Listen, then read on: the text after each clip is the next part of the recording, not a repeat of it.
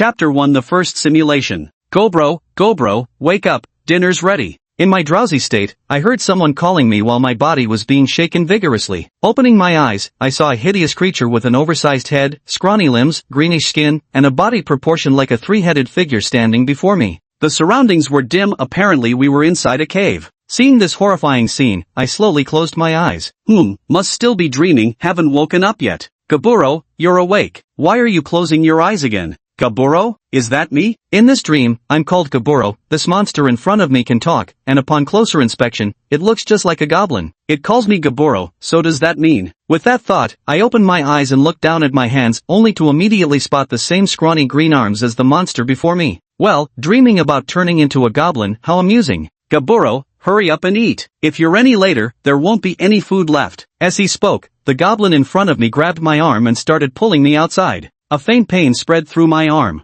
Wait a minute, pain? This dream feels way too realistic. Could it be? A terrible suspicion rose in my heart. I quickly pinched the goblin's thigh and gave it a full 360-degree twist. Ah! From the opposite side came a scream like a pig being slaughtered. Whoever's screaming this realistically must not be dreaming. Outwardly I appeared calm, but internally my mind was in complete turmoil. Could anything be worse than waking up to find you've become a girl? Well, now there was waking up to discover you've turned into a goblin. I used to complain about my bad luck in life, but now look at me, I'm not even human anymore. Judging by the situation, it seems I've crossed over. Strange, why can't I remember how I died before crossing? I'm an orphan anyway, so no one would probably check my phone browser. I was using incognito mode, so it should be fine. I just hope no one snoops through my study materials folder on the computer. As I was lost in these random thoughts, the goblin across from me got angry and threw a punch. But my former self had professional level combat training. I dodged with a backward step and countered with a sharp right straight to his face.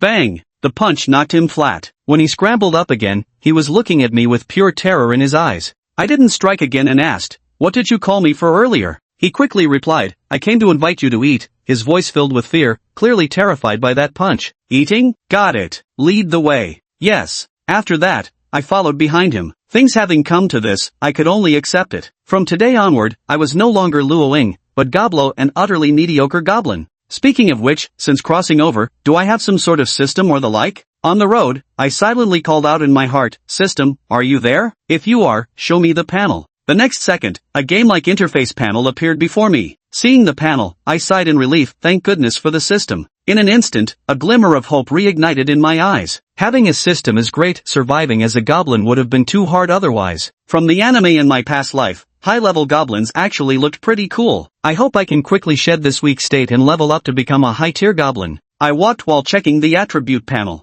Name, Gobru. Race, Goblin. Template, Normal. Level, 1/20th, 0%. Stamina, 3. Strength, 3. Agility, 2. Spirit, 4. Charm, 0. Skill, Critical Hit LV.1. Talent, Devour, common talent among all demons, can gain experience by consuming corpses of demons or humans. Demon tongue, humanoid demon racial language. Remaining simulation attempts, 1 free simulation is granted per calendar month. Beyond that, simulation attempts can be obtained by consuming magic crystals. As your strength increases, the number of magic crystals required for each simulation will gradually rise. Additionally, simulation attempts cannot be accumulated, with a maximum of 1 attempt held at any time. The stats panel reveals everything. I'm truly weak right now. As for simulation attempts, I think I understand the concept, having read simulator novels before. Since I'm unsure what state my physical body would be in during simulation, I'm not rushing to initiate one. Gaburo, stop daydreaming. Hurry up or all the meat will be gone, he cautiously reminded.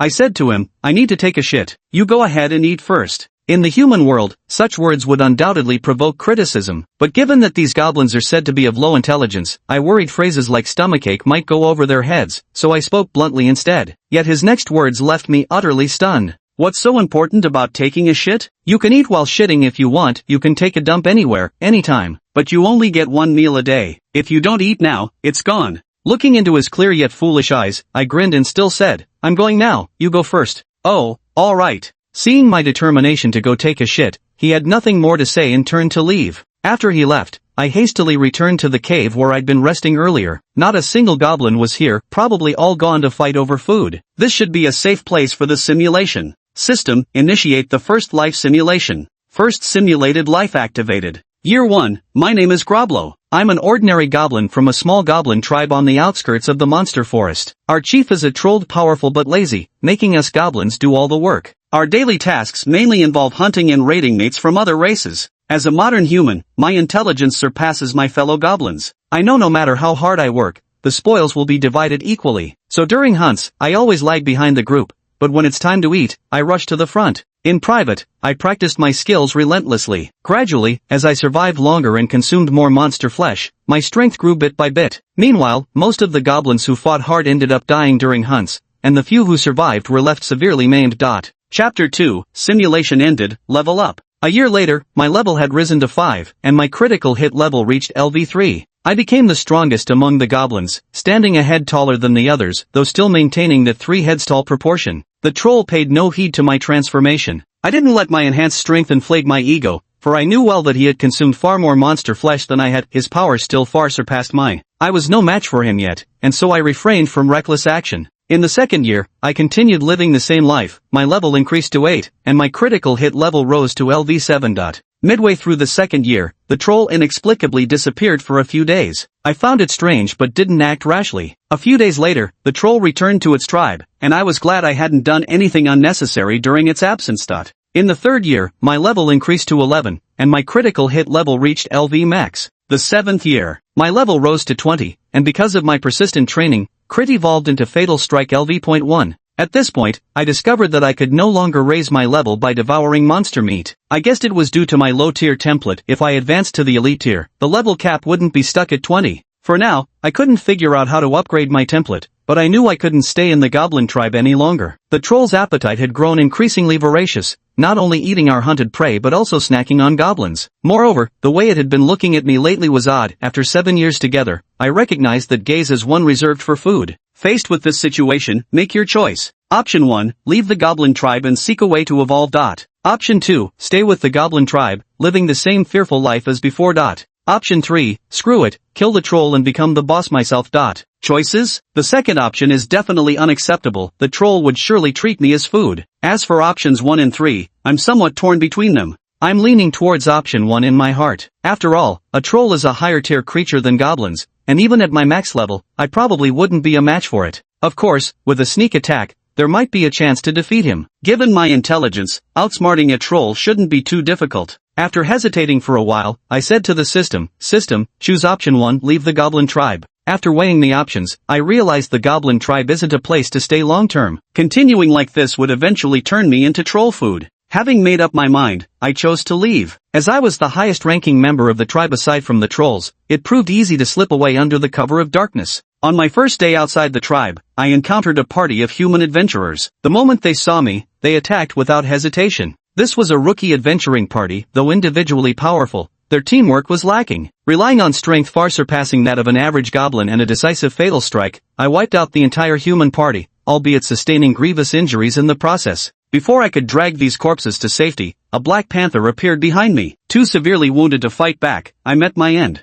Simulation concluded. Comprehensive evaluation, 37. For an ordinary goblin, your life could be called glorious in battle, but as a transmigrator, you might well be considered the disgrace of all transmigrators. Please select one reward from the following options. Option 1, level up by 1, consumes 5 evaluation points, repeatable selection. Option 2, critical hit level increases by 1 level, consumes 4 points, can be selected repeatedly. After seeing these 2 reward options, I roughly understood that the rewards I could choose were limited to things I had obtained in the simulated life. It seems there was no option for life insights. Well, never mind, this works too, pure, unadulterated power-ups. After some thought, I declared, system, upgrade level by 4, and critical hit level by 4. 36 evaluation points consumed, rewards distributed. With that, a surge of power coursed through my entire body. I felt like I could take on 10 versions of my former self now. At the same time, my physique also grew somewhat larger, towering 2 heads taller than before, my height jumping from 1.2 meters to 1.6 meters. Immediately after, a sharp, needle-like pain pierced through my brain as a flood of information poured into my mind. When I snapped back to reality, my crit level had risen to LV5.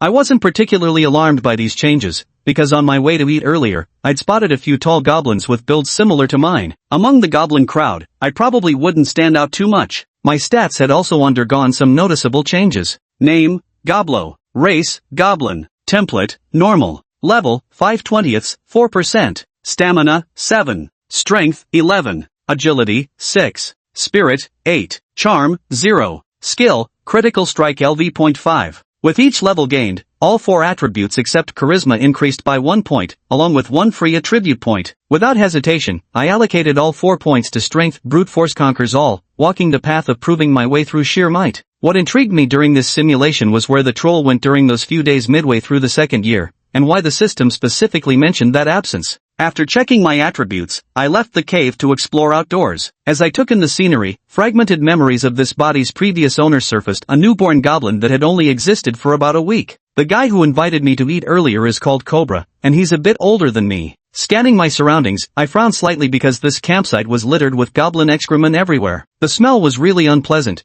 but I didn't feel too uncomfortable. Perhaps my body had already grown accustomed to such odors. After just a couple steps, I reached the eating area. I saw more than 50 goblins fiercely gnawing at the remains of 2 wild boar carcasses. Before I could even process what was happening, those 2 carcasses had been picked completely clean. Growl! My stomach protested loudly. Watching those goblins devour raw meat didn't disgust me. Instead, it stirred a fierce hunger within me. But now that all the food was gone, if I wanted to eat, I'd have to hunt for myself. After finishing his meal, Gobra walked over to me. Taking in my appearance, he exclaimed in surprise, "You're Gobro? How did you get so big? What have you been eating? Don't tell me you ate all that shit." Gobra's words nearly floored me, and I almost lost my composure. I didn't eat shit. I just suddenly grew this big. Never mind that. Tell me, are you full yet? I'm still hungry. Cobra honestly shook his head, clearly about to ask how I'd grown so big without eating shit. But I didn't give him the chance. If you're still hungry, come with me and do as I say. Oh, okay. Because of the strength I displayed earlier, he was still a bit afraid of me, so he obediently followed my instructions.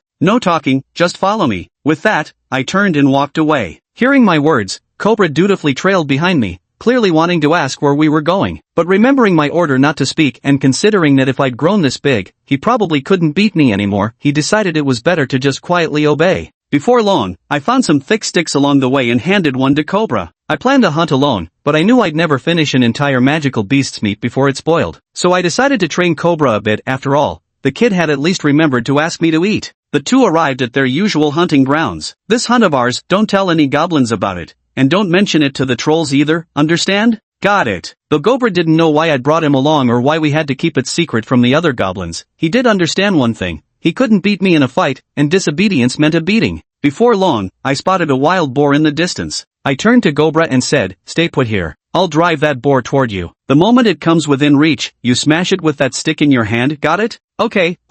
Gobra nodded eagerly. With that, he obediently crouched behind a large tree, exactly as I'd instructed. I took the opportunity to slip behind the wild boar. Sensing something amiss, the boar, which had been grazing on roots, raised its head warily and looked around. Although it didn't spot anything unusual, it shuffled its hooves slightly, as if preparing to bolt. Seeing that the boar was already on high alert, I suddenly leaped out of the bushes and let out a strange cry. Since I was considerably larger than an ordinary goblin and had appeared out of nowhere, the meter-long young boar instinctively darted off in the opposite direction. I chased it madly from behind. Clearly, my speed outpaced the little boar's, and it was only a matter of time before I caught up. Bang! Before long, as the boar passed by a large tree, a thick wooden club suddenly swung out from behind the trunk. Though the blow missed its head, it struck the boar squarely on the body. The boar, stung by the ambush, staggered momentarily, its speed dropping abruptly. Meanwhile, Gobra's first strike with the wooden club had sent it flying from his hands due to the tremendous recoil, preventing a follow-up hit. By the time the boar regained its momentum, I had already closed the distance. Snatching up the club,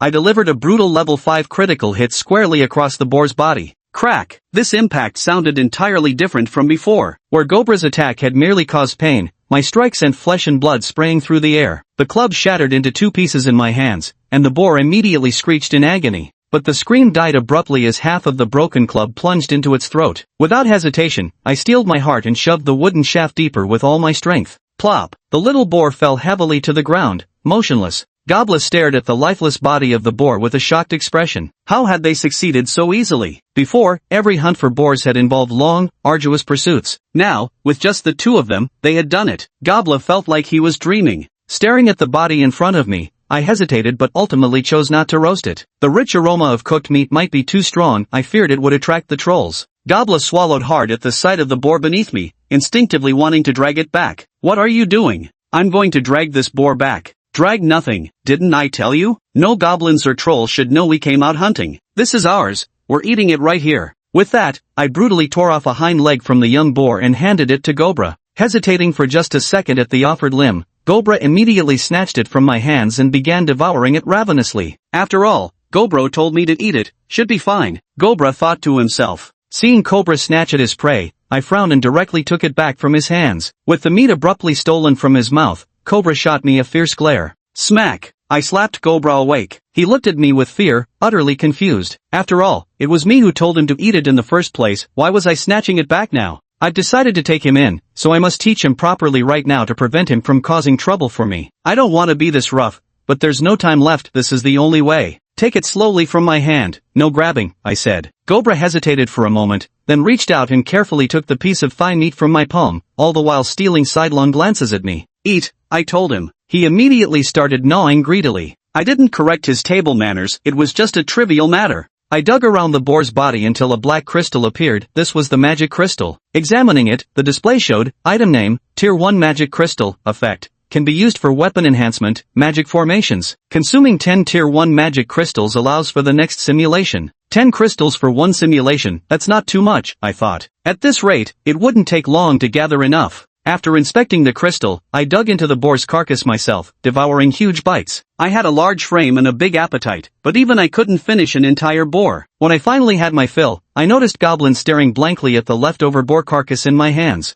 This really shocked me. He's only level 1, how can he eat so much? I tore off another large piece of meat from the wild boar carcass, about the size of a boar leg. He ate it all right in front of me, his appetite is almost catching up to mine. Are you full now? I asked him. I'm full, he nodded quickly. Actually he wasn't full yet, probably afraid I'd hit him again. Really full? I asked again. Really? He stared at the remaining wild boar meat in my hand and swallowed hard. I could tell at a glance he wasn't full yet, so I directly handed over the last leg. Keep eating. Finish it if you can. He was about to snatch it but remembered the slap I'd given him earlier. Instead, he slowly took the meat from my hand and began devouring it hungrily. I felt quite pleased, seemed this kid could still be taught proper manners. Before long, he'd polished off the remaining meat, his belly noticeably rounder now. Dwarf, did you eat enough this time? Yeah, I'm really full now, he replied firmly, telling the truth for once. After confirming he wasn't lying, I was secretly shocked. Though smaller than me, his appetite was only slightly smaller. Could he have some special bloodline? Even if not, just being able to eat more than average goblins already made him more impressive.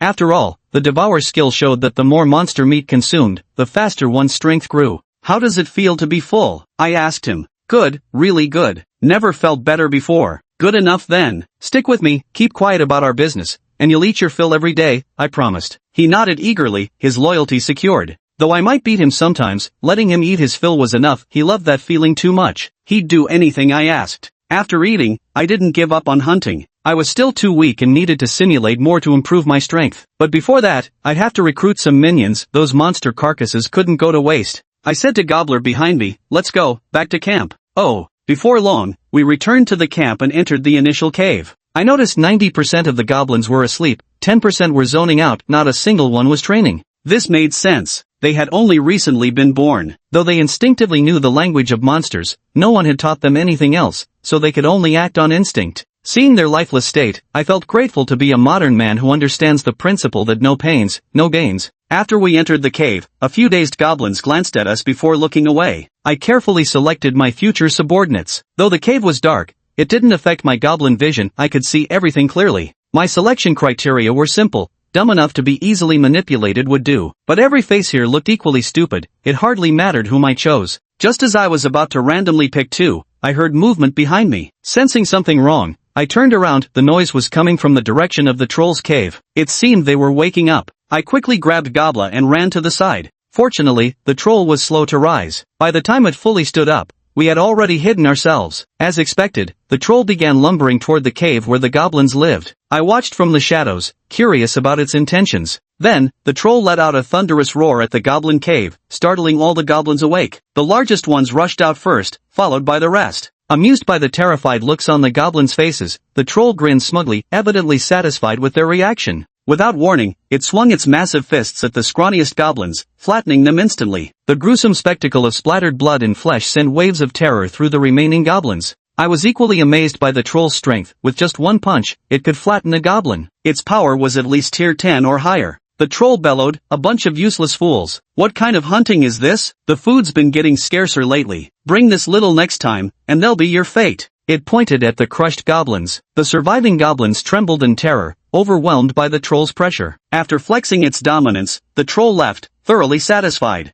Watching this from the shadows, I became even more determined to kill this troll and take its place as the boss. I refused to live in constant danger. I altered my plans, so what if the meat went to waste? Forget recruiting goblins for now. I'd quietly grow stronger. If I was careful, I wouldn't be discovered. "Cobra, let's go, continue the hunt." Alright. Although Cobra was full, he didn't dare disobey my orders. We arrived at our usual hunting grounds, and I finally understood why no humans had discovered this place in the 7 years of the simulation world. The goblin territory was hidden within a massive valley, its entrance obscured by a dense curtain of vines that grew so naturally you'd never notice it without careful searching. It wasn't until midnight that I finally led Cobra back to rest. Today's hunt hadn't gone as smoothly as I'd hoped. After all that time, we'd only managed to find 2 low-level monsters, a venomous snake and a wild boar. We easily dealt with them through our cooperation and harvested 2 first-grade magic crystals. Occasionally we encountered other formidable magical creatures, but we retreated upon spotting them from afar, not daring to engage at all. After being active for so long, I became hungry again. On our way back, I gnawed on the poisonous snake like it was spicy jerky, and devoured an entire wild boar leg with gusto while Goblin ate 2 legs. I hid the remaining corpses as tomorrow's breakfast, not very well concealed, but I wouldn't mind if they got stolen. Worst case, I'll just hunt more tomorrow. After a day's effort, my experience bar reached 1.3%, with plenty of monster meat still undigested in my stomach. Once digested, the experience should break 2%. My leveling pace is faster than I expected. The next day, I woke at first light. Turning to look at Cobra, I found him still snoring away. Grabbing his shoulder, I shook him vigorously and woke him in just a few shakes. He reflexively looked ready to snap, but upon seeing me, immediately clamped his mouth shut. I asked him, "Hungry?" His stomach growled Garuru in response, which simultaneously perked him right up. I said, "Come on, let's eat." He replied with an mm. We weren't trying to hide our movements, yet not a single goblin around us had awakened. It wasn't until we were leaving the cave that Goblin accidentally stepped on one's head and finally roused it. The goblin yelled, "Ow, that hurts," and opened its eyes ready to scold, but when it saw my massive frame, it immediately wiped the ferocious look off its face, becoming as docile as a clown cat. I said icily, "Come with me, or I'll beat you." It scrambled to its feet and obediently trailed behind. Before long, we arrived at yesterday's corpse hiding spot only to find just bones remaining. I thought nothing of it, but Goblin was furious. I asked the newly arrived goblin, "What's your name?" It replied, "I'm Goblin." I asked again, "Do you want to eat your fill?" It answered, "Yes." I said, "Then listen to me and follow." It asked, "Why would listening to you mean getting full?" I snapped impatiently, "Don't ask so many questions. Just do as I say, or I'll beat you." It immediately fell silent. I asked why it wasn't speaking, and it said, "You told me not to ask questions." I was at a loss for words, unsure whether my frustration was directed at myself or at it. Then the 3 of us began hunting. Though our numbers increased, our coordination didn't suffer. Cobra and Gobri were both very obedient. With just a little communication, they diligently followed my commands with hardly any mistakes. Even if they did make errors, it wouldn't matter. We were only hunting creatures that appeared weak. The morning's hunt went unusually smoothly, yet I remained somewhat uneasy. Without any skill to assess monster levels, I could only rely on intuition and appearances to gauge their strength, an extremely dangerous approach. But my own abilities were too weak. To survive in this perilous monster-infested forest, I had no choice but to take risks. All morning, we hunted for magic beasts, 2 rabbit-type magic beasts, a venomous snake magic beast, and a wild boar. There are so many wild boars in this valley, I think calling it Wild Boar Valley wouldn't be a bad idea. I took off the wild boar and said, "You 2 eat this boar. I'll take the rest." Gobri and Gobla were visibly shocked. Truthfully, I figured that rabbits and snakes may be smaller, but their meat contains the entire magic beast's essence. The magic concentration should be higher than in the boar. My plan was to eat the least amount of meat for the greatest magic gain. They didn't understand my reasoning, they just wanted to eat their fill. After finishing 2 rabbits and a snake, I was only about 80% full, but I didn't take their food. I still wanted to stick to eating smaller magic beasts if possible. Goblin and Cobra had different appetites. She ate normally, so the duo didn't finish the wild boar. I told them to pack the leftover meat for later when they got hungry. Noon was goblin hunting time. They had to gather enough food to satisfy the troll, or it would throw a tantrum. Watching the massive hunting party, I pondered, every magical beast had a mana crystal. The creatures the troll had eaten before, where did their mana crystals go? I was curious. I doubted the troll had swallowed them. Holding a mana crystal alone let you feel its furious energy, and ingesting it would likely do more harm than good. The troll wasn't that foolish. It probably didn't toss them either. Mana crystals were gorgeous, clearly valuable. The most likely scenario was that it had hoarded them. If true, this would be a treasure trove for me. After all this time accumulating them, I couldn't even imagine how many crystals might be hidden away. Thinking this, I joined today's hunt. With me participating, though no strategy was planned, our efficiency still improved considerably. A few hours passed by the time we finished, and I had some goblins deliver the largest prey to the troll. The troll was in high spirits seeing prey delivered so early and even thought about teaching us another lesson in a couple of days. I saw from the shadows, the troll dug out the monster core before eating, casually tossing it into the cave. The core didn't glow in the darkness, and since first-tier cores are black, it blended seamlessly into the cavern. That's why I hadn't noticed it before. If all the magic crystals it has consumed over the years are inside, there must be at least 1,000 first-tier magic crystals in that cave. Right now, I only need 10 first-tier crystals to simulate once. Even if the consumption increases later, they'll last me a long time. Returning to the cave, I took out 10 magic crystals, planning for the second simulation. During the afternoon hunt, I discreetly hid 4 small magical beasts. No one noticed. Now I possess 11 first-tier magic crystals. I said to the system, initiate the simulation. The system prompted, consuming 10 first-tier magic crystals to begin the second simulation. Detected leftover 1 evaluation point from the last simulation, acquiring a random low-tier talent, green eyes, slightly enhancing vision. I was quite satisfied with this system mechanism. The leftover points from last time weren't wasted, and I even gained a useful talent.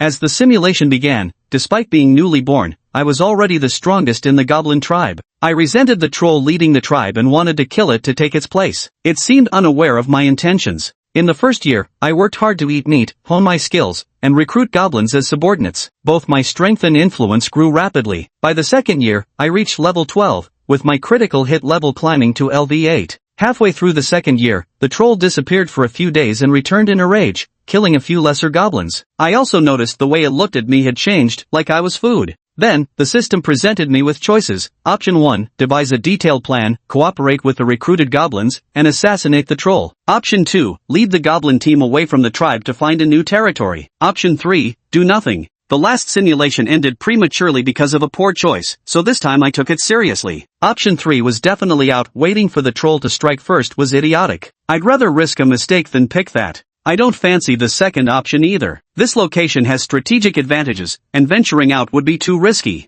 I need to strengthen my skills through simulations. With 2 options eliminated, there's really no need for hesitation. Looking at the choices presented by the system, I declared directly, System, select option 1, slay the troll and seize leadership. The troll had been eyeing me with increasingly suspicious glances lately, filling me with unease. I decided to strike first. I spent an entire night devising a meticulous plan, assigning specific tasks to each of my goblin underlings. Knowing goblins' limited intelligence often leads to operational errors, I prepared multiple contingency measures. Even if only one part of the plan succeeded, my chances would increase significantly. Should everything fail, I'd accept defeat. After all, I'd given it my all. Soon afternoon arrived, the time for the troll to feast. As usual, I had the goblins under my command bring the food before the troll. Spotting the larger-than-usual portions, the brute surprisingly didn't throw a tantrum and immediately dug in heartily. After just 2 bites, its body began convulsing violently. I knew the poison had taken effect. Immediately, I signaled. All the goblins attacked immediately upon hearing the signal. Countless pieces of rubble were hurled at the troll, while several goblins threw ropes to lasso its arms and neck. A few goblins above level 5 thrust their spears toward the troll, while I charged head-on, landing a critical strike square on its skull.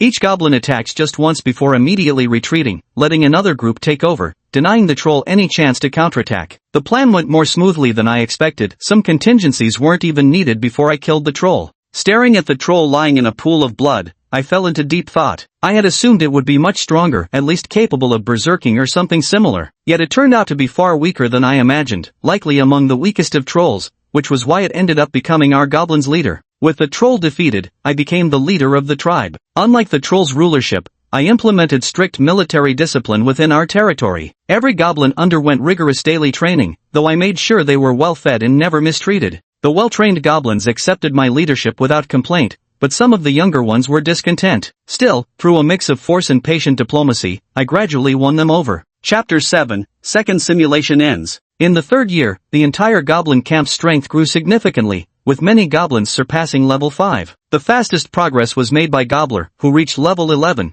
becoming the second strongest in the camp, and remained fiercely loyal to me. As the leader, I enjoyed the best resources and was also the most hard-working goblin. That year, my level increased to 17, my critical hit reached max level, and I mastered Deadly Strike LV.1. Additionally, due to rigorous daily training, I unlocked the skill Sturdy LV.1. Thanks to the Sturdy skill, my physique became stronger than an average goblin's, and my physical prowess far surpassed theirs. I became the handsome hunk of the goblins, with many of the opposite sex obsessively pursuing me. But my aesthetic preferences remained unchanged. I rejected them all and stubbornly avoided mirrors. In the 4th year, my level broke through to 20, Deadly Strike reached LV.2, and Sturdy climbed to LV.6. I had a vague feeling that progressing from a common to an elite template might be tied to skills. Mastering more skills or raising their levels could potentially trigger an evolution to elite status. Realizing this, I began experimenting in various ways. Having previously developed the robust skill through training, I thought perhaps extensive real combat could help me acquire combat-related skills.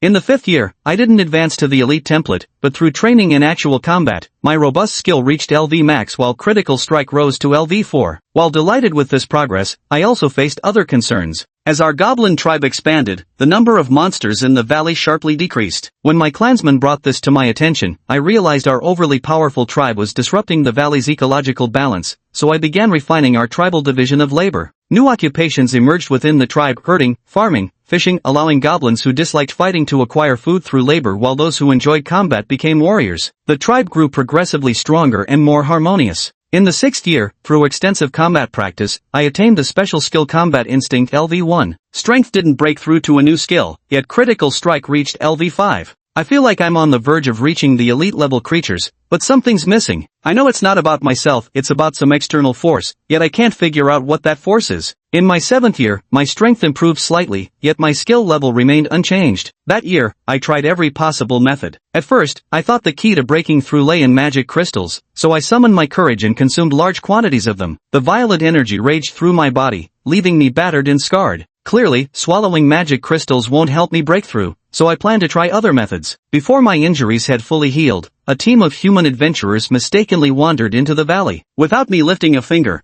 my kin effortlessly wiped them all out and even reported the incident to me. After learning of this, I began to worry about the future of our clan. Though the valley is well hidden, it could still be discovered. This time, it was just an ordinary group of adventurers, but what if someone more powerful came in the future? Faced with this situation, the system presented me with options. Option 2 was definitely out of the question. Doing nothing wasn't my style. Option 1, to go out and find a new habitat, might not yield anything better than this place. Option 3 seems the most reliable. When there's a crisis, there needs to be a solution, which aligns well with my personality. I said to the system, choose option 3. Upon discovering humans had intruded into the valley, I felt a strong sense of crisis and immediately began training a group of scouts. I valued them immensely, even more than combat troops, and personally instructed them in reconnaissance techniques. Though I was no professional, half a year later, I managed to assemble a decent team of scouts. In the 8th year, a fully armored human detected the scouts lurking in the shadows and followed the trail back to the valley. Though the man wasn't particularly strong, he was highly skilled at combating goblins. He single-handedly wiped out the entire tribe. I died. Simulation concluded. Comprehensive score, 93, the system voice announced, adding, as an ordinary goblin, you were a great chieftain worthy of legend. But as a transmigrator, you were relatively unsuccessful. You couldn't even defeat a native human. The system presented reward options again. Please choose one reward from the following options. Option 1, level up once, costing 10 points, repeatable. Option 2, critical hit level up once, costing 4 points, repeatable. Option 3, acquire skill robust LV1, costing 20 points. Option 4, acquire skill combat instinct LV1, costing 50 points. Option 5, acquire talent azure eyes, costing 5 points. Seeing that the skill level up cost increased with evaluation points didn't surprise me. After all, as my level rose, the cost would naturally follow suit. I told the system, choose options 3, 4, and 5, then spend all remaining points upgrading critical hit level. Acquired skill robust LV1, acquired skill combat instinct LV1, acquired talent azure eyes, critical hit level increased to LV9. Hearing this rapid succession of system notifications, my body underwent visible changes. My previously thin limbs became muscular, my potbelly disappeared, and my overall proportions balanced out. Most strikingly, my eyes turned crystal clear. Just judging by the eyes alone, anyone would think I was a handsome guy. At the same time, I vaguely sensed something new in my mind, probably an effect of gaining combat instincts. This time, I didn't upgrade my level because even if I did, I had no way to break through to the elite tier. Moreover, I suspected that leveling up would likely increase the magic crystal cost for simulations. With that in mind, I decided to ask the system directly. Chapter 8, The Troll's Stash. System, how many magic crystals are needed for the next simulation? Next simulation requires 25 tier 1 magic crystals. Upon hearing the system's prompt, Goblin felt somewhat helpless. He had originally considered exploiting a loophole in the system by not leveling up and only increasing his skill levels, hoping to reduce the magic crystal cost for the next simulation. Now it seemed the system left him no room for exploitation. Simulation attempts couldn't accumulate either. Moreover, any power increase would raise the cost of the next simulation. How ruthless. However, gathering 25 magic crystals now presented absolutely no difficulty for him. But thinking about the way he died in the simulation, Goblin felt a bit speechless. Perhaps if he hadn't formed that scout team, the valley wouldn't have been discovered. Maybe among those three options, doing nothing would have been the right choice after all. Then he glanced at the troll's cave, and a greedy glint flickered in Goblin's eyes. With his current strength, just a little trick should be enough to eliminate that lazy, gluttonous troll and claim all its magic crystals for himself. However, Goblin quickly restrained this thought. While there was a high probability he could kill the troll now, this was the real world, not a simulation. There was no room for even the slightest mistake. Better to wait until after the next simulation before attempting to slay the troll. For now, he should focus on adapting to his body's new capabilities.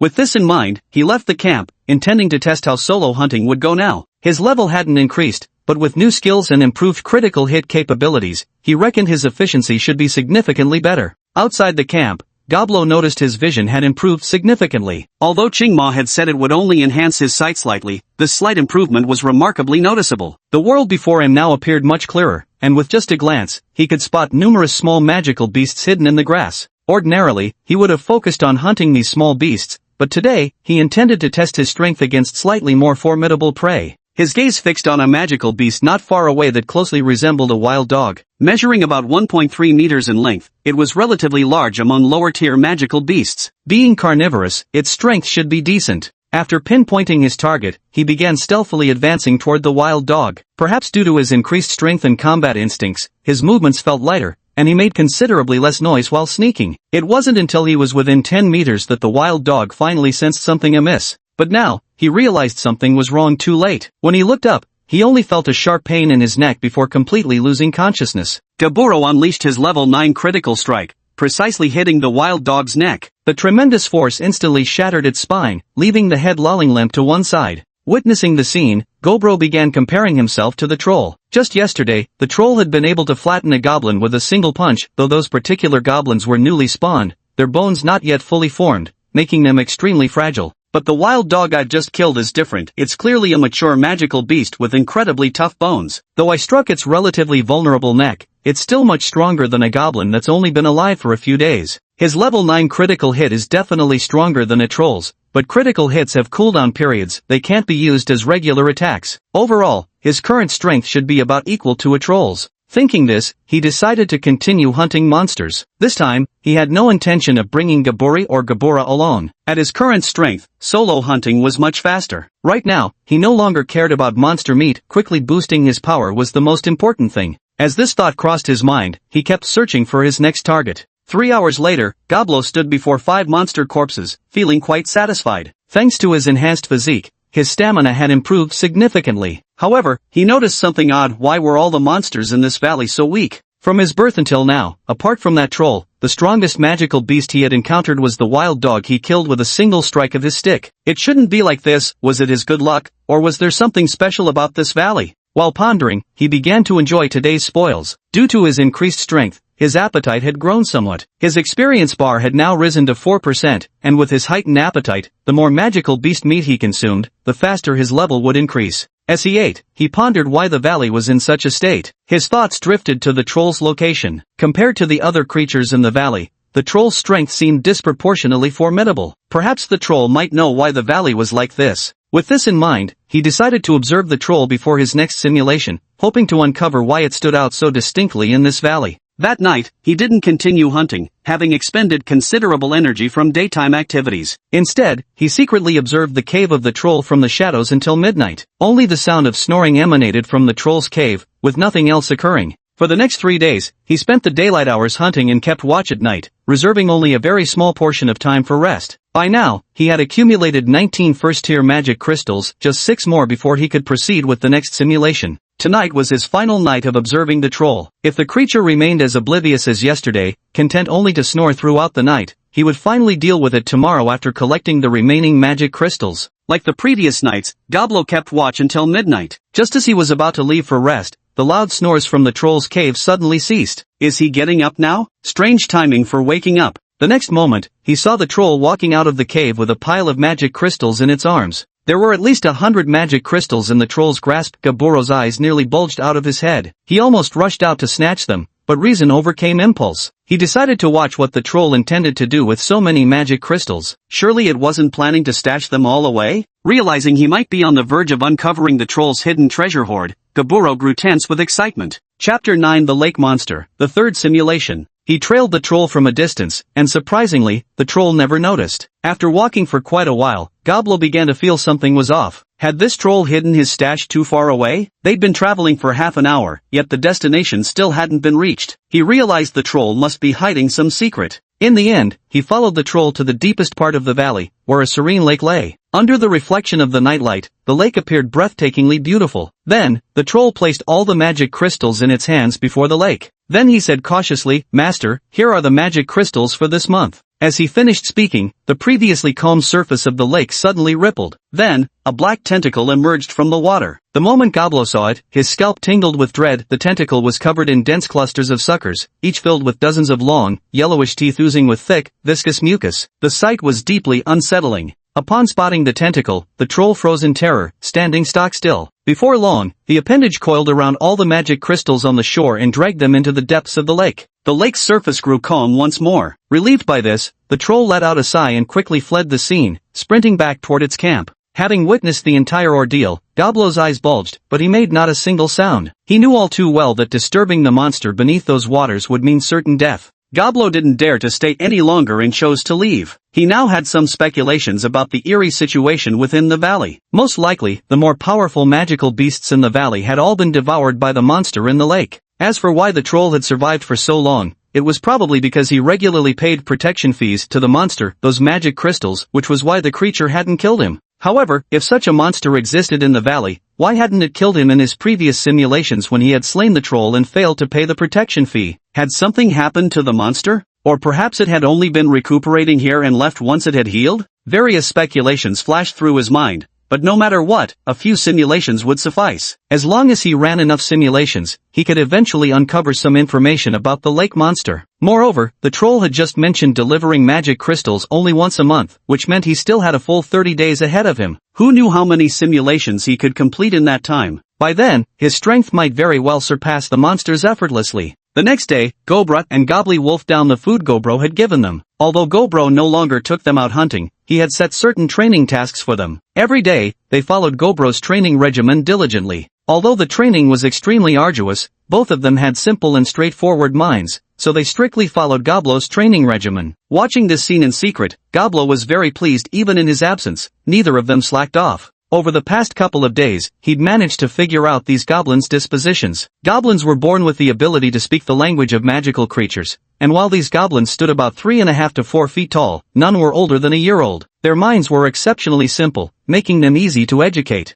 Of course, having only trained them for a few days now, it's possible these goblins might eventually enter a rebellious phase, but Globro is confident he can keep their rebellion from lasting more than a day. As dusk fell and the sun slowly vanished beyond the horizon, Globro didn't hesitate. System, begin simulation. Expending 25 Tier 1 mana crystals, initiating third simulation. Detected 2 leftover evaluation points from last simulation, obtaining random low-level talent, abundant body hair. Your body hair will grow exceptionally thick, ensuring you are forever free from the risk of baldness. Upon hearing about the talent he had acquired this time, Goblo couldn't help but find it rather amusing. Abundant body hair. It seemed utterly useless, serving only as a stumbling block on his path to becoming a powerhouse. In the first year, you were the strongest goblin in your tribe and discovered the secret hidden within the valley. Though you originally planned to deal with the troll soon, you decided to postpone it for another year. You knew all too well that the lazy troll's growth and strength couldn't possibly match yours. A year later, you'd be able to slay it with ease. A month later, you follow behind the troll, sneaking to investigate the lake monster. Discovering it is still alive, you decide to continue lying low and silently cultivate your strength. In the second year, your power surged dramatically, your level increased to LV11, critical strike evolved into fatal strike LV1, and your enhancement rank rose to LV5. The time you had planned to act had finally arrived. The moment the lake monster died, you intended to immediately strike down the troll. 6 months later, as usual, you secretly followed the troll. But this time, upon reaching the depths of the canyon, the lake monster failed to appear. The troll waited an entire night, yet the creature never showed. Still, the troll didn't leave. It lingered for 3 more days, and only after confirming the lake monster's disappearance did it excitedly dash back toward its camp. So it vanished around this time? That explains why the troll disappeared for no reason before the lake monster was gone. When the troll rushed back to camp, you didn't rush to kill it. Instead, you carefully examined the lake. Such a terrifying creature couldn't just vanish without reason. You wanted to understand why it had disappeared so abruptly and decided to investigate. Cautiously, you moved toward the lake, slowly making your way to its edge. You carefully scrutinize the lake, its stillness unnervingly eerie. A vague sense of unease creeps over you as, gradually, you discern a blurry, many-tentacled shadow beneath the water's surface. It takes you several seconds to comprehend what you're seeing. In a panic, you scramble back to the campsite. The monster hasn't left. It's merely asleep, not dead. One day, it will awaken again. Midway through your run, you catch up to the troll, who is charging ahead in a frenzied rush. Having gone 3 days without sleep, the troll's mental state is far from stable, and you recognize this as an opportunity. Drawing the wooden club from your back, you swing it with terrifying force at the troll's skull. Lost in its frenzy, the creature fails to notice you behind it. The lethal strike lands squarely, and under your monstrous strength, the troll's head explodes like a shattered watermelon. Chapter 10, Third Simulation ends, Primordial Evolution. You dispatch the troll with ease, feeling little excitement. Your strength has long surpassed that of such a foe. Were it not for the lake monster, the troll would never have survived this long. In the 3rd year, you diligently cultivate your skills and expand your tribe.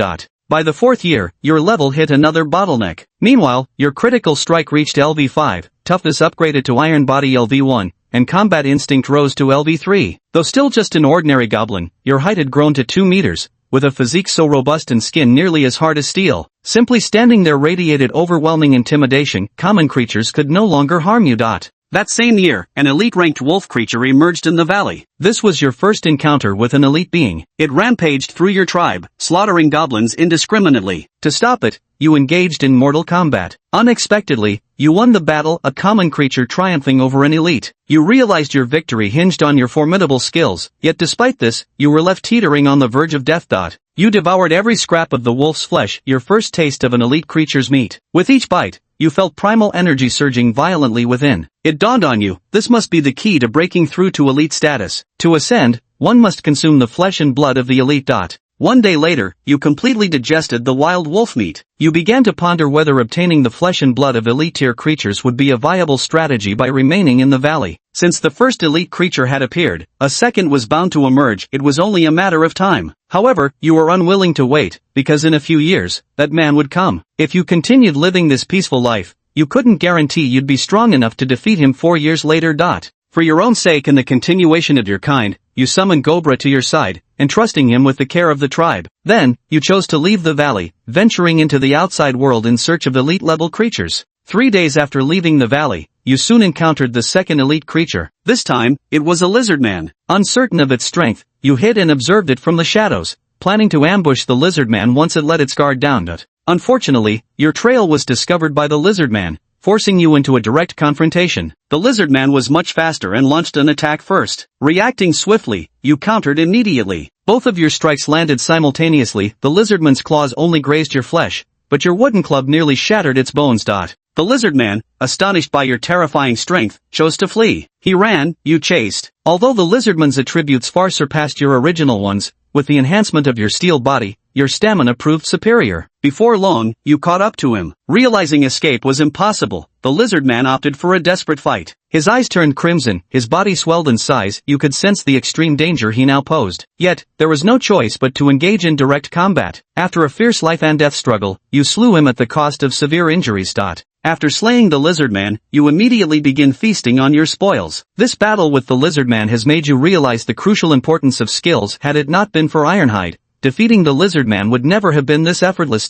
After consuming the flesh of the lizardmen, you unexpectedly gained a trace of their bloodline, acquiring the lizardman's skill, agility LV1. Your speed increased significantly, though your wounds healed little. Still, you managed to successfully escape the scene. 3 days later, you successfully escaped back to the valley, choosing to recover from your injuries before venturing out to hunt again. Fourth year, during this time, by continuously consuming the flesh of elite creatures, your body finally began evolving and in one of the most powerful evolutionary paths possible, primordial evolution. This evolution could only be achieved by devouring magical beast flesh, mastering potent skills, and enduring grueling, despair-inducing training. The evolution process was unlike what you had imagined. There was barely any pain, only an overwhelming sense of exhilaration. You could feel your body improving every second. A day later, your evolution was complete. After evolving, your height reached 2.5 meters, ascending to the form of a hobgoblin. Normal goblins now barely reached your knees. You had finally broken free from the limitations of an ordinary creature, with your attributes drastically enhanced. Simultaneously, at the moment of evolution, you acquired new skills, swiftness LV1 and slow regeneration LV1, as well as a new talent, tiny stomach. Fifth year, you trained diligently, achieving a modest increase in strength. In the sixth year, under your nurturing, Gobra advanced to become an elite-level creature. In the seventh year, a team of human adventurers arrived at your territory. Without you needing to intervene, Gobra effortlessly dealt with them. In the eighth year, that man returned to your territory once more. This time, you were fully prepared for his arrival. Despite your strength far surpassing his, the man seemed to be an expert in goblin hunting. Despite facing overwhelming numerical and qualitative disadvantages, he managed to utilize his weapons to eliminate the majority of the goblins in your clan, including Gobra and Gobri. In the end, you killed him at the cost of sustaining injuries and suffering over half of your clan's casualties. After the war ended, you gazed at the corpses of your kin scattered across the ground and fell into an unprecedented rage. You have acquired the skill, Berserk LV1. 3 days later, when you woke up again, you felt overwhelming weakness. At the same time, you realized not a single goblin in your clan had survived. Though you had no memory of it, you vaguely understood why and were overcome with regret. You grieved for several days. Though the pain in your heart remained unbearable, you knew you couldn't wallow in despair any longer. Leaving the outskirts of the monster forest behind, you ventured deeper inward. In the 16th year, your level rose to LV30. And all your skills reached max proficiency. You realized that LV30 seemed to be the bottleneck for elite-tier creatures. Continuing to hunt them yielded diminishing returns. You decided to shift your target, setting your sights on beings far stronger than mere elite-tier monsters. In search of a more formidable opponent, you chose to venture deeper into the monster forest. Just as you anticipated, you soon encountered a beast surpassing elite rank. Opting for a sneak attack, though you gained the initial advantage, your foe's strength far exceeded your expectations. In the end, even after unleashing your berserk mode, you only managed to take it down with you. You died.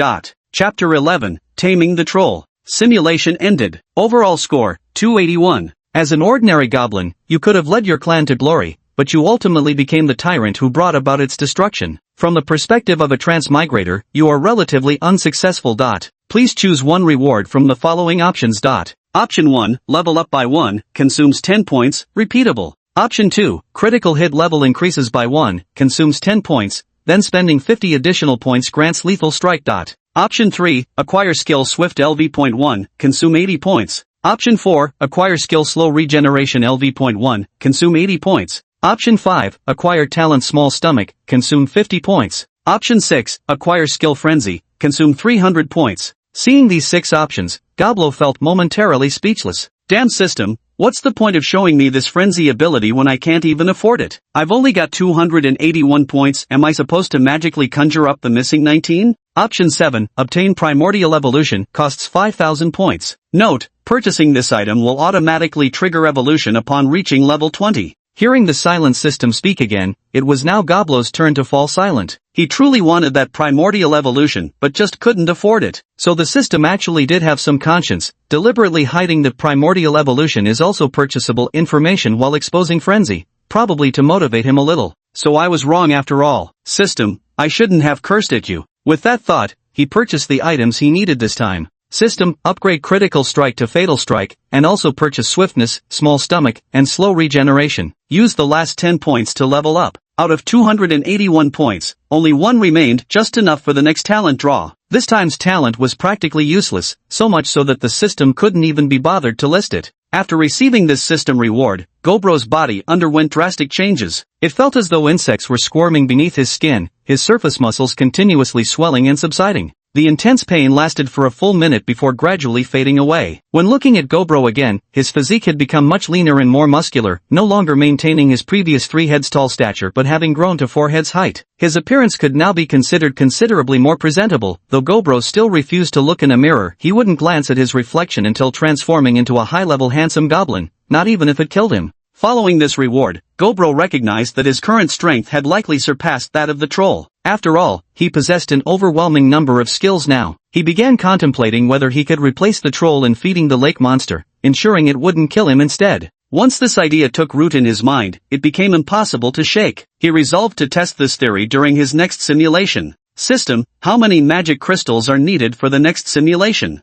The next simulation requires 40 first-tier magic crystals. 40 first-tier magic crystals? That's not too much. With his current abilities, he could gather 40 first-tier magic crystals fairly quickly. However, the density of magical beasts in the valley isn't very high at the moment. Collecting such a quantity of magic crystals within the valley still poses some difficulty. So now he's considering whether he should leave the valley first. But this thought only flashed through his mind for a moment before he dismissed it himself. As the saying goes, in the real world, safety comes first. It was better to hide his true strength when appropriate. Moreover, magic crystals, there were still plenty left in one particular place. Glancing at the ogre's cave, though the ogre made monthly offerings to the monster in the lake, he could see there were still quite a few magic crystals stored inside. These had been painstakingly collected by his fellow kin day and night, and it wouldn't do to let the ogre squander them all. Suddenly, a bold idea struck Goblo. Perhaps he could tame this ogre, seize all his magic crystals, and then have the ogre hunt monsters for future offerings to the lake creature. With the ogre's strength, hunting 4 or 5 magical beasts a day wouldn't be a problem at all. With this in mind, Goblo immediately sprang into action. He walked toward the troll's cave, where the troll was fast asleep. Even as Gobro entered the cave, the troll remained oblivious to his presence. Seeing this, Gobro, who had originally intended to beat up the troll and then steal the magic crystals, froze for a moment. Then he moved toward the pile of magic crystals in the troll's cave. Just as he was about to grab a handful and leave, he glanced back at the snoring troll and hesitated briefly. Instead of taking only the crystals, he approached the troll. Since he made no effort to conceal himself, his footsteps created some noise, causing the troll to wake groggily.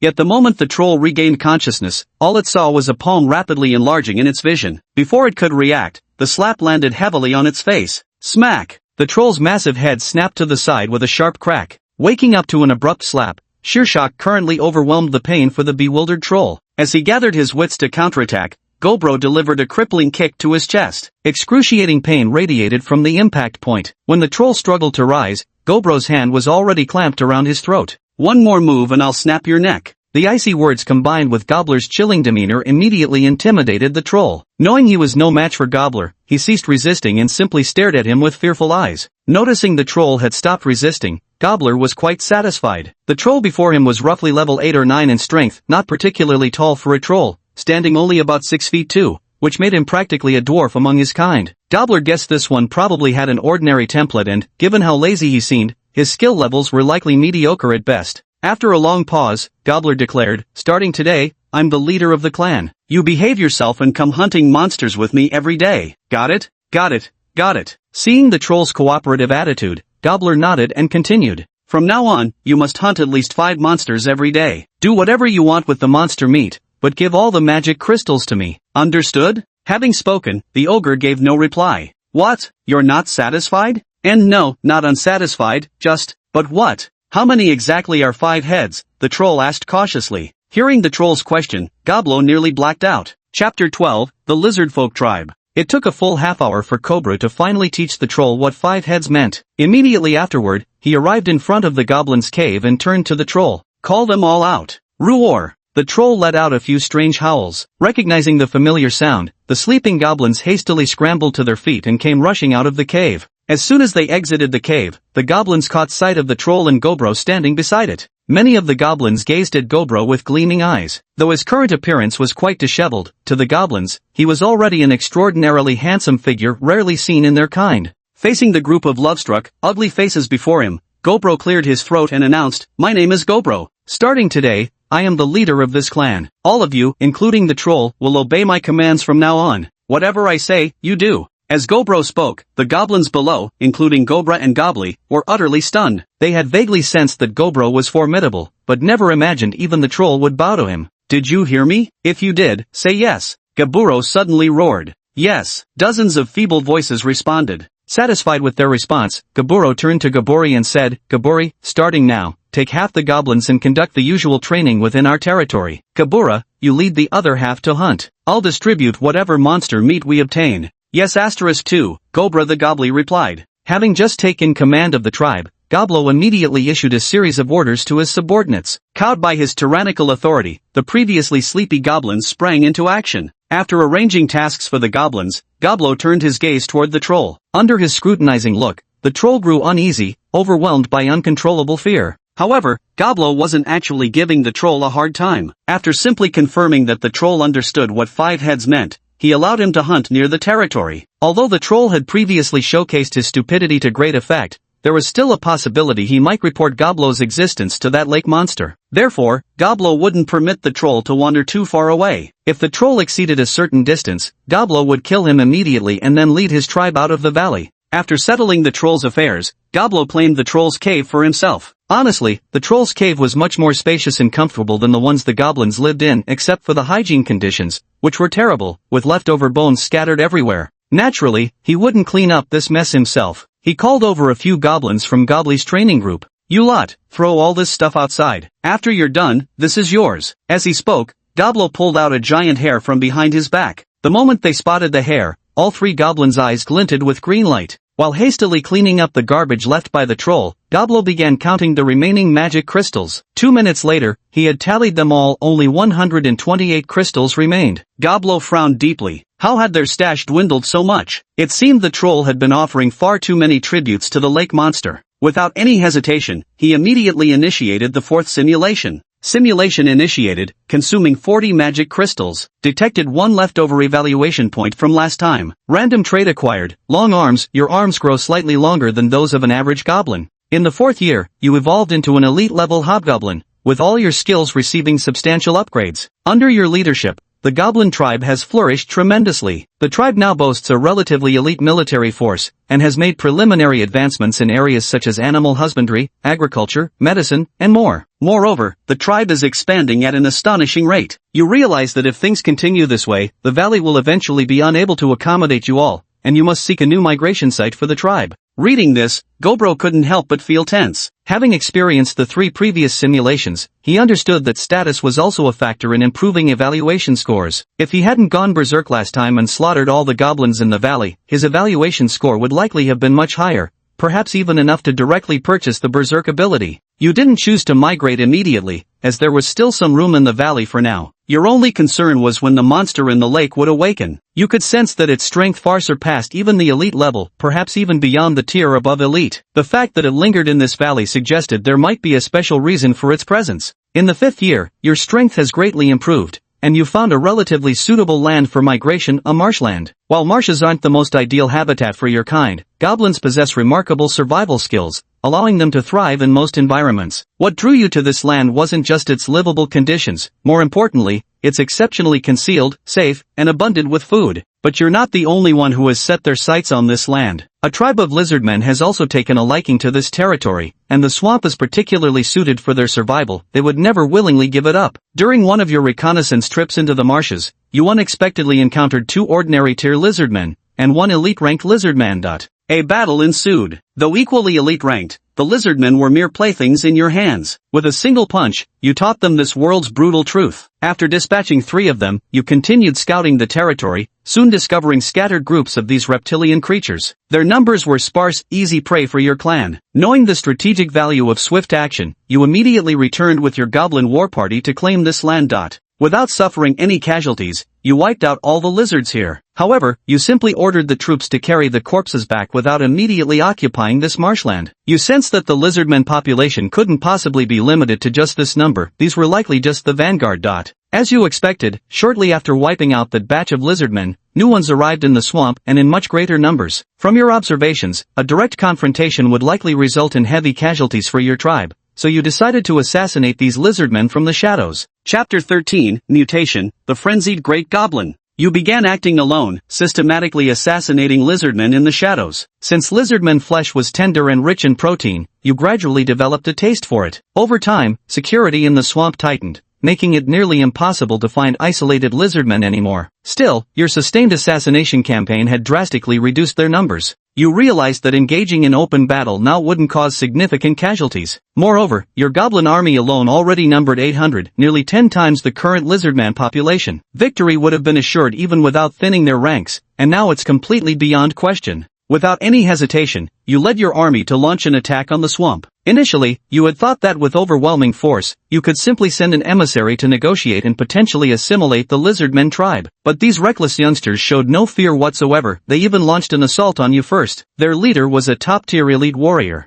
Yet he stood no chance against you. Like other elite creatures, though his level was higher, his skills were fewer and weaker. Naturally, the outcome was a brutal defeat. Within 10 moves, the lizardman chief was dazed. By 30 moves, he began making grave mistakes, and by 50 moves, your claw pierced his throat. He collapsed heavily to the ground, and victory in the battle was yours. That night, you feasted on a lavish lizardman banquet. You consumed vast quantities of elite lizardman flesh, triggering peculiar mutations in your body. Delicate scales began emerging on your skin. For 3 days, you lay secluded in your cave, carefully observing the changes within. It was an eerie yet fascinating sensation. Your body seemed to be compressing, twisting, stretching, all while your strength grew bit by bit. The pain was intense, but it came with exhilaration. The 3 days had come to an end, and you emerged from the cave. Though your appearance had drastically changed, Goblin and Goblin recognized you immediately. Breathing in the fresh air, you felt better than ever before. Your body had undergone a beneficial mutation, transforming you into a savage hobgoblin. Along with this evolution, you acquired the new skill Savage Rage LV.1. Unlike Frenzy, Savage Rage allowed you to retain your sanity,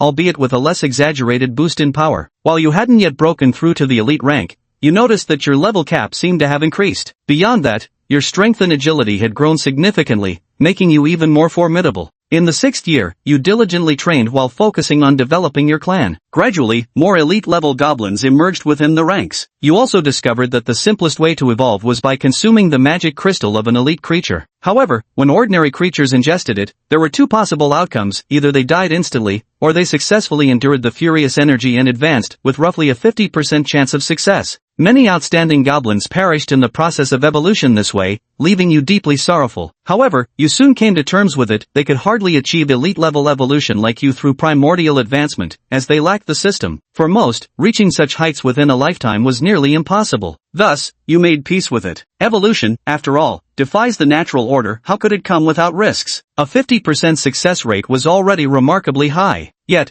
you refused to simply give up. Surely there had to be easier, less perilous alternatives. In the 7th year, you successfully discovered a new method of evolution. By tossing a goblin that has reached level 20 into water, then immersing it with 3 elite-grade magic crystals and a red mushroom, there's an 80% chance of obtaining an elite-grade goblin. However, there's also a 20% chance of ending up with an ordinary goblin that can never advance to elite status. This is the best method you've found so far, but it has 2 drawbacks. First, this method subjects the goblins to immense pain. The energy released by 3 elite-grade magic crystals is extraordinarily intense. Although diluted by water and red mushrooms, many goblins still can't endure it, significantly reducing their chances of success. Second, these red mushrooms are extremely rare, found only in the deeper parts of the monster forest. You've attempted to cultivate them but failed every time. In your 8th year, your level increased to 35, and it was then that you discovered the upper-level limit for benignly mutated creatures was 5 levels higher than that of non-mutated ones, an unquestionably significant advantage. Previously unable to defeat elite tier or higher creatures, those extra 5 levels now gave you the confidence to slay foes far stronger than yourself without perishing in the attempt. Instead of immediately hunting elite-level creatures, you silently practiced your skills. You weren't exactly weak now, and wanting to live a peaceful life, you decided to either master all your skills to their maximum level or advance one skill beyond its current stage before venturing after more formidable prey. That same year, the man reappeared in the valley. You had long been waiting for his arrival within those mountain folds. This time, you killed him effortlessly. In the 9th year, you diligently honed your skills and mastered a new ability, Focus LV1. This skill enhances your concentration in any task, boosting efficiency. In the 10th year, your Lethal Strike advanced to LV Max, while your other skills also neared their maximum levels. In the 12th year, your Lethal Strike LV Max evolved into Savage Fury LV1. Unlike Lethal Strike, Savage Fury is a passive skill. Every attack you land from now on delivers 50% more power than a max-level Lethal Strike. With this newfound strength,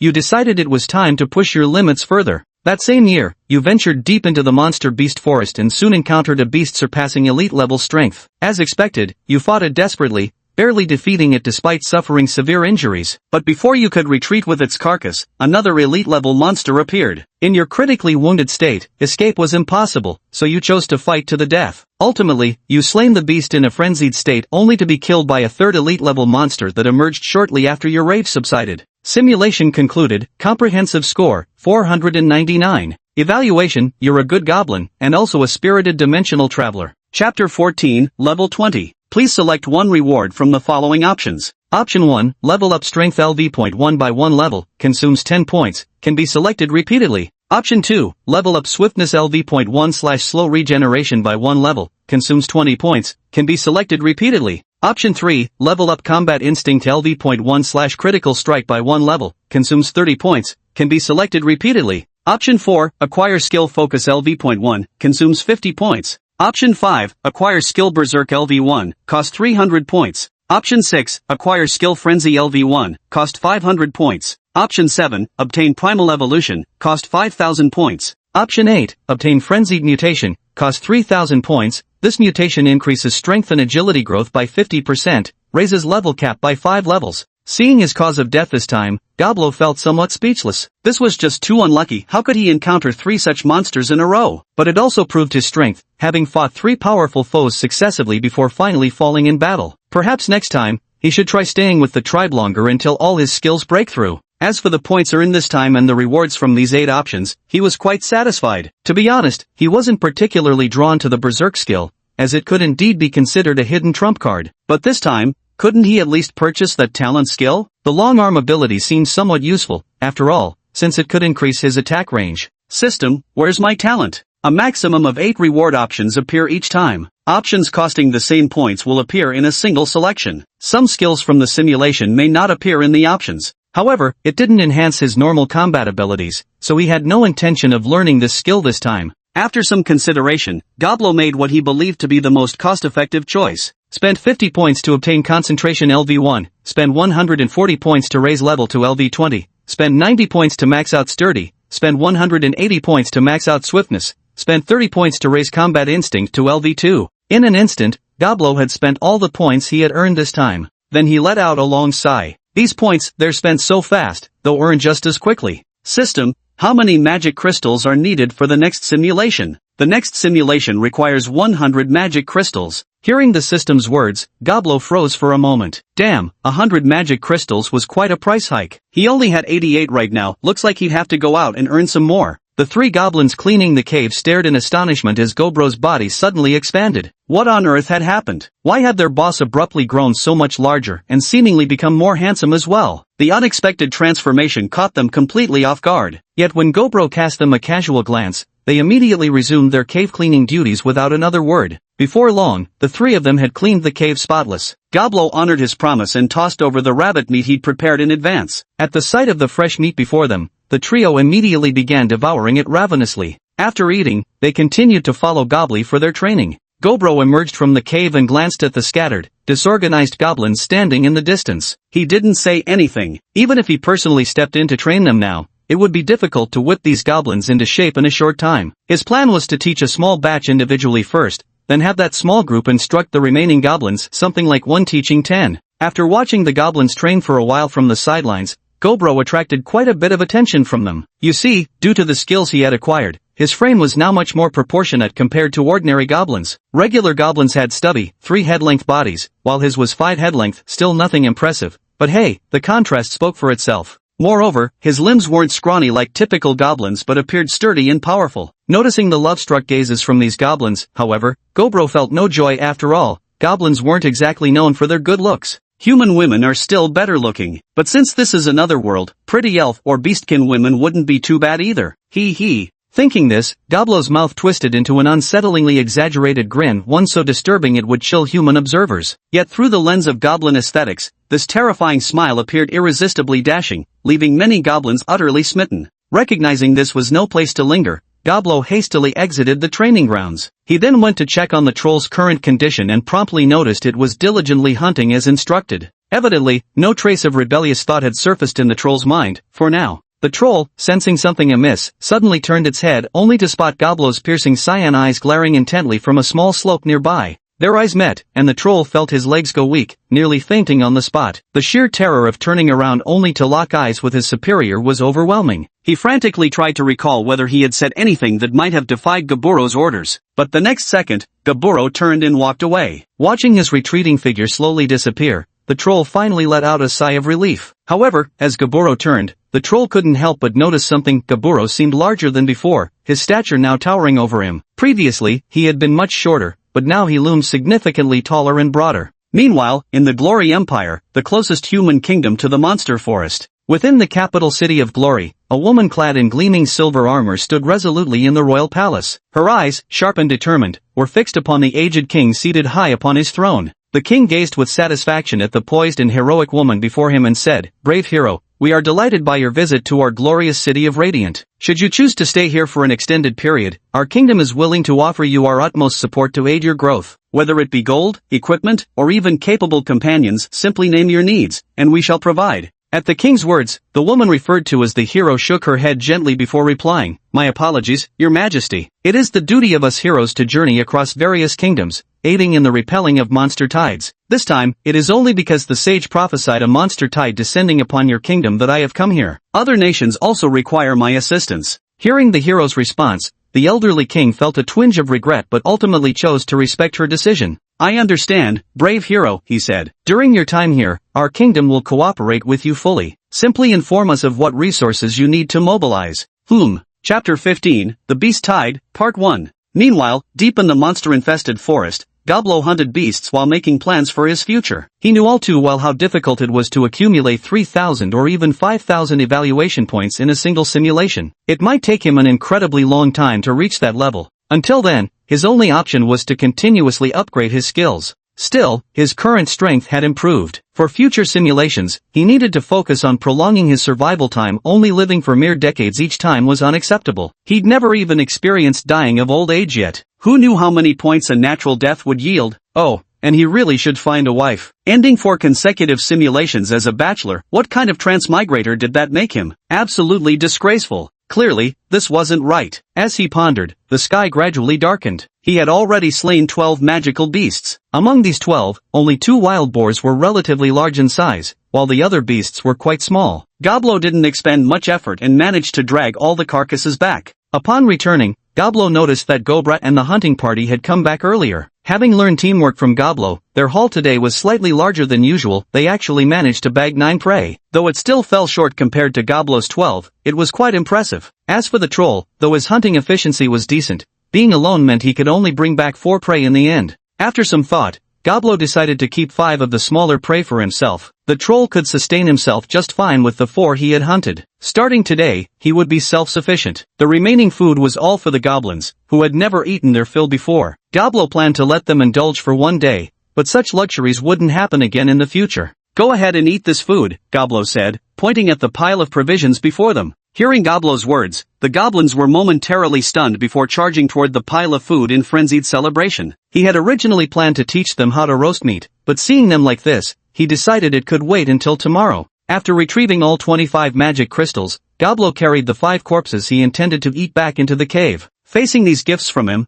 the goblins showed not even a trace of gratitude. This didn't surprise Goblo at all. After all, no one had ever taught them such manners. But he had no intention of stopping them immediately. Instead, he decided to let them indulge for one day first. Starting tomorrow, he would first teach Gobla and Gobli, then select 8 more goblins to train them all in managing their tribe. Back in the cave, Goblo began deftly skinning the magical beasts, washing away the blood, then gathering some branches to start a fire. He planned to have roasted meat for dinner. Previously, he hadn't had the means, but now that he was the tribe's king, he couldn't keep mistreating himself. At the very least, he ought to live with some dignity. The only slightly difficult part was that, lacking any iron tools, he had no knives. He had to use his own claws to skin these magical beasts. Crackle, crackle. Listening to the sound of burning branches, Goblo stared blankly at the roasting meat. After crossing over into this world, he had been striving relentlessly to grow stronger just to survive, never pausing for a moment. Only now, alone with his thoughts, did the reality abruptly settle in. He had truly become a goblin. Looking at the greenish skin on his hands, he took a deep breath but still couldn't muster the courage to walk to the lake's edge and see his current reflection.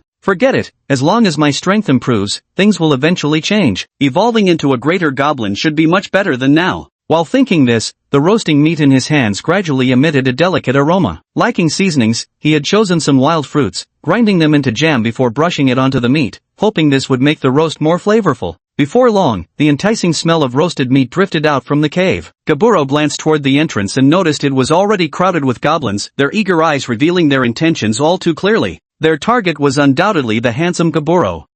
Absolutely right. These guys are actually coveting my good looks. Seems like I must be quite handsome. To make roasting easier, Goblo had previously cut the meat into small pieces, so it didn't take too long before large portions were thoroughly cooked. Get back to training. If tomorrow's training and hunting results satisfy me, I might consider letting you have some of this meat. As he spoke, Goblo placed a lightly browned piece of roasted meat in his mouth. Crispy chewing sounds echoed from his lips, while the goblins outside swallowed their drool furiously, yet none dared to rush forward and snatch it. At the same time, they also remembered what Goblo said. As long as they did what Goblo told them to do, they could enjoy those seemingly delicious pieces of meat. I don't like people watching me eat, Goblo said coldly. Yet not a single goblin moved. Clearly, they didn't understand Goblo's meaning. So what if he didn't like it? What did it matter to them? They didn't even realize that the people he referred to were them. Get the hell back to sleep, all of you, Goblo suddenly roared. This time everyone understood. Seeing the furious Gaburo, all the goblins hastily rolled back into their respective cave dwellings, yes, quite literally rolled back. As for the troll, since its cave had been occupied by Gaburo, to prevent it from slaughtering goblins at night, Gaburo made it camp outside until it could dig out a new cave. After chasing away those little troublemakers, Gaburo resumed roasting meat. The barbecue slathered with wild fruit jam had a unique flavor, and he found it quite tasty. Once I find some iron, he mused, I can make a pot or something. A nice meat stew would hit the spot. With that thought, he finished roasting and devouring the remaining meat, then immediately launched into another simulation. Die of old age, this time I must die of old age, he kept repeating to himself like a mantra. Simulation begins, consuming 100 magic crystals. Detected 9 remaining evaluation points from last time. Random talent acquired. Sharp claws, your claws are sharper than those of an average goblin. First year, you are the leader of the tribe, the strongest goblin among your kind. Your strength has reached the bottleneck of ordinary level creatures. To advance further, you must venture out to hunt elite level creatures. Chapter 16, Monster Tide, Part 2. That same year, to further enhance your strength, you decide to hunt elite-level creatures. But shortly after leaving the valley, you realize something is wrong. Hordes of monsters are charging out from the depths of the monster forest, all with blood-red eyes and in an extremely unnatural state. To avoid being trampled into pulp by the enraged beast horde, you choose to join them,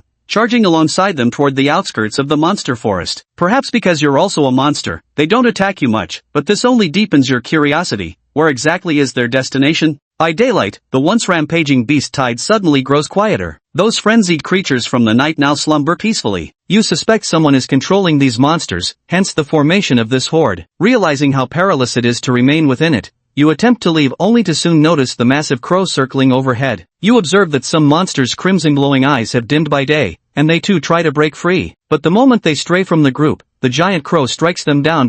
A red orc, clearly far stronger than you, is torn to shreds by the crow in an instant. Witnessing this, you silently lie down to recover your strength. When night falls on the second day, the beast tide resumes its march, resting again at sunrise, perfectly aligned with monster habits. You don't know where this journey will end, but unease gnaws at your heart.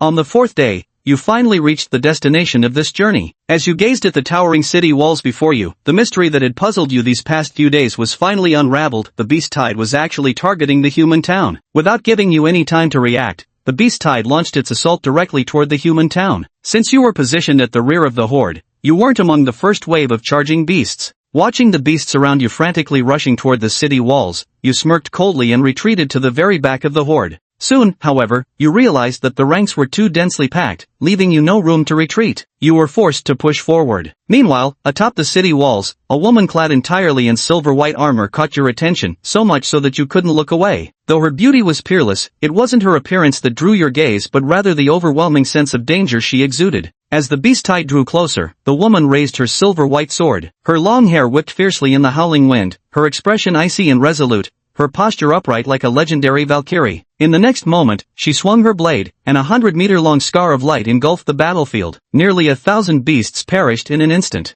Witnessing this scene, you feel a bone-chilling terror. This woman is utterly beyond your ability to handle. Even if you evolved into an elite rank, or something higher, it still wouldn't matter.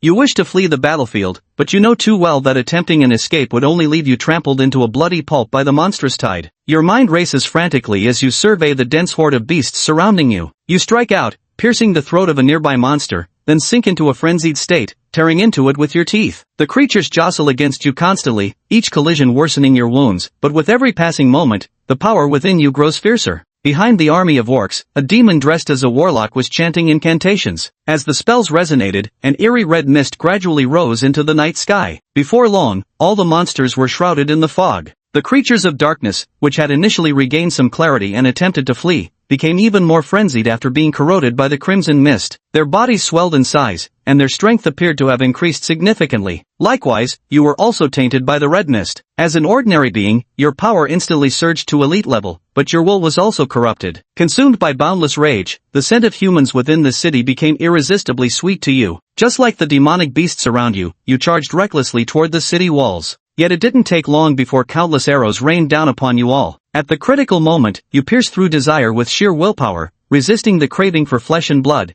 and took shelter behind a massive ox demon. Its body completely blocked the arrow storm, leaving you practically unharmed.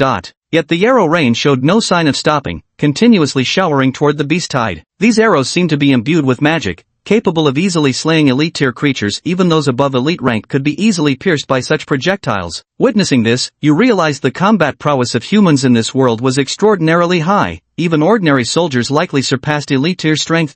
Before long, the ox demon shielding you succumbed to its countless arrow wounds and died. Hoisting its corpse as a makeshift shield, you occasionally took bites to restore stamina. The ox demon's strength far exceeded yours, and as you devoured its flesh, your body grew feverish. You felt your power continuously escalating. You understood clearly that survival in this beast tide hinged entirely on how much you could enhance your strength, so you seized every opportunity to grow stronger. Though you never contributed to the fight and consistently backstabbed your allies, no one noticed you profiting for yourself amid such a colossal battle.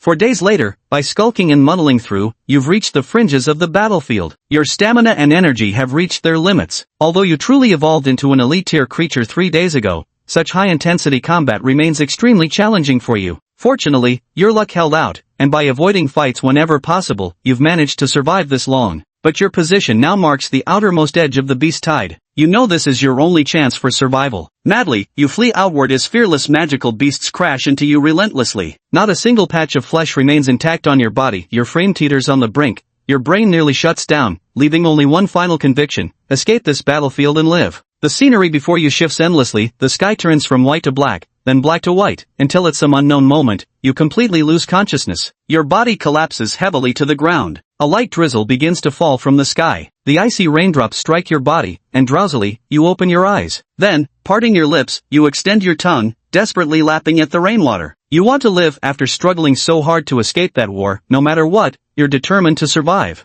Chapter 17 Simulation Year 17. You have comprehended a special skill, life retrospection. When all bodily functions approach their limits and enter a near-death state, if you still possess an intense will to survive, you will recover 30% of all physical functions. This special skill cannot be upgraded. Due to your intense will to survive, a miracle occurred. Life retrospection activated. You feel your physical condition gradually improving, though life retrospection did not completely heal your injuries. Nevertheless, you are quite satisfied. After evolving into an elite-level creature, you will gain slow regeneration. As long as you properly recuperate from your injuries, you can return to your peak condition. Seeing this, Goblin, who had been watching the simulation text all along, was shocked. You actually survived even this? Truly remarkable, my other self. Year 2, you struggled to survive on an unnamed plane. The war from a year ago left you with severe aftereffects. Now whenever you fight at full strength, it aggravates old wounds. Though you're biologically an elite tier being, you can only muster power slightly stronger than that of an ordinary tier creature. Year 3, you diligently train your skills, but progress is slow. Year 6, you awaken a special skill, fighting while wounded. When engaged in combat while injured, all attributes increase by 30%. This special skill cannot be leveled up. In the 9th year, your slow regeneration advanced to regeneration. Thanks to this enhancement, most of your lingering injuries were healed, restoring access to the majority of your strength. You knew that with a little more time spent recuperating, your wounds would fully recover. So, during this period, you remained exceptionally cautious. Each day, after hunting enough food, you would retreat to your lair to rest and heal, while also honing your skill levels. By the 10th year, your injuries had completely healed. Moreover, after a decade of rigorous tempering, you felt you were on the verge of breaking through to the elite tier at any moment. In the 11th year, you ascended to the rank of a chief-tier creature, the Goblin Warrior, evolving once again through primal evolution. Your regeneration skill evolved into high-speed regeneration LV.1. You acquired new skills, Goblin Guardian LV.1 and Savage Roar LV.1, as well as the innate ability Chief's Aura. Your innate skill Small Stomach upgraded to Medium Stomach. Simultaneously, your attributes saw a significant boost. Your physique expanded further, reaching a towering height of 3 meters, now proportionate with a standard 7 heads figure. Your frame became evenly balanced, adorned with formidable muscles, and your appearance grew noticeably more handsome. You realize your strength is far greater than before, but you have no intention of leaving the plains. Instead, you continue to stay and hone your levels here. In the 12th year, you dedicate yourself to cultivation, striving to improve your skill levels. In the 16th year, you accidentally consume a fire-attributed spirit herb. The intense fire element violently ravages your body, bringing unbearable agony. After a month, you mutate into a flame goblin warrior, gaining fire-attributed damage bonuses in your attacks. Your skin turns red, and your level cap increases by 6. Additionally, you acquire new skills, Basic Flame Manipulation LV1 and Blazing Body LV1. Wasn't the level cap supposed to increase by 5 after mutation? Why did it go up 6 levels this time? Could it be that even among beneficial mutations, there's a hierarchy of quality? Year 17, a rookie adventurer team arrived to explore the plains. You initially planned to hide and ignore them as usual, but a golden-haired, blue-eyed girl with an angelic face caught your attention. You decided to observe the team discreetly from the shadows. Before long, the rookie adventurer team encountered an elite-level monster. Having occasionally come across human adventurers, you knew their average level was around 10. However, humans possessed equipment, making their actual combat strength significantly stronger than demons. Yet rookie adventurer teams usually lacked experience. Facing such a high-level monster right away could be extremely dangerous. Concerned for the girl's safety, you decided to secretly monitor whether any threats arose. At this point, Gaburo fell silent. Other me, what are you doing? Now is not the time for romance. However, the simulated Gaburo clearly couldn't hear his own plea and continued to stubbornly watch for any danger to the human girl. Soon, the human adventurer party engaged in battle with the elite wolf-type monster. In just one move, the wolf-type monster bit through and killed the warrior in the human adventurer party. The weakness of this team's strength exceeded your expectations. The 2 surviving girls and 1 boy were frozen in terror by this scene. Blinded by their beauty, you decided to intervene. Just as the wild wolf was about to attack its next target, you charged out and struck the wolf's head hard with an iron rod you'd picked up on the plains, causing its skull to burst like a watermelon. You glanced at the 3 remaining survivors and saw despair in their eyes. Dragging the wolf carcass with you, you approached them. The last male warrior and a female mage fled in terror. Meanwhile, the golden-haired, blue-eyed maiden sat on the ground helplessly, certain that you were coming for her. Standing before her, you didn't rush to act. Instead, you asked, "Need any help?" Human language. Hearing your words, the girl froze for a second before standing up in shock. "Why, you can speak human tongue," she exclaimed. The human language was, after all, the speech of your past life. You nodded firmly and added, "Yes, I can. I saw you all getting ambushed by those wolves earlier and came to help. Though, I guess my appearance was a bit too frightening, scared your friends off. My bad." Hearing your voice again, the girl froze in shock, never expecting that your appearance would be to save them. After a moment of silence, you asked the girl, "Do you need me to escort you out of the plains?" At your words, the girl paused briefly before nodding emphatically, and together, you set off on the journey back. Along the way, she asked why you could speak the human tongue. Using your exceptional reasoning and linguistic skills, you spun a heartfelt tale about being rescued by humans as a child. Moved by your story, the girl grew somewhat closer to you, a goblin who maintained friendly ties with humans. Moreover, due to your evolution into a goblin warrior, your appearance is far from ugly. In fact, you're even more handsome than many humans. Because of this, the girl adapted to you quite quickly. Chapter 18 Kajina. In the 18th year, your strength improved slightly. During this period, the young girl occasionally came to the plains for adventures, and you would meet her each time she visited. You learned her name was Kaina. With your help, the girl's abilities grew rapidly. In the 19th year, the girl came to see you more and more often, filling you with extraordinary joy. You thought she was gradually developing feelings for you too. Reading this, Goblo took a deep breath. Damn, he had actually been bewitched. This shouldn't have happened. He wasn't the kind of person with such weak willpower. Just how beautiful was this girl to have him so thoroughly enchanted? After calming himself, he continued reading the simulated content. Year 20, the girl's level broke through to elite rank. At the same time, due to her stunning appearance, the number of suitors around her grew steadily. Among them were many handsome human men. Watching these dashing pursuers surrounding the girl, you gradually faced reality. Tales of Beauty and the Beast only existed in fairy tales. If you confessed your feelings to her, chances were you'd meet a very undignified end. You mustered your courage and went to the riverside, gazing at your reflection in the water. Surprisingly, your face wasn't hideous, but your red skin and fearsome tusks still made you hesitate. Yet, hope sparked within you. Judging by your current form, one more evolution should be enough to make your appearance rival those handsome humans. You decided to work even harder. The girl had no idea what you were thinking, she merely seemed to regard you as a father figure.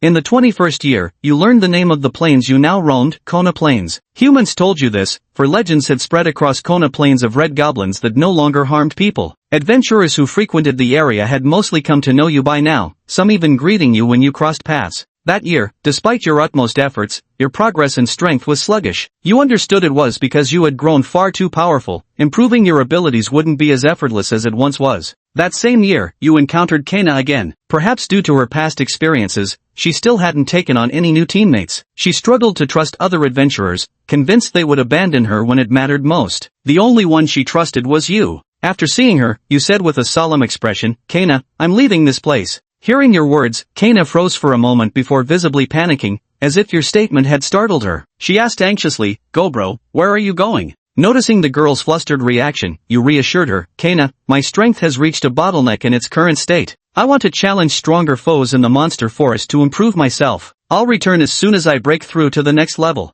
Upon hearing you would come back, the girl paused before asking, "You'll return? But, how long will it take?" "Not sure, maybe 5 years, maybe 10. My current strength is quite formidable, so it's hard to make any significant improvements in a short time." 5 years, maybe even 10, the girl said in a subdued voice. Then, as if struck by a thought, her eyes sparkled as she looked at you and asked, "Can I come with you?" After the girl finished speaking, you momentarily doubted whether your ears were playing tricks on you. To your knowledge, she was currently the dream partner every young person in town coveted. Countless handsome men had pursued her desperately, yet she had never accepted any of their advances. At this thought, a flicker of fantasy inevitably surfaced in your mind. Could it be that the girl had truly fallen for you because of that first encounter? Just as you were lost in wild thoughts, the girl continued, "I can't bear to part with Goblo. Goblo has been taking care of me like my late father did. I don't want to be separated from Goblo." Hearing the girl's words, you glanced down at the child who barely reached your waist and couldn't help but chuckle dryly. You weren't sure how to respond to her answer. Apparently, her lack of paternal love from a young age had given her something of a father complex. Though, strictly speaking, you were probably younger than her. Seeing your smile, Kana grew visibly nervous. She was terrified you might abandon her. After spending every moment of these days together, she had grown accustomed to your presence. "You can come with me, but the dangers of the monster forest are on an entirely different level compared to the Kona Plains. There, let alone protecting you, I might not even be able to safeguard myself. I'll wait for you here in 3 days. If you show up then, I'll take you along to the monster forest. But if the sun sets and you still haven't come to find me, I'll head into the forest alone." Listening to your words, the girl nodded firmly and promised to get all her affairs in order over these 3 days. She vowed to return to meet you right on time. 3 days passed in the blink of an eye. Early in the morning, you stood at the entrance of your cave, gazing into the distance as you waited for the girl's arrival. Your heart fluttered with nervous anticipation, a quiet longing swirling within you. Before long, your eyes caught sight of a slender figure approaching step by step, a large bundle strapped to her back. Reading this, Gobro outside the simulation was utterly baffled, unable to believe he could so easily grow fond of someone like this. After all, he had always prided himself on being a lone wolf. Seeing the familiar figure, you quickly ran over to help her with the bundle. "So you've decided to come with me?" you asked. The girl glanced at her belongings and replied, "Of course. If it weren't for Gobro, I would have died 3 years ago. Once we reach the monster forest, I'll settle in a nearby town and visit you often." "Alright, I'll advance to a leader-level creature as soon as possible, then leave the monster forest with you." Unexpectedly, the girl actually accompanied you to the monster forest. During these 3 years in the Kona Plains, you managed to acquire numerous human-made items, including a map that marked the locations of the Kona Plains and the monster forest. You realized that the Kona Plains weren't particularly far from the monster forest even with Kana in tow. You'd need at most half a month to reach it. Half a month later, with Kana by your side, you arrived at the outskirts of the monster forest via a small path. You then took out a flute from your waist and told Kana, "Stay in the town outside the monster forest for now. Enter the forest to find me after 3 days. I'll be waiting for you in one of the forest's outer areas. When you arrive, blow this flute, and I'll come find you." Chapter 19, The Death of Kana. You parted ways with the girl, then returned to the monster forest. Your first instinct was to dash toward the valley, eager to see what state it was in now. A day later, you arrived back at the valley. Staring at the desolate landscape before you and the purple-stained earth, you fell into silence. From the moment you stepped into the valley, not a single living creature crossed your path. Clearly, your kin were no more. A pang of sorrow flickered through you, but you quickly steeled yourself and strode deeper into the valley. You suspected that the valley's ruin was linked to the monster that once slumbered beneath the lake all those years ago. When you reached the spot where the monster had slept, the lake's waters had turned pitch black, unnaturally murky, devoid of any trace of life. The creature of the deep was gone. After scouring the area and finding nothing, you left. On the third day, you met up with Kana as agreed. You asked her how settling down was going, and she excitedly told you everything was going smoothly here. With the money she had earned earlier, she had opened an alchemist's general store, specializing in selling various items to adventurers. Afterward, Kana would occasionally give you some alchemical potions as supplies, significantly boosting your survival capabilities. In the 22nd year, Kana crafted a custom suit of armor and a greatsword exclusively for you. After obtaining these tailor-made alchemical magic gear, your combat power greatly improved. That same year, you had gained some reputation in the monster forest. Many had heard rumors of a red goblin within the forest who neither harmed humans nor even helped adventurers. In the 23rd year, a remarkably powerful adventurer arrived at the small town bordering the monster beast forest. Captivated by Kana's beauty, he sought to claim her by force. Unyielding even unto death, Kana stabbed herself through the heart to finally drive him away. After this ordeal, within mere days, Kana withered away in despair and passed. A few days later, Kana still hadn't come to see you. Sensing something was wrong, you sneak into town and make your way to Kana's shop. But when you arrive, all you find is Kana's lifeless body and a letter pinned under a water kettle on the table. You held Kana's lifeless body in your arms, waves of grief surging from the depths of your chest. Unable to accept this cruel reality, fat teardrops rolled down your cheeks as you forced yourself to open the letter she had left for you.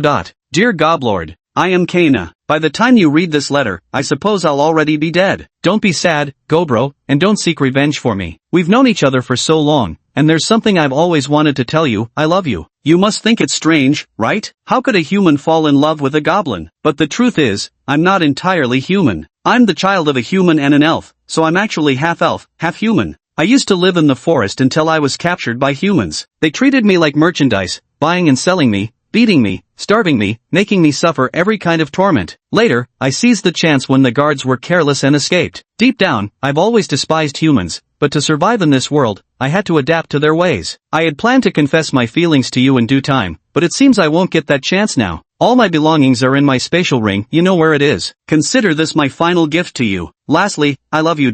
After reading the letter, you fell into a prolonged silence. You never imagined Kana harbored such feelings for you. And at the same time, you loathed yourself, hating that you weren't by her side when the tragedy struck. The overwhelming grief began to manifest physical changes within you. A week later, black patterns spread across your originally red skin. You mutated into a rage-flame goblin warrior, with a level cap 10 higher than ordinary goblins, becoming far more powerful than before. You cremated Kana's body into ashes, carrying them with you to keep her close at all times. When you opened the spatial ring she left behind, you found it filled with healing potions, mana recovery elixirs, and newly forged armor and weapons all prepared for you. The sight twisted your heart with fresh agony. You swore vengeance for Kana, vowing to make her killers suffer 1,000, no, 10,000 times worse than she did. It didn't take you long to find Kana's enemy. In fact, you didn't even need to search. The bastard came straight to Kana's shop right after emerging from the monster forest, his intentions glaringly obvious.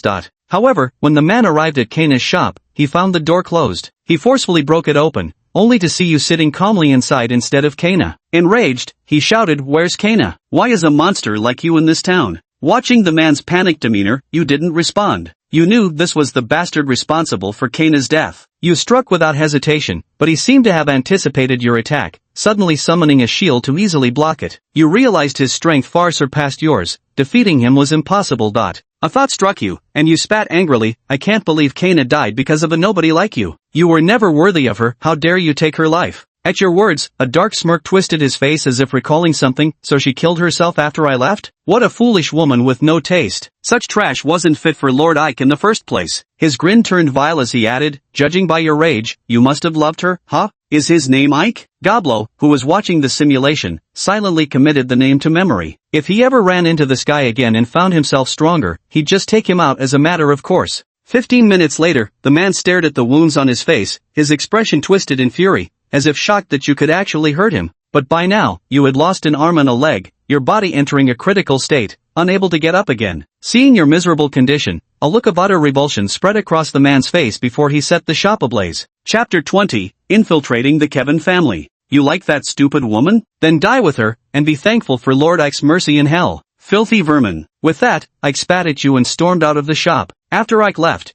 your life reversion activated, instantly improving your condition. Gripping your severed arm and leg, you desperately fled the scene. Back in the monster forest, you realigned your severed limbs against the wounds before applying the healing potion made by Kana. A month later, your arm and leg had reattached, though still fragile, requiring extended recuperation. The urge to return to that border town and settle scores with Ike burned in you, but cooler thoughts prevailed. You recognized his overwhelming strength. Resolving to sharpen your skills, you vowed to bide your time until surpassing him, then exact vengeance. In the 39th year, your level reached 50. Just one more step and you could evolve. By then, not a single opponent in the entire outer region of the monster forest could match you. That same year, you ventured deep into the monster forest and encountered a troll chieftain. Though it was a leader-class creature, you felt not a trace of fear. Your level had already reached the upper limit of normal leader-class beasts, and your skill mastery far surpassed that of ordinary leaders. Yet the moment battle began, you were shocked by its strength. Despite your exceptionally high skill proficiency, this troll before you slightly outmatched you in raw power. Moreover, it exuded an overwhelming pressure that hindered you from unleashing your full potential. Locked in fierce combat, after half an hour you realized that apart from brute strength, all other attributes of this troll were inferior to yours. Gradually, you gained the upper hand. After a fierce 2-hour battle, you finally slew the troll at the cost of grievous injuries, vanquishing the first boss-level creature you'd ever encountered. In the 51st year, your level broke through to 51, evolving you into a boss-level creature, the Raging Goblin Warlord. Your attributes skyrocketed, and you gained 5 powerful skills. Without hesitation, you immediately began investigating Ike's whereabouts. However, your newly evolved height of 3.5 meters made you far too conspicuous in human settlements, forcing you to devise a plan. That same year, you returned to the Kona Plains and sought out a human you'd once helped. Upon seeing you, an elderly man who appeared to be around 50 trembled with terror. He knew he stood no chance against a monster of your caliber. Yet, he quickly assumed a combat stance, ready to fight. Sighing at his reaction, you said, "Time has changed you much, Adlo. Don't you recognize me? It's me." Listening to your voice, Udelo found it somewhat familiar. After recollecting for a moment, he exclaimed in alarm, "Why you're Jebelo. Just remember me. You're back. Is Kana back too?" "It's good that you remember Kana. The reason I came back this time is to ask for your help regarding Kana." Hearing your words, Yadro looked somewhat puzzled. Then, you told Yadro what happened to Kaina, and his expression gradually turned grave. "So, you're looking to take revenge on the guy who killed Kaina. What do you need me to do?" Seeing how serious Yadro was, you knew you'd come to the right person. "I need you to help me gather information on Ike. As for revenge, I'd rather handle it alone. It's better if I go after him by myself, so I won't drag you into it." After hearing your words, Yadro pondered for a moment before nodding and saying, "I'll help you, but I have a family now. If at any point this threatens my family, I'll back out immediately. Can you accept that?" "I can," you agreed without hesitation. Afraid that involving too many people might lead to exposure, you decided not to bring anyone else into the matter. You initially thought it would take a long time to get news of Ike, but just 3 days later, Yadro brought you information about him. "Yadro, I've found out. That Ike you mentioned is the martial arts instructor for the third son of the Kevin family. He has a decent reputation due to his skills. The Kevin family's territory isn't far from our town, so heading there shouldn't be too troublesome. Here's the map." You didn't ask Jadro how he obtained this information, simply thanking him before giving him some magic crystals as payment and leaving. You didn't trust Jadro completely, only after verifying the accuracy of the intel did you set out. The territory of the Kevin family turned out to be much easier to locate than you expected. However, shortly after entering their domain, your massive physique attracted the attention of the family's guards. Left with no choice, you attacked the guard who spotted you. Your speed and strength far exceeded his expectations. A single punch to his chest caved it inward, killing him instantly. Though you encountered some obstacles along the way, you dealt with all of them, ultimately succeeding in infiltrating the Kevin family's territory. When Jadro shared the intelligence with you, he also revealed Ike's residence. It didn't take long before you found Ike's dwelling. Just as you imagined, Ike held a decent position within the Kevin family, so his living quarters weren't shabby. He shared an entire courtyard exclusively with the family's third young master. This courtyard was unusual. Apart from soldiers patrolling the entire compound, you noticed no other guards. You guessed that with Ike present, there was no need for additional protection. Circling the house, you peered through the windows and confirmed that the first room on the second floor was Ike's residence. With one powerful leap, you smashed through his window and effortlessly infiltrated his chamber. The loud crash instantly awoke Ike, but as he scrambled to grab his weapon, you swung your blade and severed his right arm in a single stroke. Blood gushed from his severed limb, yet Yike's combat reflexes kicked in. Despite losing an arm, he pivoted with seasoned precision, using his left hand to grasp his long sword. Without delay, to prevent your opponent from fleeing, you swing your sword toward Ike's left leg. Ike instinctively blocks, but his advanced age has taken a toll. Though his technique has improved greatly, his strength has waned considerably. He simply lacks the power to withstand your overwhelming force. Chapter 21 Simulation ends. Purchase Primordial Evolution. Your greatsword parried Ike's long sword aside and sliced down along his thigh. The razor-sharp blade cleanly severed Ike's left leg. As he opened his mouth to scream for help, you slammed the flat of your greatsword against his jaw. The impact shattered his chin, and the excruciating pain sent him crumpling into unconsciousness. You carried his body and rushed outside. The moment you stepped out with his body, you encountered a patrol of soldiers. Without hesitation, you charged straight at them. Empowered by your immense strength, the soldiers couldn't hold you back for even half a second. You burst right through their encirclement. You dashed back to the monster forest with Ike in tow, and by the time you arrived, he was barely clinging to life. Without a word, you subjected him to every form of punishment you could imagine. 4 days later, Ike died in excruciating agony. Throughout his ordeal, he repeatedly begged to know why you were tormenting him, but you never responded. You wanted him to die without ever understanding the reason. After successfully killing Ike, you plunged deep into the monster forest, relentlessly hunting powerful beasts to strengthen yourself. In the 131st year, your power reached the peak of a leader-level creature, but by then, your body had aged beyond redemption. Further evolution through primordial means became nearly impossible, leaving you no choice but to resort to conventional methods. Year 153, you successfully advanced to become a Lord-tier creature, with a lifespan extending to 500 years. In the same year, the woman clad entirely in silver-white armor whom you had once seen arrived in the beast forest. You were astonished that she hadn't aged a day in a century before she launched an attack on you. Unexpectedly, she obliterated you completely with just a single strike. You died. Simulation ended. Comprehensive score, 8726. From the standpoint of a goblin's identity, you have already become a legendary existence. As a reincarnated individual, you are also quite successful, rising from an apocalyptic beginning to the status of a Lord-tier creature. With a bit more luck, you might even reach the pinnacle of power. You can use your evaluation points to exchange for the following items. Option 1, Primordial Evolution, costs 5,000 evaluation points. Option 2, obtain complete memories of this life, costs 1,000 points. Option 3, acquire special skill life reversion/combat while injured, consumes 1,500 evaluation points. Option 4, upgrade combat instinct LV2/lethal strike LV1 by 1 level,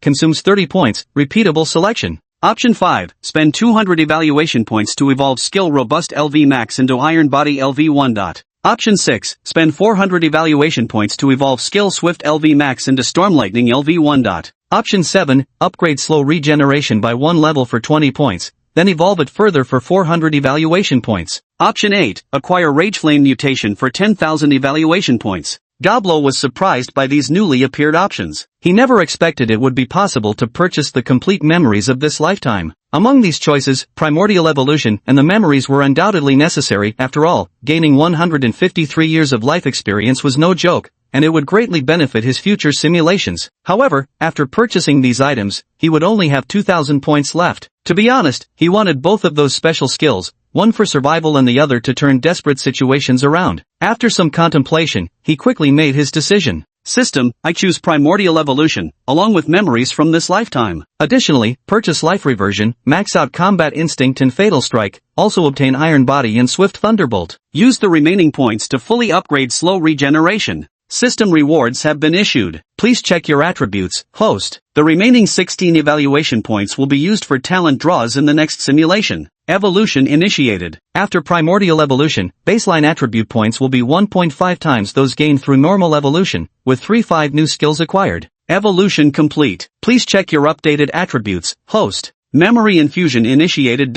With the system's prompt, Gobro felt a dizzy spell before falling into a deep slumber. As he slept, he dreamed an extensive dream. It was the memory from his simulation. When Gobro regained consciousness, he noticed the outdoor scenery hadn't changed in the slightest. He breathed a sigh of relief. Fortunately, the time dilation of the system's rewards functioned differently from the external world. Though it had felt like an eternity to him, only a moment had actually passed. Kana, seems like a good person. Maybe I'll have a chance to alter that girl's fate. In this dream, he genuinely felt his love for Kana. In this lifetime, he wouldn't let her meet such an end again, though that was all. Currently, he didn't crave romance so deeply. At the same time, Goblo also felt a sliver of fear toward the woman clad in silver-white armor. The dream felt too real. In that final moment of being slain, he truly sensed how even a lord-level creature as powerful as himself was utterly defenseless before that woman. His appearance had undergone a massive transformation now. The ground seemed noticeably farther away, his height had reached 2.5 meters. Though his proportions remained 6 heads tall, his physique appeared considerably more balanced compared to regular goblins. Unlike typical hobgoblins, whose only distinction was being slightly larger than ordinary goblins, still pot-bellied, big-headed, with somewhat thicker arms, Goblo's entire body was pure muscle, with virtually no trace of excess fat.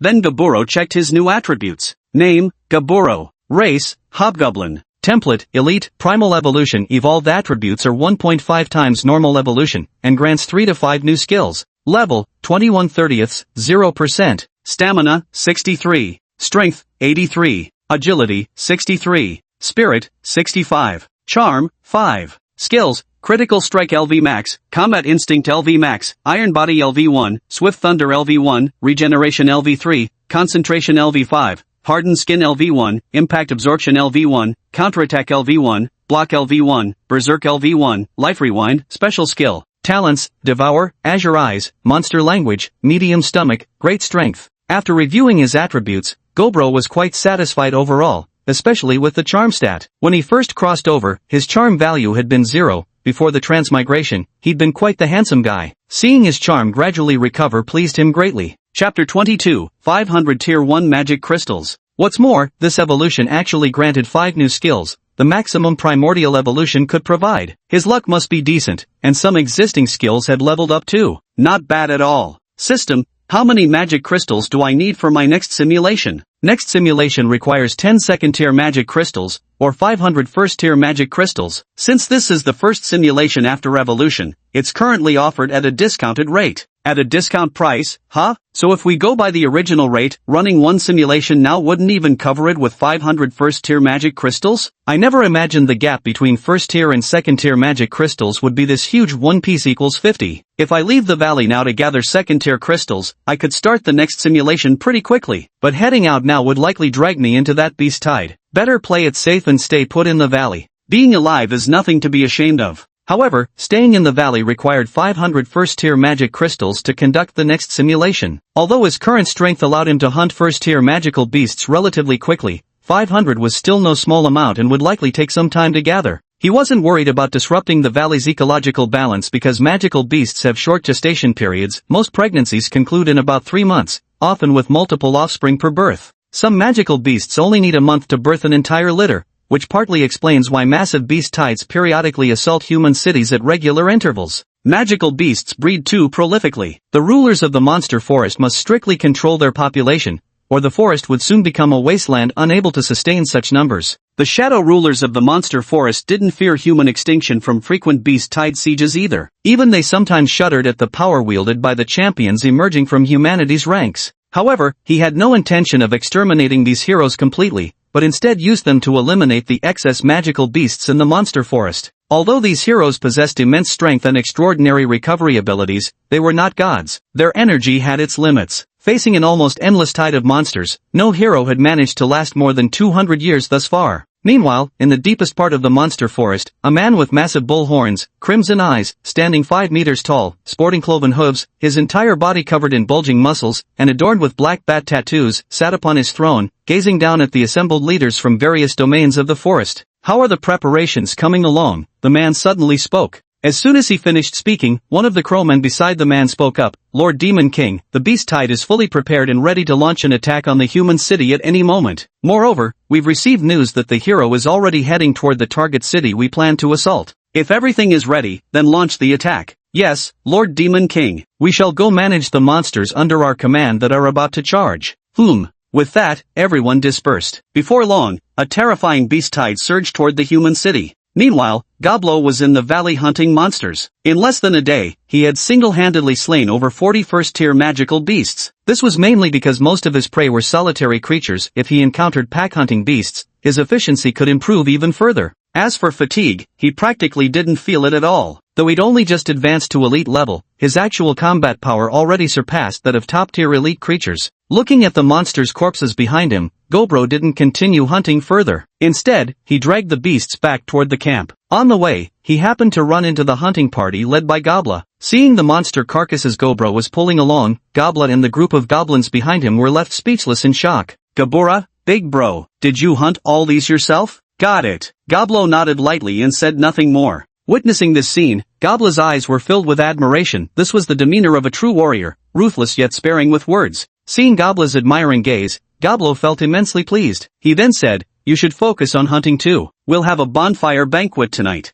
Big brother, what's a bonfire banquet? Hearing Gobla's words, Gobro remained silent for a moment before replying, "You'll find out tonight." Oh. With that, Gobla left with a group of goblins. Watching their retreating figures, Gobro decided it was time to schedule cultural lessons for the goblins sooner rather than later. Otherwise, every conversation with them was just too damn straightforward. If they couldn't even understand simple idioms, that simply wouldn't do. Returning to camp, Gobro immediately drew the attention of a large group of goblins. His current appearance made him the equivalent of a human heartthrob, like, editor's note, Western equivalent of superstar actor Daniel Wu, among goblins. Just looking at him made countless young goblin girls' hearts flutter. Unfortunately, Gobro had little interest in his own kind, mainly because they weren't particularly attractive. If they evolved to become as cute as the goblin girls and that time I got reincarnated as a slime, he might reconsider. But for now, no thanks. Then, he shouted toward the training grounds, "Gobri, come here." Hearing Gobro call her, Gobri immediately ran over excitedly. She was just a little girl, eager to possibly receive something holy. "Do you know why I called you here?" No. Gobri shook her head honestly, her eyes full of anticipation. "Do you remember the grilled meat I had yesterday?" Upon hearing Gobro's words, Gobli immediately perked up and said, "You mean that incredibly fragrant meat from yesterday?" "Yes, I'm going to teach you how to make that kind of meat today, and we'll all eat it together tonight." "Really?" Gobli was so excited by this news that she nearly jumped up. "Of course it's true." As he spoke, Gobro began teaching Gobli step by step how to skin, wash the meat, and grill it. After all, he was going to become the Goblin King in the future. If he had to handle all these basic tasks personally, it would be too much of a waste of time. So he needed to start cultivating talent now, all kinds of talent, in every aspect. Though Gobli was very much attracted to Gobro himself, she was even more drawn to his grilled meat. As a result, she paid unusually close attention to the lesson. Surprisingly, her first attempt at grilling turned out quite well. Seeing this, Gobro was very pleased. These goblins were simple-minded, like blank sheets of paper. Anything they learned, they picked up incredibly fast. Chapter 23 Goblin Demon. After practicing 4 or 5 times,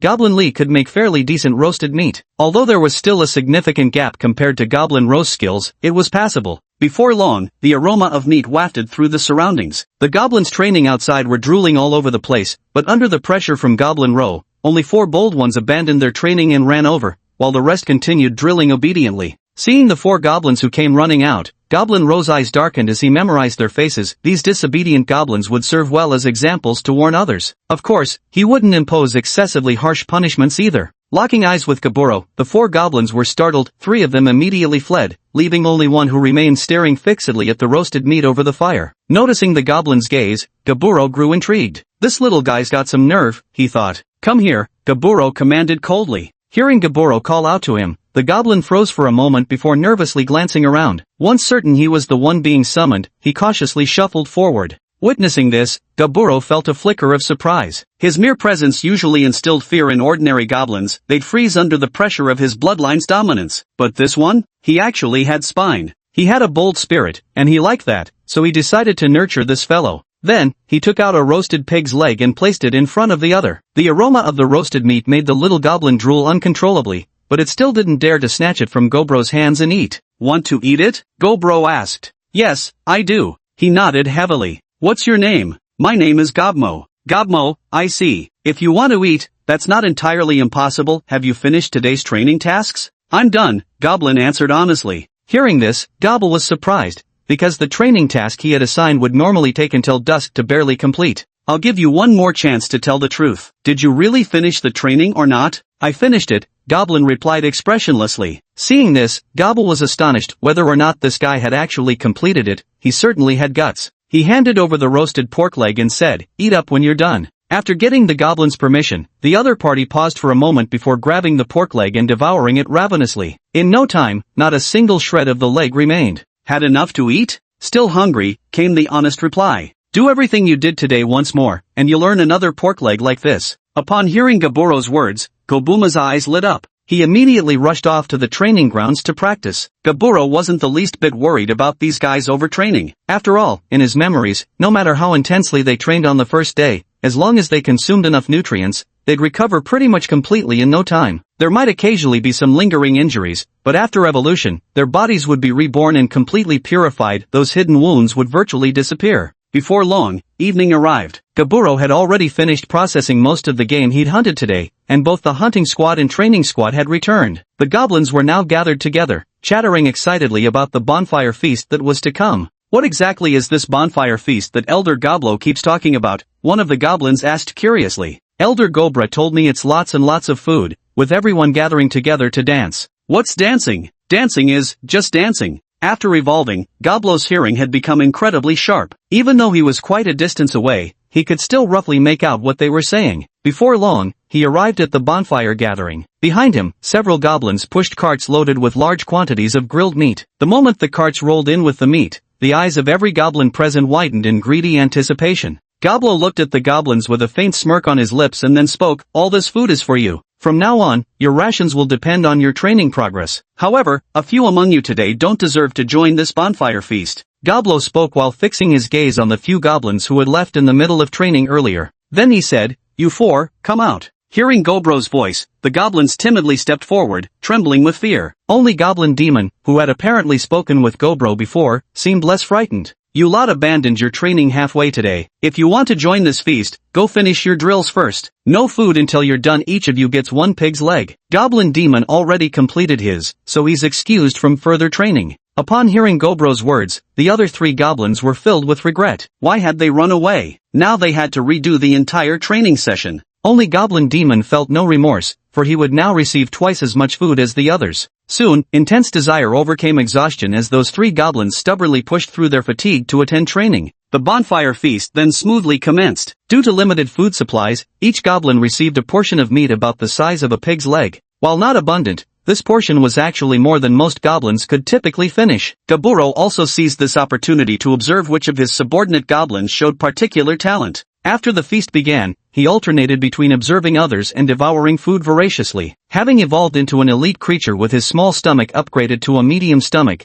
his appetite had grown tremendously. In the end, he single-handedly consumed 10 magical beasts before finally feeling satiated. Noticing his increased appetite, Goblo was naturally very satisfied, as this also meant the speed of his strength improvement had accelerated. As for the other goblins, surprisingly more than half couldn't finish their delicious roasted meat. Only 15 managed to eat their portions completely. He closely observed these particular goblins and noticed both Gobra and Gobdaman among them. Based on current observations, the goblins with bigger appetites showed decent potential. He decided to focus on training these select few first, then have them teach the others. Chapter 24, Want to learn? I'll teach you. The next day, after hunting during the daytime, Gobru began teaching these 15 goblins in the evening. For now, he only taught them the most basic knowledge, avoiding anything too challenging right away, though the workload was heavy. Of course, he also rewarded them with extra property, and these goblins received far more than the others. After a full week, none of the 15 goblins showed any signs of rebellion, which surprised Gobru greatly. He had assumed that under such high-pressure conditions, these guys would at least give him some pushback.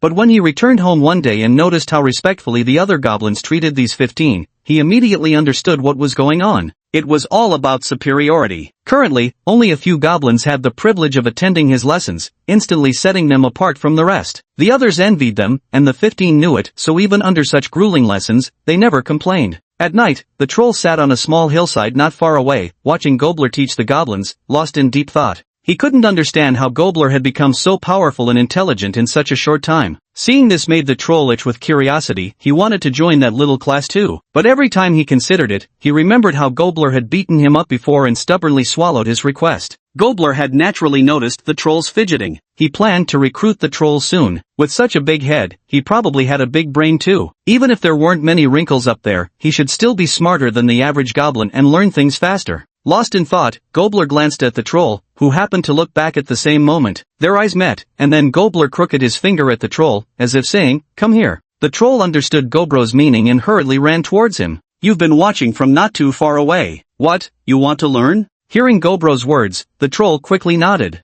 "If you want to learn, I'll teach you. Go sit over there. Goblin pointed to an empty spot nearby. Due to the poor teaching conditions, they all had to sit on the ground for lessons. Upon hearing Goblin's words, the troll quickly seated itself in an open space nearby and began attentively listening to the lecture, just as instructed. Seeing yet another student join, Goblin felt deeply gratified. However, these creatures had only mastered the most basic monster tongue, the ability to speak, but not writing. Therefore, Goblin had no choice but to teach orally for now. This routine continued until the 10th day, when some changes finally emerged. Goblin was growing increasingly unsatisfied with the simplistic lifestyle of the tribe. He no longer limited himself to verbal instruction but also began teaching practical skills, such as crafting weapons. Previously, the goblins had only used wooden clubs as weapons. Now, Goblin was teaching them how to make stone spears. He had actually wanted to craft iron spears, having watched related videos online in his previous life, but unfortunately, the valley seemed to lack iron or resources. Thus, he had no choice but to abandon the idea for now. Gaburo stood before a group of goblins. He hadn't brought any trolls to attend this lesson, after all. Given a troll's combat prowess, forcing them to use stone spears would be somewhat degrading. They'd be better off just smashing things with their fists. Watch closely. Making stone spears isn't difficult. Sharpen the stones like this, then use grass ropes to tie these spearheads to these sturdy wooden shafts. That's how you make a crude spear. You've seen me do it just now you try. At Gaburo's words, the goblins present all began attempting to craft stone spears. Unlike during their training, this was their first time making them, and failures were nearly universal. Most goblins either struck the stones too hard while shaping them, splitting them clean in half, or ended up with bizarrely shaped results that fell far short of being functional weapons. But this was expected. If anyone had succeeded on their first try, it would have surprised him. Fortunately, this wasn't overly complicated, and before long the first serviceable spear emerged. Everything was progressing favorably. The next day, the goblins went hunting with their stone spears,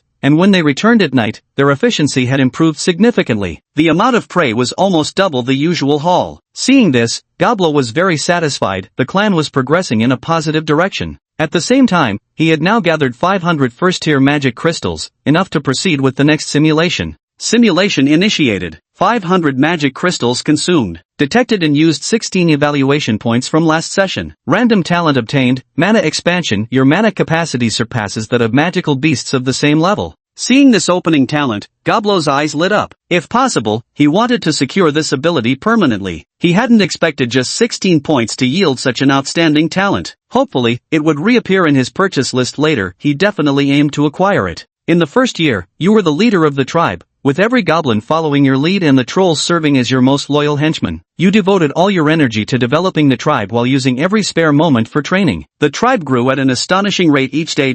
In the second year, through your wisdom, you managed to establish fledgling systems in animal husbandry, agriculture, medicine, and even industry within just a year. The territory also developed a mature evolution method. Under the nourishment of vast amounts of flesh and blood, exceptional goblins like Gobmer and Gobbler evolved into elite-tier creatures in merely a year. Seeing this, you were convinced that Gobmer and Gobbler must possess some unique bloodline talent, which explained their rapid advancement. However, you weren't worried about them surpassing you in strength, as they merely underwent ordinary evolution, while you were undergoing primordial evolution. Moreover, thanks to your medium-sized stomach sac and relentless training, you had already reached level 28 in this short year. It wouldn't be long before you advanced to the chieftain tier creature. So, witnessing your subordinate's swift progress only filled you with satisfaction. By the third year, the tribe's population exceeded 300, and everyone, except newborns, was practically a soldier, with levels almost all above 10. That same year, you discovered an iron mine and crafted a large quantity of iron equipment. The combat strength of your tribe increased dramatically, and their living standards improved as well. Chapter 25, The Ghost Tribe. That same year, you found the marshland from your memories. At this time, the swamp had not yet been occupied by the lizardmen tribe, only wild crocodiles lived there. After careful observation, you noticed there was only one elite-class crocodile-type magical beast in the area. Confirming there were no other threats, you charged forward. Your combat prowess was fearsome. Although the elite crocodile magical beast had far superior defense compared to others of its rank, you shattered its jaws with just 2 punches. With 5 strikes, you reduced the heavily armored beast to a bloody pulp. The surrounding crocodile beasts were intimidated by your overwhelming strength. You ordered the goblins to capture all the crocodiles, planning to train them as mounts for your tribe. With the help of several elite goblins, you captured 30 crocodile-type magical beasts without any injuries. That same year, you located the current lair of the lizardmen. Taking advantage of their lack of preparation, you launched an assault on their nest. Under the ferocious attack of the goblin forces, the lizardman's already weak defenses crumbled almost instantly. The lizardman chieftain, in an effort to protect his people, decided to offer you his daughter as a peace offering. You weren't swayed by the big-eyed beauty the lizardmen sent, but you still spared them and allowed them to join your faction, making your forces even stronger. In the 4th year, you continued to subdue various factions within the magic beast forest, assimilating them into your growing dominion. That same year, you advanced to the rank of a leader-class creature, steadily expanding your influence. However, you soon encountered a new challenge. As your faction grew larger, you gradually attracted the attention of certain powerful entities. Deep within the magic beast forest, a pair of crimson eyes had already locked onto you. You had no inkling of the impending danger. On an ordinary night, just as you finished your training and prepared to sleep, a tall, pitch-black figure emerged behind you. Before you could react, the massive presence seized control of you, its overwhelming aura rendering you nearly immobile. Struggling, you turned your head and looked up at the shadowed face only to recognize the towering form of a colossal Oni. Seeing you turn around, the ghost tribe seemed utterly astonished. A mere leader-class creature that can actually move under my aura pressure, truly extraordinary. No wonder it commands so many demon kind. Listening to the others' words, you could sense that their power was unimaginably vast, at least on the level of a lord-class being, far beyond anything you could hope to resist. With great difficulty, you managed to speak. You, who are you? You can still speak? How interesting. Little one, come with me. Note, the translation maintains the original's playful yet slightly ominous tone while adapting the phrasing naturally for English. The paragraph structure is preserved as requested. You were knocked out by a shadowy figure and regained consciousness several days later. The moment you opened your eyes, you found yourself in a completely unfamiliar environment surrounded by darkness, seemingly in some sort of dungeon. Just a glance at the iron bars told you breaking free was impossible, so you resigned yourself to staying put, waiting to see what would unfold next. Before long, an elite boarman passed by your cell. Seeing you awake, he said, "Come with me to see the master." You'd better not think of escaping. The outside is full of powerful creatures. If you try to run, you won't like the consequences. Upon hearing the wild boarman's words, you glance outside and realize he's right. There are indeed numerous powerful magical beasts out there. However, escaping was never your intention from the start. You're well aware of the strength of a lord-level magical beast. Slipping away from such a creature would be nearly impossible. So, you resign yourself to obediently following behind the wild boarman, curious to see where he plans to take you. Soon, you were led before a pitch-black castle. Gazing at this ominous dark fortress filled with danger, you secretly planned to acquire one for yourself someday. Following the boarman inside, you soon arrived in a crimson-hued chamber. Raising your head, you saw the ghost clan member who had previously abducted you now standing respectfully beside the throne at the far end. Upon that throne sat another ghost clan being whose cultivation level you couldn't perceive at all. Though unable to gauge this ghost clan member's depth, you knew their power must far exceed lord tier. The aristocratic being continued staring down at you from the elevated position. After a long silence, the ghost finally spoke. "Such a peculiar goblin." "Merely a common goblin, yet you've evolved this far through the arduous path of primordial evolution. To amass so many magical beasts in such short time, even crafting numerous human tools. Is what lies within you truly a goblin at all?" Just 2 glances from this ghost clan member made you feel completely exposed. Their suspicion about your true nature as a goblin didn't rattle you much. You'd weathered greater storms before. Though internally only slightly unsettled, you maintained a perfect facade of terror. The powerful ghost seemed unaware of your performance. The formidable ghost clan member turned to a female companion and said, "Too frightened to speak? No matter, he's just a leader-tier magical beast after all. Oriole, he'll be under your care henceforth. Educate this creature thoroughly." "Yes, my king." Upon hearing the female demon race's address to the powerful demon, you understood why this demon was so formidable. He was none other than the Demon King. Afterward, the female demon took you to her domain. Once brought back by her, you grew extremely nervous, for in your current form you were quite a handsome goblin. You feared this female demon named Ying might have improper intentions toward you. However, as you took in Ying's curvaceous figure and her exquisitely enchanting face, your apprehension gradually melted away, replaced by anticipation. Initially, Ying didn't pay you much attention, merely treating you as an ordinary leader-class creature and assigning you to manage a small squad composed entirely of elite-level monsters. Faced with this situation, though you deeply worry about your tribe, you have no choice but to compromise and trust that Cobra and the others can manage the tribe well. After taking command of this combat squad, you encountered some troubles. These members were all troublemakers who refused to follow orders, and people from other squads deliberately provoked you. Realizing such things couldn't be tolerated, you brutally beat up everyone who caused trouble, including your own subordinates. You succeeded in bringing your squad under control. Chapter 26, Secret Realm of the Ghost Tribe. In your 5th year, you had spent an entire year in the territory of the Oni clan. During this time, you demonstrated exceptional managerial skills and rapidly grew in strength, becoming the most powerful leader-level creature in the Oni territory. You could even hold your own against the weakest of the chief-level beings. Eventually, Ing recognized your worth and began to focus on nurturing you, constantly trying to recruit you as her right-hand subordinate. From time to time, she would offer you rare resources to aid in your strength progression. That same year, you heard that under Goblin and the others' leadership, your original tribe was developing quite well. This put your mind at ease. Your 6th year saw a major transformation under Ying's full support. You mutated into a fiendish goblin warrior, with your level cap increasing by 11. Your strength now surpassed most chief-level creatures. After the mutation, your appearance changed drastically. Your skin darkened from green to a rugged black, your eyes turned blood red, your fangs protruded outward, and a massive, lifelike demonic visage appeared on your back, as if you were truly a fiend from hell. Most magical beasts wouldn't dare approach you just from your terrifying presence, let alone engage you in combat. But after these changes in your appearance, Ing began interacting with you more frequently. You didn't realize that your new look perfectly matched the aesthetic preferences of the Ghost Clan. Aside from the fangs, your features were actually quite handsome. Like vampire teeth, your fangs could retract too, though you usually kept them exposed around the clock to intimidate magical beasts. Your level had reached its limit by the 12th year, ready to break through to become a leader-class creature at any moment. Even as just a chieftain-class being now, you'd already gained considerable fame throughout the Ghost Clan. 99% of existing leader-class creatures were no match for you. One night, Ing summoned you to her chambers.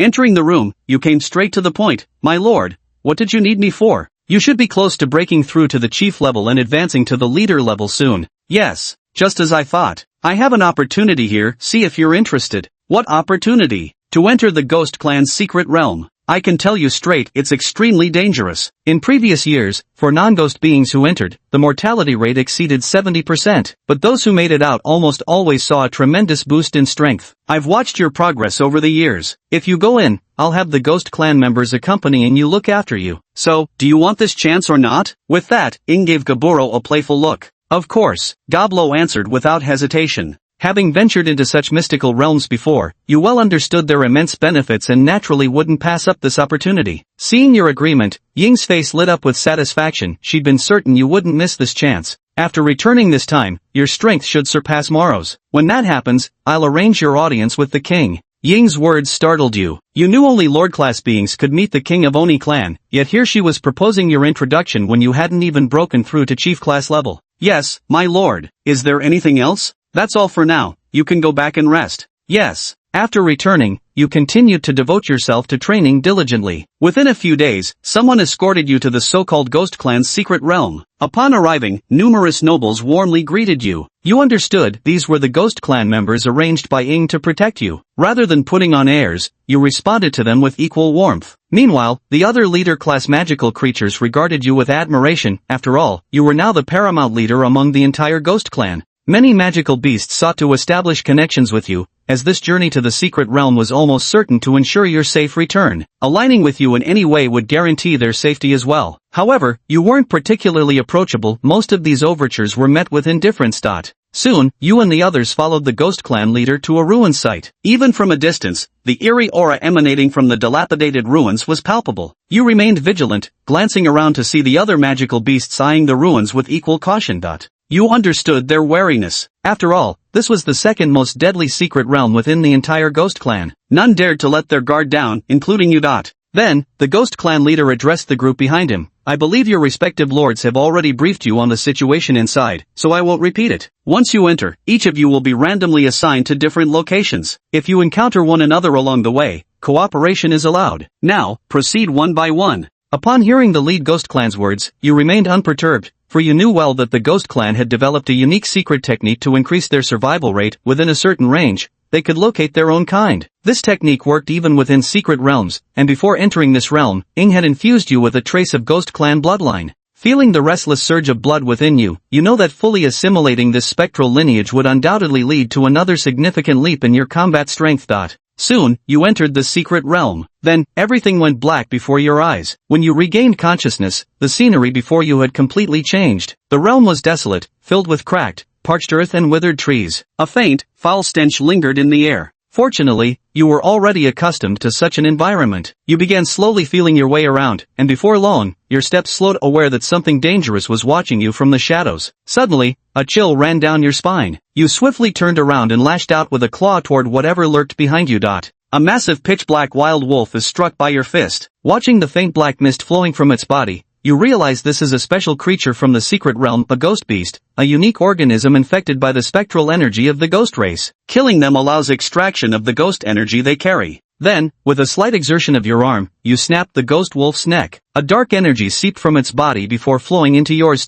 Chapter 27. You don't want to be trapped in the Ghost Clan's secret realm forever, do you? As the black aura seeped into your body, you could feel the trace of demon bloodline that Nightingale had infused into you growing more volatile. At the same time, your physical strength seemed to increase slightly. This ghost wolf was merely at the peak of ordinary rank, yet it could bring you such immediate enhancement. You couldn't help but grow even more eager to see what improvements other demonic beasts might offer. Soon after, you ventured deeper into the secret realm. Before long, you encountered new spectral beasts, more ghost wolves, their strength comparable to those you had faced earlier. This time, however, their numbers differed, 3 in total. You dispatched them effortlessly and extracted 3 wisps of ghostly energy.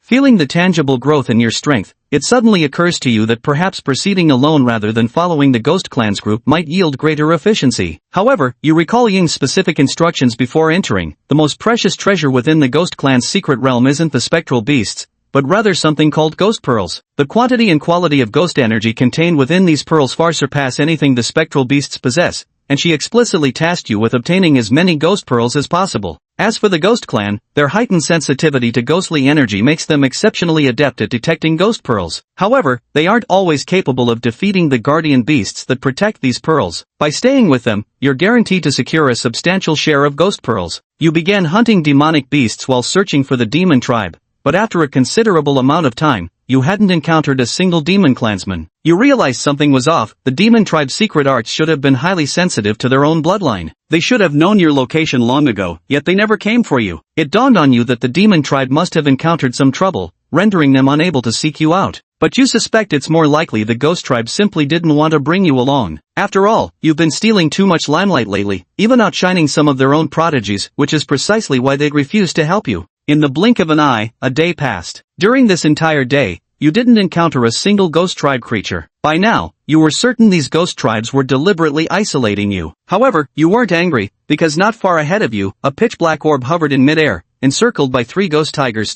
You can tell that these 3 ghost tigers are all at the leader level in strength, and ghost beasts are generally about 30% more powerful than normal magical beasts. Still, you only find them slightly troublesome, even feeling a bit excited, because leader-level creatures are bound to provide significantly more ghost energy than ordinary ones. Upon spotting you, the 3-headed ghost tigers charged like 3 spectral shadows. Suddenly, the fiendish tattoo on your back opened its eyes as crimson patterns began layering across your body. Then, astonishingly, a second head and 2 additional arms sprouted from your form, transforming you into a twin-headed, 4-limbed entity with drastically amplified attributes. This was the skill you had unlocked after evolving into a fiendish goblin, Demon's Embrace. Throughout its duration, the damage you endure is doubled, but in exchange, every other attribute surges twofold as well. 3 spectral tigers charge at you from 3 different directions. Also leader-class creatures, these specimens are among the elite of their kind. Yet you are the elite among elites. Your left and right hands block 2 of the monstrous felines, while the 2 newly grown arms on your back seize the third. Fighting 1 against 3, you maintain absolute parity in raw strength.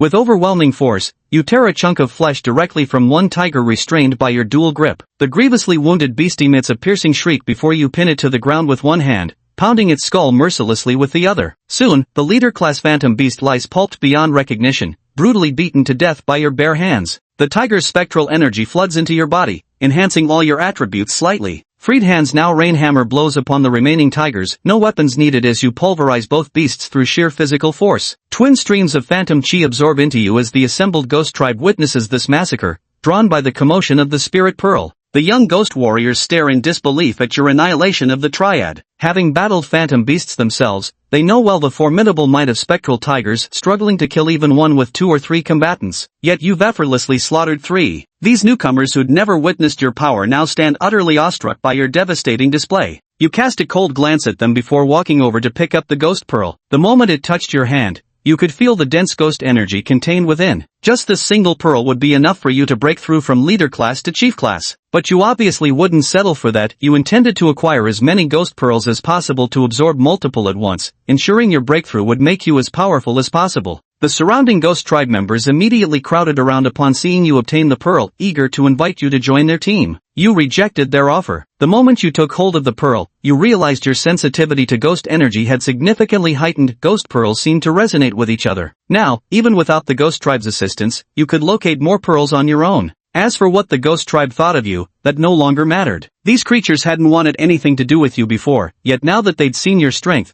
they suddenly wanted your help to boost their efficiency. As if things could ever be that easy. Are you seriously refusing to join us, Gobro? Let me make this clear, this is Lady Ying's direct command. Do you dare disobey Lady Ying? Heh, now you're bringing up Lord Ying's name. Who do you think you are to even mention Lord Ying? Where was this invitation earlier? Only after seeing my true power do you come crawling, a pack of filthy hyenas. Goblo, let me make this clear, this is the Ghost Clan's secret realm. Creatures who enter often never leave, and even talented beasts have perished here before. You wouldn't want to be trapped in the Ghost Clan's realm forever, would you? As the leading Ghost Clan member spoke, the surrounding ghosts began closing in. You regarded them coolly, though with some hesitation. It wasn't that you couldn't defeat them, but considering past trials where only a few Ghost Clan members typically perished and now facing 11 at once, slaughtering them all would undoubtedly trigger a full investigation from above. Chapter 28, The Leader Class Earth Dragon. As the surrounding Oni drew closer to you, you made a snap decision. Escape plans could wait for later. If you hesitated now, death would claim you here and now. Reactivating Oni possession, a terrifying aura instantly enveloped you. Taking a glance at the surrounding Oni tribesmen, the weaker ones instantly recoiled under your gaze. They had all heard rumors of your infamous reputation, and after witnessing you slay the three-headed demon tiger moments ago, their fear of you only deepened. Even the leader of the Oni, whose eyes now carried a hint of trepidation, had assumed you would back down, never expecting you to confront them head-on. Now, there was no graceful way for him to retreat. You could sense the dilemma of the leading ghost tribesman, but life had always been harsh for you among the ghost tribe. Survival meant building a reputation of ruthlessness, so today, even if it meant slaughtering every single ghost tribesman here, you wouldn't back down a single step. Besides, you knew full well that Ying would spare no cost to protect you, as long as you demonstrated strength formidable enough. Seeing your readiness to strike, the lead demon's eyes flashed with a hint of ferocity. But before he could issue any command, you struck first, charging directly at him. The surrounding demons immediately lunged to intercept you. The targeted demon leader resisted instantly. Each demon possessed a unique innate ability, and this one's trait was the Vajra Wicked Ghost, an exceptionally formidable talent. After unleashing this move, all attributes increase by 30%, defense doubles, and all skill potency receives an additional 50% boost. An overwhelmingly powerful ability. When you witnessed the opponent activate Evil Ghost Vajra, you understood why he had become the leader of these ghost tribes. Possessing such a rare talent, it was only natural for him to claim leadership. Yet, it means nothing before you. Compared to the enhancements from your malevolent ghost possession, Evil Ghost Vajra is utterly insignificant. Their attribute bonuses aren't even in the same league.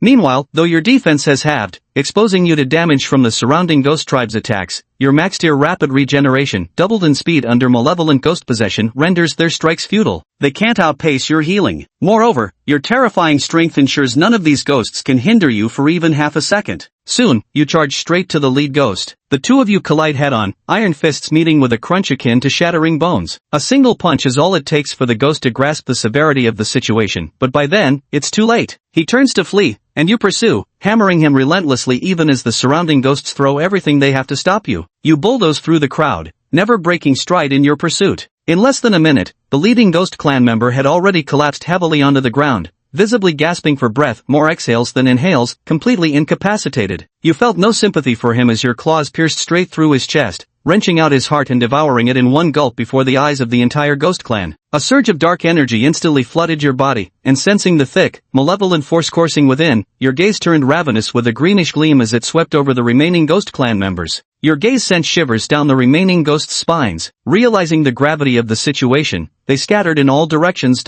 Stop, all of you, you bellowed angrily. Every ghoul in the vicinity froze, then slowly turned to face you with fearful expressions. You coldly said to the nearest Ghost Clan member, "Do you know how Amo died?" Seeing your indifferent expression, the ghost gulped, then suddenly remembered something and hastened to say, "Amo was killed by Ghost Tiger." Seeing how cooperative they were, you nodded approvingly before continuing, "You've all heard how Amo died. Now tell me, how exactly did Amo meet his end?" "It was killed by a ghost tiger." "Killed by a ghost tiger." Seeing the ghost clans declaring their positions one after another, you nodded in satisfaction and said, remember well how Amo died. Disperse now, I'll handle Amo's affairs." At the sound of your voice, the ghosts acted as if granted amnesty, hastily fleeing. Watching their retreating figures, you knew full well that some would surely spread word of how you had killed Amo. But you were certain even if you had slaughtered every last one of them, Ing would still protect you. With just one killed, it would be even easier for her to shield you. You examined Amo's body and eventually found a ghost pearl on him, though the ghostly energy it contained was far weaker than the one you possessed. This further confirmed your belief. Without your assistance,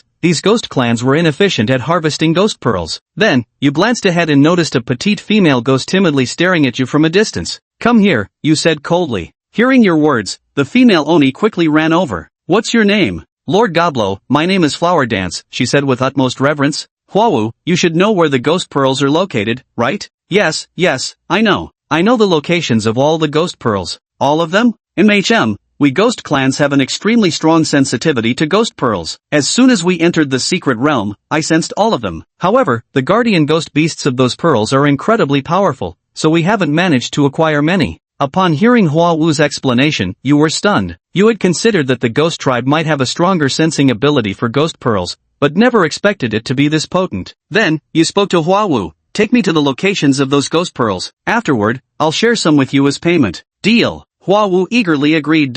Afterward, you followed Hua Wu in search of the ghost pearls. Along the way, any ghost beasts you encountered were instantly annihilated by you, giving Hua Wu a first-hand experience of being carried by an overpowered ally. Soon, you found one of the ghost pearls, though upon seeing its guardian, you finally understood why Hua Wu had said they were powerless against those creatures. Guarding this ghost pearl was none other than a leader-class earth dragon corrupted by ghost energy. You recalled Ing once telling you that draconic creatures were fundamentally different from other beings, only those of the purest bloodline possessed peak strength. While ordinary magical beasts gained some degree of power when tainted by ghost energy, dragons were the opposite. Pollution from diluted bloodlines would only weaken them.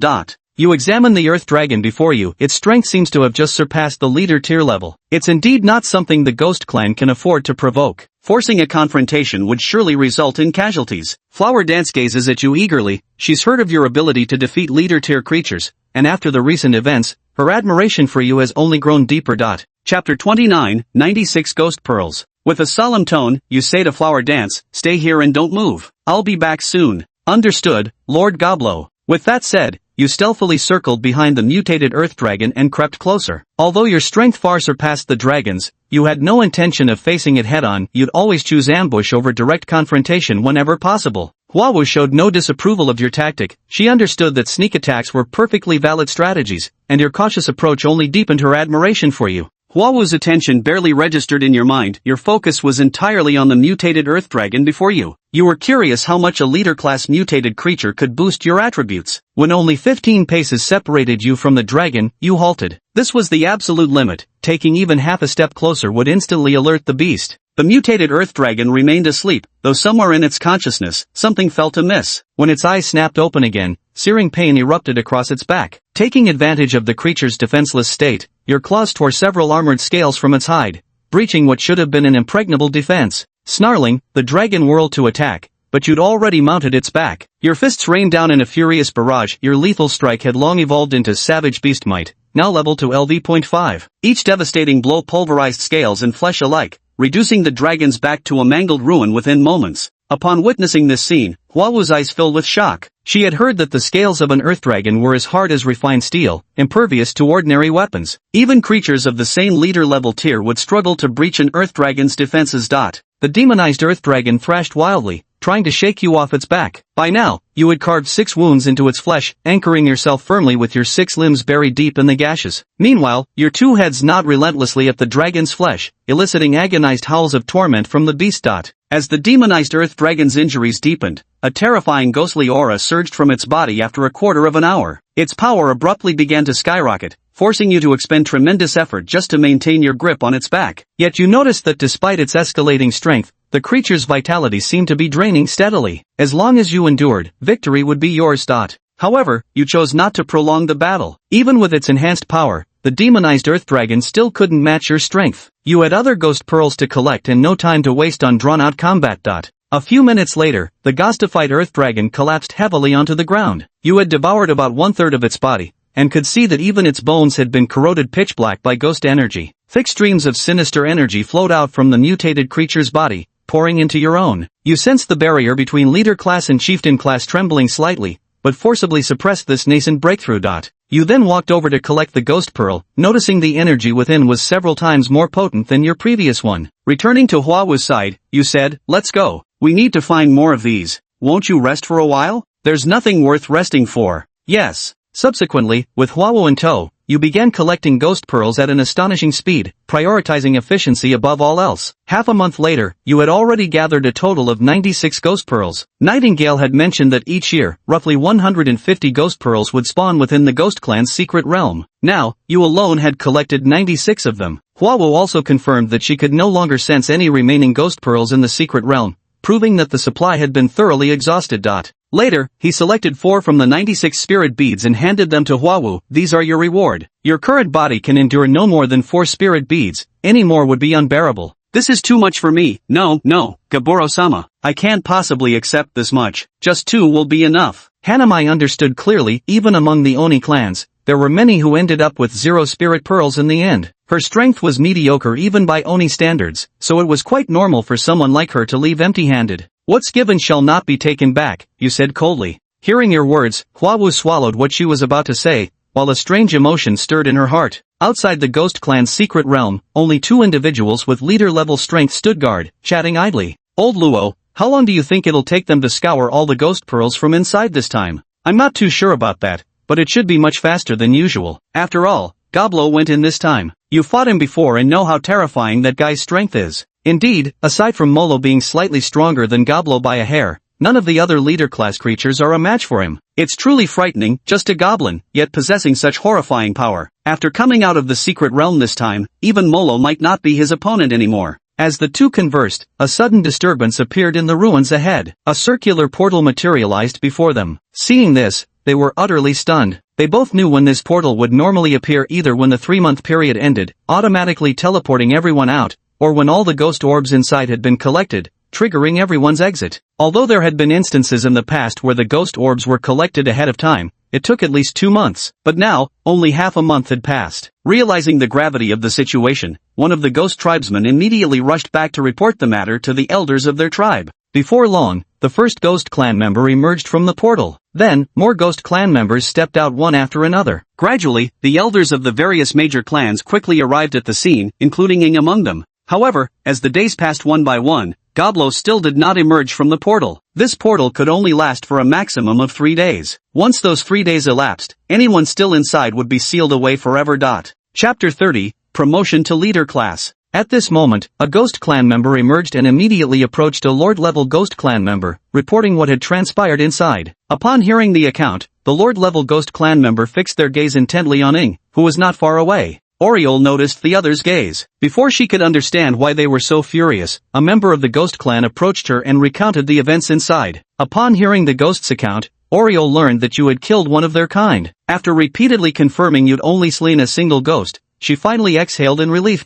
Day 3, and the portal still hasn't closed. This proves there are still people who haven't come out. Everyone knows you're definitely still alive. If anyone hasn't emerged by now, it's most likely you. In the afternoon, you finally stepped out of the portal, now towering at an imposing 3.5 meters tall, a far cry from your previous stature. Over these 3 days, you successfully ascended to chieftain rank, undergoing another beneficial mutation due to your ghastly aura, further evolving along the path of the Oni kind. You have now become an extreme Oni Goblin Berserker, boasting a level cap 13 tiers higher than ordinary chieftain tier creatures while mastering 5 chieftain tier skills. Huawu emerged alongside you, having vigilantly guarded your side throughout these 3 days to prevent any ambushes by other spectral beasts. But the moment you emerged, a lord-class demon frenziedly charged at you. Ing was the first to react, trying to block it, yet the assault was too sudden. His strike landed on you first. "Beast, you'll pay with your life for my son." You realize the ghost clan member before you is Amo's father, and understand he genuinely intends to kill you. Watching the ghostly claws rapidly enlarging before your eyes, a massive spectral hand expanding until it seems tragedy will strike in the next second. Even though you've recently advanced to chieftain rank, no one believed someone who could defeat chieftain-level creatures as a leader could possibly challenge a lord-level being now. The next instant, you catch the ghostly hand with both palms before being sent flying. Though your strength far surpasses ordinary chieftain-level creatures, there's still a gap compared to a true lord-level being. Yet the attack, formidable enough to slay even elite chieftains, only leaves you with minor injuries. Then, Ying's claws pierce through the chest of that lord-level ghost. Her face twists into a storm of fury. After all the time she's spent nurturing you, just as the harvest was finally within reach, someone else had the audacity to strike you down. Though injured by Ying's sneak attack, that lord-class ghost creature could still withstand her assaults. Just as their battle was about to intensify, you leisurely climbed up from the ground, dusted yourself off as if nothing had happened. Everyone stared at you with astonished eyes. They hadn't expected you to survive such a terrifying attack. Then you smiled at Ying and said, "Lady Ying, I'm fine. Weren't you going to introduce me to the king? You're unharmed?" Ying responded with evident disbelief. Hearing Ying's words, you carefully examine your body and soon discover a nearly healed wound on your chest. Then you say pitifully, "I'm hurt, it's even bleeding." Looking at your almost healed wound, Ying's eye twitches uncontrollably. But the one with an even more numb expression is the lord-level ghost tribe member who ambushed you. The hole in his chest from being impaled by Ying is still dripping blood. When he sees the tiny wound on your chest about to fully close, he nearly coughs up blood in frustration, almost dying of gloom. However, he doesn't continue attacking you afterward because Ying is now on guard. Even if he strikes again, he couldn't possibly kill you on the spot. He says coldly, "Regarding my son, I will demand justice from the king." With that, the leader of the ghost tribe leaves the scene. Ying then walks over and reassures you, "Don't worry. I already understand the situation. With your current talent and strength, not even the king can truly do anything to you." "Yes, Lord Ying." Seeing your calm demeanor, Ying was extremely satisfied and then asked, "How strong are you now? How much have you improved after advancing?" As she spoke, Ying stared intently at your body. After the evolution, your appearance had become even more striking. Your features alone could almost rival those of an elf, and combined with your muscular physique, your masculine charm was off the charts. It seemed Ying was tempted to use her authority to push you into crossing some boundaries. "My strength? I think I should already have no rivals at the same level. As for how wide the gap truly is between me and a lord-level being, I'm not entirely sure yet. I might need your help to test it out. I hope that wouldn't be too troublesome for you, Lord Ying." If someone else asked for testing, I'd naturally find it bothersome. But for you, no amount of time would ever feel like a hassle. As she spoke, Ying's gaze grew increasingly unrestrained, as if trying to see right through you. Facing Ying's gaze, you didn't feel the slightest bit embarrassed. After all, she had always looked at you that way. It was just more blatant now. What you didn't notice was the faint hint of hostility in Hua Wu's eyes as she watched Ying from not far behind. "Then I'll trouble you, Lady Ying." Follow me." You followed Ying back to your clan's territory, where she conducted a strength test on you. Deliberately restraining part of your power, you didn't reveal your true capabilities. Even so, the strength you displayed still left Ying thoroughly astonished. Later, Ying led you before the king. Amo's father was also there, seemingly lodging a complaint against you. Originally, you were to be punished, but after you displayed formidable strength, the king revoked the penalty and assigned you a new position, granting you rights equal to those of an ordinary lord-level ghost clan. The Ghost King's fondness for you exceeded your expectations. You knew that with lord-level privileges, you could essentially do as you pleased within the Ghost Clan's territory. Thus, you could now check on the progress of your former kin and search for Kaina's whereabouts. However, you didn't overlook Ying's feelings. Over the years, she had treated you well, so you had no intention of abandoning her. After acquiring your own territory, your first action was to seek her out in hers. Chapter 31, Simulation Year 19. Late at night, you arrived at Ying's room and gave her what she had always wanted. The next day, Ying walked out of the room with a gentle expression, holding your arm. Her subordinates stared at you in disbelief, as if astonished that someone could actually tame Ying. That same year, you briefly left the Oni tribe and sought out your former clan. You discovered that Jebula had become their leader. Upon seeing you after so long, Jebula was overjoyed. After some persuasion, you successfully convinced them to join your territory. In the 13th year, your power grew even stronger, but it also brought trouble. As only a leader-tier individual yet possessing your own exclusive territory, many within the Oni tribe resented you. They frequently targeted your subordinates in underhanded ways, slowing the development of your domain. You were fully aware of all this but chose to endure silently, biding your time for the perfect moment to strike back with devastating force. Year 18, your strength advances at a miraculous pace, now allowing you to fight evenly with weaker lord-tier creatures. Of course, this is merely the power you display. Your true strength has already reached mid-level lord-tier. Such formidable combat prowess is entirely thanks to your skills. Your skill proficiency is terrifyingly high, far surpassing ordinary ghostkin. Most lord-tier creatures don't even match your skill mastery. That same year, thwarted by your rapid growth, those who once constantly troubled you gradually vanish without a trace, with some even resorting to flattery and ingratiation. Though you've gained the ability to retaliate in earnest, you choose to continue biding your time. That same year, you depart the Demon Beast Forest and journey to the Kona Plains, where you successfully rescue Kaina. However, your terrifying appearance frightens everyone except her away. Gazing at Kaina's panic-stricken face, you whisper softly, "You're a half-elf, aren't you? Not pure human." Kaina stared at you in disbelief. Although she possessed half-elven blood, she had always disguised her lineage skillfully, something no one should have been able to detect. Yet you had seen through it at a single glance. "It seems my guess was right, you are indeed a half-elf. Come with me, I'll take you to a place better suited for your survival. In the human world, you probably haven't been living happily." Upon hearing your words, Kaina froze for a moment before nodding in agreement to accompany you to the monster beast forest. "I understand. You saved my life, so of course I'll follow your lead," Kaina replied timidly. Then, with Kaina by your side, you returned to the demon beast forest and arrived at your territory. After bringing Kaina to your territory, you began struggling with how to explain this to Ing, since you were definitely going to marry Kaina in the future. However, Ing soon discovered Kaina's arrival. Surprisingly, she wasn't particularly angry. She simply pulled you into a room and calmly said, "You can have other mates if you want, but I want you to promise that I'll always be the top priority." You agreed to Ying's demand almost without hesitation, and then you kept Kaina by your side as your personal assistant. Sharing the same room with you, Kaina nervously glanced around the surroundings. She had never imagined that such luxurious architecture existed within the demon beast forest. Moreover, during the journey here, the ghost tribes and high-level demon beasts had all treated you with great respect, making Kaina even more cautious. She couldn't understand why a high-ranking demon like you would appear in a place like the Kona Plains, let alone save a minor character like her. At the moment, you were reading at your desk. You had long noticed Kaina's nervousness, but you deliberately avoided saying anything to reassure her, like telling her to relax or make herself at home. You simply carried on with your usual routine, except now, there was just an extra little assistant around to help you with minor tasks. "Kaina, bring me the 7th book from the left on the 3rd shelf of the 2nd bookcase." Upon hearing your request, Kaina quickly stood up to fetch the book you wanted. Upon retrieving it, she noticed it was written in human language. Though surprised that a creature like you would study human knowledge, she dared not ask. Since she didn't ask, you naturally didn't explain. Knowing through simulation that your memories might be inherited intact by your outer self, you intentionally absorbed this world's knowledge to expand your repertoire. 19 years later, Kaina had fully adapted to life with you and frequently stole glances your way. You knew she'd fallen in love with you now, and decided to find the right moment to address the unspoken bond between you. At night, seeing Kaina sitting properly in the distance, you say, "Kaina, I heard you've been reading books on alchemy lately. Are you planning to become an alchemist?" "Yes, Lord Goblin, becoming an alchemist has been my dream since childhood." "In that case, when you have nothing to do while sitting here, you can read books on alchemy and study. If there's anything you don't understand, you can also ask me. I have some experience in alchemy as well. By the way, do you have any alchemy books with you that you usually read? I can take a look at them for you."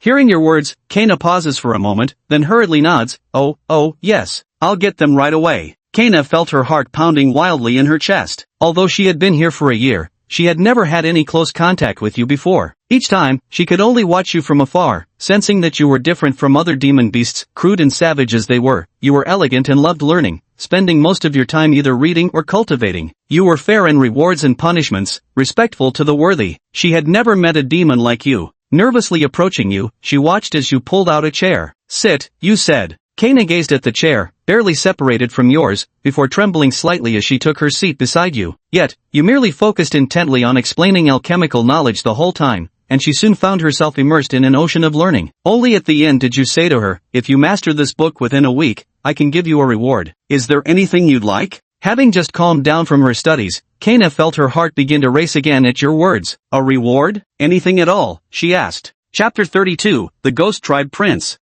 I can fulfill some of your requests, even if they're a bit excessive," you said with a hint of seduction in your tone. "Then, Lord Goblin, could you take me for a tour around the beast forest? I've always stayed within the ghost tribe's territory and haven't seen other places. Take you out for a stroll? I'm quite busy every day." Hearing your words, Kaina felt a bit downcast. "Too busy, huh? Well, of course, you're an important person after all. Why would you care about the thoughts of someone as insignificant as me? If Kaina actually manages it, I'll have no choice but to toss all my work onto Goblin and the others and go out for a stroll with you instead." After you finished speaking, Kaina froze for a second before realizing you had just agreed to her request. "I won't go unless you've thoroughly mastered this book," you reminded her. With that, Kaina hastily began studying the book in her hands. A week later, you took Kaina on a leisurely stroll through the relatively safe and scenic areas of the monster beast forest. Along the way, under the pretense of worrying she might get lost, you held Kaina's hand. Once your fingers intertwined, she seemed to lose all will of her own. Wherever you led, she followed without question. Thanks to your presence, the entire journey passed without encountering any danger. A few months later, Kaina became a concubine in your domain. Meanwhile, a significant event occurred within the Oni clan. The Oni king's child was born. This child possessed imperial-level potential, destined to become an imperial-tier powerhouse upon reaching adulthood, surpassing even the Oni king. A month later, you were fortunate enough to witness the child of a ghost king. The ghost race consists of natural-born powerhouses, where even the most ordinary ghost is at least an elite-level creature upon birth. However, the child of a ghost king is different. At just 1 month old, its strength has already reached the leader tier, making you lament the unfairness of the world. You struggled desperately for 20 years to reach the leader tier, while some are born directly as leader tier beings. In the 20th year, the Ghost King summoned you in person. You were somewhat puzzled by this summons, unable to understand why the Ghost King chose this particular moment to call for you.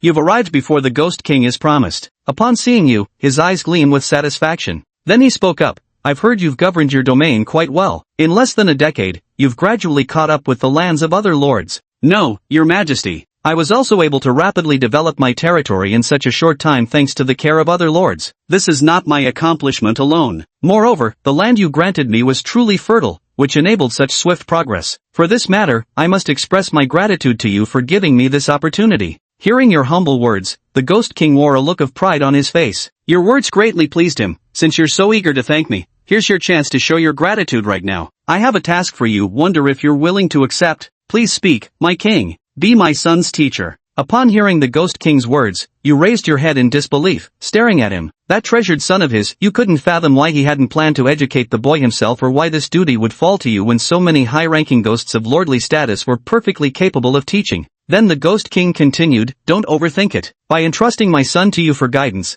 I naturally have confidence in you and recognize your abilities. Just focus on teaching him properly. I'll be inspecting his progress soon. Yes, my king. You did not entirely believe the Ghost King's words. You sensed that something must have gone wrong within the Ghost Tribe, and most likely, the problem lay within their own ranks. Otherwise, the Ghost King would never have entrusted his precious son to be mentored by someone who wasn't even part of the Ghost Tribe. Alright, come with me. I'll take you to meet my son. Yes. Before long, you once again laid eyes on the Ghost King's son. Gazing at the child who barely reached your shin while surrounded by a group of high-ranking ghosts fussing over him, you fell deep into thought. Noticing your arrival, the ghostly prince immediately rushed toward you, shouting, Father, MHM, meet your new tutor. From now on, you'll be training under him in his domain. At the Ghost King's words, his son shot you a fleeting glance before instantly losing interest. Though your current form bore striking resemblance to the ghost folk and radiated potent spectral energy, you ultimately weren't one of them. Realizing this brat looked down on Goblinkind, you decided this cocky youngster needed to be taught a proper lesson.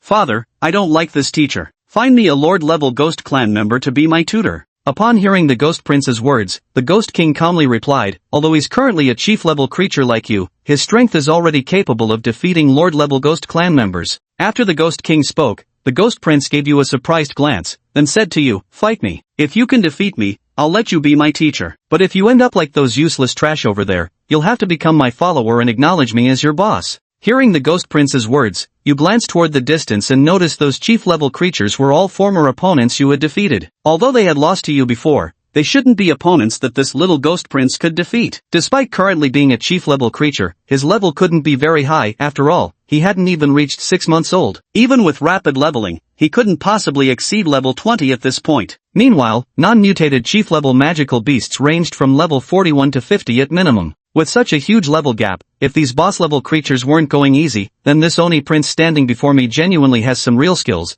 you thought to yourself before nodding seriously. Alright, if I lose, I'll become your underling. If you lose, you acknowledge me as your teacher. That's the deal, right? Not entirely stupid. As he finished speaking, a 5-meter-tall demonic idol materialized behind him, essentially an enlarged version of the Oni prince himself. You recognized this skill, the Oni Path Idol, an ability only Oni lords or higher could comprehend. Yet this Oni prince, still at boss level, had already mastered it, proof enough of his terrifying natural talent. Realizing your opponent truly possessed remarkable abilities didn't make you nervous, because you had more than just some skills yourself. Then, the Oni prince came charging toward you. 1 minute later, the Oni Path Idol dissipated. The Oni Prince stood before you and the Oni King with a face swollen like a pig's head, his posture radiating perfect obedience. Chapter 33, A Natural Bad Seed. My king, you can rest assured and leave Prince Moli to me. I will teach him well. Well, Xiao Luo, I have complete confidence in your abilities. Since Shaoli is under your care, I naturally won't pry any further." With that, the Ghost King left the place. Watching his retreating figure, you found yourself deep in thought. Ever since you first met the Ghost King, he had always been gentle and amiable, a trait that struck you as very strange,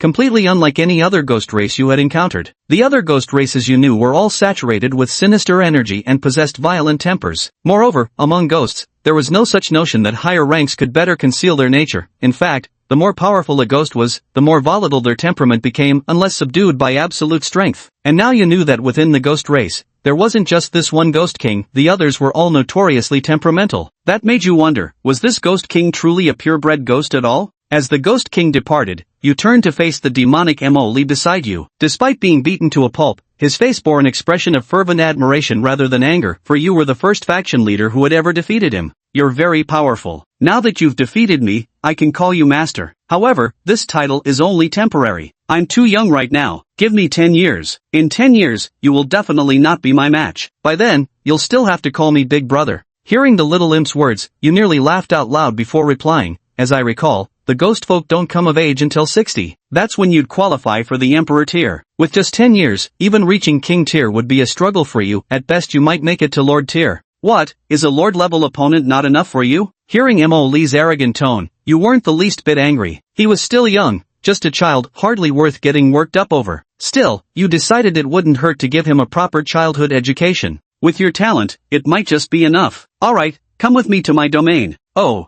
as you spoke, you led Mo-Li toward the direction of your territory. The further you strayed from the central clan lands, the more you became convinced that something momentous was about to unfold among the Ghost Tribe. After all, your fief was the most remote region in the entire Ghost Realm. What reason could the Ghost King possibly have for sending his own flesh and blood to such a forsaken place without cause? As you were deep in thought, Molly's minor movements suddenly caught your attention. While passing by a shrub, he precisely snatched out a wild rabbit hiding within. Then, one by one, he began plucking the fur from the rabbit. Listening to the creature's agonized cries, Molly's eyes gleamed with unmistakable delight.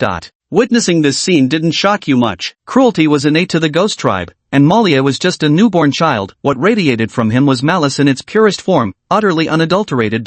You took the hair from Malia's hands, swiftly snapping its neck to grant it a merciful death. You had no intention of teaching Malia better, knowing full well that Ghost Tribes were born wicked through and through. Trying to reform them would only bring trouble upon yourself.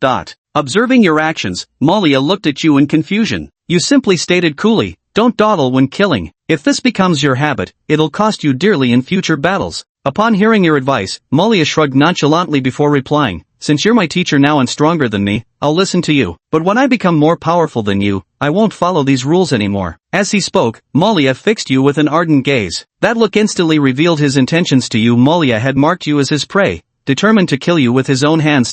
You didn't bother wondering where you might have offended Mori, because you knew the hatred of ghost clans had no reason. Most of the time, they simply wanted you dead. Realizing this, you decided to train even harder, striving to never let Mori catch up to you. Before long, you brought Mori back to your territory. Seeing the harmony within your domain, so utterly different from the Ghost King's territories, Mori was utterly astonished, as he had never witnessed such peace before. What followed immediately was overwhelming disgust. He couldn't stand the sight of this place and wanted to destroy it. "Your Majesty, come with me. I'll show you where you'll be staying from now on." Noticing Mori's dazed expression but failing to recognize the eerie shift in his demeanor, you assumed he was simply marveling at such a sight for the first time. "Right," Mori replied coldly. Afterwards, you took Moli to the military camp, intending for him to first learn how to manage the army while also observing the lifestyle of the lower-ranking soldiers. By experiencing the hardships of those at the bottom, he would become better equipped to govern the Ghost Clan in the future. Looking at the orderly army before her, Molly didn't quite understand your meaning. You explained your thoughts to her. "Your Majesty, you already possess the capability. You simply need to learn how to be a proper emperor. Managing troops is just one of the many skills you must master. Rather than me telling you, it would be better for you to experience this life firsthand. Of course, given your formidable strength, your training regimen won't be quite the same as an ordinary soldier's." Upon hearing your words, a glimmer of excitement flashed in Morley's eyes, for he could sense that the bloodlust radiating from every demon in this military camp was several times stronger than that of ordinary demons. This was an extraordinarily terrifying army, and he loved this place. 6 days later, Morley was training drenched in sweat. After observing him these past few days, you noticed that Morley's physical stamina wasn't particularly strong. Assigning him 4 times the training load of an ordinary soldier had already pushed him to his limit. It seemed Morley's strength didn't stem from his attributes, but rather from the powerful innate skills he was born with. During these 6 days, you witnessed just how terrifying a ghost clan member with Imperial-level potential could be. Through your hellish training regimen, Molly's level rose directly by 1 rank in just 6 days. Such rapid progress seemed nearly impossible in your eyes. The soldiers in your camp, seeing this child complete training tasks several times more intense than their own, became even more diligent in their own practice.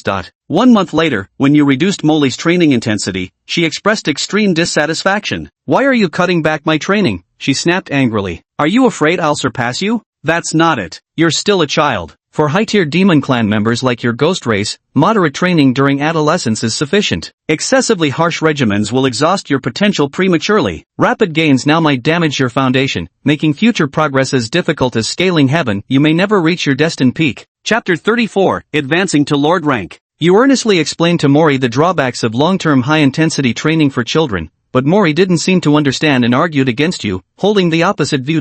"Those are just ordinary Oni kids, how can they compare to this emperor? Teacher, I think I can handle even more training. This current load is nothing." Hearing Mori's excuse, you weren't angry. Instead, you calmly explained, "Mori, truly top-tier powerhouses are never mere brutes who rely on brute strength alone. Reducing your training now is because there are other, far more important things for you to learn, things that will make you even stronger." Your words successfully shifted Mori's focus, and she agreed to moderately reduce her training load to follow your lead in learning other things. You used this freed-up time to teach Mori the knowledge a ruler should master and how to become a true sovereign.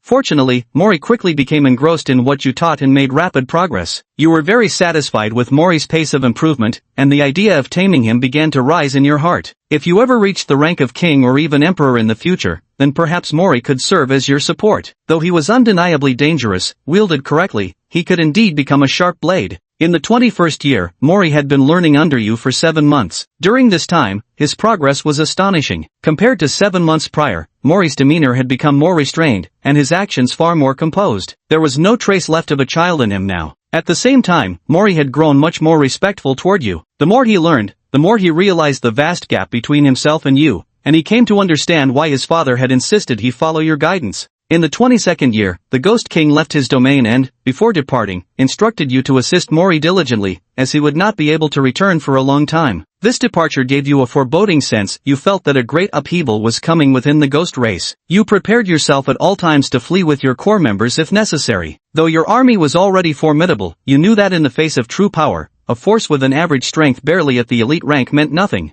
That same year, internal conflicts erupted within the ghost race. Battles broke out between the territories of various clan leaders, and your domain was no exception. Among them, Amora's father, Anara, took advantage of this rare opportunity to repeatedly harass your lands. Rather than being troubled by Anara's attacks, you saw it as a chance to temper Mori further. Currently, Anara's army has divided into 3 routes to launch an attack on our territory. I plan to have you intercept one of these forces. Of course, I'll send Gobmo to assist you. Although Gobmo is only at the peak of the leader level right now, he's experienced, calm, and level-headed. With him by your side, he can provide considerable help. If you encounter any problems you can't solve on your own, you can always ask him. Yes, teacher. Which force have you chosen to intercept? As you spoke, you showed Molly the map. Anara's army was brutally simplistic, mechanically divided into land, sea, and air forces attacking your territory without the slightest attempt at coordination between these troop types. After careful consideration, Molly ultimately chose to lead a force to engage the aerial troops. Watching the anti-air units Molly selected and the contingency plan she prepared, you nodded approvingly to yourself. Though this was Molly's first battlefield command,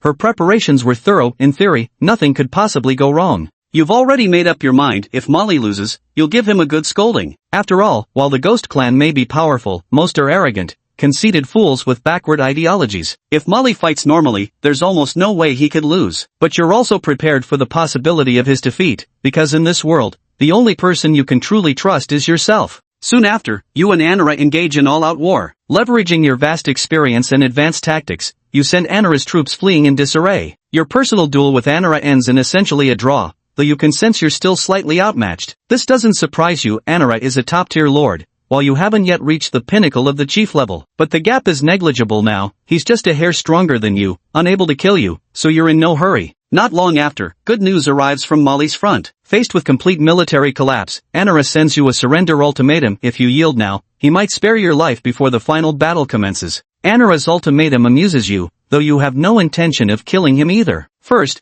you're uncertain when the Ghost King might return. Second, at your current strength, eliminating Anara is genuinely impossible. You approach Ing, hoping she'll join forces with you. Given your marital bond, you'd assume she'd agree without hesitation, yet unexpectedly, she refuses your request. After being rejected by Ing, you weren't particularly surprised. For Ing, she was only attracted to your physical appearance, not who you truly were as a person. Moreover, your rapid progress over the years had long surpassed her control, making you practically a formidable enemy in her eyes now. After the rejection, you felt slightly disheartened, but quickly rallied your spirits. You came to realize that without Ying's help, the worst outcome was merely being unable to kill Anara for now. You could always wait until breaking through to Lord level before taking Anara's life. It wouldn't be too late by then. Half a year later, you completely crushed Anara's armies. Unable to accept defeat, Anara chose not to flee but challenged your entire army alone. After 7 days and nights of relentless battle, Anara fell from exhaustion. Though your forces suffered heavy casualties, you gained all of Anara's territories and acquired a trove of rare treasures.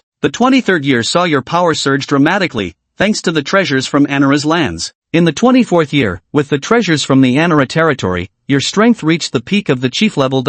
In the 33rd year, your strength breaks through to the Lord tier, evolving into an ultimate malicious goblin hero. Your height reaches 5 meters, and your power increases substantially. Your level cap is 10 levels higher than that of ordinary Lord tier creatures. If a beneficial mutation occurs, each evolution consumes 3 levels of the mutation's upper limit. Chapter 35, You can't bear a single day of such humiliation. That same year, Ing heard news of your breakthrough but didn't come to congratulate you in person. Instead, she allied with other ghost clans, planning to launch a joint crusade against you. Ying's betrayal didn't surprise you at all. Years ago, your relationship had already fractured, through no fault of your own. Ing, a domineering woman, simply couldn't bear the thought of her partner surpassing her. Yet, in her own twisted way, she still loved you. Her affection was just morbid. She intended to cripple you first, then keep you by her side for the rest of your life. Ironically, you shared a similar mindset. Despite the terrifying alliance of the 6 Ghost Lords, you knew they posed little threat to your life. In one-on-one combat, you were confident of swiftly eliminating any of them. After defeating them, your plan was to drag Ing back and teach her a lesson she'd never forget. Though you faced the combined forces of 6 lords,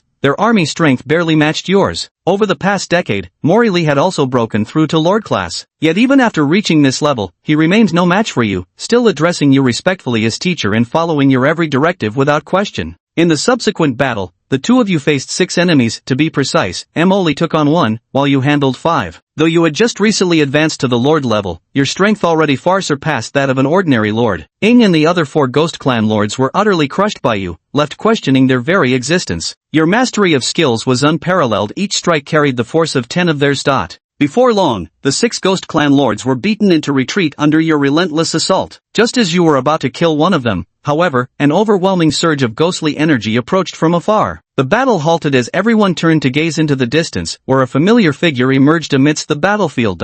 What is going on here? I've only been gone for a dozen years. How could things have escalated to this point? Staring at the Ghost King, or rather, Ghost Emperor, who stood before you with a benevolent smile, you were deeply astonished. Over the past decade, you had learned exactly where he had gone. Every century, the 7 Ghost Kings engaged in a brutal battle, where only one would survive. The victor would absorb the powers of the fallen and ascend to the rank of Ghost Emperor. You never expected the Ghost King of your territory to emerge triumphant from such a conflict. Though outwardly respectful, you were inwardly cursing why this old thing hadn't kicked the bucket yet. If he hadn't shown up, you could have taken full control of the Ghost Clan by now. The Ghost Emperor didn't notice your silent insults. He merely said indifferently, "You should all know where I've been these years. Now that I've returned successfully, I won't hold any of you accountable for the chaos you caused in my absence. But from now on, things will go back to how they were before, no more conflicts." None of you dared to disobey the Ghost Emperor. Then, his gaze settled on Morley, and after a brief appraisal, a satisfied expression crossed his face. He turned to you and said, "Goblo, you've done an excellent job raising Lily. Entrusting her to you back then was the right decision. Here's your reward." With that, the Ghost Emperor tossed an eyeball toward you. This is the eye of a Ghost King, the one with the strongest ocular powers among the 7. If you replace one of your own eyes with it, your ocular abilities will improve dramatically. "Thank you, Your Majesty." The Ghost Emperor didn't even lift a finger, yet effortlessly resolved the conflict between you. This made you increasingly eager to enhance your own strength. Afterwards, the Ghost Emperor took Morley away, placing him under personal tutelage by his side. As for you, you continued to manage your territory, now the largest among the remaining 6 Lord-tier powerhouses. Consequently, the resources at your disposal were the most abundant. You were confident that in the days to come, no one would be able to catch up to you. That same year, you replaced your eyes with those of the Ghost King, obtaining the Ghost King's eyes, which granted you the ability to unleash formidable psychic attacks and rendered you immune to illusions below the monarch level. In the 34th year, Huawu and Kana each bore you a child, and both of your offspring were born as elite tier beings. Particularly, your child with Huawu was already a peak elite tier at birth. Blessed with both advanced goblin lineage and Oni blood, her future achievements are destined to be extraordinary. You named your daughter with Flower Dance Hua-Ir, and your daughter with Kana was named Ka-Laner. You didn't give them goblin surnames, feeling that goblin names were too common and didn't suit the elegance of your beautiful daughters. After becoming a father, your mindset shifted. You thought it wouldn't be so bad to just live peacefully like this with your family. Now, your only wish is to protect them well. Along with this change in mindset, you took a proper rest for a period of time. Unlike before when you spent nearly all your time improving your strength, now you focused more on pursuing transformations in your state of mind. By the 51st year, both your daughters had grown up into striking beauties, now famous throughout the territory. Your own level had reached 60, the maximum tier. One more step and you could become a king class being, though the difficulty of ascending to king class far surpassed that of reaching chieftain class. For the foreseeable future, attaining that level remained nearly impossible. In the same year, Ing advanced to the rank of king-level creature. Upon reaching king level, Ing immediately came to your territory and, using her overwhelming power, forcibly abducted you. After being taken, your only activities were daily cultivation and sticking close to Ing. You practically had no other rights. Though Ying's appearance became even more enchantingly beautiful after her breakthrough, with a figure that was impossible to ignore, you couldn't endure such a humiliating existence for even a day. You desperately cultivated, longing to escape Ying's control. In the 55th year, you learned from Ing that the stronger a mutated creature was, the harder it became to break through to higher levels. As a result, some creatures, despite having the opportunity to mutate, would choose not to simply to increase their chances of ascending to a higher rank. In the 60th year, though you were now 60, your appearance showed no signs of aging, you remained just as handsome and striking. By now, Ing had imprisoned you for a full 9 years. Suddenly, you heard some commotion outside. Looking out the window, you spotted two beautiful girls battling Ing. With a single glance, you recognized them as your daughters. 9 years apart had only made them more stunning. Chapter 36, The Elf. However, your two daughters are only leader-level creatures now, easily subdued by Ing. But upon learning they were your daughters, Ing chose not to kill them and let them go instead. At night, Ing came to your room as usual, intending to favor you. Ing, did my daughters come today? Hearing your words, Ing nodded softly, then pushed you to the ground, using her immense strength to pin your body and prevent you from saying more. In the 75th year, your Berserk Beast Strength LV Max evolved into Ghost Beast Aura LV1. The formidable Ghost Beast Aura now coursed through every fiber of your being. Each of your strikes carried at least 12 times the force of before, and the moment any part of your body made contact, the Ghost Beast Aura would invade the enemy's system, devastating their physiology. Its adhesive nature made it nearly impossible to purge once contaminated. Even with such formidable ghostly beast energy, you still stand no match against Ing. The main reason, after all, is that you simply can't bear to harm her. In the 76th year, Ing became pregnant. He no longer confined your personal freedom, and it was only then that you realized Ing merely wanted to have a child with you. Yet, by that point, you naturally couldn't bring yourself to leave Ying's side. In the 77th year, your child with Ing was born another daughter. Fortunately, you harbored no preference for sons over daughters and even favored girls more. In the end, you named your daughter Ming, a single character name like her mother's. After having a daughter, Ying's temperament seemed to soften considerably. You greatly admired this side of her. However, once her body fully recovered, she reverted to her former queenly self. In the 83rd year, you broke through to the king rank, evolving into the supreme Goblin King of Evil. You could hardly believe you'd advanced to king rank so swiftly. Ing was even more astonished when she discovered your breakthrough. After all, she was a full 200 years your senior, having only reached king rank herself at nearly 300 years of age. Even then, her progression had been remarkably fast by conventional standards. Yet here you were, achieving king rank before even hitting a century. No wonder she was stunned. After ascending to king rank, you gained the ability to restrain Ing without harming her. At last, you regained your freedom and successfully arranged for Ing, Huawu, and Kana to live together. Thus began your true life as a king. Aside from Ing, you told no one about your king rank breakthrough. Your talent was simply too terrifying. You feared the Ghost Emperor might grow wary of you if this truth were exposed.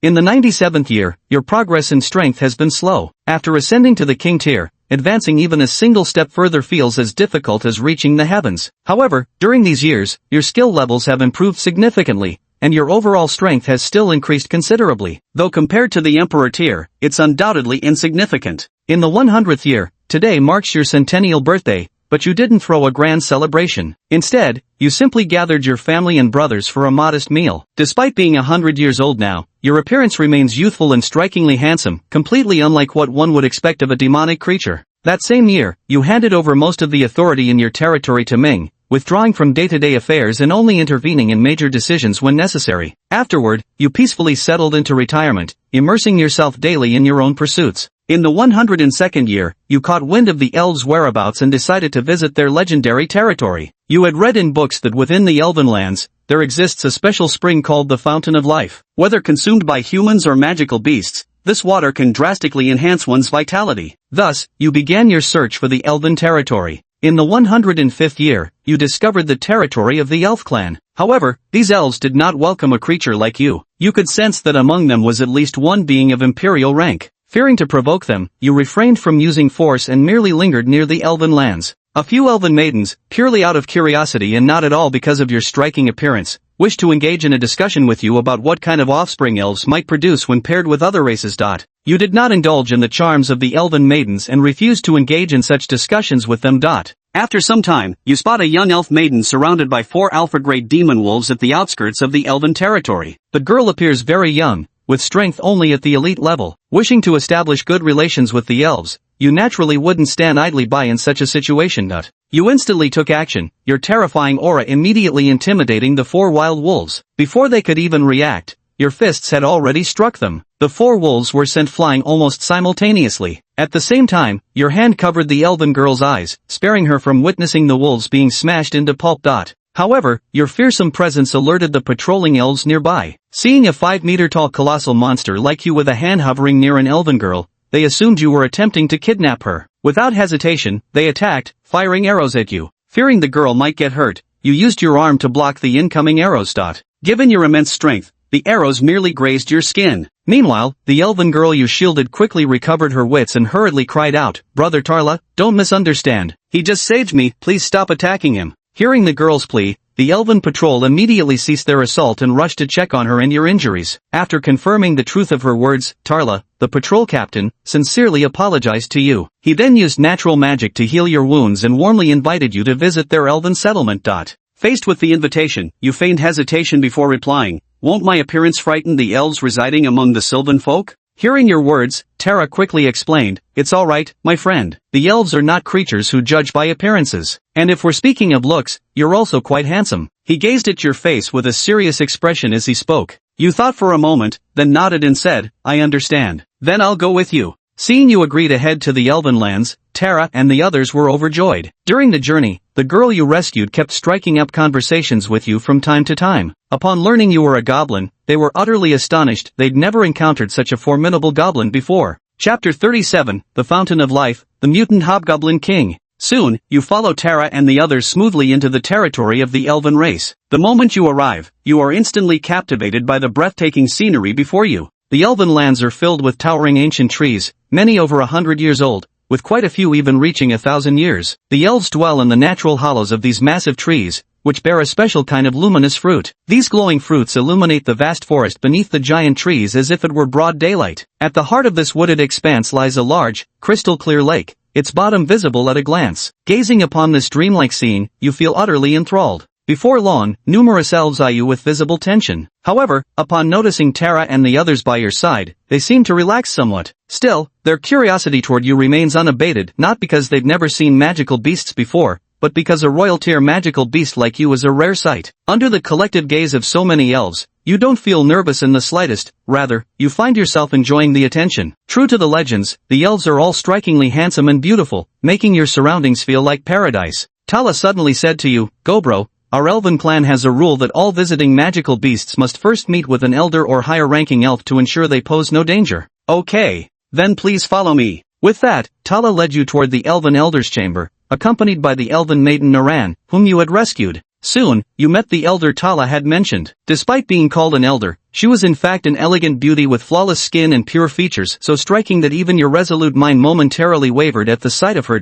"Aunt Misha, we've come to see you," Nolan called softly. Hearing Nolan's words, Misha looked up at you all, then fixed her gaze on you. Using your Ghost King's eye, you saw through Nolan's level. He was at the peak of Lord rank, just one step away from king rank. You'd seen many such beings in the elven territory earlier, and had even encountered imperial rank elves near their borders before. You estimated the overall strength of the elven race to be comparable to the ghost race, perhaps even slightly superior. Is this a guest? Misha asked with some puzzlement. Yeah, Aunt Misha. I sneaked out today and got into danger. Thanks to this big brother saving me, I'm fine now. Hearing Nolan's words, Misha immediately grew tense and asked, Are you hurt anywhere? No, I'm fine. Soon after, Misha learned the whole story from Nolan. After confirming that Nolan was unharmed, Misha sighed in relief and then solemnly thanked you. Thank you, esteemed guest. Without your help, we would have lost a dear little sprite. Please allow me to host you to the Feast of Flowering Woods. You had no idea what Misha meant by the Feast of Flowering Woods, but you nodded in agreement anyway, assuming it was just an ordinary feast. However, when night fell, you watched the sprites dancing gracefully, saw the assortment of fruits, and gazed at the pure, radiant water before you, completely free of impurities and brimming with spiritual energy. You were astonished, realizing it must be the legendary water of the Fountain of Life. You never imagined obtaining it would be so effortless. Misha tells you not to be nervous and to freely enjoy the banquet. You relax and begin to savor this feast prepared especially for you. After drinking the water of life, you feel an exhilarating sensation instantly wash over your entire body, as if being purified. Your magical power begins to surge rapidly. Aside from the water of life, the fruits served by the elves also seem vastly different from ordinary ones. With every bite, you feel a cool, soothing energy flowing through your body, a sensation so euphoric it feels almost transcendent. The Flower Grove banquet lasted the entire night before coming to an end. You thoroughly enjoyed the festivities, so much so that after just one evening, your level actually increased by 1. Once the banquet concluded, the Elven Queen summoned you for an audience. As you gaze upon the woman before you, you find it hard to believe such beauty could exist in this world. You struggle to steady your composure, determined not to appear flustered in the presence of this empress. The Elven Queen noticed your embarrassment. Without minding it, she smiled and said, So, Mr. Goblin, whose strength has reached the king rank level, why do you often linger near our elven territory? And yesterday, you even rescued our adorable little elf? Her voice wasn't as grave as one might expect. Instead, it carried a playful tone, as if deliberately trying to ease your tension. Speaking honestly from your heart, you replied, Your Majesty, I bear no ill will toward the elves. As usual, I was hunting in the forest when I happened upon a few elves. I was immediately captivated. It was my first time seeing such beautiful beings. Since then, I've lingered nearby every day, hoping to catch another glimpse of them. Fortunately, elves often appear there, and I've been able to see them frequently. On several occasions, I've even interacted with a few and exchanged words with them, which made me very happy. Then, last night, I accidentally saved Nolan, and that's how I came to be invited to the Flower Grove banquet. Hearing your words, the Elven Queen fixed her large emerald green eyes on you intently. For a moment, it felt as though your breath had stopped. After a long pause, she smiled and said, Very well, I believe you. If you wish, you may continue to stay near our territory, though not within it. The ghostly aura around you is strong, and prolonged residence here would pollute the spring of life that cannot be allowed. Still, you're welcome to occasionally join our festivities. Understood. Thank you.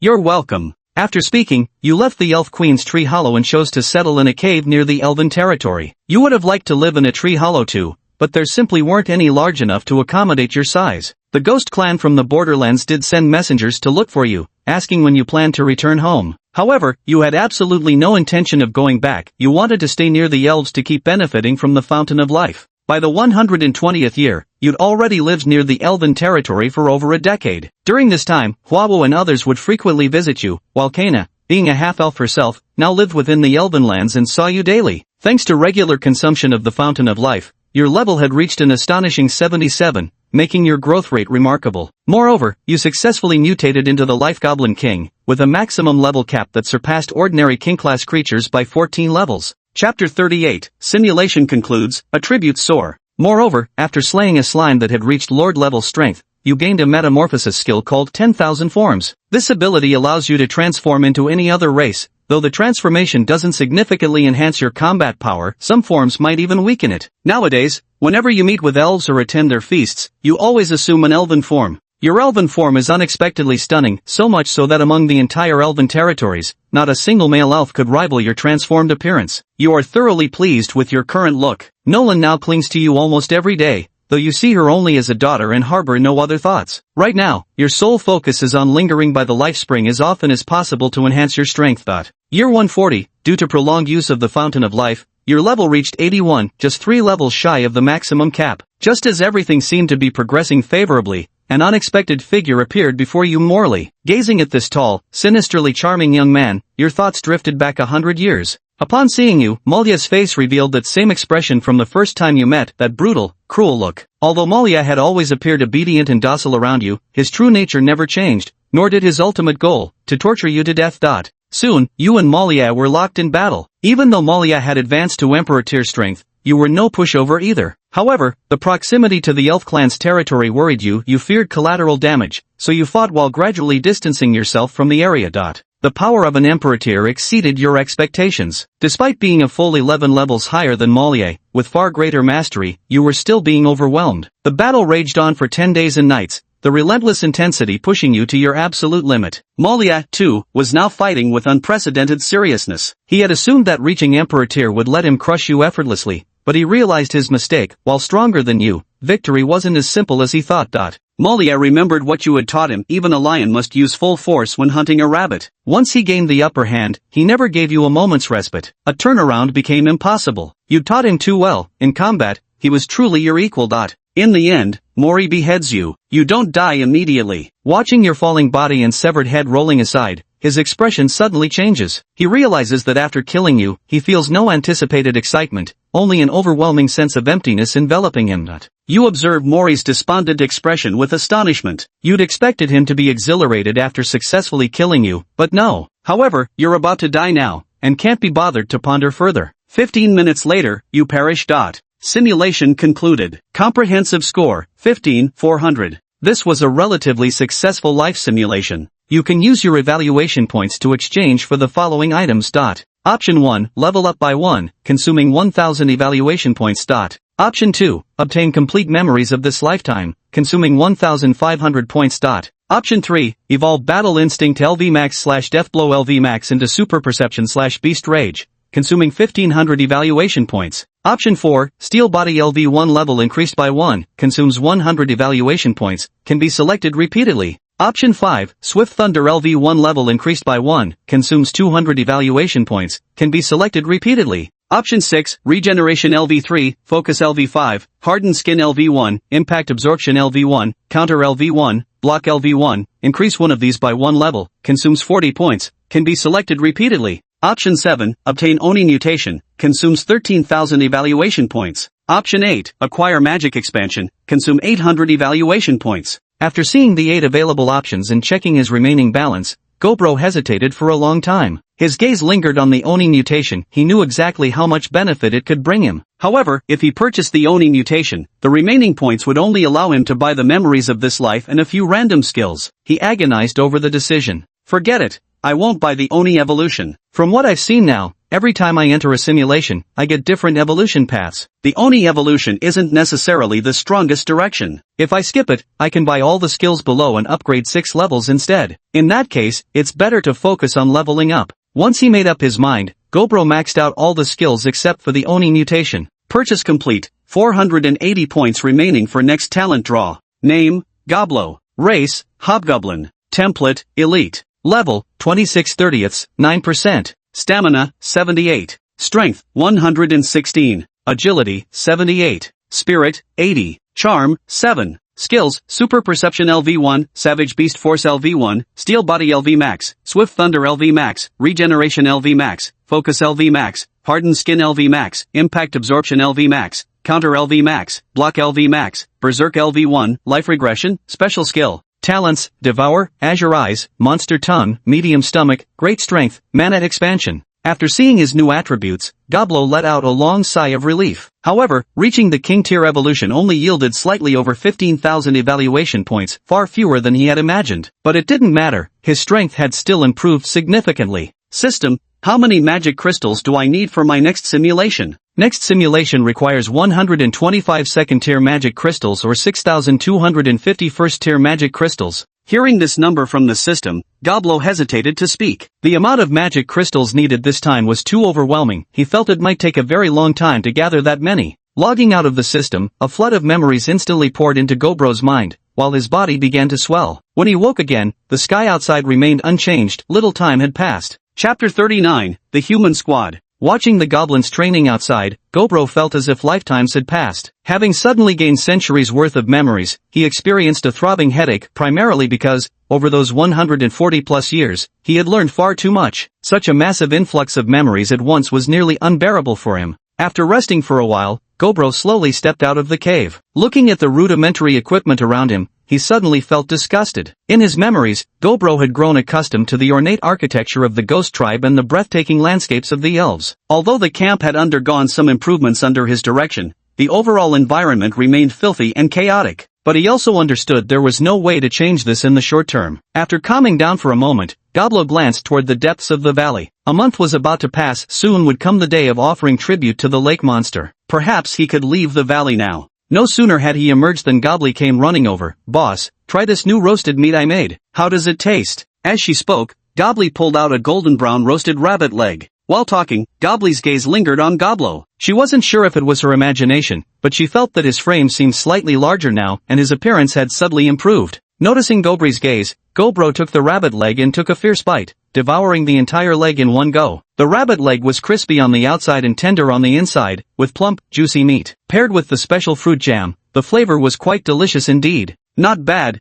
you're improving. You'll catch up to me soon," you praised. Hearing his compliment, Gobri felt a little shy. "I have something to take care of outside." "Keep up the work," he said. "Okay, got it, boss." With that, Gaburo left the campsite. Relying on his memory, he exited the valley and headed towards the remembered swamp direction. As he walked through the familiar scenery along the way, he genuinely felt as though he had been here before. It didn't take him long to reach his destination. Before long, Gaburo spotted crocodiles camouflaged as logs in the swamp. But aside from these crocodiles, he also noticed 4 humans by the shore. Just by looking at their attire, it was clear they were a rookie adventurer party. Among them was a rather cute female priestess, whose presence slightly unsettled Gaburo's heartstrings. However, he refrained from taking any action if possible. He preferred not to reveal his presence at all. Besides, the water crocodiles lying in wait might not even be a match for this human party. As the 4 ventured halfway through the swamp, one of the crocodiles suddenly surged from the water, lunging at one of them. Though the ambush was abrupt,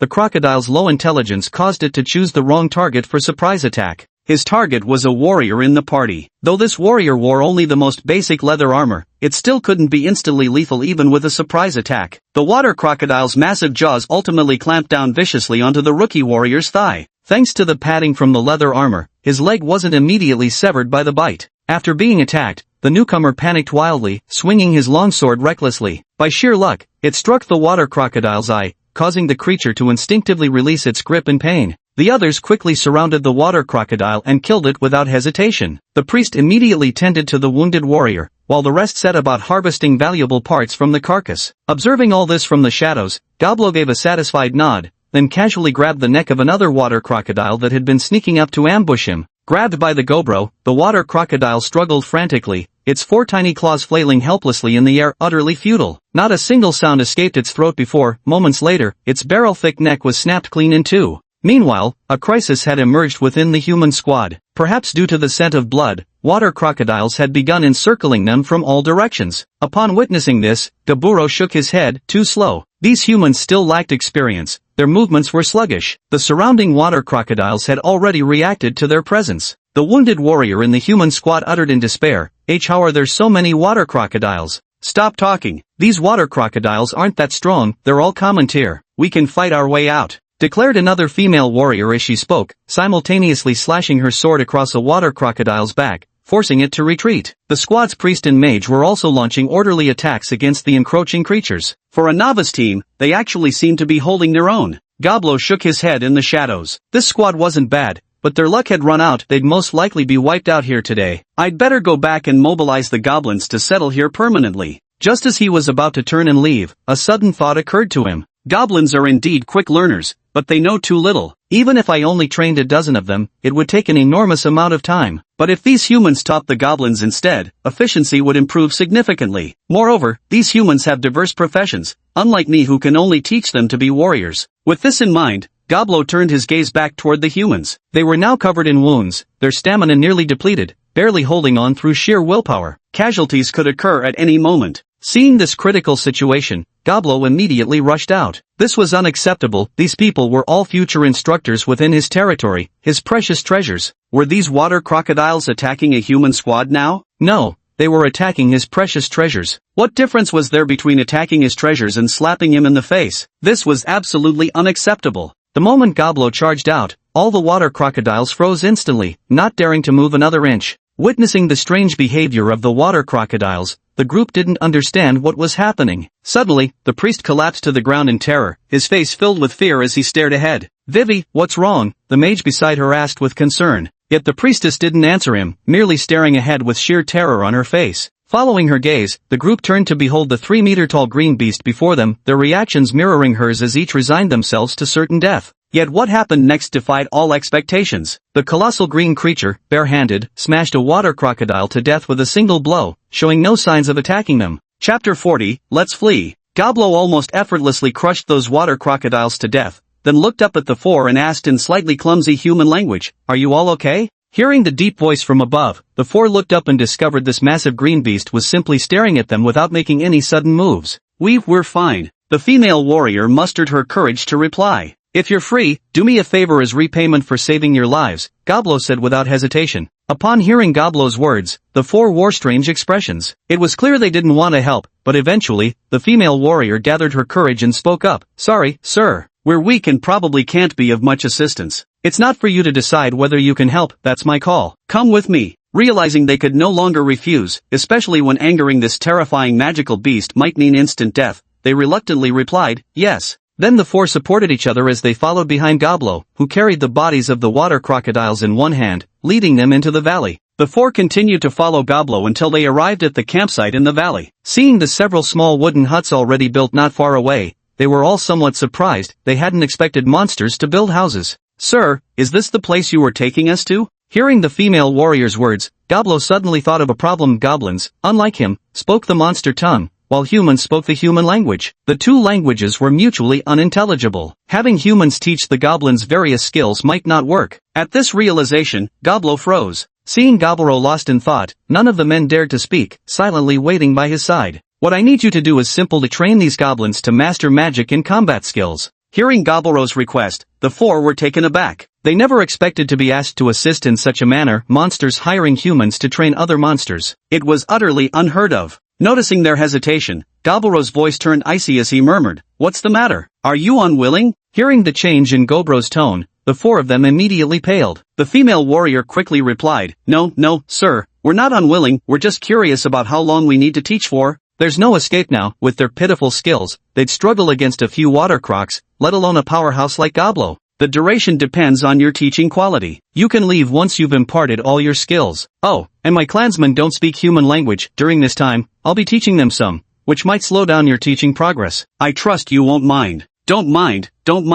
"Just kidding, they wouldn't dare to mind now." "Good that you don't mind. If you did, this wouldn't work out." As he spoke, Goblin loosened his clenched fist, and all four of them breathed a sigh of relief. "Since you're still injured, you should rest in the houses first. I can give you 2 houses, one for the 2 boys and one for the 2 girls." As he spoke, Goblin pointed towards several small wooden cabins not far away. Hearing that Goblin wasn't making them start work immediately, they all sighed in relief. Then Goblin called over 2 goblins. "You, take them to their rooms to rest, and tell Goblin to prepare more food for them." In monster tongue. "Yes, demon." They couldn't understand what Goblin was saying, but while speaking, Goblin kept glancing at them occasionally, making the 4 of them extremely nervous. Soon after, 2 goblins came over, pulling them toward the direction of the small wooden hut. Despite their intense unease, they followed the goblins and left. After being taken into the small hut, the 2 goblins left. At this point, Vivi and Rosetta both looked toward the entrance, filled with apprehension. "Vivi, what should we do? Are we really going to teach magic and combat skills to those goblins as the big goblin said?"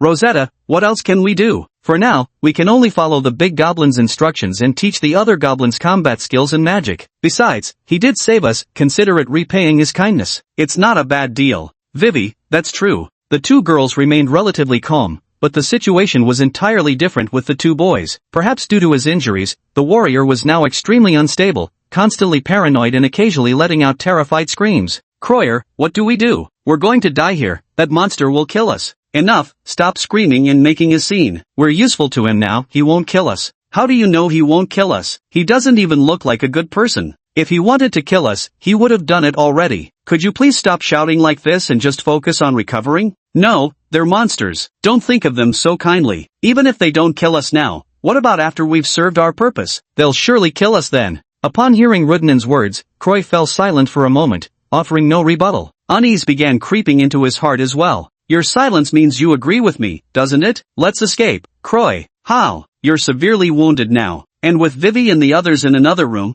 how can we even warn them? The fewer people the better. Vivi and the others are smart too. I'm sure they'll find their own way to escape. Just the two of us getting away is enough. You're going to abandon them? Croy said with utter disbelief. Hearing Croy's words, Ludinan turned his head away. Right now, we're lucky if we can even take care of ourselves. Dwelling on unnecessary thoughts will only drag us down, he replied. After Ludinan finished speaking, Croy fell silent for a moment before saying, give me some time to think. I need to think this through carefully. Fine, you'd better make your decision by tomorrow. We don't have that much time to spare. I understand. Unnoticed by the two, outside the wooden cabin, a massive goblin nearly 3 meters tall was eavesdropping on their conversation. The goblin's blue eyes had already taken on a faint glint of murderous intent. Chapter 41, I have an announcement to make. That warrior can't be allowed to stay. There's already a female warrior anyway. As for the mage, I'll give him one more chance. With these thoughts, Gobro took the medicinal ointment he had prepared for them and returned to his cave. Then, he paced back and forth inside the cave, pondered for a moment, and thoroughly cleaned the few water crocodiles he had just hunted. After roasting them perfectly and sprinkling his secret sauce on top,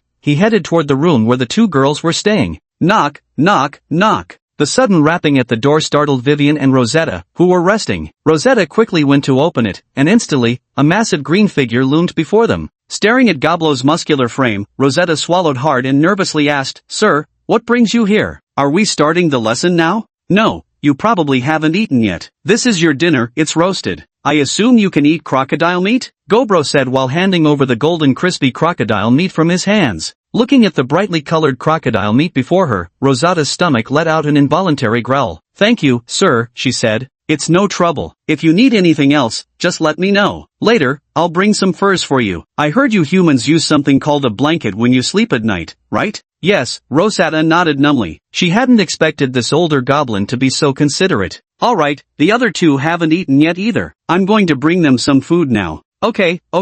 With that, Rosetta closed the front door and turned around, immediately spotting Weiwei sitting not far away, watching her with an incredibly complex expression on her face. To be honest, during their time in the cabin, both had been anxiously ruminating over numerous troubling thoughts. They'd heard stories before, tales of female adventurers captured by goblins, and subjected to unspeakable treatment. The two of them thought they appeared calm on the surface but were actually panicking inside. Fortunately, the hobgoblin was still treating them politely and hadn't made any inappropriate moves. Meanwhile, Gobro had arrived outside the room where the other two boys were staying. He handed them medicine for their wounds and some food. He had given them the chance, what they chose to do next was up to them. After seeing the medicine and food Gobro had delivered, the two wore complicated expressions. They thanked him, and Gobro left. Ludi Nan, great. Now that we have medicine, my injuries will heal faster. That way, we can escape sooner. Hearing Rudy Nan's words, Kroya hesitated for a moment but still didn't respond. Soon, Rudy Nan had already tended to his wounds by himself.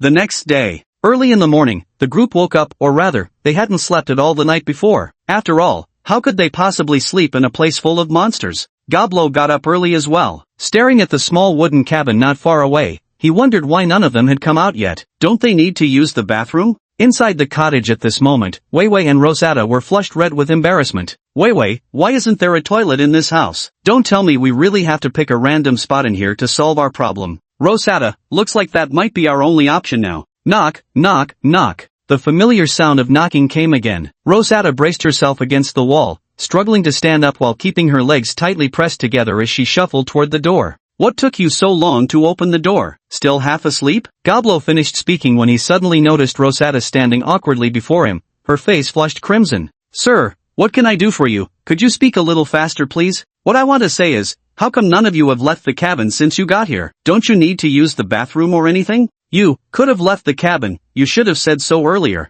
With difficulty, Rosetta walked out of the wooden cabin and headed toward the nearby grass, while Vivi also struggled to get up and followed behind Rosetta. We actually have a toilet in our territory. Gobro hesitated but ultimately decided not to voice his thoughts. Seeing their condition, it was better to let them relieve themselves nearby. Later, Gobro went to the boys' side and relayed the same message. However, they had already taken care of their needs inside the cabin. Upon learning that Gobro permitted them to move freely within the camp, both of their faces flushed with embarrassment. Then Gobro returned to Vivi and the others, planning to have Rosetta teach the goblins some simple warrior techniques first. Learning magic required communication, which the goblins certainly couldn't master in a short time, but imitating basic combat moves was something they could manage. By the time he returned to Vivi and the others, the two had already relieved themselves. There's a toilet in the territory, the wooden hut over there. But I suppose you're not used to sharing facilities with monsters. You can build your own toilet or just go outside, Gobro said casually. Hearing Gobro's words, the two women felt slightly embarrassed, then grew even more surprised. Monster camps actually had toilets? What's your name?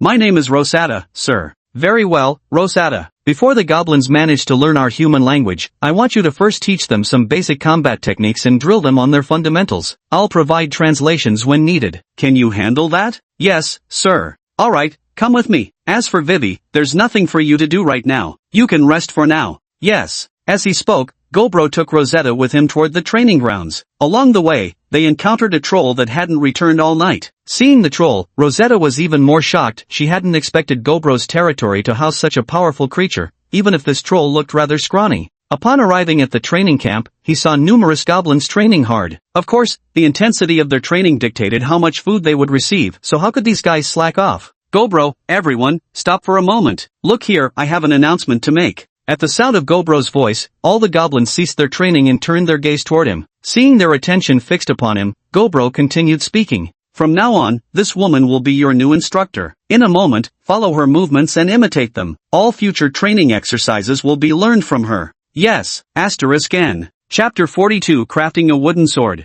Since Goblo was speaking in monster language, Rosetta couldn't understand what they were saying. She only knew that after Goblo babbled a few words, these goblins all let out a weird scream together. Then, these goblins fixed their gazes on her. Being stared at by so many monsters gave Rosetta an extremely uncomfortable feeling. Yet now, she could only steel herself and teach these goblins some basic moves. Due to the lack of proper equipment, the goblins had to use wooden sticks as makeshift swords. Though the movements might seem similar when practiced, Goblo was still very dissatisfied upon seeing this. The difference in handling between sticks and swords was quite substantial. Although there wasn't any iron in the territory currently, they could at least make a batch of wooden swords for the goblins first. After all, wooden swords are still swords, perfectly suitable for training purposes. Thinking this, Goblo headed towards the male warrior's house. That guy was still injured and couldn't help with anything anyway, might as well borrow his sword to make wooden swords. Arriving at the wooden cabin, since they had already been issued entry permits yesterday, the southern mage was not present here now. Lieutenant looked at Goblo, who suddenly entered with some fear. What business do you have with me? Lend me your long sword. I have some use for it. Alright. As he spoke, Lieutenant hurriedly drew his long sword and handed it to Goblo with both hands. Seeing the other's fearful demeanor, Goblo added, I may need to borrow it for quite some time. You won't require your sword during this period, will you?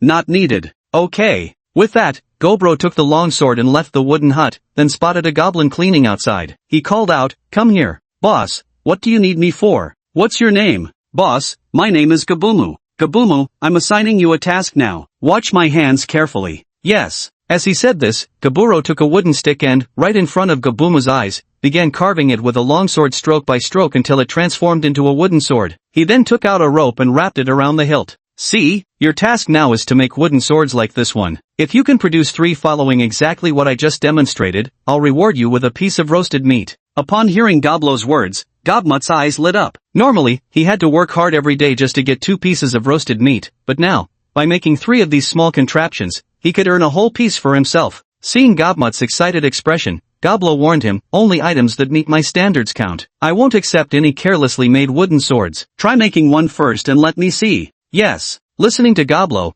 Gobmut picked up the long blade and began shaving it down just as Goblo had shown him. However, it was clear that Gobmut wasn't as strong as Goblo. Before finishing, his arms started trembling from the weight of the blade. Still, he persisted and managed to complete the shaving. Along the way, he kept comparing his wooden sword with Goblo's, and by the end, he had actually carved out a decent-looking wooden sword. Good. Keep this standard going. Make at least 6 each day, understand? If you're tired, you can rest for a while. Yes, boss. Gabumo said excitedly, eyeing the wooden sword in Gaburo's hand as if he could already see roasted meat waving at him. After solving the weapon issue, Gaburo wanted to do something more. But with so few goblins in the territory and their limited knowledge, he struggled for a while before deciding to conquer the lizardfolk first to increase the numbers of his clan. Thinking this, Goblin quickly left the valley. Chapter 43 Subduing the Lizardmen Tribe. Following his memories, he headed toward the lizardmen's territory. This time, he didn't encounter any humans along the way. Soon after arriving at the lizardmen's territory, Goblin spotted two lizardmen walking toward him. Both were ordinary lizardmen, not particularly large in size.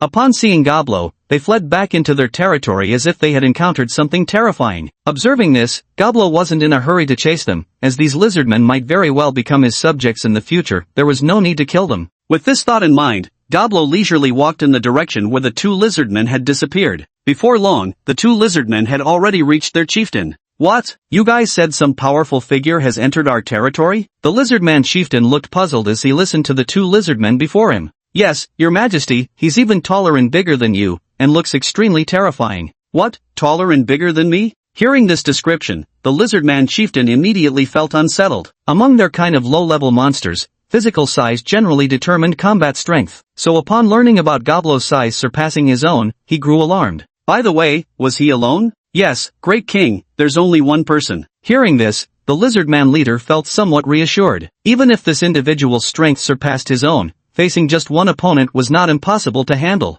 Follow me, all of you. Yes, boss. Upon hearing their leader's command, the surrounding lizardmen all fell in line behind him. The two scouts who had discovered Goblin then led the way to track him down. Goblin, meanwhile, was casually wandering through the lizardmen's territory. Every lizardman who encountered him along the way fled for their lives. Only the occasional foolhardy warrior would choose to stand and fight. For such imprudent lizardmen, Goblin naturally dispatched them with just a couple of punches, sometimes even fewer. Then, holding the lizardman corpse in one hand, he walked while chewing on it like a spicy snack strip. When he encountered the lizardman chieftain and his group, Goblin still had an unfinished lizard tail dangling from his mouth. To other creatures, this might seem insignificant, but to the lizardmen, what difference was there between this and cannibalism? Upon seeing Goblin, the lizardman chieftain froze entirely. Standing at 2.5 meters tall, the chieftain had the standard stature of an elite creature, though somewhat slender. In contrast, due to his extraordinarily high skill levels, Goblin towered over typical elite creatures, reaching a height of 2.9 meters. This made him a full 40 centimeters taller than the lizardman. Beyond that, his physique was downright terrifying, every inch of him packed with massive muscles. Compared to the chieftain's sleek, slippery frame, the intimidation factor wasn't even in the same league. After getting a clear look at Goblin, the lizardman chieftain felt utterly unsettled. This was absolutely not an opponent he could defeat.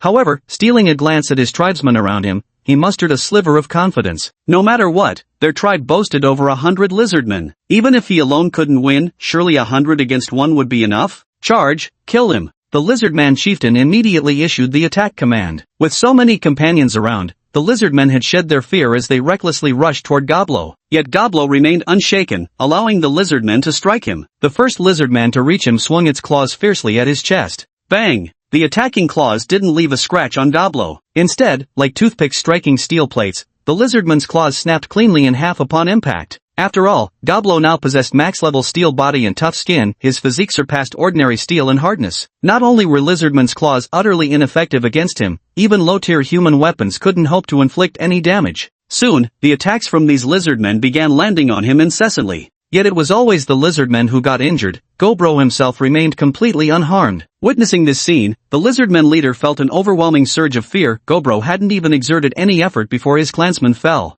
Then, Goblin fixed his gaze upon the lizardmen leader. Meeting those eyes, the leader sensed he'd been marked by something perilous. Run! I must run! There's no way I can oppose him. At this thought, the lizardman leader had just turned around intending to flee when he heard a heavy, labored breath behind him. LV max gale and thunder, the lizardmen felt only a gust of wind sweep past, threads of lightning lingering in the air, and the goblin they had surrounded moments ago vanished without a trace. Then, the lizardman leader slowly turned, his eyes filled with terror as he stared at Goblin. Hello, Goblin said very politely. Then, with just a slight exertion of his arm, he pressed the lizardman leader firmly to the ground, rendering him immobile. Tell your men to stand down, and let's have a calm discussion, shall we? Goblin said with a smile. Pinned firmly by Goblin, the lizardman leader hastily said, I'm willing to talk. Excellent. As expected of you, Mr. Lizardman, a reasonable fellow indeed. With that, Goblin released his grip, allowing the lizardman leader to rise to his feet once more. Then he said timidly, everyone, cease your attacks. Hearing their leader's command, the lizardmen halted their assault. Truth be told, they had no desire to continue fighting anyway. After all, they couldn't even scratch Goblin's defenses. Gobro, good. Now we can sit down and talk. The lizardman chief spoke with an obsequious smile. Respected lord, may I ask what information you wish to learn? Seeing the lizardman leader's obsequious demeanor, Goblo was slightly surprised. This creature actually knew how to ingratiate itself. Quite clever, it seemed. I've come this time to offer you a chance to join my clan. I hope you won't be ungrateful, Goblo declared imperiously. Upon hearing Goblo's words, the lizardman leader was stunned for a moment before mustering the courage to ask, My lord, what would joining your clan require from us? I took a quick glance earlier. Your clan number's around 100, doesn't it? That's correct, my lord. In that case, from now on your tribe must deliver 1,000 Tier 1 magic crystals to me every month, and you personally will give me 50 Tier 1 magic crystals. In return, I'll guarantee your safety. Chapter 44, Killing the Water Crocodile. Upon hearing Goblo's words, the lizardman chieftain's expression remained unchanged, primarily because he had no concept of what 1,000 actually meant. Although he was already an elite creature, his intelligence wasn't particularly high. He could only handle additions and subtractions within 10 digits. Anything beyond that would completely fry his tiny brain. Soon, Gobro realized this fact. After explaining to the lizardman leader for about an hour, finally making him understand the concept of 1,000, the lizardman leader's face completely fell. My lord, isn't 1,000 per month a bit too much? What, you're not satisfied? As Gobro spoke these words, he casually picked up a stone from the ground and crushed it effortlessly in his grip. And no, I'm very satisfied. As long as you're satisfied, rest assured. Follow me, and I won't let you suffer any losses. Yes indeed. How could the Great One ever let us suffer losses? Alright, now gather your kin. I've recently scouted out a new territory that should be quite suitable for your people, Gobro said while glancing at the damp surrounding woods. While this place was indeed habitable for the lizard folk, the land was far too limited, and the food yield was rather meager. Living here long-term, with the lizard folk population steadily increasing, the available resources would eventually become insufficient to sustain their growth. No wonder, in the simulation, the lizard folk had fought him for control of that marshland. Yes, my lord. Although he was very uneasy about Gobaro proposing to change territories, he had no choice but to agree given his lack of strength. Afterward, Gobaro led a large contingent of lizardmen, marching in full force toward the direction of the swamp. The distance from their original territory was quite considerable, and the location was extremely well hidden. As a result, it took them a solid 9 hours before they finally arrived at the swamp. Upon reaching the swamp, the lizardmen chief's eyes lit up. The other lizardmen also felt immensely comfortable the moment they stepped foot here. The environment was truly ideal for their survival. Food was abundant, to the point that simply fishing would suffice to meet their daily needs from now on. My lord, is this place truly for us to live in? Of course, why would I go back on my word? Come with me. Yes. With that, Gobro led the lizardfolk into a vast, damp cave. One of the reasons he had chosen this territory was precisely because of this enormous natural cavern, which could immediately provide shelter for everyone. The water crocodiles along the way didn't dare provoke them. Upon entering the cave, Gobro spotted a massive 4-meter-long water crocodile lying deep within. These magical beasts differed greatly from humanoid creatures like goblins in size and physical strength,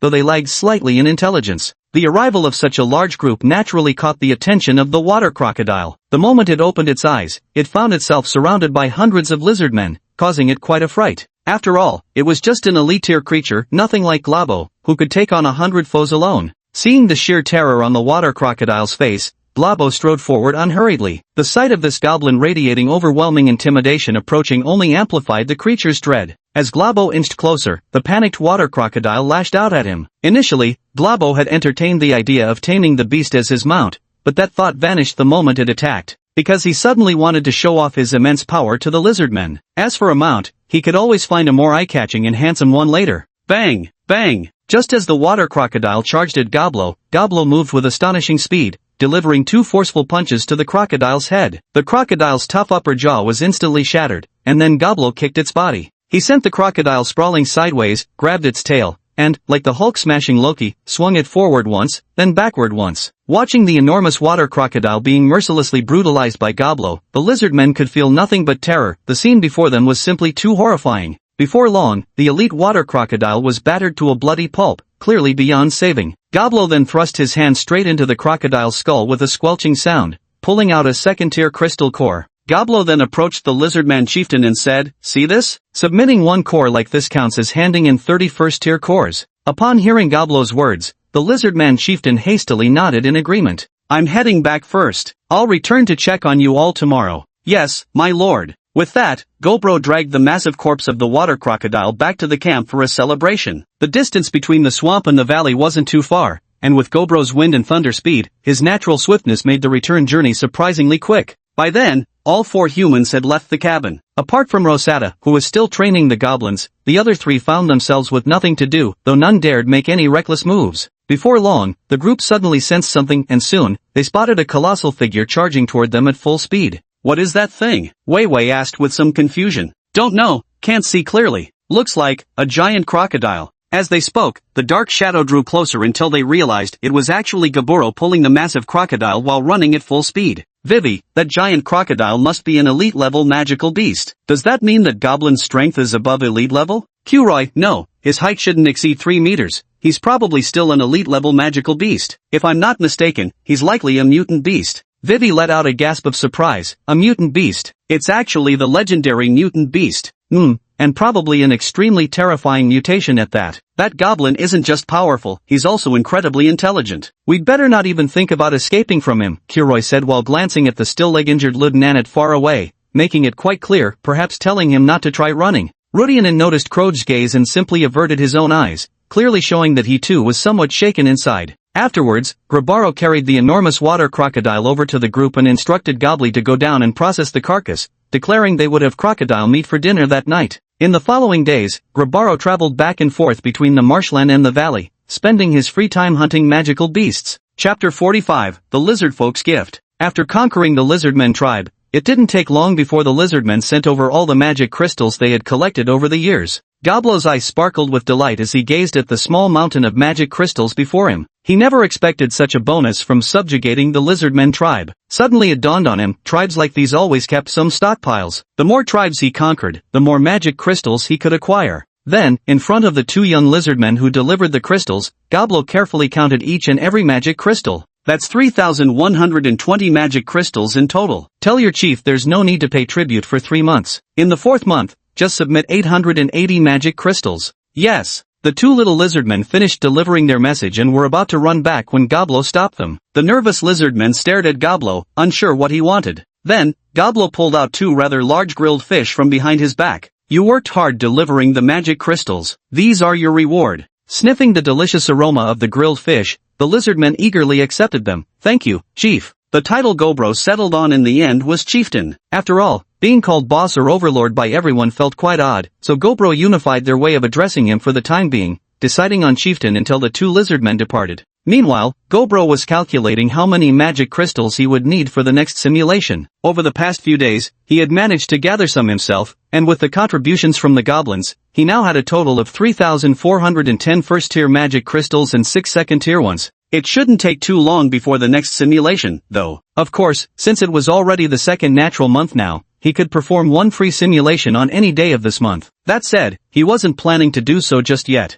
The reason was simple: after this simulation, the cost for the next one would inevitably increase. Therefore, if he could perform 1 simulation before the last day of the 2nd natural month and then immediately trigger the free simulation, he could maximize the benefits of the simulations. Suppressing the pain in his heart, Gobro watched as the troll ran toward the lake monster with the 100 magic crystals he had collected this month. Now, he was growing increasingly curious about the lake monster's true strength. If possible, he hoped that after the next simulation, his own power would rise enough to deal with this creature. After all, not only did this thing devour his magic crystals, but leaving it alive would always remain a lurking threat. After counting the magic crystals, he carried them all back to his territory. Along the way, he glanced at the goblins building wooden huts not far away. With the passage of time, more and more small huts had sprung up in the camp, gradually giving it the appearance of a proper little village. On his way out, Gobro ran into Rosalta. He was the first to speak up. "So, how have you been getting along with the tribe these days? Is there anything you're lacking?" "It's been good, Chief. The goblins have been very diligent in learning,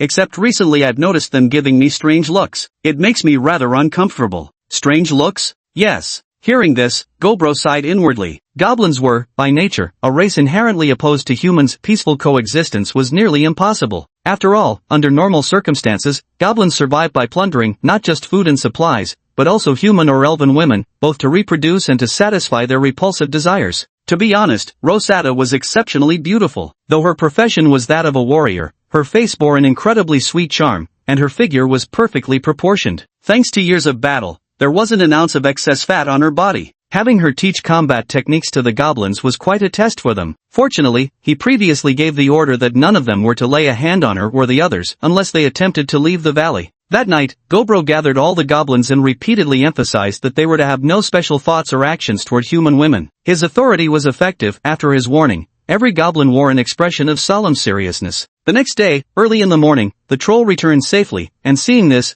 Gobro let out a sigh of relief. At the same time, Gobro noticed that the fence used to contain the magical beasts had broken, with many beasts escaping the night before. Looking at the flimsy wooden barrier, Gobro sighed. Indeed, even though they were raising milder magical beasts, they were still beasts after all. How could ordinary wooden planks possibly hold them back? Gazing at the remaining small-horned sheep in the pasture, Gobro decided to make some improvements to the enclosure. Boom! Boom! In the valley's forest, a series of thunderous booms echoed endlessly. With each resounding crash, a massive tree toppled to the ground. These were to be the materials for the new pasture. Since wooden planks wouldn't suffice, Gobro opted to use whole logs as fencing instead. Stripping the bark briefly, he planted entire tree trunks directly into the soil to form barriers. Although this approach wasted a considerable amount of timber, trees in this world grew at an astonishingly rapid rate anyway. The trees in the valley were growing somewhat too densely, needing proper thinning to help the forest achieve better survival conditions. In the blink of an eye, the morning had passed. After punching through a tree with a single strike, Gobro paused. He had been selecting trees with diameters around 50 centimeters, not that there weren't thicker ones, but anything larger couldn't be felled in one punch. Without an axe and relying solely on bare-handed logging, his hands had begun to ache slightly. Fortunately, he had now mastered Savage Beast Force, which allowed his power to penetrate deep into the wood when attacking, making the task much easier.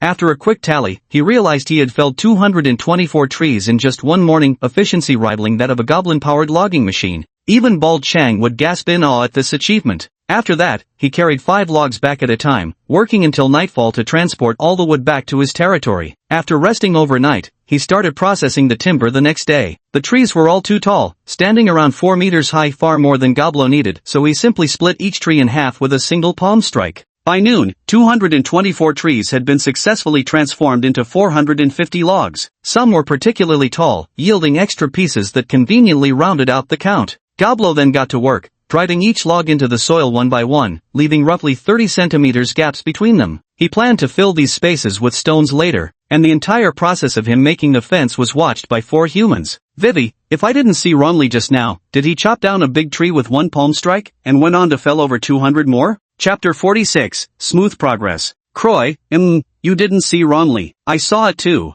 Ludnan didn't speak, but his desire to flee began to waver once more. Perhaps staying here to teach the goblins wasn't such a bad idea after all. Such thoughts arose in his mind, mainly because he imagined what consequences Gaboro's slap would have if it landed on him. My head would probably go flying, he thought, and the more Ludnan looked at Gaboro, the more terrified he felt. Unaware of this, Gaboro simply continued modifying the fence, completely oblivious to the profound impact his actions were having on the 4 humans he'd brought back. And today, as the whole day passed, Goblo only managed to stick all the wooden stakes into the ground while filling some gaps with stones. Fortunately, the goblins in the household were becoming more efficient at hunting. In just one day, they surprisingly managed to take down 25 first-tier magical beasts. Later, when the goblin's strength increases, Goblo could just lounge at home every day and still earn a steady stream of magic crystals. It wasn't until the 3rd day that Goblo finally finished building the pasture. Now, the pasture was much larger than before, so they caught more small horned sheep, increasing their number to 97. They effectively cleared out all the small horned sheep in the nearby area. The reason Goblo chose these particular beasts was because he found them to be the most docile. Moreover, they yielded a daily supply of milk. Their wool could be used to make clothes, and their gestation period was relatively short at only 2 months. These small horned sheep were also the most abundant creatures near the camp. After completing the pasture, Goblo's next step was to capture some wild cattle as the second type of livestock for their territory. Time flies quickly, and in the blink of an eye, another week has passed. Thanks to his and the tribe's efforts, the territory now boasts over a dozen small wooden cabins, with most goblins equipped with wooden swords. Beyond that, the territory has also acquired 3 types of livestock: small horned sheep, white cows, and wild chickens. The goblins' diet had improved significantly compared to before. Each day brought fresh milk, goat's milk, eggs, meat, and wild berries. Everyone was visibly growing stronger by the day. Though life had become much busier than before, none of the goblins complained. However, things didn't go as smoothly as expected. Globro noticed that while the fences around the pasture had indeed become much sturdier, the open top allowed black eagles from the sky to occasionally swoop down and snatch away a young horned sheep or a pheasant, which irritated him to no end. And because they had eaten too much, some goblins gradually began to harbor ill intentions. Though Goblo had warned them several times before, lately, the way they looked at Vivi and Rosetta grew increasingly bold, as if they might pounce at any moment.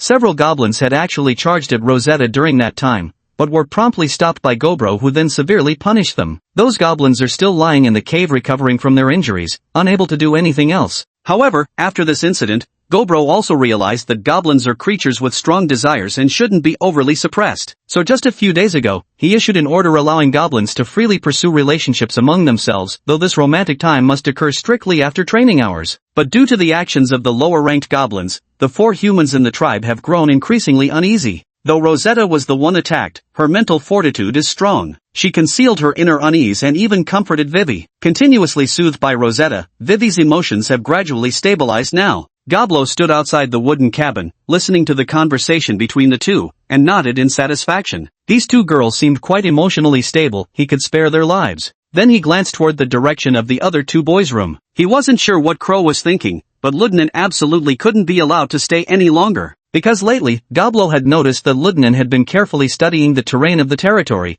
clearly planning an escape at any moment. If he waited until a year later to flee, Goblo wouldn't mind. By then, given his current growth rate, he'd at least reach chieftain tier. And with his skill mastery, even defeating a warlord tier would be effortless. By that time, he'd have the strength to protect himself. But as things stood now, exposure would still be far too dangerous. Let's find a chance to take care of this guy, Goblo silently thought to himself. Meanwhile, inside the small wooden hut, just as Goblo had imagined, Ludnan was watching his leg gradually heal and already contemplating how to leave this place. Croy, my injury is almost healed. Let's discuss how we're going to escape, shall we? Are you insane? Don't you know the chief's power? He could crush us into mincemeat in an instant. I know, but have you forgotten how those goblins looked at us? Those disgusting green monsters, they want to. Rudinan trailed off, and Croya understood his meaning. Lately, the female goblins had been gazing at them with unmistakable desire. Being stared at by such hideous green creatures was truly revolting. Seeing Croya waver, Rudinan pressed on. Recently, I noticed that while the valley appears to have only one exit, guarded by goblins, the deepest parts of the gorge show no signs of goblin activity at all. There might be a way out there. As Rudinan finished speaking, Croya stared at him in disbelief, caught by the unmistakable madness in his eyes. Only then did Croya finally understand. Although he hadn't spent much time in the valley, Rudinan's prolonged injuries, being surrounded by monsters, and his fanatical faith in the church made it impossible for him to accept living alongside these creatures day and night. His heart was tormented, and under the dual assault of physical and psychological blows, Rudinan had now gone mad. He no longer wanted to survive, he only wanted to escape this place. As these thoughts raced through his mind, Rudinan pulled out a crucifix and began praying in a corner of the room. Watching Rudinan's state, Croy had no intention of dissuading him. Instead, she went along with how things unfolded. Survival was now the top priority. As long as they lived, there was still hope of escaping. Moreover, Goblo had indeed treated them fairly well, at least ensuring they lacked nothing in terms of food and clothing. Attempting to flee deeper into the valley, madness. Listening to their conversation, Goblo silently scoffed. He had thought the two might come up with some decent escape plan. Chapter 47, Rudinan's Path of Escape. A week later, a somewhat alluring lizard woman arrived at the goblin territory accompanied by two towering lizard men. The moment Goblo saw this female lizard person, he immediately recognized who she was. She was the lizardman princess, and her purpose in coming was to inform Goblo that her tribe had discovered a new clan, urging him to attack them while also trying to garner some favor in his presence. After the lizardman princess finished speaking, Goblo learned it was a wild boar clan. Turning the matter over in his mind, Goblo realized this was an opportunity, the perfect excuse to leave. He turned to Goblin and said, "I'll be gone for a while. Take good care of everyone during this time." "Okay." Goblo said these words without hiding his voice, merely choosing a moment when Chloe and Rudy happened to be passing by. With that, Goblo exited the cave and came face to face with the two of them. "What's the matter? Is there something you need?" Hearing Goblo's words, Chloe was the first to respond. Yes, Chief. The weather has been getting colder lately, so we were hoping to get a stove. Or stove materials would be fine too, we can make the stove ourselves." "A furnace? That might be tricky to prepare. What materials do you need? Let me see if we have them in the territory. If not, I can bring them to you when I return, though I'll likely be away for 2 or 3 days." "Can you wait that long?" Upon hearing Gobro say he'd be absent for 2 or 3 days, Rudinan and Croyle exchanged glances. This was a once-in-a-lifetime opportunity, especially for Rudinan, whose heart raced with excitement at the news, nearly trembling with anticipation. "Well then, Chief, here's our materials list. Please review it when you can. We'll take our leave now," Croyle said, forcibly suppressing his exhilaration. Very well, you may go. If no one delivers the materials to you before today's end, then expect them when I return in 3 days. Alright, thank you, clan leader. With that, the two left in high spirits. Goblin watched Rudy Nan's retreating figure and felt that even his back seemed livelier. Killing Rudy Nan would be simple enough, but what Goblin considered was how to eliminate him without affecting the other humans. The best approach now was to let everyone know this man intended to flee, so his death wouldn't be linked to him at all.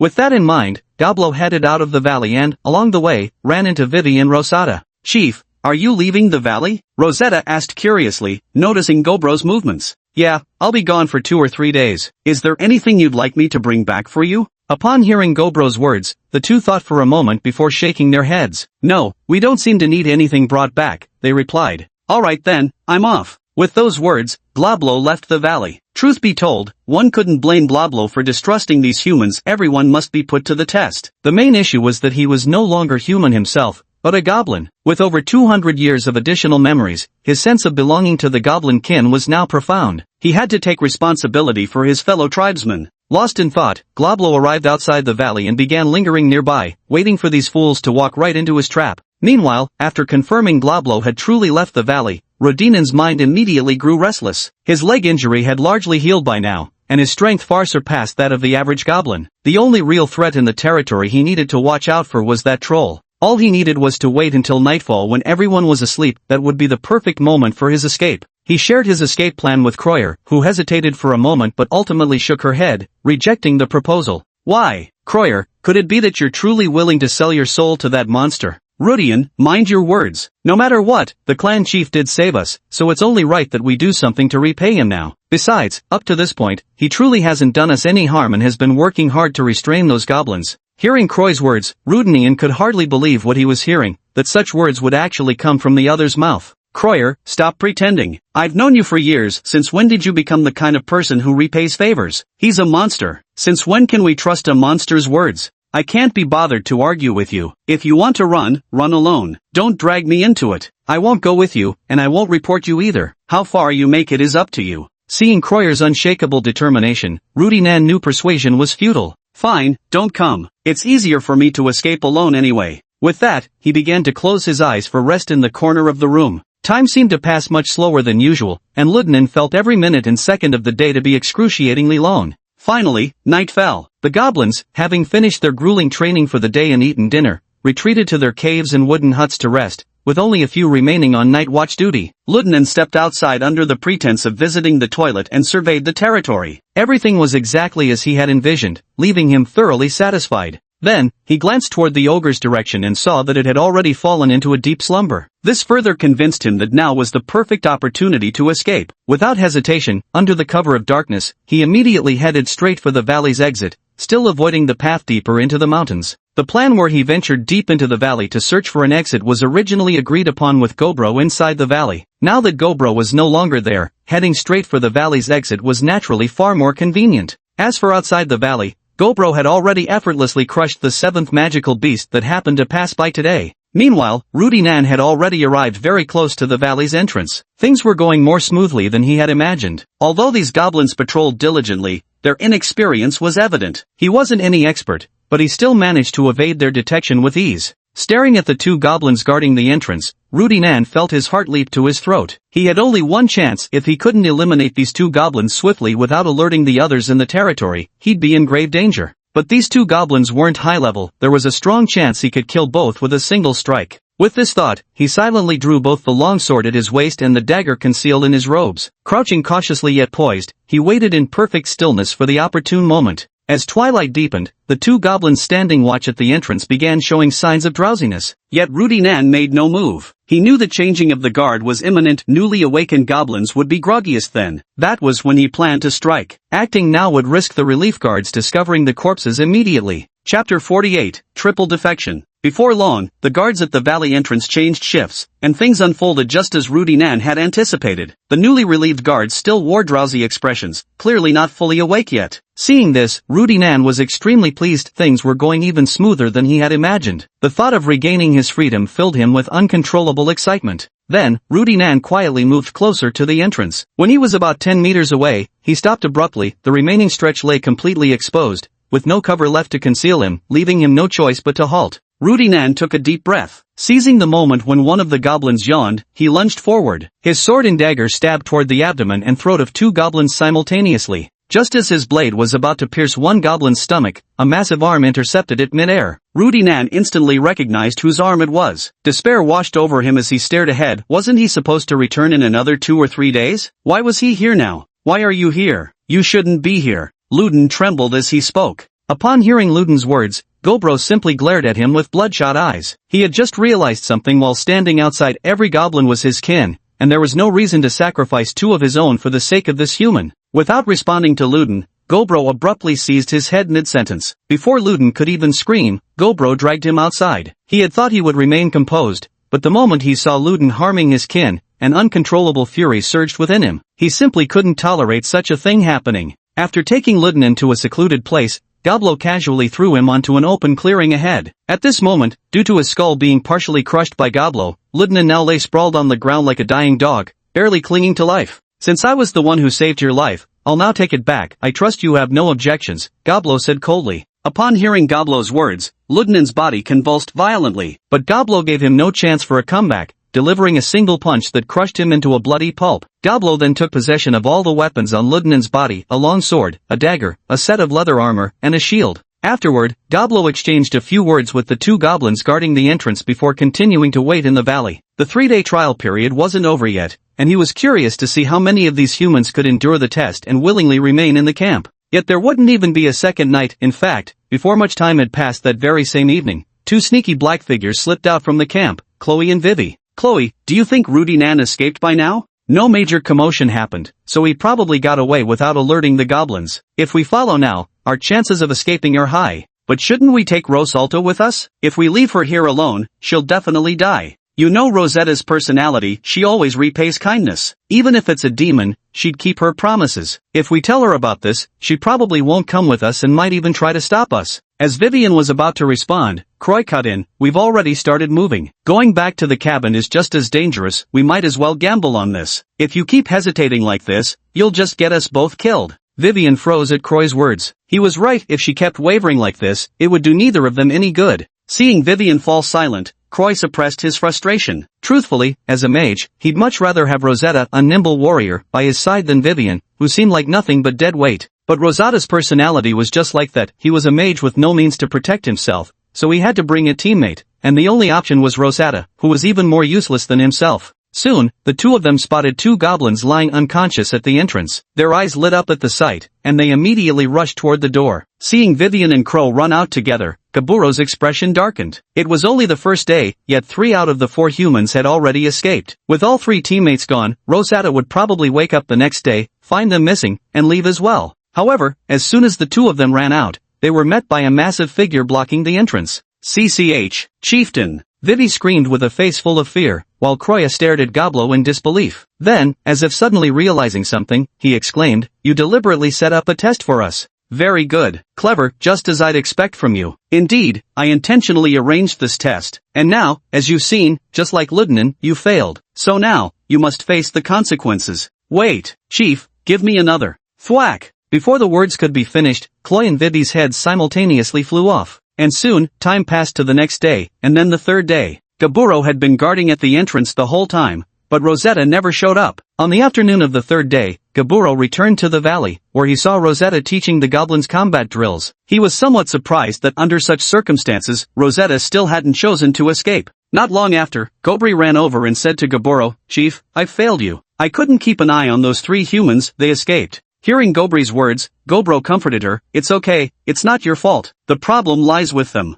Meanwhile, Rosetta also noticed Goblo's slightly disappointed expression, especially when she saw the materials in his hands. Guilt welled up in her heart. Those were the materials meant for building a furnace. The chieftain had saved their lives and granted their every request, but his 3 companions actually took advantage of Gobro's absence to escape, even killing 2 goblins in the process. She truly didn't know what expression to wear when facing Gobro now. After hesitating for a moment, she ran up to Gaburo and said solemnly, "I'm sorry, Chief. My companions have failed to live up to your expectations." Chapter 49, Simulation begins. Talent devours magic crystals. Upon hearing Rosetta's words, Globro could hardly believe his ears. Little did he expect that by casually saving 4 people, he'd encounter a human so deeply principled about repaying kindness and valuing loyalty. Chief, I deeply apologize for the harm my companions have caused to your people. I can assure you that from now on, I will devote all my efforts to nurturing your tribe. Of course, if you cannot forgive us, even if you decide to kill me, I will bear no resentment. Upon hearing Rosetta's words, Goblin fell silent for a moment before speaking. Just focus on your own tasks. From now on, I won't casually rescue humans anymore. With that, Goblin turned and left. Watching Goblin's departing figure, Rosetta's eyes were filled with guilt. Day by day passed, and it had now arrived at the final day of the second natural month since Goblin's reincarnation into this world. Till now, Goblin still hadn't managed to save up the required 6,250 first-tier magic crystals needed for the next simulation. He currently had a total of 4,352 first-tier magic crystals saved, some of which were contributed by the Lizardmen tribe. Luckily, his simulation opportunities automatically replenished once every natural month, and they could be used on any day. Today being the last day of the month, if he didn't use this month's opportunity today, it would be lost forever. By using today's chance, tomorrow he would immediately regain usage rights for the third natural month. System, use the free simulation attempt. Simulation initiated. Detected 480 leftover evaluation points from the previous simulation. Drawing random talent. Crystal Devourer acquired. The host can enhance their strength by consuming magic crystals without any side effects. Goblin's eyes lit up upon seeing this newly obtained talent. He initially thought the previous mana expansion was already absurd enough,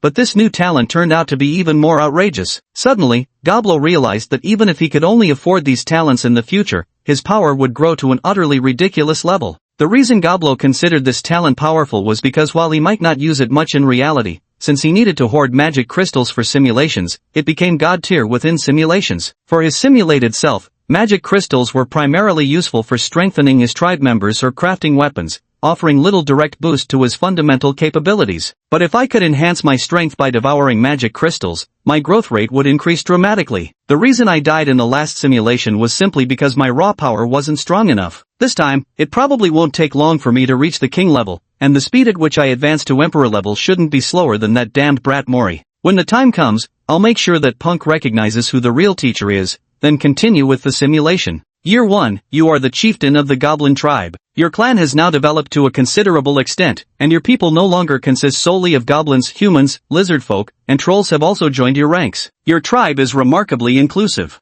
The same year, after prolonged training, your tribe's overall strength has significantly improved. As for you, after devouring a vast number of magic crystals, you break through to the level cap of 30 within 6 months. During this period, you subjected the last remaining human captive to several tests, but surprisingly, the human passed each trial and never attempted to escape. %. In the second year, your progress was astonishingly rapid. Due to your low-profile nature, it didn't attract the attention of the higher-ups in the monster forest. In the third year, you broke through to become a leader-level creature, evolving into a goblin warrior. Your skill proficiency also improved significantly. By then, you had already become the chieftain of a 10,000-strong tribe, with 3,000 goblins and the remaining 7,000 consisting of other subjugated tribes. In the fourth year, guided by your memories, you arrived near the territory of the elven race and settled there. However, due to your still limited strength, you refrained from rashly disturbing the elves living in the area. In the seventh year, your strength reached level 40, putting you on the verge of breaking through to chieftain level. That same year, you saved a young fairy and became an honored guest of the fairy clan. You were invited to their banquet and drank from the fountain of life. Days later, you evolved into a leader-class creature, a life goblin berserker, with your level cap increasing by an additional 20 levels. Simulating up to this point, Gobro took a deep breath. The progress this time was alarmingly fast. At this rate, it wouldn't be long before he could evolve into a king-class creature. In the 8th year, you had become a frequent visitor among the fairies, regularly interacting with them. Having evolved into a leader-class creature, your appearance was far more pleasing than that of an ordinary goblin. Moreover, the potent life aura surrounding you brought immense comfort to the fairy clan. Many of its members, particularly those of the opposite sex, developed feelings for you. In the 9th year, Misha fell in love with you and confessed her feelings. By then, Misha, like you, had reached leader class status but had not yet ascended to lord class. Under the relentless tide of her affection, you soon surrendered to her charms. That same year, the entire elf race celebrated your union. The 18th year, you successfully rescued Kana and brought her back to live in the elves' territory. The 27th year, your strength advanced at an astonishing pace, reaching level 70, your current pinnacle. By now, your power surpassed most lord-tier beings in the elf race, earning great favor from the elven queen. The 30th year, under your wise guidance, your faction had clearly become a formidable force within the demon beast forest, rivaling any of the Ghost King's Lord-tier subordinates. You yourself stood merely a step away from becoming a Lord-tier being. In the 32nd year, you ascended to become a Lord-level creature. Yet, you kept this breakthrough a secret from everyone, even distancing yourself from the Elven clan. You told them you had matters to attend to and wouldn't be returning anytime soon. Though the elves treated you with great kindness, your speed of advancement was simply too astonishing. You feared your rapid rise in power could make the elves perceive you as a threat. Hence, you decided to return only after some time had passed. That same year, you entrusted all affairs of your territory to Gobmo, instructing him that you wouldn't return for at least 5 years and that he should oversee the clan's management during this time. Once Gobmo agreed, you left the clan, satisfied. In the 33rd year, you arrived at the frozen plains of the far north, where you settled and thrived without difficulty. Chapter 50, Territory of the Snow Clan. That same year, your life in the far northern lands was not smooth. The extreme climate there took a severe toll on you, but thanks to your formidable strength, you barely managed to survive. In the 36th year, you attained the Frostborn body, significantly enhancing your resistance to cold. Your level also rose to 74. With your newfound abilities, you decided to venture deeper into the frigid lands. A few days later, as you pushed further into the far north, you witnessed several massive ice polar bears chasing a group of pure white humans. Having spent time in these lands, you recognized them as the Snow Clan, people with an innate ability to manipulate ice and snow, born as natural cryomancers. You're well aware of the Snow Clan's strength and have long considered forming an alliance with them, so you decide to lend a hand to the Snow Clan member in distress before you. Xuan'er looked back at the 4 colossal ice bears recklessly chasing them, her heart filled with regret. She should have listened to her elders and stayed within their territory instead of venturing out. Her recklessness had not only endangered her own life but also dragged her close friends into this peril. As the heavy panting from behind grew closer, despair deepened in Xuan'er's heart, the same dread mirrored in her 2 companions. Just as the ice bears were about to catch up, their massive paws poised to strike, a deafening explosion erupted behind the trio. The roaring of the bears abruptly ceased. Puzzled, they turned to look only to witness a scene that plunged them into even deeper despair. A 6-meter-tall white giant, whose strength far surpassed that of the polar ice bear, smashed the bear into a pulp with a single punch. While the polar ice bear had seemed terrifying enough, it was clearly no match for this white giant. Even more horrifying was the moment the giant abruptly turned its head to glare at them in the next second. The oppressive aura was incomparable to that of the polar ice bear. The trio didn't even dare entertain the thought of escape. Then, step by step, the white giant approached them. Seeing its advance, they were utterly hopeless, yet even if the giant hadn't killed them, they would likely have perished earlier under the claws of the 3 polar ice bears. Snow Lily suddenly felt at peace. Dying at the hands of the white giant was preferable to being torn apart by the bears. After all, such a formidable being would surely finish them off swiftly, sparing them prolonged agony. "Are you all right?" A gentle voice unexpectedly spoke up. Hearing these words, the 3 of them froze for a moment before looking up with disbelief. Had those words just been spoken by the white giant? If so, did that mean the colossal white figure before them had just saved them? It made sense, otherwise, all 3 of them would already be dead. After snapping back to her senses, Xuan'er hastily replied, "We're fine, thank you." Hearing that the other party was unharmed, you breathed a sigh of relief and then said, "You're from the Snow Tribe, right? Why are you here? This shouldn't be your tribe's territory." Hearing your words, Xuan'er replied with a hint of shame, "We really shouldn't be here. It's all my fault." Though Cheryl hadn't finished speaking, you could roughly guess the situation's progression from her expression and words. Cutting straight to the point, you said calmly, "Lead the way. I'll escort you back." When you finished speaking, all 3 of them froze in place. After a long pause, Cheryl finally said, "You're serious? You're actually willing to take us back?" "Of course. You're still children after all, with limitless possibilities ahead. You shouldn't die so young in a place like this." "Thank you, but we know the way home."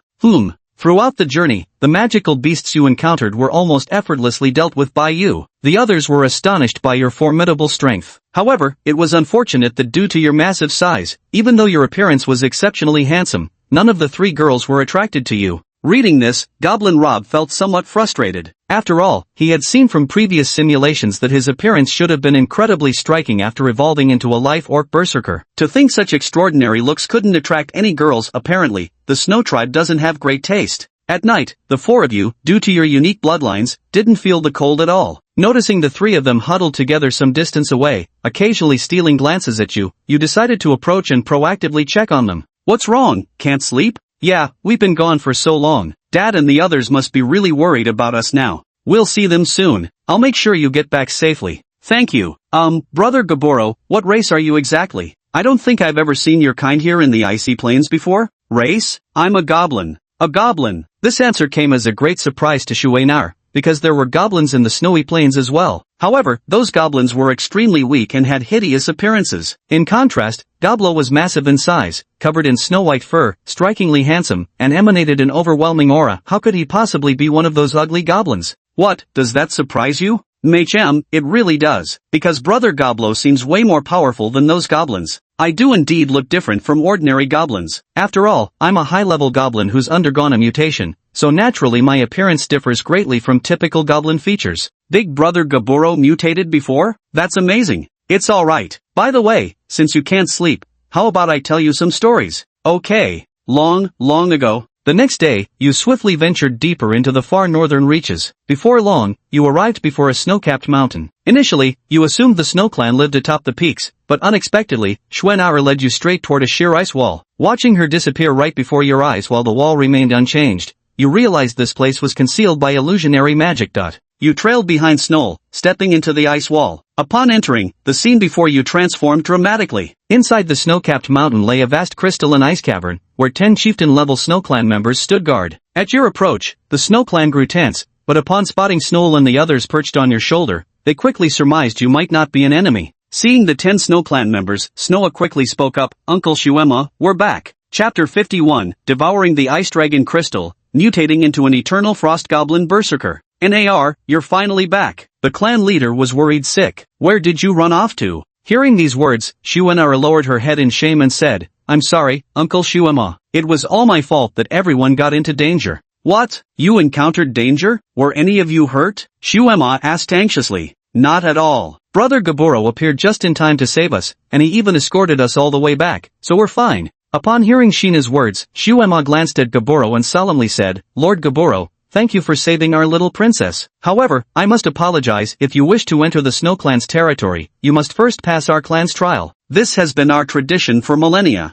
Hearing Shuema's words, you felt somewhat uncomfortable. After all, you had saved the daughter of their clan leader, yet they still demanded you complete a trial before entering their lands. However, you weren't yet familiar with the Snow Clan's overall strength. If they had a king-tier expert among them, it could pose serious trouble for you. So, you suppressed your discontent without expressing it. Very well. What is this trial of yours? Seeing that you weren't angry, Shuema seemed to relax as he replied, Lord Gaburo, our trial may be difficult for ordinary people, but for a powerhouse like you, it should pose no challenge. Besides, this trial is truly a mandatory step for entering the Snow Clan. We cannot bypass it. Hearing Shuemo's gentle and reassuring words, the irritation in your heart eases somewhat. What kind of assessment is it exactly? It's like this. Our assessment involves searching for an ice crystal deep within the frost crystal cavern and then consuming it. By swallowing the ice crystal, you'll gain a skill to resist the cold. The stronger the ice crystal you consume, the more powerful the skill you obtain. The main issue is that in our Snow Clan territory, the air is filled with a special type of ice crystal. If you don't acquire this skill, you'll be affected by these crystals over time, which can cause severe harm to your body, even leading to ice frost disease. Hearing Shuemo's explanation, you feel relieved. I understand. Take me to take the assessment then. Yes, this is the Crystal Ice Cavern. As for the ice crystals, you'll need to find them yourself. But be warned, while consuming stronger ice crystals grants more powerful skills, absorbing such high-intensity crystals is extremely dangerous. If you exceed your body's limits, you might not withstand the freezing energy and could turn into an ice sculpture. I see. By the way, what do the ice crystals look like? They come in all shapes and forms, but you'll recognize them the moment you see them, though some require you to defeat them before you can consume them. Got it. With that, you stride deeper into the Crystal Ice Cavern. Soon, you encountered a gigantic ice bird. Unlike ordinary magical beasts, there wasn't the slightest trace of emotion in this creature's icy gaze. In that instant, you realized this was the frost crystal that Shuema had spoken of, and not just any frost crystal. It was the kind you'd have to defeat before you could consume it. The ice bird swiftly swooped toward you. Just its proximity sent the surrounding temperature plummeting. Soon after, you engaged in battle with it. Though the creature was only at the leader tier level, it took you 2 solid punches to finally bring it down. It was clear this ice bird was far stronger than your average leader tier creature. After killing the ice bird, a blue crystal dropped from its body. You could sense the intense cold emanating from the icy shard. Consuming it would indeed bring you great benefits, but instead of eating it, you chose to keep the crystal, hoping to find one with even higher purity.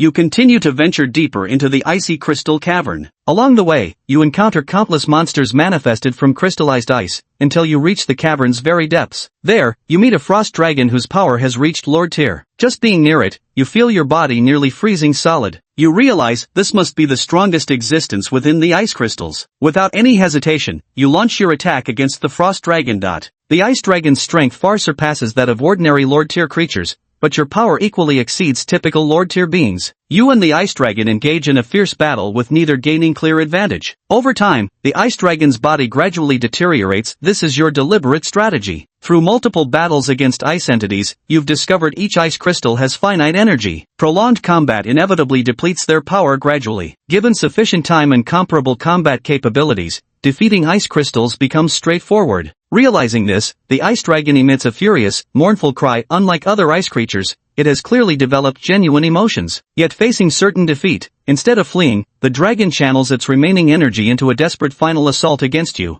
You sense the ice dragon's determination and admire its indomitable will, yet remain unwavering in your methods. As your adversary, you engage it with optimal tactics regardless of circumstances. Ultimately, the ice dragon falls to your attrition strategy, its massive form shattering explosively before condensing into an exceptionally translucent blue ice crystal. Sensing the terrifying energy within this crystal, you first restore yourself to peak condition before absorbing it. An unimaginable wave of extreme cold instantly engulfs your entire being. Every inch of your skin, every cell in your body feels frozen beyond repair. For a moment, you doubt your ability to endure this overwhelming transformation. Yet every time you felt you couldn't hold on, you ultimately persevered with tenacity. Gradually, as time passed, mysterious and ancient white runes appeared on your body, and you could feel physical transformations taking place within you. A week later, you mutated into an eternal frost goblin berserker, with a level cap 25 tiers higher than equivalent Lord Tier creatures. You could sense this was the most powerful mutation you'd ever undergone. While previous mutations followed singular evolutionary paths, this fusion of premium ice crystals and the spring of life had yielded an unprecedentedly potent transformation. You even felt capable of defeating king tier creatures in your current state. You simultaneously acquired top-tier abilities, Eternal Frost Constitution, Snowbound World, Icebound Tundra, and Frost Dominion. After devouring the ice crystal, you advanced deeper into the glacial plains, determined to uncover the mysteries hidden within the heart of Snowkin territory. Chapter 52, Be My Son-in-Law. You retraced your steps and found Shuema and the others within a few days. Their faces were filled with astonishment when they saw the frost tattoos on your body. Lord Gaburo, you've actually obtained the Eternal Frost Body. Does this mean you slew the Ice Dragon? Yes, I did eventually kill the Ice Dragon. That was one formidable creature. But from what you're saying, is the Eternal Frost Body something special? Truly remarkable. Even in our Snow Clan's history, only a handful of top-tier members have attained the Eternal Frost Physique, and achieving it comes with an extremely stringent condition. One must be under 40 years of age with strength at least at the chieftain level or above. Mr. Goblo, I never imagined you possessed such formidable power while still being under 40. Just lucky, I suppose. I was born with a king's physique, so my strength improved relatively quickly, you replied dismissively. Snowmo completely believed your words, reasoning that without innate talent, it would have been impossible for you to reach such heights in such a short time. Alright, now could you take me to your Snow Clan's territory? Of course. By obtaining the Eternal Frost Physique, you've essentially become half a member of the Snow Clan. Mastering our Snow Clan skills will come effortlessly to you. The clan leader will undoubtedly welcome you with open arms. Under Shwemo's warm hospitality, you soon entered the Snow Clan's territory. Upon seeing you, the clan members all smiled kindly, with some even stepping forward to thank you for rescuing Shwenar and the other two. You responded to their gratitude with utmost courtesy. Before long, you met the Snow Clan leader. The encounter left you somewhat disappointed. You had imagined the clan leader might be a celestial snow maiden of breathtaking beauty, but unfortunately, the leader turned out to be a white-haired male. Even more unfortunate was the fact that he was a handsome man whose looks rivaled your own. A sense of crisis arose in your heart, and you began plotting to find an opportunity to consume 100 or so slimes, hoping to acquire a shape-shifting skill. As for that Lord-class slime from your memories, it probably wouldn't appear for at least another 70 or 80 years. Are you Mr. Gobro? Thank you for saving my daughter. If I'm not mistaken, you've acquired the Eternal Frost Physique, haven't you? Yeah, that's right. Not just the frozen body, I've also acquired quite a few of your Snow Clan's other top-tier skills. But you merely muttered this to yourself internally, keeping the fact that you'd mastered the other abilities to yourself.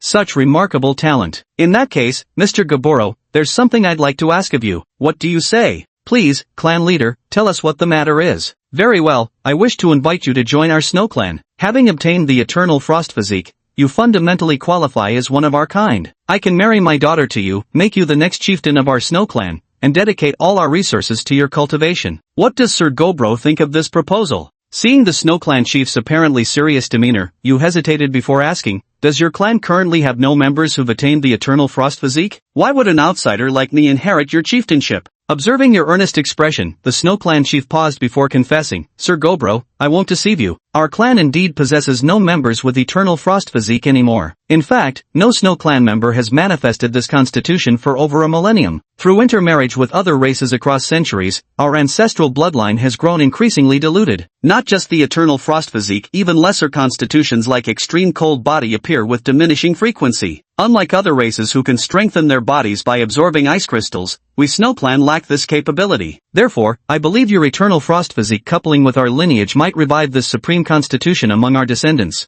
What a deranged notion. Is it truly appropriate to voice such madness so bluntly, honorable chieftain? This is a necessary measure for our people's survival. You'll understand when you reach my position, I can't watch the Snow Clan continue its decline. Think carefully, Mr. Gaburo. This proposal holds no harm for you. With your Everfrost constitution, you're destined to ascend the throne. Our assistance could significantly accelerate your rise to Emperor class, and even the legendary Sovereign class might not be beyond reach. Sovereign class? So there exists a rank beyond Emperor. I need to think about it. Indeed, take your time to consider it thoroughly. After the conversation ended, you left the chieftain's tent. The Snow Clan welcomed you warmly, and you could feel the kindness they extended toward you. To be honest, you were somewhat tempted by the chieftain's proposal. Though you still had a tribe in the monster beast forest, they were already strong enough now. You only needed to check in occasionally. After all, this wasn't your first time playing the absentee leader. In that regard, you considered yourself quite experienced. After careful consideration, you ultimately decided to accept the Snow Clan leader's request, for the possibility of advancing to the Emperor rank was too great a temptation for you to resist. With this resolve, you sought out the Snow Clan's leader once more.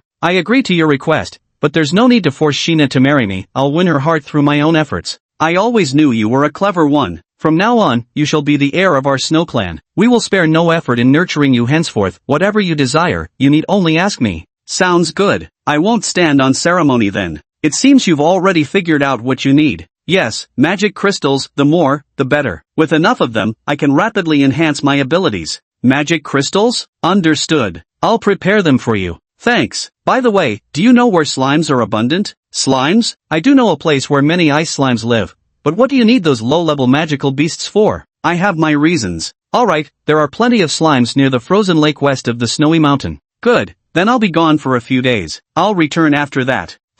After speaking with the clan leader, you immediately left the Snow Clan and headed west toward the snowy mountain as the leader had mentioned. Your goal this time was clear, to obtain the transformation ability and take on the form of a Snow Clan member, making it easier to win Snow Nair's affection. You knew that even in your original form, with some effort, you could still capture Snow Nair's heart, but you weren't willing to do that, and the transformation skill itself was crucial. Chapter 53, Acquiring Transformation, Becoming a Snow Clan Member. A week later, you consumed your 973rd frost slime. The slime tasted similar to jelly, and though you never disliked jelly before, you now found it revolting. Even the sight of slimes made you nauseous. But for the sake of the transformation skill, you clenched your teeth and continued devouring them. 1 month later, after devouring your 4,312th slime, your massive stomach nearly burst until at last, quantity transformed into quality. You finally obtained the long-coveted shape-shifting ability. Along the way, you also acquired a skill called Supple Body, similar to Impact Absorption, which weakens certain shield bashes. This skill brought you immense satisfaction. Subsequently, drawing from your memories, you transformed yourself into the form of a Snow Clan member. Your appearance as a Snow Clan was no less striking than your elven guise, though the aura you exuded was entirely different. Upon shifting into this Snow Clan form, your mastery over frost magic surged dramatically, though your physical resilience diminished slightly. You abruptly appeared in the ice crystal cave in the form of a Snow Clan member. Shuema and the others stared at you, the strikingly handsome Snow Clan stranger, with puzzled expressions. Although the Snow Clan had nearly 1,000 members, Shuema knew every single one by face. Someone with your extraordinary looks couldn't possibly have gone unnoticed among them. Moreover, you exuded an intimidating aura that was impossible to see through. Therefore, Shuema concluded that you must be an outsider from another Snow Clan. Are you from the Snow Clan? You must not be from my branch. I don't think I've ever seen you before. No, we've met before. Hearing your voice, Shuema felt an uncanny familiarity yet couldn't quite place who you were. After staring at your face for a long while during the awkward standoff, something suddenly clicked in Shuema's mind. Lord Goblo? You finally guessed it, you said as your body abruptly began expanding, morphing back into your original goblin form. Staring at your face, which resembled the SnowClan's form almost identically, only magnified several times, Shu Emma and the others were utterly astonished. Lord Goblo, what's happening? How can you transform into the appearance of our SnowClan? It seems that ever since obtaining that ice crystal last time, some other abilities have faintly manifested within me. In the SnowClan form, my control over ice and snow appears to be significantly enhanced. As you spoke, you transformed back into the SnowClan form. Simultaneously, a crystal-clear ice materialized in your right hand. Merely by its presence, Shu Emma, a pure-blooded SnowClansman, could already feel faint threads of chilling cold. What an incredible ability! Shu Emma praised sincerely. The SnowClan possessed a 90% resistance to ice magic, yet Shu Emma could feel that if he accidentally touched the ice crystal in Goblo's hand, he might instantly turn into an ice sculpture. You then retracted the ice crystal and proceeded to walk deeper into the SnowClan's territory. Along the way, you attracted many gazes. SnowClan members of all genders cast frequent glances at you. Before long, you spotted Shu Enara standing in the distance, timidly stealing glances at you. The moment your gaze swept over her, she immediately turned her head away, too shy to meet your eyes. Seeing this, you couldn't help but smirk. Shu Enara had the kind of delicate, pure appearance that no one could dislike, though her body hadn't fully developed yet. So you decided to first build a closer relationship with Shu Enara, waiting until she grew up before taking further steps. You headed straight to Chief Snow Eagle's ice hut. Upon recognizing you, Snow Eagle was utterly astonished, followed by overwhelming joy. Compared to your goblin form, he naturally preferred your snow tribe appearance. This is the magic crystal I prepared for you. See how you like it. As he spoke, Snow Eagle emptied all the magic crystals from his spatial ring. Facing the mountain of high-grade crystals piled before you, you were thoroughly satisfied. In the following days, you devoted yourself to cultivation within the Snow Tribe. With the abundance of high-grade magic crystals at your disposal, your strength progressed at an astonishing rate. Meanwhile, Snow Eagle consulted Snow Nail about the matter between you two. Unexpectedly, she vehemently opposed it, leaving both you and Snow Eagle baffled. Given how she had clearly adored your Snow Tribe form before, you decided to personally visit Snow Nail to understand what was going on. You arrive at Snow Near's door and ask, "Near, it's me. Can you open the door?" Swiftly, the door opens. When Snownear sees you in your SnowClan form, her face suddenly turns crimson red. Hello, Snownear says timidly. Seeing Snownear acting so bashful, you feel somewhat puzzled. Didn't she strongly oppose the engagement with you? Why is she behaving like this now? Then you lower your head to glance at your own appearance and suddenly understand something. Hello, Shernal, I am Lord Gobro's attendant. My name is Snowdust. Like Lord Gobro, I am also half SnowClan and half Goblin. I wanted to ask, why did you refuse our Lord's marriage proposal? Hearing your words, Shernal looks at you with sadness, unsure how to answer your question. After a moment, she whispers, Brother Gobro is wonderful, but I only see him as an older brother. My heart belongs to someone else. As she speaks these words, Shernal gazes intently at you, her affection and love completely unconcealed. Somewhat regretfully, you reply, what a shame. I had hoped we might live together someday. Surprised by your words, Shernal asks, what do you mean by that? Seeing Sherna's expression, the corners of your mouth curled up with a hint of temptation as you said, Miss Sherna, you might not know this, but we goblins never change our masters once we've pledged allegiance. So if you marry our lord, you'd effectively become my master too. At that point, I'd follow your every command without question. Whatever you order, I'll do. Hearing your words, Sherna's pupils dilated sharply as she swallowed hard before responding. Really? I could make you do anything? Indeed. If you agree to the engagement, even right now, whatever you command, I'll obey. Then I accept. Bang! You smacked Shinar's head hard, and Shinara looked at you with an innocent expression. You little rascal Shinar, don't recognize me, huh? My face and voice haven't changed at all. Upon hearing your words, Shinar froze for a moment before exclaiming in disbelief, your big brother Goblo. Oh, so now you recognize me? Chapter 54, Advancing to King Rank. After confirming your identity, Sherna's face turned crimson. She now desperately wished time could rewind to mere minutes earlier, to take back every word she'd spoken, how she hated herself for failing to recognize you. Tentatively, she then asked, then, Brother Gobro, can we still get engaged? Was planning to get engaged, but now, not so keen. Saying this, Sherna's face drained of color. How could she have been so blind before, to utter such words? Her mind raced frantically, searching for any possible way to fix this. I was wrong, Brother Gobro, but what? I feel like if someone more handsome appears by your side in the future, you'll be easily attracted to them again. No, Brother Goblo, I can give you my frost heart. With my frost heart in your possession, you'll hold everything that's mine. My life and death are in your hands. If I ever develop feelings for someone else, you'll sense it immediately. You're also a SnowClan member. You know how crucial the frost heart is to our kind. After Snow finished speaking, you were stunned. You simply couldn't comprehend how mere physical attractiveness could hold such overwhelming sway over these people, to the extent of surrendering their entire existence into your hands. Seeing your hesitation, Snow slowly placed her hand against her flat chest. A glowing white crystal then materialized in her palm. You must think carefully, I'm not as good as you imagine, and what's more, I have other lovers. Xuan, who had been quite resolute until then, wavered momentarily upon hearing your words, but after gazing at your face, she eventually nodded with renewed determination and said, I can accept it. You see Shanair's demeanor, and you understand that the Shanair before you is someone with a very wavering will. If any temptation arises in the future, the likelihood of her betraying you is high. After some hesitation, you accept Shanair's heart of ice and snow. Seeing you accept the frost heart,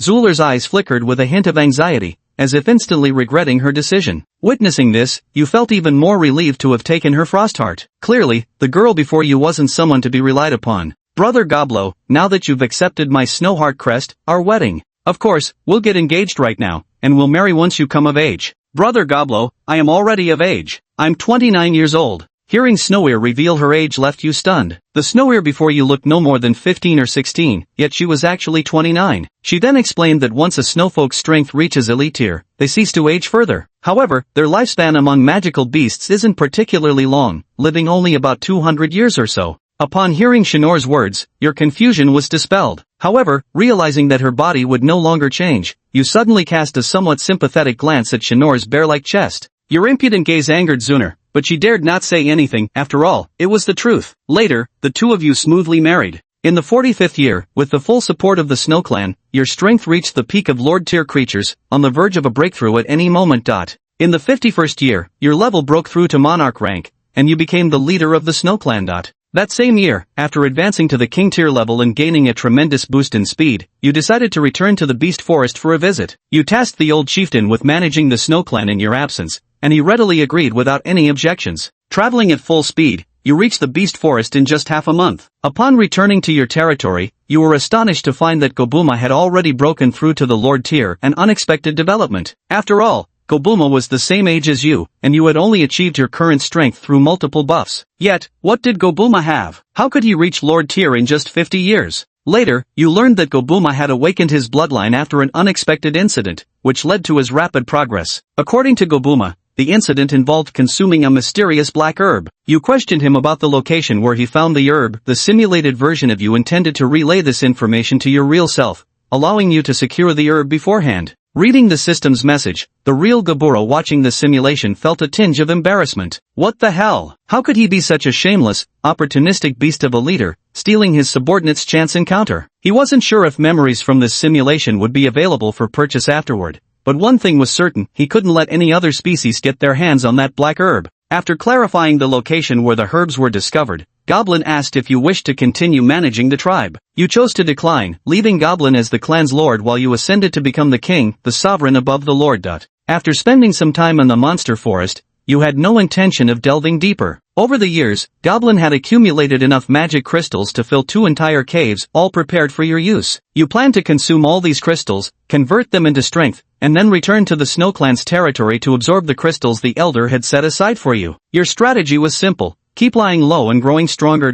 It took a full 2 years to exhaust all those magic crystals, but your level soared to an astonishing 84. Only 8 more levels stood between you and your max cap. You could sense your current power had already surpassed Emperor tier. There was no way Molly, that brat, could ever match you, even if he reached Emperor tier in the future. Next, you tracked down the Lord-class slime from your memories. Though the mere scent of slimes now made you nauseous, you still killed and consumed it. After devouring this slime, you felt your shapeshifting skill had grown more potent, though it hadn't undergone a fundamental transformation. At the same time, your devour skill along with others like flexible body had also strengthened significantly. Although you've consumed most of the clan's reserve magic crystals, you still show no intention of leaving immediately. Over the past 2 years, you've conquered several smaller clans, and now the monthly tribute of magic crystals from your clan has reached an astonishing level. You plan to wait until the Snow Clan has accumulated 3 years worth of magic crystals before returning. Besides this, you've begun actively seeking out Lord-tier creatures, as their corpses and magic crystals can grant you new abilities when consumed, even if only marginally. Chapter 55, Emperor Class Powerhouse. Despite your low-key approach to hunting Lord-tier creatures, Powerful beings from the depths of the magic beast forest have still taken notice of your presence. After some time, a familiar king-class magical creature sought you out. Gazing at the Ghost King before you, a knowing smirk plays on your lips. The Ghost King finds your expression somewhat peculiar, as if you already recognize him. The number of Lord-level creatures in the Warcraft forest has been decreasing at an extremely abnormal rate lately. It must be your doing, right?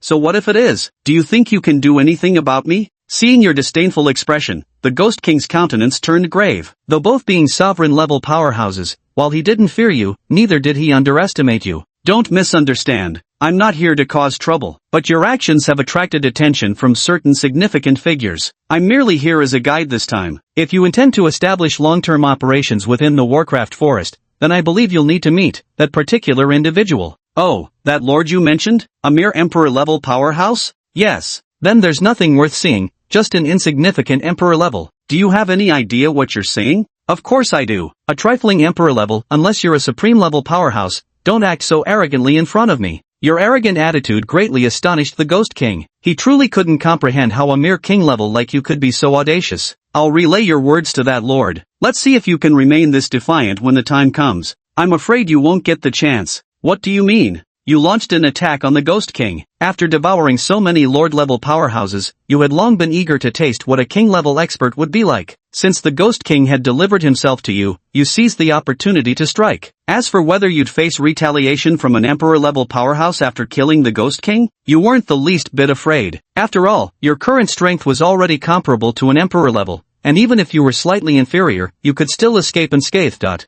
Though I had been wary of you all along, when your attack struck the Ghost King, your icy spikes instantly pierced through him. With just one strike, the Ghost King realized your strength was far beyond what any ordinary king-tier creature could match. His body suddenly began to dematerialize before he fled in panic. You chased relentlessly after the Ghost King, your speed, strength, magic, and all other attributes far surpassing his. The Ghost King was practically beaten to a pulp the entire way, deeply regretting why he had ever sought trouble with you. Before long, the Ghost King stopped running. Within a 10-kilometer radius, the entire forest had been frozen solid. With no escape left, he could only prepare for a desperate last stand. Once the Ghost King began resisting with all his might, you noticed that although his strength was nothing compared to yours, he was indeed far stronger than other king-tier creatures. You realized the Ghost King was also a mutant, likely an exceptionally powerful one. But it was useless, because your mutation was superior, your level higher, and your skills even more formidable. 4 hours later, not a single patch of the Ghost King's flesh remained intact. In his final moments, he gave you a deep, penetrating stare. Now, he understood why you dared to act so arrogantly. You truly had the power to back it up. You mercilessly crushed the Ghost King's skull, then devoured his body and demon crystal in one gulp. Powerful ghostly energy instantly flooded your entire being, and you immediately returned to your territory, intending to thoroughly digest the energy the Ghost King had bestowed upon you. The intense ghostly energy raged wildly through your body, tormenting you throughout the entire night. The process of absorbing the power of a king-rank creature proved unexpectedly arduous. In the blink of an eye, a week had passed, your level had risen by 2 consecutive ranks, and you'd acquired numerous advanced ghost race skills. Several days later, you detected a terrifying unfamiliar presence within your territory. This aura was far more dreadful than any king rank being, undoubtedly at the emperor rank. You halted your digestion of the Ghost King's energy and sprinted toward the source. By the time you arrived, the scene had already become a complete wreckage, littered with the corpses of goblins. You coldly observed the intruder, a humanoid creature with grotesque features, its body modeled between red and black skin. The presence felt strikingly similar to the ghost race, yet you understood perfectly, this was no ghost, but an Azura, and an Emperor rank Azura at that. So you're the Emperor rank behind the Ghost King, you said coldly. The Ghost King was slain by you. The Emperor rank Azura observed you with an intrigued expression. Did you come to join him? You're courting death. The two of you attacked simultaneously. The Imperial level Azura before you was truly terrifying, far from merely being a novice at that rank. In strength, it was incomparably mightier than the Ghost King, even slightly surpassing you, though just by a hair. Still, that slight edge wasn't enough to kill you. Your battle was terrifying, and many magical beasts in the vicinity were caught in the crossfire, perishing innocently. Yet you paid no heed, continuing to fight without a care. 10 days later, both of you had exhausted much of your magic, yet there was still no sign of a decisive outcome. Now, your and Azura's expressions were grim, neither of you willing to continue the fight. After all, reaching your current level of cultivation hadn't been easy. To persist would inevitably lead to casualties on one side, leaving the other in no better shape. However, both of you were too proud to admit defeat first, stubbornly deciding to push on.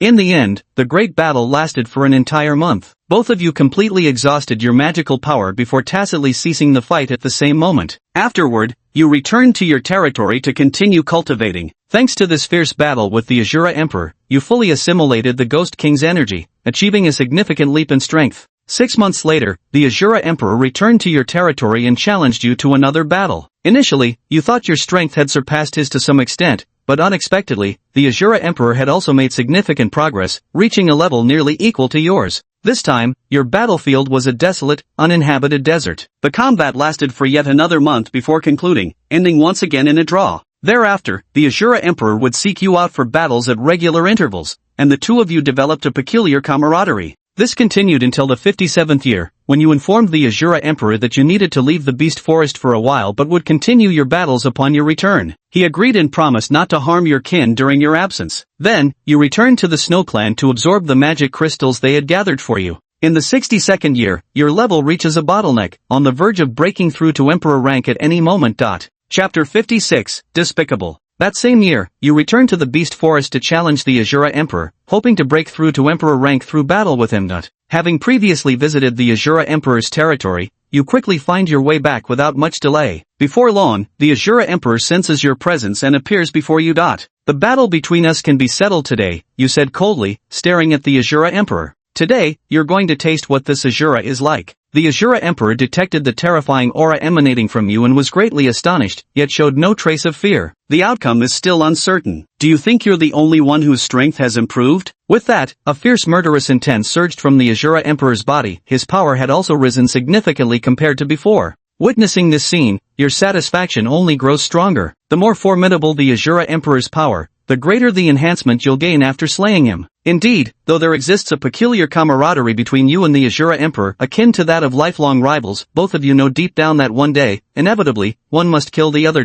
You just wouldn't resort to any underhanded methods, you'd kill each other openly and honorably. Soon, you and the Azura Emperor clashed. Contrary to your initial expectation of an overwhelming victory, the fight was evenly matched, just as before. Feeling the Azura Emperor's formidable strength didn't surprise you, you'd long known he wasn't an opponent to be defeated so easily. Yet, the Azura Emperor's growth ultimately couldn't match yours. Your strength now clearly surpassed his by a slim margin. If he didn't flee, you stood a real chance of killing him. A week later, wounds began accumulating on the Azura Emperor's body. The tide had turned. Continuing the fight would only confirm his defeat. But then, something unexpected happened. You sensed 4 newly ascended king-level auras rapidly approaching from 4 directions, each eerily similar to the Azura Emperor's. In an instant, you understood what this meant. Despicable, you angrily cursed. I'm despicable? Kabluro, you're too naive. Don't tell me you actually believed we formed some genuine friendship. This is merely the most basic tactic for any emperor. I originally just wanted to use you to enhance my strength. Now that you've exceeded my expectations, naturally I can't let you continue existing.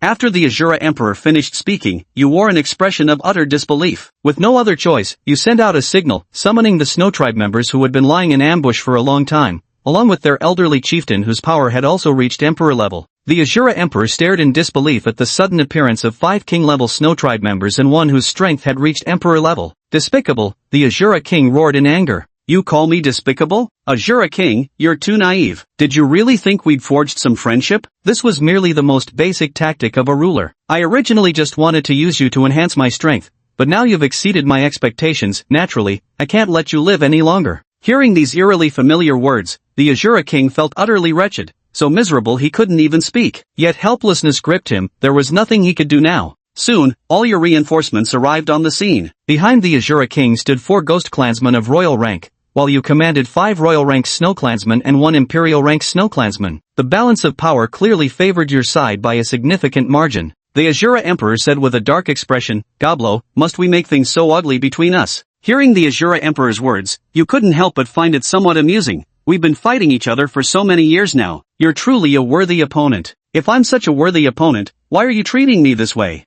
Have I treated you unfairly? Isn't it perfectly normal to want to kill one's opponent? Upon hearing your words, the Azura Emperor's face twisted as if he'd eaten something foul. But soon, something even more uncomfortable occurred. One of his Azura Kings, realizing their side was clearly outmatched, chose to openly defect to your side. This Azura King's betrayal made the already disadvantaged Azura Emperor's faction suffer even greater losses. The Azura Emperor glared furiously at the traitorous Azura King and roared, Azura Moon, I'll give you one last chance to change your allegiance. I can pretend none of this ever happened. Azura Moon immediately recoiled at the emperor's words and pleaded, "Forgive me, your majesty, but I've always admired Lord Gobro deeply. I can't return to your side, please grant me this chance to serve Lord Gobro instead." Hearing the Azura Emperor and his underlings turning on each other, you couldn't help but find it amusing. At the same time, you felt grateful for possessing power and influence far surpassing that of the Azura Emperor, otherwise, the situation might have been even more disgraceful.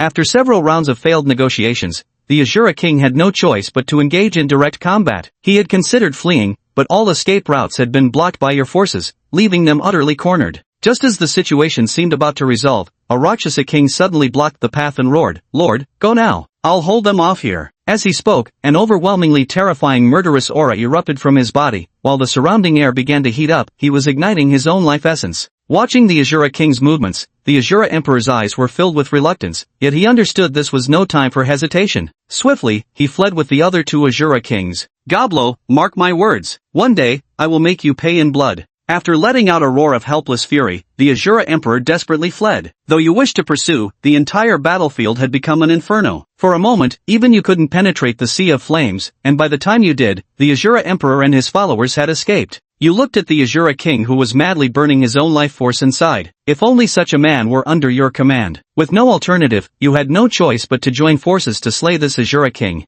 Even in death, the Azura King's eyes remained wide open, not a trace of fear within them. "What is his name?" you asked the Azura King who had surrendered to you. "Master, his name is Moyen Gue." "Moyen Gue? He's not a pure-blooded Azura?" "Yes, he's a hybrid of ghost and Azura blood. Back then, the Emperor, no, Azura Ananda, brought him back and has cared for him lovingly ever since." "I see. Indeed, he was a respectable warrior." With those words, you swallowed the corpse and demon crystal of the fiery ghost in one gulp. Chapter 57, A Mere Father's Death Feud. The killing intent and ghostly aura of the fiery ghost were not the least bit weaker than a ghost king's. You had a premonition that even if you didn't break through to emperor rank this time, you wouldn't be far from it. Meanwhile, the 5 Snowclan kings and the Elder were already searching for the Azura Emperor's location, but they hadn't found anything yet. Due to the Azura Emperor's escape, you chose to take over his territory. For those stubborn Azura clansmen who refused to submit, you wasted no time and killed them outright. As for those who surrendered outright, you didn't trust them immediately but kept a wary eye on them in secret. At the same time, you scattered them among various units of your own clan, preventing them from forming cohesive groups.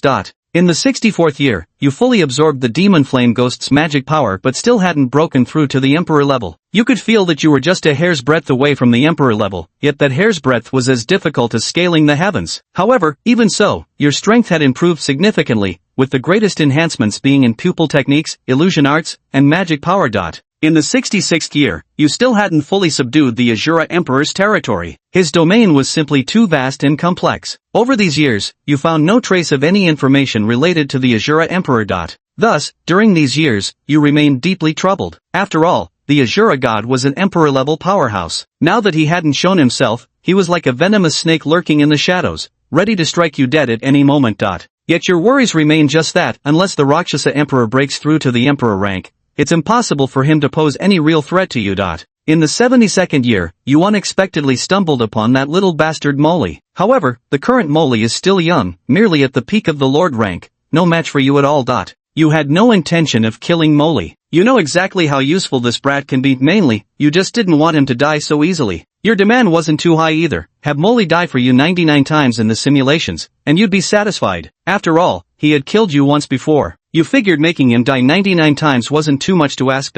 Staring at the defiant brat forced to kneel before you, you leisurely walked over and asked, "What's your name?" Moli didn't answer you, merely looking at you with disdain. Sensing she was about to spit at you the next second, you preemptively kicked her in the face. "Can't speak, huh? Cat got your tongue?" Faced with your sudden outburst, Moli was utterly bewildered. He hadn't expected your temper to be this foul. "What's wrong? You got a problem with that?" Before Moli could speak, you continued, "If you're not convinced, I'll give you a chance for revenge. Defeat me, and you'll be the new leader of our clan." As you spoke, you lifted your foot, knowing full well that Moli only respected those he couldn't defeat. The moment your foot moved away, Moli sprang up instantly, his ghostly claws lunging toward you. A second later, you had him pinned under your foot again, as if it had never been lifted at all. "Old freak, this isn't fair. You're so much older than me. Give me 50 years, and I'll definitely be stronger than you." "Oh, and why should I give you those 50 years? You should know, it was me who killed your father. A mere father's death means nothing to me." The old man died because he was weak. I won't be as pathetic as him.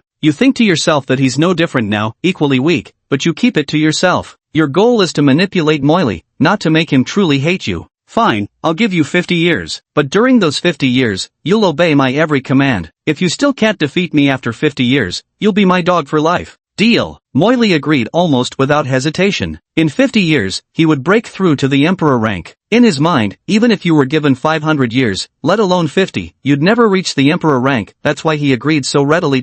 Looking at Mori's smug face, you could practically read his thoughts just by glancing at his feet. But you didn't expose him. Let the kid think he's being clever. Afterwards, you had Mori taken away. Goblin, who witnessed this scene from the side, asked, "Chieftain, are you really just letting him leave like this? Won't you interrogate him further? He'll keep his promise about what he's done. I know him." Hearing your answer, Goblin chose to trust you and then continued questioning. "Chieftain, there's one more thing I don't quite understand." "Go ahead. You look like you're trying to tame this guy, so why are you stepping on his face?" "I don't understand the point of that. Everything I do has deeper meaning. Don't ask so many questions." You didn't tell Goblin that you were just taking the opportunity for revenge, but Goblin chose to believe you anyway. Year 77, your Raging Beast Force LV.max evolved into Raging Beast Aura, increasing your strength dramatically once more. Even the Snow Tribe's former chieftain could now only fight you to a draw. That same year, you received news about the Azura Emperor. He had ventured deep into the monster beast forest and pledged allegiance to an even more powerful being. You could well imagine, those stronger than the Azura Emperor could only be warriors ranked in the Imperial records. You didn't know if there existed beings mightier than the Imperial rank, but you were certain that even if you advanced to Emperor rank, you'd stand no chance against an Imperial-level powerhouse. You feel somewhat troubled because you know that Emperor-level experts wouldn't personally attack a mere king-level like you over the Blood Emperor's affairs. However, the Blood Emperor might bring other Emperor-level cultivators to seek revenge. Although your strength is formidable, it's not yet sufficient to simultaneously confront two Emperor-level opponents. If the Azura Emperor can bring more than 4 Emperor-level warriors to fight you, then you can say it's a foregone conclusion that you'll lose. In the 81st year, the Azura Emperor's vengeance arrived as anticipated. He came with 3 Emperor-level powerhouses, 5 King-level experts, 20 Lord-level magical beasts, and an army of hundreds of thousands of monstrous creatures to assault your clan. As you gazed upon the vast horde of beasts stretching before you, you realized this was likely the entirety of the Azura Emperor's forces. Over these years, your clan's strength has grown significantly. Although no new Emperor-level powerhouses have emerged, 4 new King-level experts have been born, and the number of Lord-level warriors has reached 53. Moreover, your combat-capable magical beasts now number in the millions. While there remains a substantial gap in high-end combat capabilities, your lower-tier forces outmatch theirs by an immeasurable margin, so you stand unshaken. Chapter 58, Annihilating the Enemy, the Imperial-level Threat. Soon, this earth-shattering beast war erupted in the demon beast forest. Millions of demon armies clashed together, and after a day of fierce battle, the forest was practically a river of blood. However, most of that blood belonged to the forces under the Emperor of Azura. On the first day, neither side's top combatants made a move, merely directing their monstrous beasts into battle. However, the Azura Emperor's command experience paled in comparison to yours, or perhaps it was more accurate to say that while he'd led armies numerous times before, he never truly took command seriously, always relying on sheer overwhelming force to crush his opponents.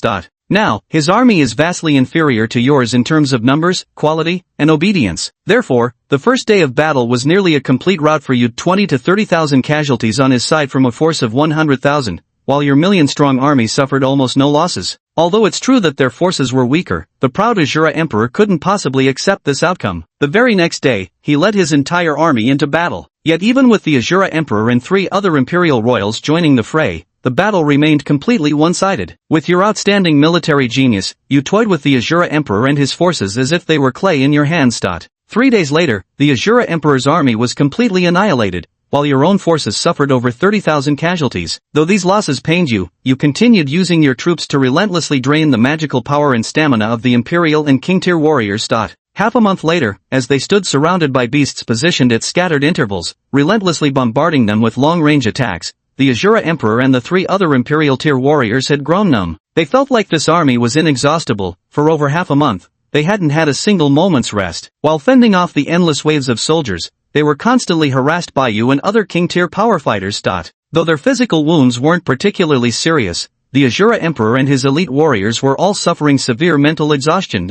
On your side, after half a month of combat, you've already expended 150,000 troops. Keep in mind, the magical beasts in your territory differ from those of other lords. Each has been meticulously nurtured at a cost 4 to 5 times that of ordinary creatures. Losing so many in just 2 weeks naturally pains you, but such sacrifices are inevitable. To completely eliminate these adversaries, you must steel your heart for decisive action. A month later, all 5 king-level powerhouses had been slain by you. Though you didn't immediately consume their corpses, you collected their bodies to devour at your leisure in the future. Meanwhile, the 4 emperor-level powerhouses were now teetering on the brink of mental collapse. During that time, they attempted to escape countless times, but you had long since laid an inescapable net. Even if they burned their own lives to unleash extraordinary combat power, there was no way they could break free from such an encirclement. You left them not a single chance to survive. However, the reason they could reach the emperor rank was naturally because they were no ordinary magical beasts that could be compared to the rest. Under such circumstances, they stubbornly endured for over a month. It wasn't until the second half-month that one of the emperor ranks finally collapsed, a vampire of that tier, the weakest among the 4. Due to the mental breakdown and accumulated injuries over more than 2 months, it took you only a single day to kill this emperor-level beast. You promptly stored its corpse in magic crystal, planning to feast on them after the battle. On the 78th day of the war, the second emperor-level beast collapsed. Unexpectedly, this was the strongest of the 4. Its true form was a raging bull demon, whose strength even surpassed yours. Yet, after 3 days of relentless attrition, it was finally worn down to death. The remaining 2 emperor-level opponents were divided between you and the elder chieftain, each handling one with ease. Azura Emperor, in his dying moments, stared at you in disbelief. He had assumed 4 emperor-level powerhouses would easily end your life. But he realized his mistake too late. Your cunning far exceeded his expectations. Given another chance, he swore he would have brought all his forces to eliminate you without hesitation the very first time you met. But now the situation is settled, and it's too late to say these words. Before his death, the Azura Emperor burned his life force to resist desperately, but ultimately was worn down and killed by you.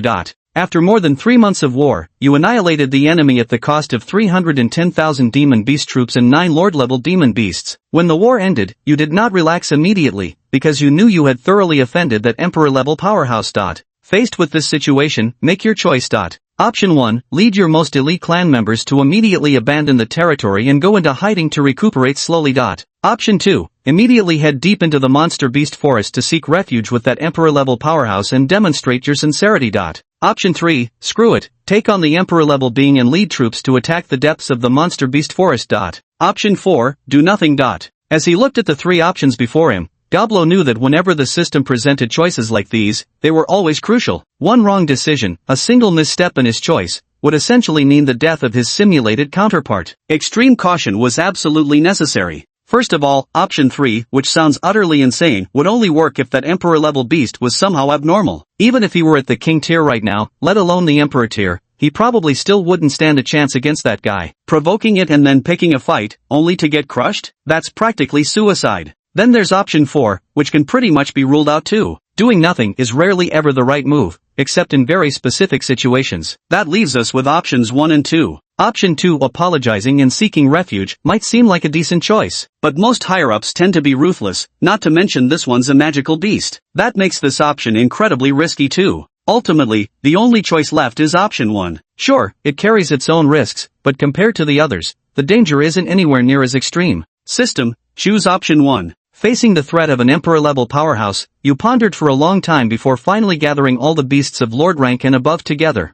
Chief, what's the matter you call us here today? Asked a lord rank beast. You looked around, confirming everyone's presence before speaking unhurriedly. The reason I gathered you today is that our clan is disbanding. After you finished speaking, the room fell into instant silence. Everyone looked at you in disbelief, unable to comprehend why you'd suddenly make such a decision. Chapter 59, Breaking Through to Emperor Rank, The Aura of Slaughter. After a long pause, Goblin Fiend finally spoke. Chieftain, I don't understand. I don't understand why you'd suddenly make this decision. Didn't we just win a great battle? Why disband us now? You must be joking, right? You love messing with us like this. You're surely pulling our legs again like before, right? It has to be that. Goblin Fiend said, as if trying to deceive himself. The surrounding demon beasts began to chime in agreement. They hoped what Goblin Fiend said was true, that this was all just your usual prank. But your expression remained stern, showing no hint of jest. Gradually, the smiles faded from their faces, and the atmosphere in the room grew heavy. After a pause, it was Goblin who asked, "Chief, can you tell us why? Do you know what kind of existence stands behind the opponents we defeated recently?" "Chief, even if more Imperial-level experts come, we can exhaust them. We'd rather die than leave," declared a Frost tribesman.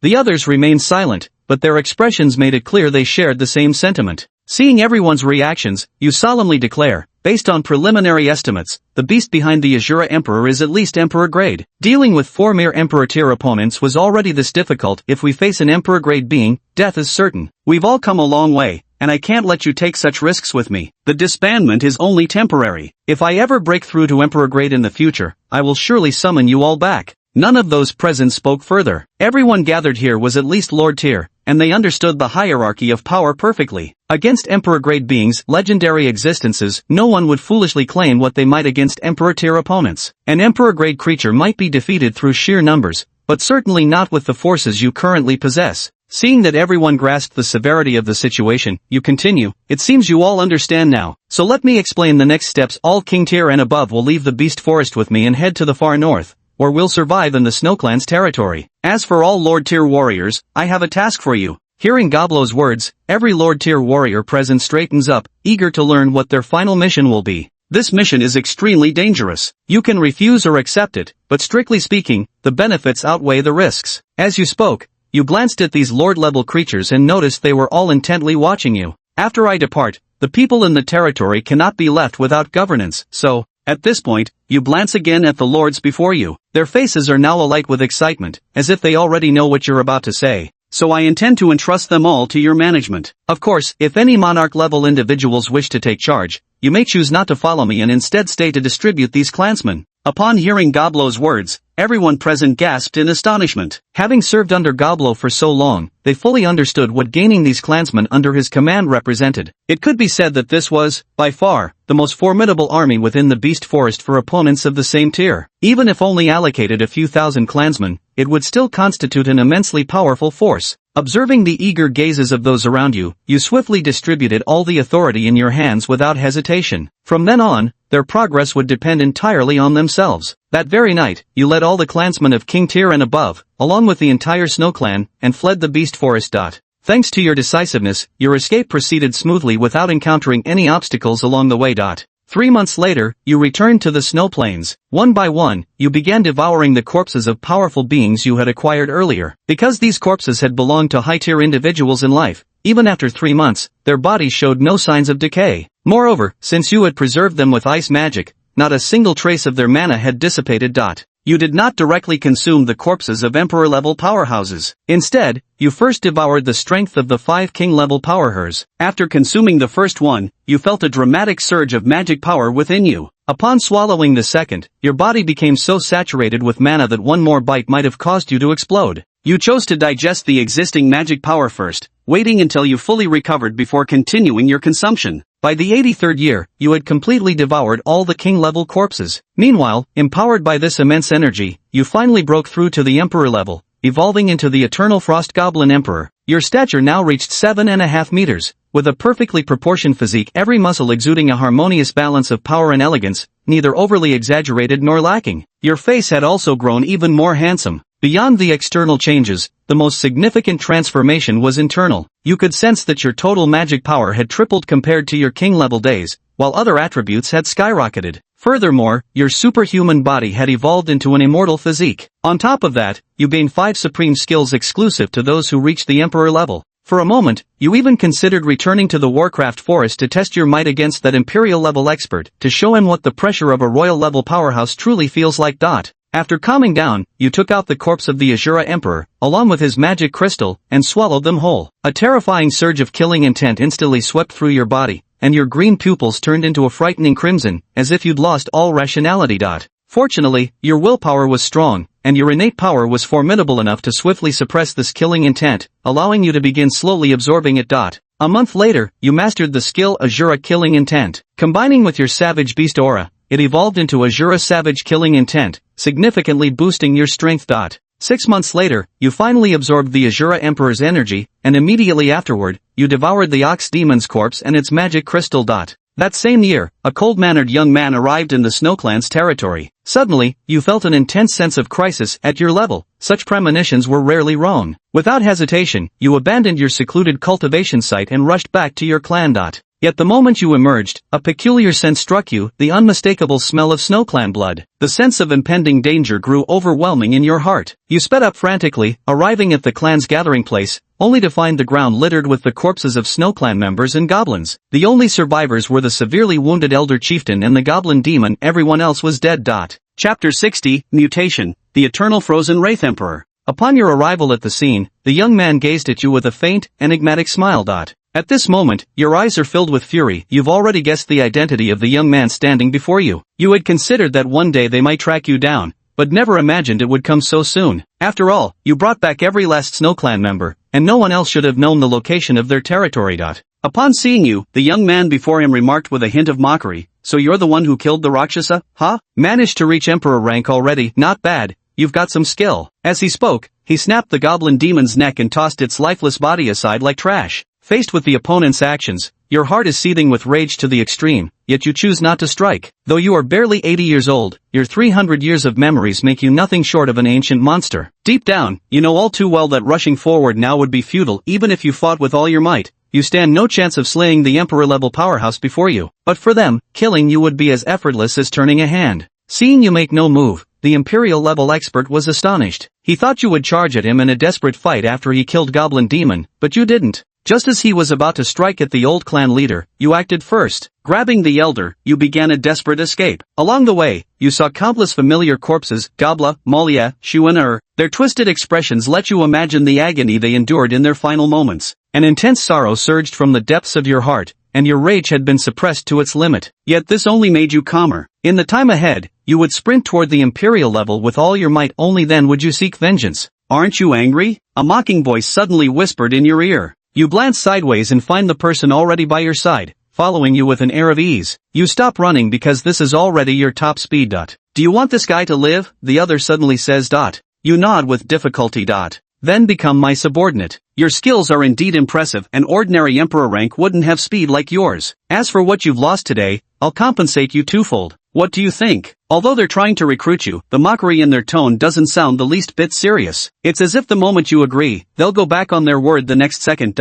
"Fine." You forced yourself to say through disgust, though what you truly wanted was to tear the person before you limb from limb. Yet you suppressed this impulse, deciding to wait until your strength reached Emperor tier before seeking revenge. "Ha ha ha, you actually believed it? You really thought I'd recruit you?" The next second, you launched an attack at them. Knowing you stood little chance of causing real damage, you opted for the more humiliating tactic of aiming a slap, yet they effortlessly dodged your strike. Their fist connected with your abdomen, and for one excruciating moment, it felt as though your gut had been punched clean through, organs churning violently within. The ensuing fight was utterly one-sided. When your last ounce of strength finally drained away, they didn't kill you. Instead, they remarked, "Not bad at all. Serve under me from now on, and I'll spare both you and that other one." As the words left their mouth, darkness swallowed your consciousness. When you wake up again, you find yourself in a lavish room. You immediately realize you have returned to the Warcraft forest, recalling what happened before you lost consciousness. Uncontrollable rage surges from your chest as dark red lines begin spreading across your body. You undergo a mutation. Hatred, sorrow, and fury nearly consume your chest. You evolve into the Eternal Frost Venom Ghost Emperor, with a level cap 24 levels higher than that of ordinary Emperor tier beings. The previous Eternal Frost Goblin Emperor, after evolving to Emperor tier, had a level cap 19 levels above the norm.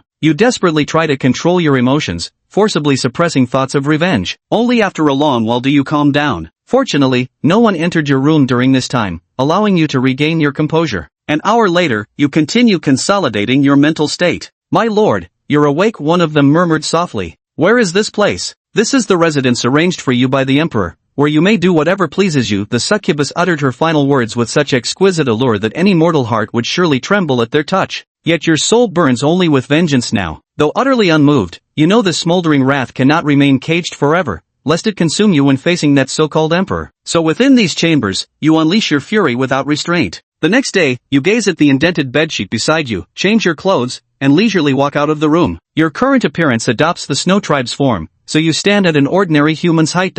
Before long, you arrive at the emperor's palace. Taking in the sight of the enormous, magnificent structure before you, you take a deep breath and step inside. Yet the moment you enter, a surge of intense rage, like a violent storm, fiercely assaults your chest. For in that very instant, you witness the emperor feeding his meal being the corpses of your own people. Noticing your arrival, the emperor observes you with keen interest, then elegantly tears a piece of flesh from the cadaver before him. After chewing it slowly and swallowing, he remarks with utter nonchalance, "You're here. Did you rest well?" "Thanks to your grace, I rested very well. I heard people say your room was filled with screams all night yesterday. It seems you were quite pleased with what I prepared for you." "Yes, thank you for your generosity." Your expression remained flawless. Perhaps bored, the emperor stopped eating, his eyes drooping slightly before he spoke. "Now that you've become mine, you can't stay idle forever. I have some tasks for you to undertake." With that, he flung a piece of parchment toward you. You bent down and picked up the parchment. "Everything's written inside. If there's nothing else, you may leave. From now on, only come when I summon you." "Yes." After leaving the palace, you opened the scroll with an icy expression and began examining its contents. Until your power reaches the emperor level, you've resolved to become an emotionless specter. Once you break through, you won't let this bastard die so easily. Chapter 61, Kingdom of Ice. After deciphering the contents of the parchment, a cruel smile twists your lips. It's a slaughter mission to single-handedly kill 3 sovereign-level experts and bring back their heads. The rest of their remains are yours to dispose of as you please. For anyone else, this task would be impossible sabotage. You know full well the emperor is setting you up. After all, how could a freshly promoted sovereign possibly slay 3 of their peers? But remember your last battle with the emperor? You deliberately held back, letting your magic deplete without ever fighting at full strength. All for this very moment. Moreover, what suits you best now are slaughter missions. In high-intensity battles, you can freely vent your fury. At the same time, you can sense that the only reason they're keeping you alive is to humiliate you. You're furious, but as long as you survive, there's hope for revenge. So no matter how great the humiliation, you'll endure it. Following the instructions on the parchment, you located the 3 Imperial-level magical creatures within 3 days. These Imperial creatures were all winged humanoids, their bloodlines belonging to the Black Abyss Eagle, the Swift Wind Peregrine, and the Blazing Flame Phoenix respectively, each representing exceptionally dominant species. Moreover, the territories of the 3 were extremely close. Engaging in battle with any one of them would inevitably draw the other 2 to arrive within a short time. After some consideration, you ultimately decided to target and kill the Imperial-class winged being who possesses the Blazing Firebird first. You made this choice because the Black Abyss Eagle's power was too overwhelming, and the Gale Peregrine's speed was simply too fast. Neither of them were enemies you could eliminate in a short time. Only the Blazing Firebird, despite wielding terrifying flame magic capable of harming Emperor-class powerhouses, paled significantly in physical prowess compared to the other 2. This made him the sole opponent you could potentially eliminate swiftly through a surprise attack. You soon arrived at the territory of the Blazing Firebird winged being. Though the defenses here were extremely tight, you managed to slip past them with ease. Upon reaching his palace, it didn't take long for you to locate his personal chambers. When you found him, he was right in the middle of his indulgence in pleasures. The parchment given to you by the emperor contained this information among the 3 Imperial-class power holders. This follower of the Blazing Firebird, though the most talented, was also the most negligent. He spent most of his time drowning in sensual pleasures, yet another reason you selected him as your primary assassination target. The flaming birdwing humanoid was completely naked at this moment, still preoccupied with his ongoing task. Seizing this opportunity, you launched a surprise attack without hesitation. You knew he would notice the moment you struck, so there was no point in concealing your movements. Your strategy was simply to inflict maximum damage. Just as you'd anticipated, the flaming bird-winged humanoid reacted instantly. Though he attempted to rise at lightning speed while conjuring a blazing shield around himself, his reaction window proved too brief. Before the shield could fully form, your claws had already pierced through his body, impaling his chest. A bone-chilling cold seeped from the wound in his chest, its icy toxins rapidly spreading. The flaming bird-winged humanoid immediately felt his strength draining away. As a fire-aligned being, attacks imbued with ice and water inflicted exponentially more damage than any other element ever could. You seized this opening, your hand shot toward his heart. The instant your fingers closed around it, an astonishing wave of searing heat erupted from your grasp. With one forceful wrench, you tore his still-beating heart clean from his chest. A watermelon-sized heart appeared in your hands. Before the blazing phoenix-winged humanoid's eyes,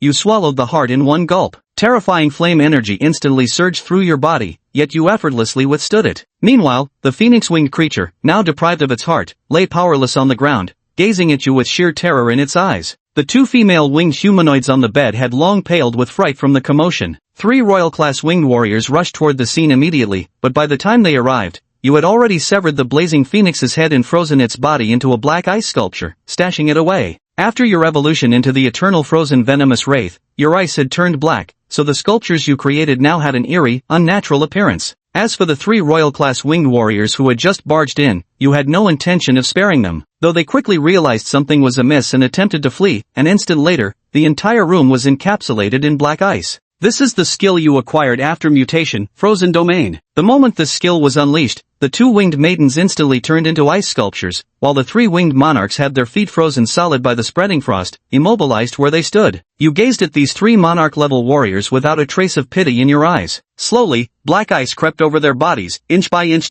Their vitality waned, growing ever weaker. As you observed the 3 easily slaughtered by your hands, it finally dawned on you, unbeknownst to yourself, you had grown this powerful, all thanks to the sovereign.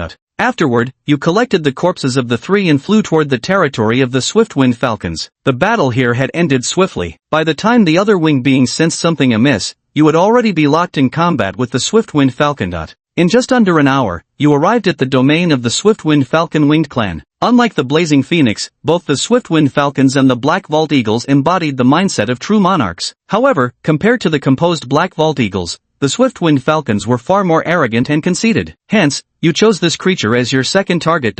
Upon arriving, you found Swift-winged Falcon in the arena he had built himself, watching 2 leader-class magical beasts locked in a deadly battle. His eyes were filled with amusement, as if he thoroughly enjoyed the spectacle of carnage. Besides Swift-winged Falcon, many other winged tribespeople were seated around, observing the contest. After silently observing for a while, Swift-winged Falcon seemed to sense something. His gaze abruptly turned in your direction, and instantly his eyes lit up. You felt an unsettling chill under Swift-winged Falcon's piercing stare. The next moment, to your surprise, he rose and flew straight toward you. You could sense no hostility from Swift-winged Falcon, only an intense possessiveness. Realizing this, a wave of disgust washed over you. You hadn't expected this guy to have such inclinations. While you held no prejudice against such groups, the thought of it directed at you was simply unacceptable. Chapter 62 Simulation ended. Seeing their emperor suddenly take flight, the winged people present were momentarily surprised, unaware of their sovereign's intentions. The next instant, as he landed before you, the crowd immediately understood what this meant. After breaking through to emperor rank, your appearance had improved dramatically. To avoid drawing excessive attention due to your size, you currently maintained your SnowClan form. Your demeanor exuded an ethereal coldness, with beauty so extraordinary it could only be described as peerless in the mortal realm. Exquisite. How did I never notice such beauty within my territory before? The peregrine falcon's gaze locked onto you with undisguised lechery, as if his eyes could devour you whole. Recognizing this as an opportunity, you feigned timid retreat, only for him to seize your wrist the next moment before dragging you skyward toward his palace quarters. You only displayed power at the lord level, pretending to struggle, yet this only excited the swift-winged falcon emperor further. Soon, he dragged you into his private chambers. A surge of extreme cold suddenly appeared in the swift-winged falcon's hand. By the time he realized it, his entire arm had already been sealed in ice. Only then did he grasp that something was terribly wrong. But now, it was too late. His body was immobilized, and the swift-winged falcon's greatest advantage, his speed, was rendered useless. Who are you? You answered him by shoving an ice spear straight into his mouth. Yet the swift-winged peregrine's speed exceeded all expectations. At such close range, it completely evaded your attack while simultaneously counterattacking. Countless wind blades shot toward you from all directions, all blocked by your ice shield. However astonishing the swift-winged peregrine's performance might be now, it's futile. It cannot escape your control. Its arm remains firmly locked with yours. It inflicted hardly any meaningful damage on you. After an hour, you successfully slew the creature. After severing its head and eliminating the 2 king-tier reinforcements that came to its aid, you immediately proceeded to the territory of the Black Sky Rock. The Black Sky Rock's strength was evenly matched with the previous 2. Without any surprises, you effortlessly dispatched it as well. 3 days later, you returned to the Emperor's domain with the heads of all 3 of them. Seeing the trophies you brought back, the Emperor was somewhat surprised. He knew that with your strength, killing those 3 shouldn't have been difficult, but he hadn't expected it to happen so quickly. For once, he didn't humiliate you and simply let you leave. Back in the palace quarters prepared for you, you began devouring the spoils of your hunt. Combined with the 3 unused Emperor-level creature corpses from before, you now had 8 king-level magical beasts and 6 Emperor-level beasts at your disposal. In the 139th year, your power had reached the peak of Emperor-level beings. The Emperor summoned you, claiming to have a new mission for you. You decided to endure for a while longer. You believed it wouldn't be long before you could break through to the Imperial level, at which point you could finally seek revenge. Upon arriving at the Emperor's palace, without any warning, he suddenly attacked you. You immediately counterattacked. Then, somewhat puzzled, you glance at the Emperor, who meets your gaze with an even more mocking expression. His eyes hold the same look as in days past, no explanation needed. Suddenly, you understand. The Emperor kept you by his side merely for amusement, waiting until your hopes burned brightest before personally crushing them. You realize now, he never trusted you, not from the very beginning. So you fight back. Now, your strength could be called unmatched among peers. Facing an Emperor-level opponent, you're no longer the helpless weakling of years past. 30 minutes later, as your bloodied form leaves a searing gash across the Emperor's face, an expression of utter disbelief dawns on his features. Never had he imagined a monarch could truly wound an Emperor. 4 hours later, not only were you not killed by the Emperor, but you also managed to escape his palace at the cost of losing an arm. Then, the blood-soaked Emperor furiously gave chase. The blood on him wasn't yours, it was his own. Over the years, while serving under the Emperor, you had pulled many strings. For instance, you had been poisoning the Emperor's food since 30 years ago. Back then, you had discovered a toxin capable of harming even those at the Emperor level. This poison was highly unusual, odorless and tasteless. After ingestion, the body would show no immediate changes. In fact, consuming small amounts even had some benefits. However, once consumed in excess, a peculiar kind of magical energy would quietly accumulate in the body. Normally, this energy would remain dormant, causing no issues until the moment the host engaged in prolonged, all-out combat, when it would suddenly erupt, ravaging the body from within. Though this poison couldn't kill an Emperor-level powerhouse, it was the only substance you had ever found capable of even harming one. As he chased after you, the Emperor transformed into his true form, a bull demon. However, unlike ordinary bull demons, his massive frame stood 13 meters tall, his skin a ghastly crimson red, his eyes were pitch black, devoid of any whites, and his entire body bore not an ounce of excess flesh. A pair of enormous bat wings sprouted from his back. You initially believed the situation couldn't get any more perilous, but then something even worse happened. 2 Emperor-level bull demons abruptly appeared not far ahead of you, while several Monarch-level power holders surfaced one after another, blocking your escape route. Against all odds, you fought a bloody battle for 3 days and 2 nights, killing 4 Emperor-level foes and 13 Monarch-level warriors, even managing to leave a massive wound on the Emperor's abdomen. You died, your eyes brimming with profound unwillingness in your final moments. Simulation concluded. Comprehensive score, 86,300. Rating, half-step sovereign. You may use your evaluation points to exchange for the following items. Option 1, level up by 1 rank, consuming 1,000 evaluation points. Option 2, obtain complete memories of this lifetime, consuming 5,000 points. Option 3, Super Perception LV1/Savage Beast Force LV1 level up by 1, consuming 2,000 evaluation points, repeatable selection. Option 4, Iron Body LV Max evolves into Superman Body LV1, consuming 3,000 evaluation points. Option 5, Swift Wind and Rapid Thunder LV Max evolves into Celestial Wind and Heavenly Thunder LV1, consuming 10,000 evaluation points. Option 6, any single skill upgrade among Regeneration LV Max, Concentration LV Max, Hardened Skin LV Max, Impact Absorption LV Max, Counterattack LV Max, or Block LV Max, consumes 1,000 points. Repeatable selection. Option 7, Acquire Life Mutation, consumes 50,000 evaluation points. Option 8, Obtain Innate Talent Devour Magic Crystal, consumes 20,000 evaluation points. Chapter 63, Collecting Memories, Free Mutation. Looking at the options before him, Gobro's gaze lingered on the memory column. He began to struggle with whether to choose this option, knowing full well that selecting it would inevitably mean enduring that pain again. The previous time he received memories, it had already taken a significant toll on him. If he were to receive them again this time, memories that painful could very well drive him to instant corruption. It wasn't out of the question. At this thought, Gobro immediately decided to proceed. Who wouldn't jump at the chance to get a free corruption mutation? It's not every day you come across such an opportunity. System, purchase all skills except for life mutation. Purchase complete. 84,000 evaluation points spent, 2,300 points remaining for next simulated talent extraction.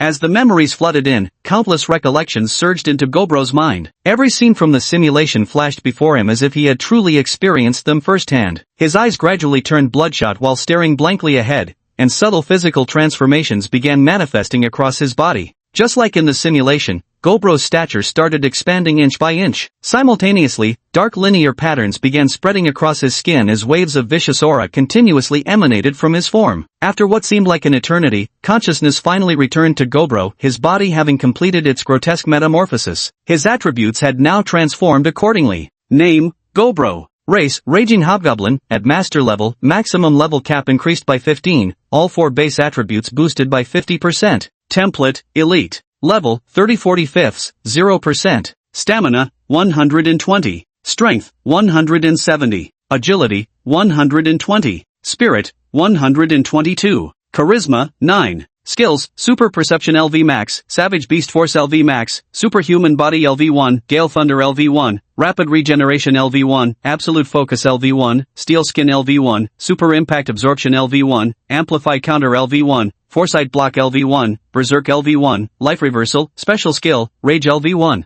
Talents, Devour, Azure Eyes, Monster Speech, Medium Stomach, Super Strength, Magic Expansion, Devour Magic Crystal. This simulation undoubtedly brought massive improvements for Gobru. Although still just an elite tier creature, he could probably defeat 90% of leader tier creatures now, given his current overpowered stats and ridiculously strong skill set. With such an extravagant skills panel, even regular boss tier creatures would pale in comparison. However, Gobra did pay a small price this time. Nothing comes completely free. The consequence of this free mutation was that he was now filled with burning rage, itching to charge straight into the depths of the monster forest and smash the bull demon emperor to pieces. Moreover, the mutation wasn't as powerful as he had imagined. Goblo guessed it was probably because it hadn't combined with the Eternal Frost mutation, hence the underwhelming outcome. System, how many magic crystals are needed for the next simulation? The next simulation requires 15,000 first-tier magic crystals, or 300 second-tier magic crystals, or 33rd-tier magic crystals. As expected, the number of magic crystals needed for the next simulation has increased. Tomorrow marks the start of a new natural month, which means another free simulation opportunity. But given my current strength, ordinary leader-level creatures shouldn't be a match for me anymore. Maybe I should figure out a way to get third-tier magic crystals that would speed things up a lot. Yet this thought flashed through Goblo's mind only momentarily before being dismissed. This was reality, not the simulation world. Encountering any uncontrollable forces here would make the gain not worth the risk.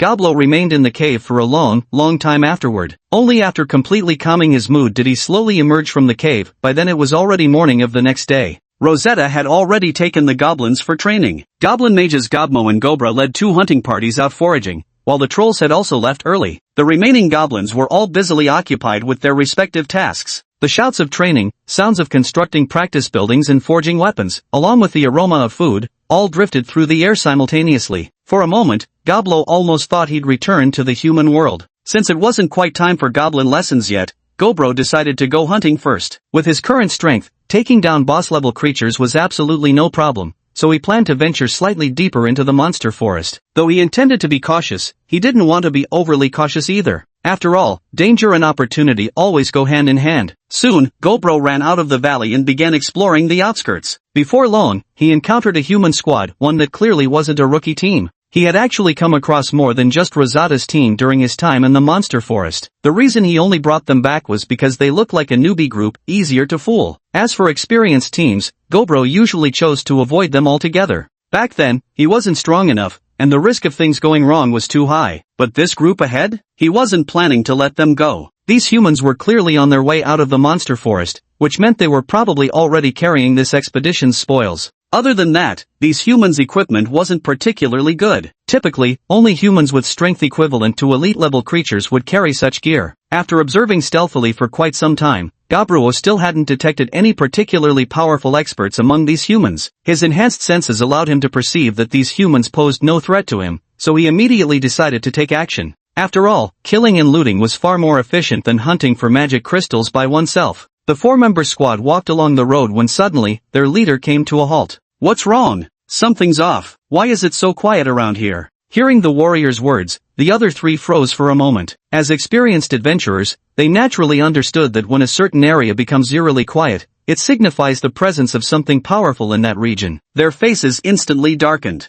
"Let's hurry and leave, or I'm afraid something might happen," the male warrior said. Yet the moment he finished speaking, a dark shadow emerged before them. The warrior reacted instantly, raising his shield across his chest. Bang! A massive 3-meter-tall shadow slammed violently into his shield, sending him flying backward as if nearly shattered. Before the others could clearly see what this shadowy figure was, it struck again, its claws piercing through both the priest and the mage. The assassin tried to flee immediately, but was overtaken in an instant. This 4-member squad was effortlessly dealt with by Goblo. Chapter 64, Seasoning. Then Goblo began looting, but after several minutes, he felt somewhat frustrated as none of these humans possessed spatial rings. As for any guilt about killing humans, the nearly 400 years of monster life memories now dominating his mind made him see both monsters and humans as equal existences. Still, this outing proved fairly rewarding. From the 4 humans, he ultimately gathered a full 17 second-rank magic crystals plus various types of weapons. He left the corpses untouched. His simulation experiences had taught him that while human flesh tasted exceptionally delicious to monsters, it contained negligible magic power as their mana rapidly dissipated after death. The biggest surprise came when Goblin discovered seasonings among the humans' belongings, a small jar of salt and another of sugar. At last, he could finally enjoy salted food. Then he drew the human warrior's longsword and used its blade to glance at his current reflection. Goblin noticed that his appearance had now marginally escaped the realm of ugliness, just barely passable. This brought him a sigh of relief. Just as in the simulation, as his level increased, his looks were gradually improving. At this rate, it wouldn't be long before he achieved his ideal appearance. After packing away these items, he did not return to his territory but continued hunting in the outer reaches of the magic beast forest. Since this area lay at the forest's fringe, the creatures he encountered were mostly ordinary first-tier magic beasts. Thanks to encountering a human hunting party, today's haul turned out quite decent. However, after returning to the territory, when meeting Rosetta stared blankly at Goblin in a daze. "Chief, it seems like something about you has changed." Rosetta looked at the black lines on Gobro's body, speaking with some confusion. "There have indeed been some changes, but these are my little secrets. I hope you won't pry further." "All right," Rosetta quickly agreed, somehow feeling that he had become extremely dangerous now. "By the way, Rosetta, have you ever thought about learning the language of magical beasts? If you're interested, I can teach you." Previously, he hadn't wanted to teach her the beast language because he didn't trust her. But after the simulation, knowing Rosetta was someone he could absolutely trust, Goblin decided to teach her after all. Really? Can you? "Of course, if you're interested. Then we'll trouble you with this, Mr. Goblin. A trifling matter." From that day onward, Goblin's nightly teaching curriculum changed. He no longer taught the goblins human language, but instead instructed Rosetta in the language of magical beasts. After Rosetta learned it, she would then teach the goblins. After all, teaching one person was far more efficient than teaching a whole group. Soon it was mealtime. The goblins watched as Goblin wolfed down his food, their eyes filled with curiosity. They suddenly realized their chieftain's body had grown even larger at some point, and dark lines had appeared across his body. But more people were focused on the piece of roasted meat in Goblin's hand. For some reason, they felt that the meat he held looked more delicious than their own. Ignoring the gazes of these goblins, Goblin eagerly devoured the salted roast meat. It was incredibly flavorful. After eating and drinking his fill, he returned to the cave, already planning how to acquire more seasonings in the future. As he pondered, he began his training. Though he had gained memories from the simulations and didn't need practice to level up his skills, his body wasn't accustomed to using them yet. Training now would help him adapt more quickly. Otherwise, in actual combat, it might not be possible to unleash one's full fighting potential. Goblin practiced until late at night before finally calling it a day. Every day afterward followed the same routine: hunting during the day, teaching Rosetta and the others in the afternoon, and training in the evening. During this period, he deliberately avoided hunting too many human squads, fearing that excessive killings might draw the attention of the Adventurers Guild and lead to them sending forces to wipe him out, which would be quite troublesome. This routine lasted for about half a month before things gradually began to change. The reason? Goblin discovered a peculiar fruit in the monster forest, one that looked like a red cucumber but tasted exactly like a spicy chili pepper. Having finally found something resembling a seasoning, Goblin wasn't about to let it go so easily. He immediately decided to cultivate this chili. In his past life, he had watched videos about growing chili peppers and knew that the seeds could be used to plant them, and this cucumber-like chili indeed had seeds inside. So Goblin set up a garden in the valley, planting these chili seeds about 40 centimeters apart. Since he had no experience with growing plants, he could only rely on luck to see if they'd survive. At the same time, Goblin began recording some data to observe under what conditions these chilies might grow better. He planned to spend his next simulation session learning some life skills in the simulated world. During previous simulations, he'd only read books about combat or leadership, never bothering with basic daily knowledge. Over the following days, Goblin visited the garden every day. He had grown thoroughly sick of eating fruit-roasted meat with wild berries, and while he wouldn't exactly break down without some seasoning, his mood was definitely worsening. Plants in this world grew remarkably fast. The seeds sprouted by the second day, reached considerable height by the fourth, blossomed on the sixth, bore fruit by the seventh day, and by the ninth day, the fruits had fully ripened. Looking at this astonishing growth rate, Goblin couldn't be more satisfied. Over these 9 days, all he did was water them occasionally without doing anything else unnecessary. Unexpectedly, they grew up just like that. Things went surprisingly smoothly. "Is this the striped pepper?" At some point, Rosetta suddenly appeared beside Goblin and asked, "So this plant is called striped pepper?" So the chief didn't actually know about it? I happened to discover this plant in the forest before, and noticed it had a unique taste when eaten. I wondered if adding it to grilled meat would make the flavor much better than using fruits. Upon hearing Gaboro's words, Rosetta thought for a moment and said, Mr. Gaboro, do you need help? My family farms, and I often helped with planting when I was younger, so I know quite a bit about many plants. If you need, I could lend a hand. Hearing Rosetta's offer, Gaboro's eyes lit up. This would save him quite a bit of trouble. Chapter 65, The Valley Might Be Exposed. Miss Rosetta, how about coming with me to the monster beast forest tomorrow? I think you must be familiar with many of those uniquely fragrant fruits. Okay, Rosetta agreed promptly. The next day, the two woke up early and gathered at the entrance of Goblo's cave. Are you ready, Miss Rosetta? Alright, everything's ready. That's good. As he spoke, Gobro reached out and grabbed Rosetta by the waist. His sudden movement startled her, and just as she was about to retaliate, Gobro swiftly placed her onto his shoulder. My movements will be faster this way. Sitting on my shoulder will greatly improve our efficiency.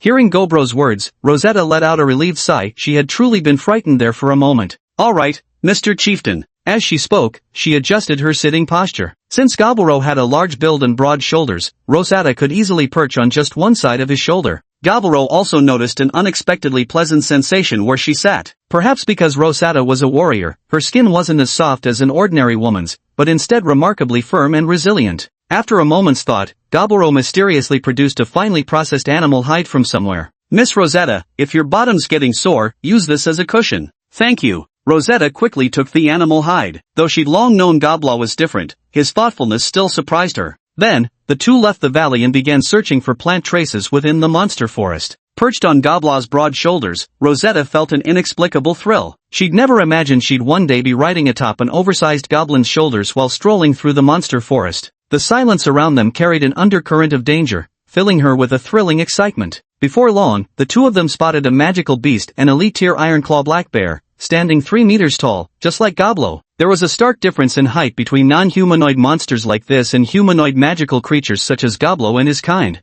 Upon spotting the ironclaw black bear, Rosetta held her breath. A single one of these creatures could wipe out the entire squad she had previously been part of. However, she soon realized the distance between them and the bear was shrinking. Glancing down at Goblo, she noticed he seemed oblivious to the bear's presence, walking straight toward it. Remembering the strength Goblo had displayed earlier, she felt a slight relief. Surely, this ironclaw black bear wouldn't be a match for him. Goblo made no attempt to conceal himself, and naturally, the ironclaw black bear noticed him. Instantly, the bear rose to its feet, raising both claws overhead in a defiant orc-never-slaves pose, before letting out a savage roar. Then it dropped onto all fours and charged straight at Goblo. As the ironclaw black bear closed the distance, Rosetta's heart leaped into her throat. Bang! Goblo's fist landed squarely on the bear's head, sending it flying clean off its shoulders. Witnessing Goblo decapitate the enemy with a single punch, Rosetta swallowed hard. She had already considered Goblo powerful, but even that estimation paled in comparison to his true strength. Then Gobro very naturally split open its head, retrieved the magic crystal, and swiftly dragged the black bear's carcass back to a small shed not far from the valley. This was a food storage point Gobro had established, where hunting parties could quickly deposit their kills after hunts before the guardian goblins transported them back to the territory. Efficiency was the name of the game. The two spent another day wandering through the magical beast forest,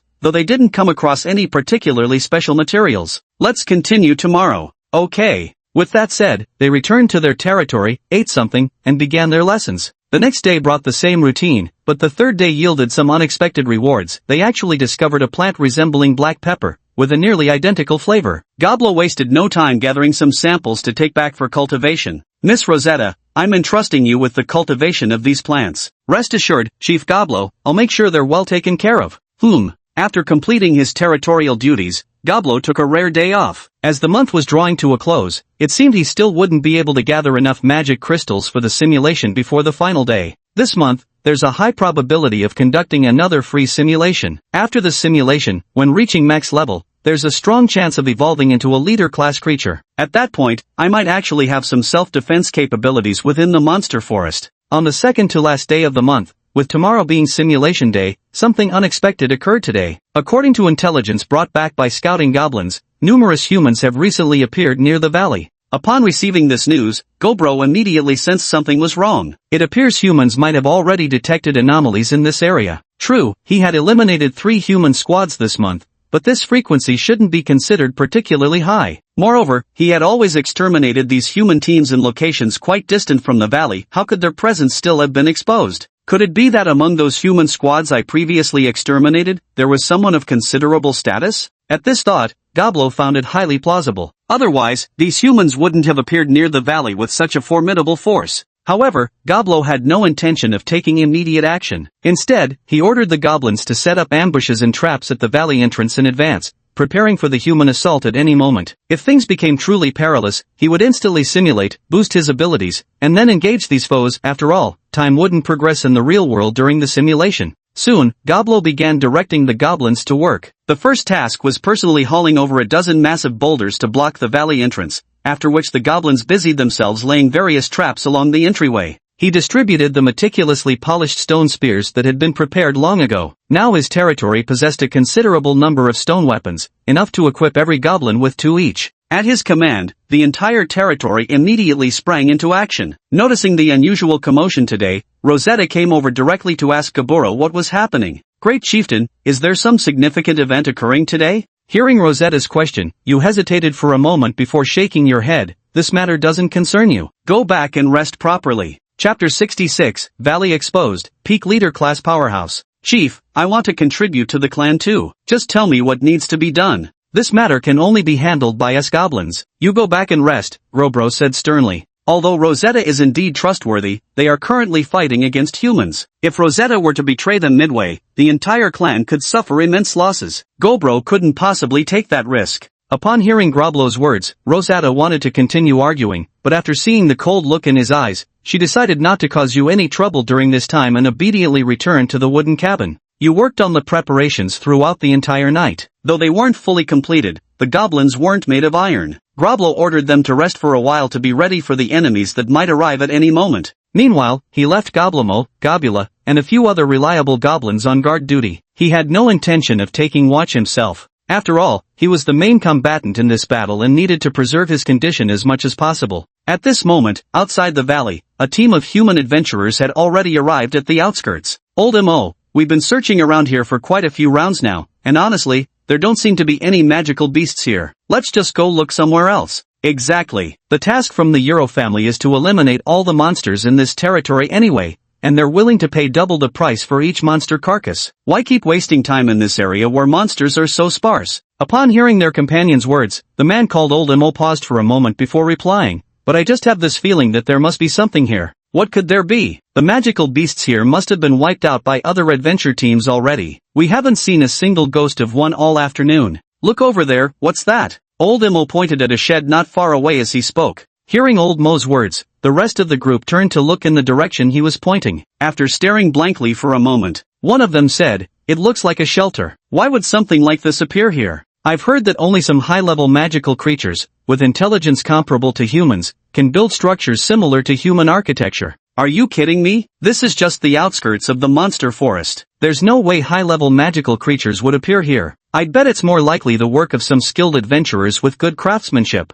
"Not sure. Let's go take a look, see if there's anything unusual inside this shelter. Anyway, we can report it when we head back later. Might even get some rewards if we're lucky." What reward could a pergola offer? After hearing the other's words, Old M.O., who had been silent for a while, spoke up. It might actually be useful. The Euro family launched this large-scale purge of the outskirts of the beast forest precisely because their third young master went missing here. If we provide information about the possible presence of a high-level beast, we might actually get a decent reward. As soon as Old M.O. finished speaking, the other three immediately realized this was an opportunity. They quickly moved forward to investigate, then hurried back to report the matter to the Euro family's overseer. "Sir, in the area we were assigned to search, we found a pergola." "The pergola?" The butler of the Euro family appeared puzzled upon hearing their words. The group quickly explained, "We found traces of magical beasts inside the pergola. Moreover, we've heard that some high-level magical beasts can construct human-like structures too." "High-level magical beasts? But you weren't in the inner regions of the beast forest." Old M.O. interjected, "Lord Butler, isn't it possible for high-level beasts to appear even in the outer areas?"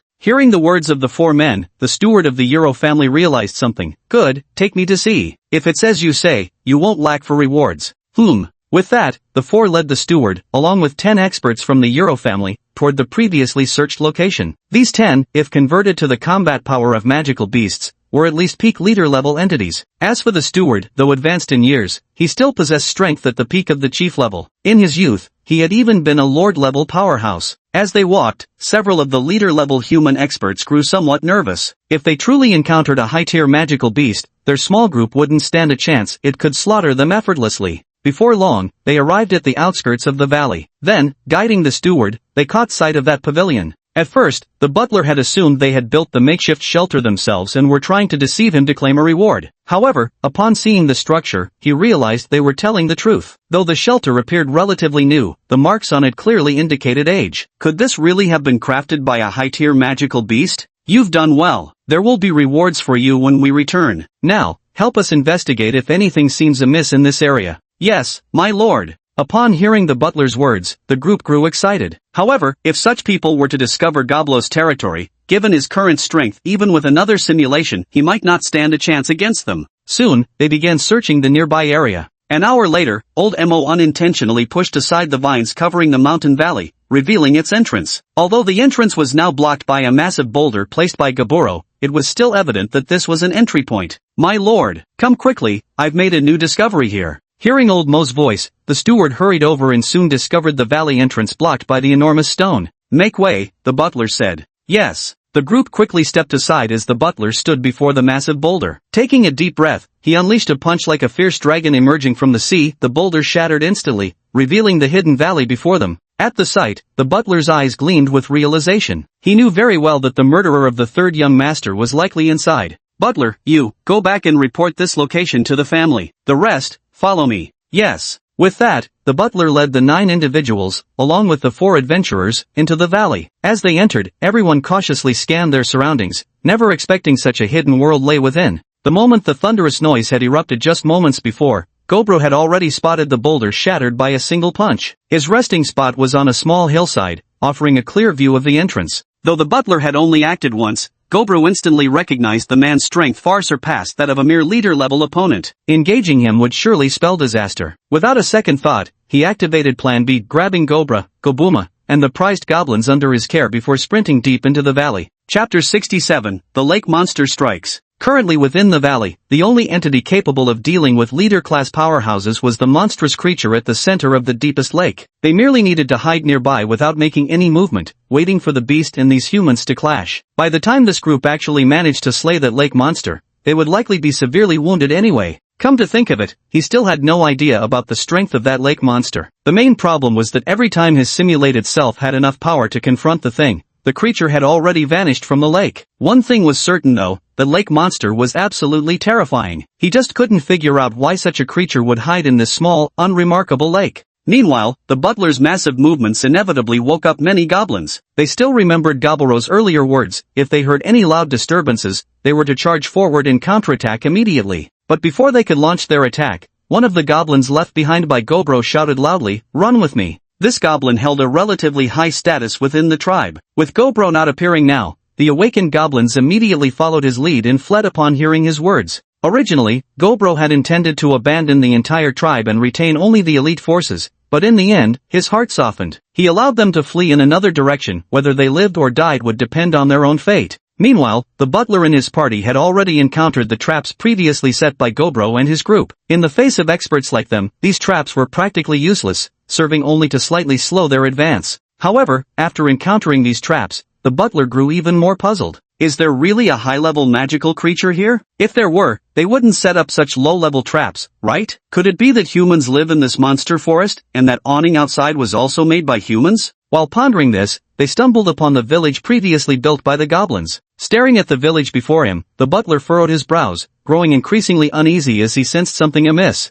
Search. Yes. Before long, they found some goblins who hadn't managed to escape in time, as well as Rosata, who had obediently stayed waiting inside the wooden hut. The goblins were killed the moment they were discovered, while Rosata was spared. Looking at the humans before her, Rosata finally understood why Gobro hadn't told her who their enemies were this time. If she were in the same situation as Gobro, she probably wouldn't have told herself either. Little girl, are you alright? What are you doing here? Can you tell us what happened with these houses? Said the butler, speaking as gently as possible. Though Rosata showed no visible wounds, her clothes were neat, her hair perfectly in place, she appeared completely unlike someone who'd been snatched by goblins. Yet he remained impeccably polite, the very picture of elegance. This was originally Goblin territory. The one who captured me was an exceptionally intelligent elite Goblin. Though born a Goblin, he spoke human language and acted like a human. He brought me here to teach combat skills to the rest of them. Rosetta chose to tell the truth. Though entirely factual, her account was so absurd that after hearing it, the butler's face betrayed utter disbelief. Madam, you can't be serious. An elite Goblin? One that speaks, and had you teaching combat skills to goblins? By your logic, did they also build these houses and weapons? Yes, you've guessed it exactly right. Rosetta nodded earnestly. Upon hearing Rosetta's words, the butler found all his intended responses stuck in his throat. Rather than accepting Rosetta's explanation, he preferred to believe this place was inhabited by humans, that those goblins were merely magical beasts domesticated by these humans. After all, how could such low-intellect creatures as goblins possibly understand so many things? And that so-called goblin they mentioned must surely be a beast master. At this thought, the steward said, Miss, very well, we believe your account. Take this young lady back, and after we conduct some further investigations, we shall return. Yes. As he spoke, Rosetta was led away from the valley by a leader-class warrior. Watching the valley grow increasingly distant behind her, Rosetta sighed inwardly. Though she had revealed some information earlier, she hadn't exposed Gobro or his companion's location. At this point, she had no other choice. Meanwhile, the steward and his group began delving deeper into the valley, their pursuit following the very path Gobro and his companions had taken to escape. Along the way, they slaughtered every magical beast they encountered. As for Gobro and the others, they had now hidden themselves at a spot far enough from the central lake yet still within sight of it, quietly awaiting the humans' arrival. As time passed minute by minute, Globlo grew somewhat nervous inside. After all, the longer these humans took to arrive, the more likely they were hunting down his kin. So the earlier they came, the better. Fortunately, after 3 hours, the butler arrived with 8 leader-tier warriors and those 4 adventurers near the central lake. They had spent so much time because they had slain every magical beast encountered along the way. The moment Globlo saw these humans arrive, he averted his gaze, as did his companions. This was by Globlo's instruction. Experts of this caliber were acutely sensitive to being watched. Upon reaching the location, the butler and his party immediately sensed something was profoundly amiss. He realized that what they were looking for was most likely right here. Come out and meet us, friend in the shadows. What's the point of hiding? The butler spoke directly. Hearing the butler's voice, Goblo showed no sign of nervousness whatsoever. Instead, he knew things were now completely under control. While he wasn't entirely sure about the exact attack range of the lake monster, this loud shout would undoubtedly wake it up. They were about to fight. After the butler finished speaking, initially there was no change in the scene before them. But then, suddenly, the central lake began boiling violently, with constant bubbles emerging from its surface. Upon witnessing this scene, everyone present immediately entered a state of combat readiness, with the butler staring intently at the central lake. Could it be that there were also summonings of that beast tamer in the water? As he pondered, a tentacle covered with countless mouths and eyes suddenly shot out from the lake, thrusting straight towards the butler. Seeing this, the butler's face changed dramatically as a massive sword appeared in his hand, swinging directly at the tentacle. Chapter 68, The terrifying strength of the lake monster begins to manifest. Yet when his greatsword struck the tentacle, instead of the imagined scenario where it would be severed, the blade instead sank into the fleshy mass as if being devoured. Seeing this, he hastily tried to pull his greatsword free, but with one powerful tug, he failed to retrieve it. The suction cups on the monster's tentacle possessed an immense grip. The butler then mustered all his strength to finally wrench his weapon free before immediately bounding backward. This creature was far more dangerous than they had anticipated. Everyone, stay alert. This monster's grip is overwhelming. Once its tentacle latches onto you, it's over. No sooner had he spoken than 2 more enormous tentacles surged from the lakebed, launching attacks towards the others. A commander-level expert, before he could even react, found himself entangled by the writhing appendage. Excruciating pain radiated through his body, likely caused by the violent suction. At first, mere droplets of blood beaded on his skin, but moments later, the trapped man's flesh began rupturing in patches, gushing forth blood like a geyser. As his blood was being drained, his entire body rapidly shriveled. Meanwhile, the circular mouths lining the suckers, each bristling with fangs, voraciously gnawed at his flesh, until nothing remained but a pile of bleached bones. When Gaburo glanced up, he inadvertently witnessed this horrifying scene. Signaling to his fellow goblins with urgent gestures, he immediately led the group in retreat. His instincts screamed at him to flee this place. This wasn't their fight to watch, and survival meant disappearing before becoming the next victim. The butler, having witnessed the entire process of that person turning into bare bones, felt his scalp tingle with terror, realizing that they might truly be no match for this monstrous creature. Run! He hastily issued the command, but though the lake monster's vision might be poor, it seemed extremely sensitive to sound. Dozens of tentacles emerged from the lake once more, charging directly toward every human present. Upon seeing this scene, the adventurer team was filled with despair. If this monster could instantly kill even commander-level experts, how could they possibly stand a chance? The moment the tentacles touched them, their bodies were violently sucked in, meeting the same fate as that person. As for the goblins, they were now cautiously increasing their distance, not daring to make the slightest noise. However, one goblin named Goblin T chose the worst possible moment to glance back, just in time to see that human being reduced to bones before his eyes. A startled cry erupted instantly. Hearing this sound, Gobro shot him an angry glance before unhesitatingly grabbing him and hurling him directly toward the lake. Though they were far from the lake monster's position, the creature still heard their noise. 3 tendrils surged toward them immediately. Without a moment's hesitation, Gobro turned and fled. Neither Goblin nor Gobmo uttered a sound, they too took off running. The goblin Gobro had thrown was promptly ensnared by one of the tentacles. Yet soon after, the goblin's corpse simply dropped down, not transformed into a pile of bones. Clearly, goblin flesh didn't seem particularly appetizing. However, after absorbing this goblin's flesh and blood, the eyes on those tentacles glanced at the fleeing goblins, then unexpectedly withdrew.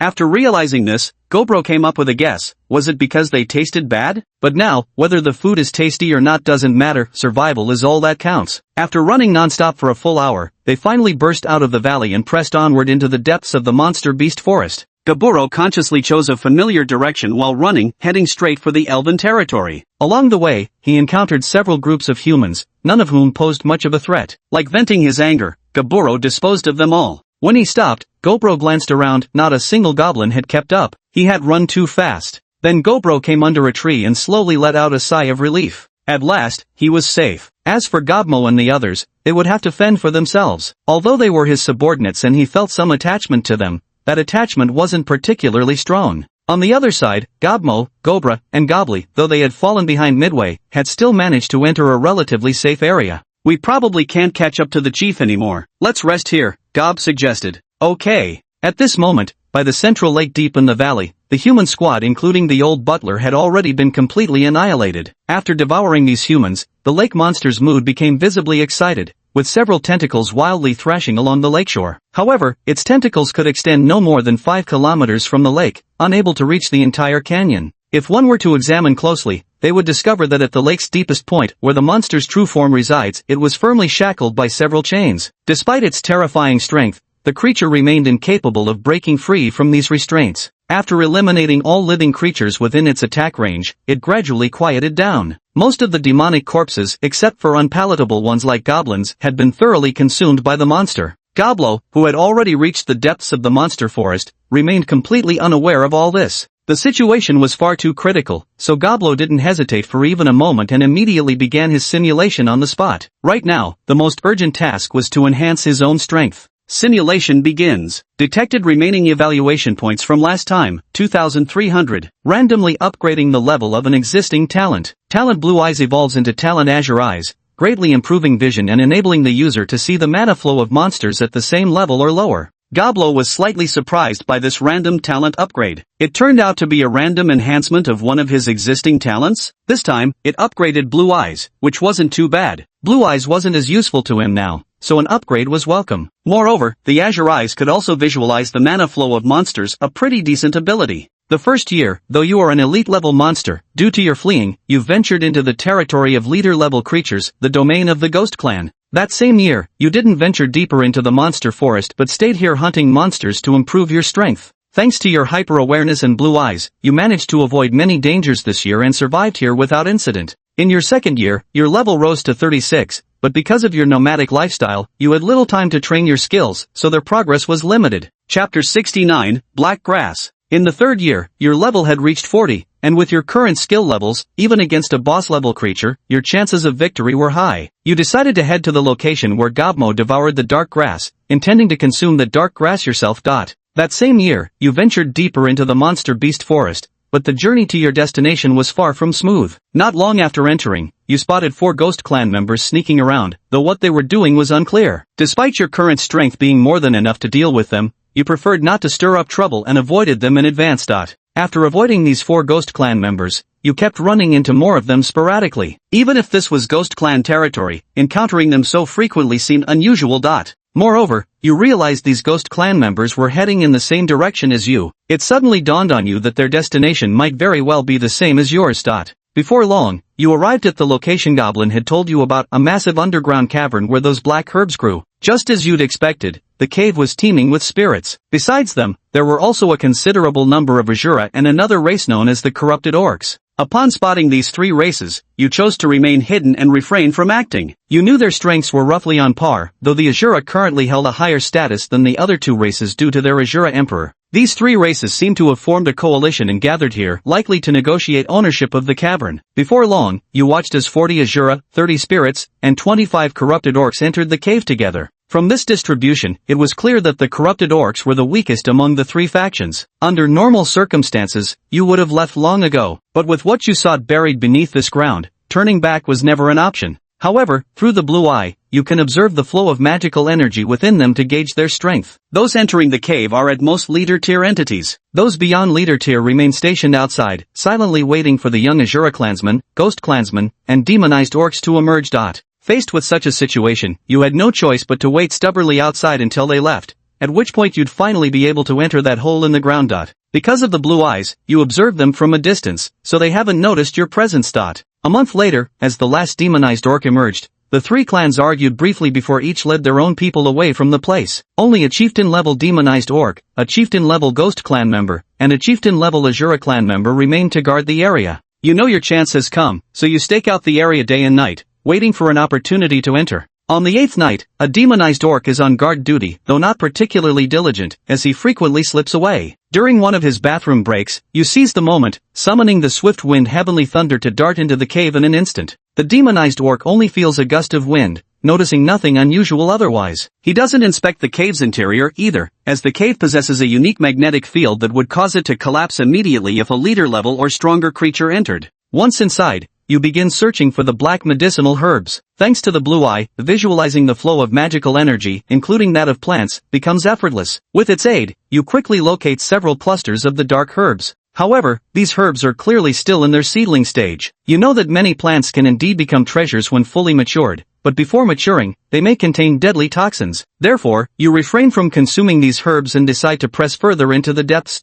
As you delve deeper, you begin to see a massive surge of dark energy at the very bottom of the cavern. Judging by the flow of energy, it appears to be a plant rather than an animal. Meanwhile, your enhanced perception tells you that while the deepest part of this underground space poses some danger to you, it shouldn't be life-threatening. So, you choose to continue onward. The further you go, the more black herbs you encounter. Most of them have already matured, yet the intensity of the mana flowing through them varies. Observing these untouched herbs, you realize why, just as you learned in your past life, this type of herb can only be consumed once by each individual. The benefits vary greatly depending on the herb's age, and the one the hobgoblin consumed in your past life was a mutated variant, which explained its extraordinary effects.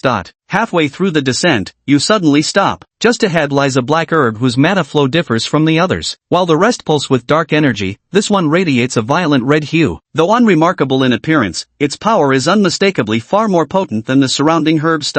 You realize this herb has likely mutated, but instead of immediately choosing to devour it, you continue deeper, wanting to first investigate what that massive cluster of dark magical energy at the farthest depths might be. Along the way, you encounter no living creatures. You speculate this is because the younger generations of the three clans who entered earlier have already cleared out most of the organisms in this cavern. Soon, you reach the deepest part of the cavern. Even from a distance, you spot an enormous dark grass plant. Hundreds of slender grass tendrils extend from it, each bearing exquisitely refined magical energy flows. Judging by the movement of this energy, these tendrils possess formidable cutting power, effortlessly capable of slicing through the bodies of leader-class creatures. Upon seeing this colossal dark grass, you immediately decide to select this specimen. If the previous plant could be called mutated dark grass, then this one must surely be the king of dark grass. You begin slowly approaching it, stopping when you're just 20 meters away. You sense that this is roughly the maximum attack range of this black grass. Any closer, and you might be attacked by it at any moment.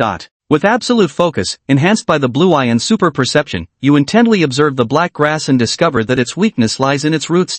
Chapter 70, Demon Evolution, Mage Advancement Path. Without hesitation, you unleash Whirlwind Thunderbolt, your speed skyrocketing. A fierce gale sweeps through, crackling with arcs of electricity in the air. In the blink of an eye, you appear right before the black grass. Before it can react, your strike lands squarely upon it.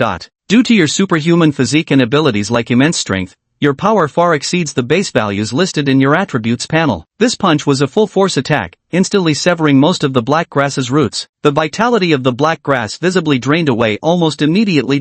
You effortlessly dodged the grasping tendrils of grass that reached for you, then launched another fierce strike at the dark plant's roots. After the second punch, only the thinnest fibers still connected the roots to the earth. Without hesitation, you severed this final thread. The colossal black grass collapsed onto the ground with a thud, then weakly struggled a few times before becoming completely still. After confirming the black grass had been dealt with, you immediately grabbed its remains and began devouring it voraciously. With each bite, you could feel the surging magic within your body churning wildly. Soon, you consume every last root and stalk in the ground, devouring all the black grass, while your level begins to rise steadily, and your body gradually swells. It won't be long before you evolve again, but this time it's not primordial evolution, rather, a different form known as demon evolution. This transformation doesn't target your body but your magical power, which is expanding wildly at nearly double the rate.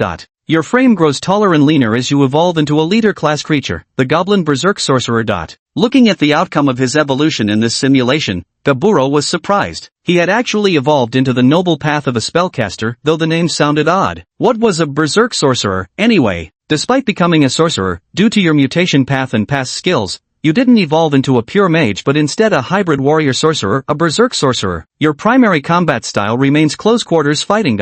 After reading the system's introduction, Goblo roughly understood his current evolutionary path. A spellcaster who allocated all attribute points to strength, he could already picture himself bunking enemies to death with a staff in the future. Evolution complete. You have acquired 5 new skills: Body Enhancement Magic, Anti-Magic Shell, Group Frenzy Magic, Weakness Curse, and Reckless Charge Spell. You can sense that this evolution is no inferior to your primordial evolution. Magic evolution stands fundamentally on the same tier. With your evolution complete, you prepare to leave the underground cavern. Your current strength is more than sufficient to deal with the 3 boss-level creatures guarding the entrance. Soon, you reach the cavern's exit. Today, the guardian stationed there is a boss-level Azura clansman. Although his rank is 1 tier higher than yours, the flow of magic power within his body is far weaker than yours. You immediately cast Body Frenzy Magic on yourself, followed by Reckless Charge Spell, then summoning Stormwind Thunderbolt as you charge straight toward him. Because you're moving too fast for them to react, you then bring your mage's noble Iron Fist crashing down on the body of the Azura race, renowned for their physical prowess, with a single punch that forcefully brings this Azura warrior face-to-face with reality.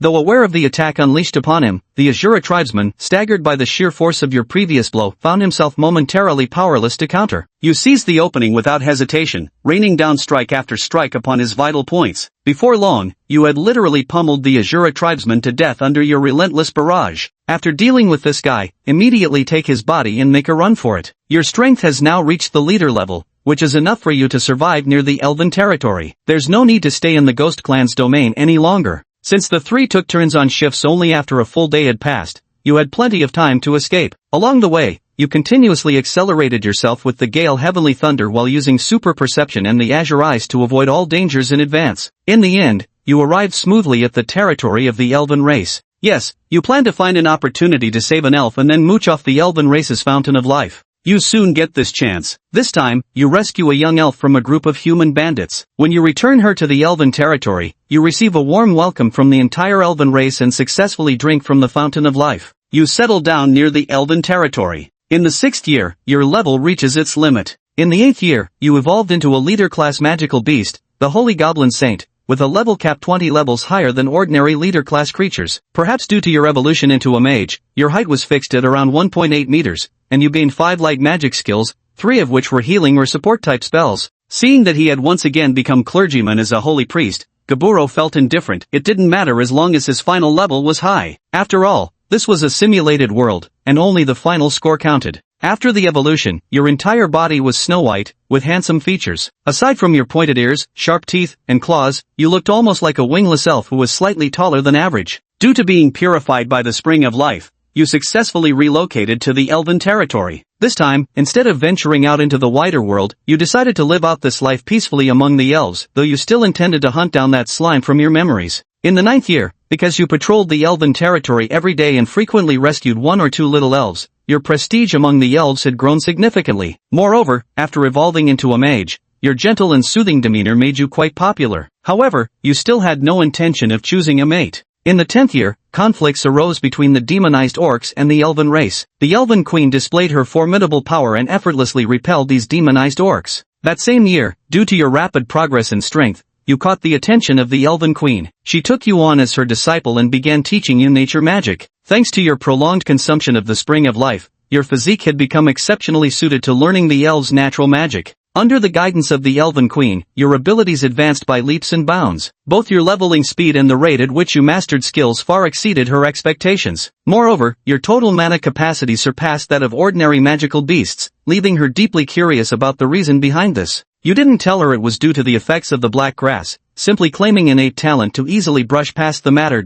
Chapter 71, Gabluro is the Demon King. In the 17th year, your level rose to the peak of leader tier. The black grass's effects far exceeded your expectations, and you decided to consume that plant in every future simulation. The Elf Queen was equally stunned. She had thought she already viewed you as formidable, but never imagined she'd still underestimated you. That same year, the Elf Queen entrusted you with a task. Luo, your magical studies have progressed quite well now. I intend for you to become the young elves' enlightenment teacher. What do you think? Enlightenment teacher? Your Majesty, why entrust such an important task to me? Because you're clever enough, and unlike elves who are inherently kind-hearted, if you teach these young elves, they won't grow up as naive as other elves. It's time for our elven race to make some changes. I believe you'll make an excellent enlightenment teacher. Having said this, the Elf Queen took a deep breath. Clearly this decision had required great courage on her part. I understand. I'll teach the little sprites well. Soon, you became the enlightenment teacher of the Sprite clan. Because of your high popularity among the sprites, the little ones were overjoyed upon hearing the news. In the 18th year, your popularity among the little sprites plummeted, even earning you the title of Great Demon King. The reason is you invented homework and exams, making the once carefree little elves feel the malice from another world. And you've even set up an adult qualification exam for the elves. Just when they come of age, they have to take a major test. The higher their score, the broader their employment prospects. This only adds fuel to the fire for the already overburdened little elves.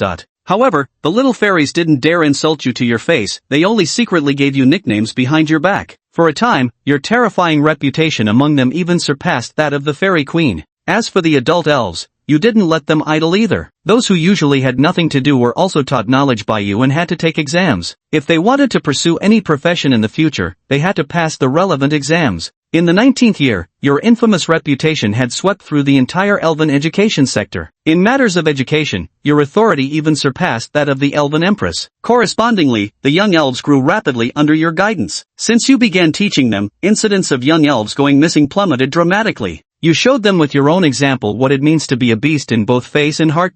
That same year, you went on a trip and gave the little sprites a 3-month vacation. Upon hearing the news, the sprites were overjoyed for quite some time. When you return, you bring Kaina back with you. Kaina also begins learning alchemy magic and alchemy as the little fairies' instructor for their alchemy magic class, facing yet another addition to their curriculum. In the 22nd year, due to the rising average quality of the elves, the territory of the elven race expanded almost daily, while their population surged at a rapid pace. Witnessing the gradual prosperity of the elven people, the Elven Empress acknowledged your capabilities and granted you a most extraordinary reward. You were summoned to the chambers of the Elven Queen, where she then presented you with a wooden box. At a glance, you recognized it. The box was crafted from the branches of the sacred tree of life in your ancestral lands. The tree's magic flawlessly sealed it from the outside world, and even with your azure eyes, you couldn't perceive what lay hidden within.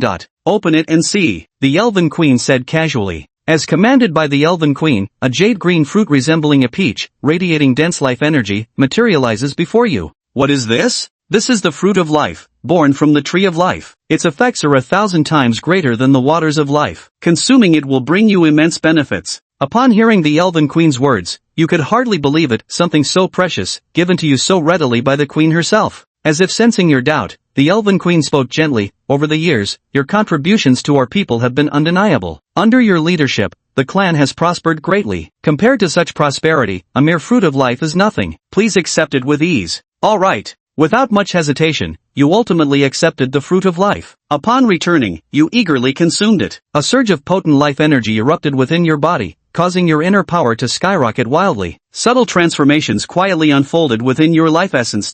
You are no longer a pure goblin, now possessing a trace of elven bloodline. At the same time, your already astonishing magical capacity has begun surging wildly once more.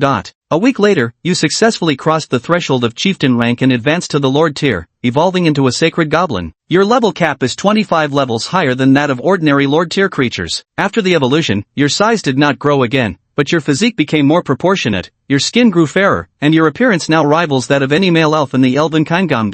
After seeing your reflection in the lake, you felt absolutely certain about staying with the elves. You could sense that now, you possessed at least royal tier potential. As long as you could maintain this peaceful life, advancing to emperor level would be no difficult feat. In the 31st year, your strength improved significantly. That same year, due to prolonged interactions, you and the Elven Queen developed subtle affection for each other. However, you never pursued it because the gap in your statuses was too vast. But now, with your Elven bloodline, there's a possibility between you two. In the 59th year, your level reached the peak of Lord Tier. That same year, you obtained a powerful staff, a gift from the Elven Queen. This epic tier staff significantly enhanced your combat capabilities. In the 71st year, you broke through to the king rank, evolving into a sacred envoy goblin. Seeing your steady progress in strength, you were very satisfied and decided to remain among the elves for now, biding your time and developing gradually.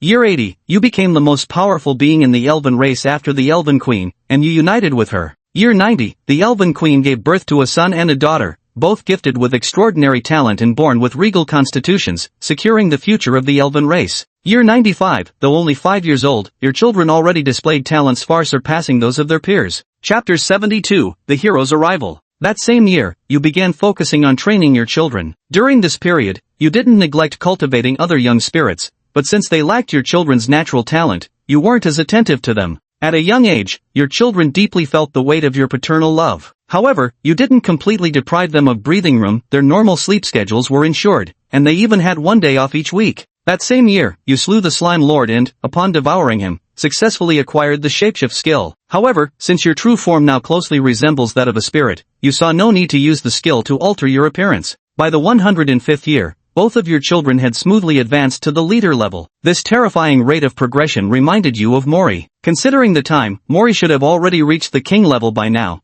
and the Ghost King had likely ascended to Ghost Emperor status. In the 114th year, a woman clad entirely in silver-white armor appeared within the territory of the elven race. The moment you laid eyes on her, tension gripped you. This was the same woman you had encountered during the Beast Tide, the one who had slain you during your first ascension to Lord level. Back then, you had never truly grasped the extent of her power. Now, with the azure eyes, you can finally gauge the strength of this woman. Just one glance at her fills you with a physical unease. Her magical power far surpasses the Emperor rank, reaching at least the Imperial level. Whether she has transcended even that, you cannot say for certain, as in this lifetime, you have yet to witness the magic of an Imperial level powerhouse. And this woman hadn't come to the Elven clan alone. Trailing behind her were 3 companions, a male warrior, a female mage, and a female priest. The magical aura emanating from all 3 reached the pinnacle of Imperial level power. Among these 3, with the possible exception of the priest, the others likely surpassed even the Elven Empress in strength. The surrounding elves all looked fearfully at these 4 humans who clearly appeared formidable. After all, in Gobro's previous lessons, he had mentioned that most humans could not be trusted. They often harbored sinister intentions toward innocent, pure-hearted little elves like themselves. Noticing the elves' unfriendly attitude toward him, the hero felt puzzled. In his past life when he watched those anime series, the elf races got along quite well with humans, let alone when dealing with a hero like himself. Goblin, who was currently watching the simulation, immediately became cautious upon seeing this. Previous life? So this hero is a transmigrator. This otherworld setting feels suspiciously authentic. Nevertheless, this meant he needed to exercise more restraint moving forward. After all, the hero's current combat prowess shouldn't be taken lightly. Soon, the party of heroes turned their gaze toward you. They could tell you were the strongest presence on the scene and expected a confrontation. However, the hero's expression quickly changed as she looked at you. An incredulous look crossed her face. She simply couldn't believe that someone so strikingly handsome and gentle could possibly be a goblin. Noticing the hero's gaze, you realize that the hero seems to possess some sort of identification skill and has likely already seen through your true identity. Greetings, human lady. I wonder what brings you to our elven kind. If you come in peace, you are welcome among us. But if you harbor ill intentions, I advise you to leave our elven lands at once. However, upon hearing your words, the hero scoffed disdainfully and said, you elves, wait, you're not even an elf. What right do you have to say that? You probably used some shapeshifting skill to disguise yourself as one of them and deceive them. Hearing that they had spoken of your shapeshifting ability, you were stunned. You had guessed they might possess some kind of appraisal skill, but never imagined they could actually detect your specific capabilities. I am indeed not of the elven race, but the relationship between me and the elves is not for an outsider like you to judge. If you insist on being so hostile, then I must ask you to leave our elven territory. We elves do not welcome outsiders. Having spoken these words, you had already prepared for a confrontation, but unexpectedly, the hero and their party chose not to attack. Seeing the surrounding elves rallying to your defense, the hero seemed to realize that you genuinely belonged to the elven clan. My apologies, I acted impulsively earlier. We mean no harm. We came to the Demon Beast Forest to hunt down an Emperor-class demon emperor. Passing through this area, we were hoping to rest within your territory for a night, if possible. Of course, we're not asking for free lodging. Should you need any assistance, we'd be happy to help. After the hero finished speaking, you opted not to outright refuse. Although this jerk had killed you in previous simulations, for the sake of your clan's safety, you suppressed your resentment without showing it too overtly. You decided that if the opportunity arose, you'd mess with this fool. Just once might not be enough, as you feared she might survive. So you resolved to screw her over 100 times. If she managed to live through all that, then she deserved her luck. I am not the one to decide your stay. Follow me, I'll take you to Her Majesty, the Queen. Thank you. Having said that, you led the group toward the Queen's chambers. Along the way, you occasionally stole glances at them out of the corner of your eye. You noticed the hero looked at you with faint disgust, not just you, but all male elves, yet her expression remained neutral when looking at women. From this, you deduced that the hero likely disliked men but didn't particularly favor women either. Her orientation was probably normal. She must have suffered some past trauma that made her display such aversion to males. You tried to gather as much information about the hero as possible. After all, she might become your most formidable enemy in the future. Before long, you led several people into the World Tree, where the Elven Queen resided. Darling, you've come. The Elven Queen's cultured voice drifted from within. You paused momentarily, then realized that the hero and their companions had concealed their presence so well that even their footsteps were silent. As a result, the Elven Queen hadn't noticed them. Coughing lightly, you said, "Ahem, Your Majesty, we have some human guests who wish to stay overnight. I've brought them for your approval." Upon hearing your voice, the Elven Queen fell silent on the other side. Then, the vines before you parted on their own, revealing the dignified figure of the Elven Queen as she gracefully appeared before your group. Chapter 73, The Deal with the Hero, 5 Royal-Grade Magic Crystals. Seeing the appearance of the Elven Queen, your lip twitched slightly because you knew very well, while she always acted dignified and gracious in front of others, her true personality was quite mischievous. The hero and her companions also stared at you in confusion. They had all clearly heard the Elven Queen call you darling. This was especially true for the hero. She had the strongest reaction, utterly unable to fathom how a mere goblin could become the beloved of the Elven Queen. Mr. Gobro, are these the humans who wish to stay the night? As she spoke, the Elven Queen turned her gaze toward the 4 heroes, her expression growing serious. She could tell at a glance that these 4 possessed extraordinary strength. Could you introduce yourselves? I suspect you're not ordinary people. Ordinary folk don't possess power like yours. Of course, Your Majesty. To be honest, I am the human hero, and these 3 are my companions. The reason we've come to the Monster Forest is to slay a demon emperor whose power has reached the imperial level. Before that, we were hoping to use this place as our base. Hey, that's not what you said earlier. You just wanted a place to stay for the night, you said angrily. Sorry, this is naturally not a mandatory request. If you can agree to our appeal, feel free to state your conditions. We'll do our best to meet them, provided it's within our capabilities. After the hero finished speaking, the Elven Queen glanced at you, seemingly seeking your opinion. Witnessing this, the hero was visibly surprised. She hadn't anticipated that the Elven Queen would value your input so highly, almost as if she intended to defer to your leadership. You pondered for a moment before finally declaring, "In that case, I demand that humans cease all covert operations to capture and traffic our elven kin from the Monster Forest henceforth. Moreover, you must guarantee absolute immunity for our elven race against any fallout. Should any elven lives be endangered, you must protect them at all costs. Can you comply with these terms?" Hearing your words, the hero hesitated. She knew very well that although most humans are kind-hearted, the small portion of evil ones still amounts to a considerable number. Not to mention the multitude of countries involved, she simply couldn't manage them all. "I'm sorry, we can fulfill the second request. We absolutely won't involve the elf race, but the first one is beyond us. However, I can ensure every kingdom drafts new laws, making elf trafficking a capital offense punishable by death." Hearing the hero's answer, you understood this was already a significant compromise. Giving the Elven Empress a nod, you signaled your acceptance. Noticing your response, the Elven Empress hastily added, "Very well, I agree to let your people use our elven territories as a temporary base, granting you permission to rest here. By the way, there's one more thing I need to add. This shouldn't be difficult for you. Do not harass the elves in our territory. Can you agree to that? Of course, that's only natural. But if your elves provoke us first, you can't blame us for responding." Understood. Rest assured, we'll keep our elves under control and prevent them from disturbing you. After the negotiations concluded, you led the heroes to settle in 2 tree hollows near your own dwelling. This way, if anything happened, you could intervene immediately. Early the next morning, the flower fairy tasked with waking everyone rang the dawn bell. Hearing the chime, the fairies instantly awoke and began their daily routines. The little fairies started their morning exercises, followed by studies, while the elder fairies prepared meals, checked if any areas of their homeland needed cultivation, and tended to the fruit orchards. The heroes also woke up to the sound of the bell, and then they witnessed the elves in full operation. The hero found it utterly unbelievable. She had encountered other elves before, and truth be told, most of the elves she knew spent their days idly tending to flowers, nibbling on fruit, and simply daydreaming. They were, as a whole, a race that fully embraced slacking off. Then she turned her gaze toward you, sipping tea in the distance. She was nearly certain that your influence was the reason this elven clan stood out so strikingly from the rest.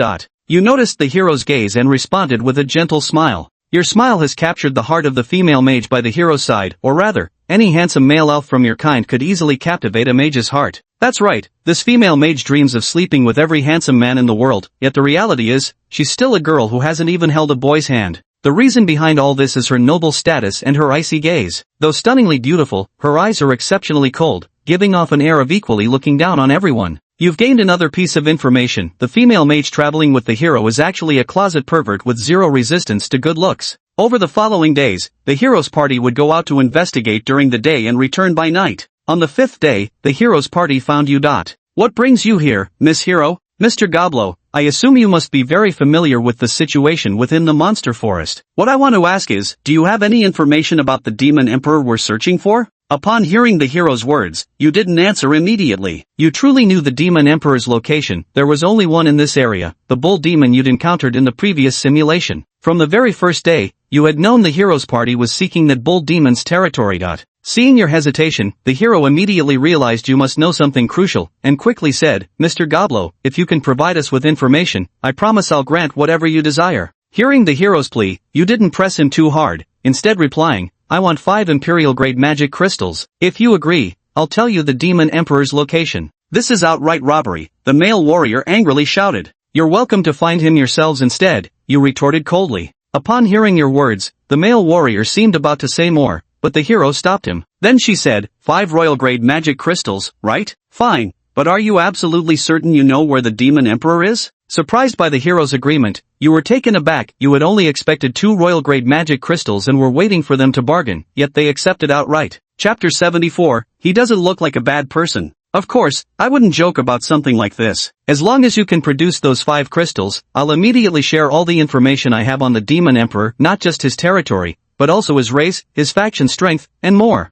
Upon hearing your words, the hero party was visibly shocked. They simply couldn't comprehend why a goblin like you, who had always lived among the elves, would know so much about the demon emperor. However, they didn't press for answers, instead directly producing 5 magic crystals. If you could truly provide that much information, then giving you 5 imperial-grade magic crystals wouldn't be a bad deal. Taking the magic crystals from the hero, you pulled out a spatial ring. All the intelligence you need is inside. You can study it thoroughly. Also, there are some tools inside that might assist you. Take it back and examine it carefully. Accepting the spatial ring, the hero nodded to you. Thank you. No need for thanks, strictly business.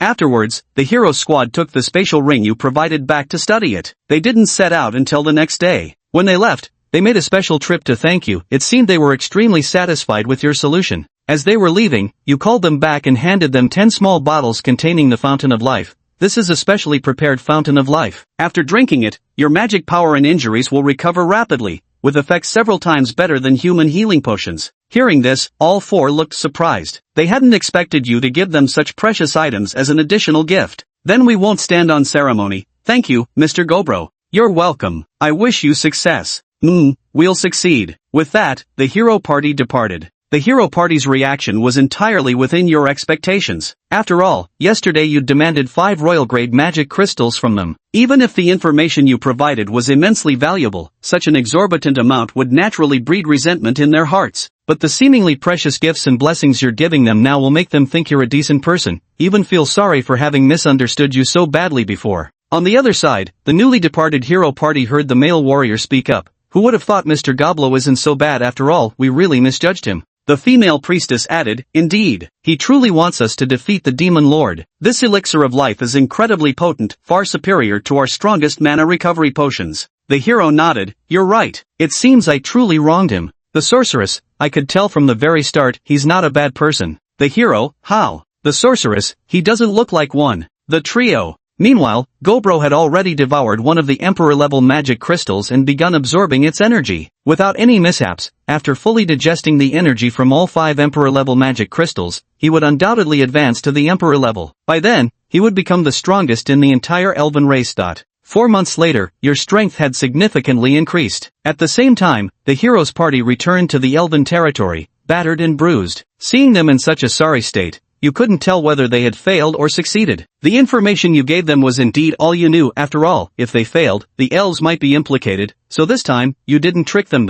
You approached the 4 of them. When the hero saw you, his eyes lit up, and he said, "Mr. Gobro, thank you for everything this time. Without you, some of us might have lost our lives. The specially crafted elixir of life you provided played a crucial role in that battle. So, your mission was a success?" "Yes. Congratulations, come with me. I'll take you to meet the Empress and get your injuries treated." The hero, "It's alright, Mr. Goboro. Once Lily's magical power fully recovers, she can heal us. Until then, could we stay here for a while? Here's our sponsorship fee." As he spoke, the hero took out a royal-grade magic crystal. "You're welcome to stay," you said warmly. Afterwards, the hero's party settled in the elven territory. After barely a day's rest, the hero's injuries had completely healed. You were utterly astonished by her superhuman recovery ability. As for the other 3 companions, it was completely different. Their healing speed was much faster than ordinary humans, but it looked like they'd still need at least half a month to fully recover. Although the hero claims to have slain the demon emperor, you can't shake the feeling that the bull demon wasn't so easily vanquished. Given the safety of the elven race is at stake, you ponder for a moment and decide to personally investigate the situation. After discussing the matter with the Elven Queen, you quietly depart from the Elven territory. However, your movements don't escape the hero's notice. She stealthily tails you. Aware of her pursuit, you choose not to expose her, as your only intention is to verify the hero's well-being. A week later, you arrive at the bull demon's domain. Surveying the desolate landscape before you, you feel quite satisfied. You meticulously comb through the area and soon uncover hidden corners overlooked by the heroes. Some bull demons still linger here, and naturally, you show no mercy in dispatching them all. Witnessing your actions, the hero is taken aback. She had suspected you might be an agent of the demon emperor with ulterior motives for coming here. Instead, she realizes you're here to clean up the mess they left behind. After spending a week, you cleared out all the monsters within the bull demon's territory. At the same time, you confirmed that the demon emperor had indeed been slain by the hero before they departed, so you prepared to return. A week later, upon your return to the territory, the hero's party bid you farewell. As they left, the hero cast a deep glance at you. She likely guessed why you had ventured into the demon emperor's domain to exterminate those monsters. After this minor episode, the elves' territory continued its peaceful development. In the 116th year, you fully absorbed all 6 Imperial-grade magic crystals, advancing to become an Imperial-grade monster, the Holy Light Goblin Emperor. Your level cap was 19 levels higher than ordinary Imperial-grade monsters, and all your attributes improved further. Now, your healing abilities had reached a truly terrifying level. Even a monster on the brink of death could be revived instantly if placed before you. Chapter 75, The Evolution of the Tree of Life. The 139th year, despite your diligent cultivation, your progress and strength remain sluggish. You understand clearly that this is due to the lack of battles against powerful opponents, which is why your advancement has been so slow. Even so, you have no intention of venturing out. You plan to remain hidden within the elves' territory indefinitely. If no one interferes with you, you intend to keep hiding like this until the day you die. The 150th year, a major event occurs within the elven territory. The Tree of Life within the tribe has reached its 10,000th year. This year, it will ascend to become an ancient tree. Upon completing its evolution, all elves within this territory will receive the ancient tree's blessings. In the future, newborn spirits will possess greater innate talents, and their race will flourish even more. However, during the evolutionary process, the ancient tree releases an extraordinarily powerful life energy. This intense life force attracts dark elves, who require this energy to cleanse their dark essence and transform themselves into normal elves. Additionally, many magical beasts covet this potent life energy and may launch attacks on the Tree of Life. But if too much life energy is drained, the Tree of Life not only fails to evolve into an ancient tree, it may even wither and die. Still, you aren't particularly worried about this because the elven clan you're currently with is unlike others. Generally, an elven clan still in the Tree of Life stage usually has 1 elf king, 5 lords among their ranks, and a total population of around 3,000 to 5,000. But your clan already boasts 2 emperor-level powerhouses, 3 elf kings, 23 lords or above, and a total population of 16,000. Such a configuration is considered quite outstanding even among elf clans with ancient trees. With such formidable strength, I suppose no dark elves or magical beasts could possibly breach your defenses. However, after some time passed, you didn't encounter many dark elves or magical beasts. Instead, the hero's party reappeared. Decades had gone by, yet none of the members seemed to have aged. Moreover, the party had grown in number, now expanded to 7 people, with the addition of a beast tamer, a berserker, and a water element mage. Miss Hero, long time no see. You remain as youthful as ever, you said politely. You're too kind, Mr. Goblo. If anything, you haven't aged a bit over all these years. If anything, you've grown even more handsome, the heroine said, staring intently at your face with utmost sincerity.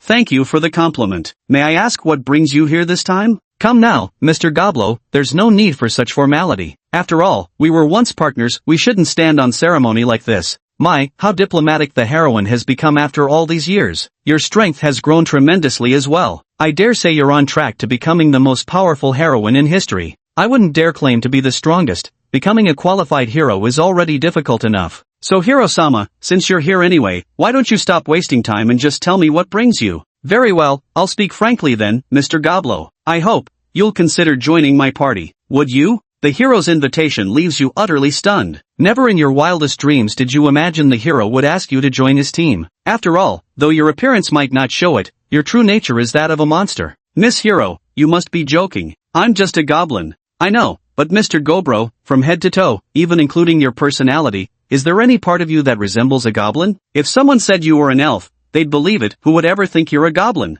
Thank you for the compliment, but may I interpret this as you looking down on goblins? Of course not. I'm well aware that high-level goblins aren't as ugly as the low-level ones, but they still retain some goblin traits like green skin, sharp teeth, pointy ears, and fierce eyes. Look at you, which of those do you have? If someone said you were an elf, 99 out of 100 would believe it. Is that so? I'd like to ask why it has to be me. There must be plenty of strong individuals among humans. There indeed are many powerful humans. However, the role we need this time is quite special. With our growing team, Shiri being our sole priest isn't enough anymore. We need to add another member. Since we're the hero's party, our standards for members are actually quite high. For a priest role, the most fundamental requirement is possessing imperial tier strength while also having some combat capability. They must be able to endure hardships since we're constantly fighting across the lands year-round. The hero listed a whole series of requirements, and now you finally understand why after all these years, the hero's party still only has 7 members. Forgive me, Miss Hero. As you can see, I already have a family within the elf territory, with both a son and daughter. Moreover, our territory is at a critical juncture and cannot do without me. I'm afraid I cannot accept your request. Mr. Goblo, I sincerely hope you'll reconsider my proposal. While joining our ranks may be demanding, conditions are first-rate. You'll enjoy the best treatment available across the entire continent. From our very first meeting, I could tell you're not someone content to remain in one place forever. With us, your true potential will shine. Upon hearing the hero's earnest invitation, you mercilessly rejected her. The hero's party remained in the elf territory for another month, visiting you daily with invitations to join. Only on their final day did the hero learn about your people's pivotal circumstances, prompting them to promise they'd return to invite you again next year. Not long after the hero's party left, a group of dark elves and magical beasts quietly gathered, preparing to launch an attack on the elven race at any moment. Yet before they could fully assemble, the elven scouts you had trained had already discovered their presence. You didn't sit idly by. Instead, you took the initiative, infiltrating their gathering place alone. Meanwhile, 2 elven kings led 10 lord-ranked elves, 3,000 elven warriors, 1,000 elven archers, and 1,000 elven mages to encircle them from 2 directions. Chapter 76, The Ancient Tree, Reign of Grace. The dark elves and magical beasts, still in the process of gathering, remained unaware of the impending danger. You effortlessly infiltrated the dark elf ranks, noticing that among these dark elves and magical beasts, the most powerful was a female dark elf whose strength had reached the king tier level. Unlike ordinary elves, who appear beautiful, pure, and evoke a sense of longing, the dark elf woman nearby looked youthful in the face but had an enticing, voluptuous figure. Her lavender skin was barely concealed by scant fabric, leaving vast stretches of smooth flesh exposed. Though she still inspired desire, there was nothing pure about her. At night, you approached the dark elf queen's tent. Though it seemed from the outside that only one person was inside, you heard some sounds that made you blush, and suddenly, you understood exactly what was happening.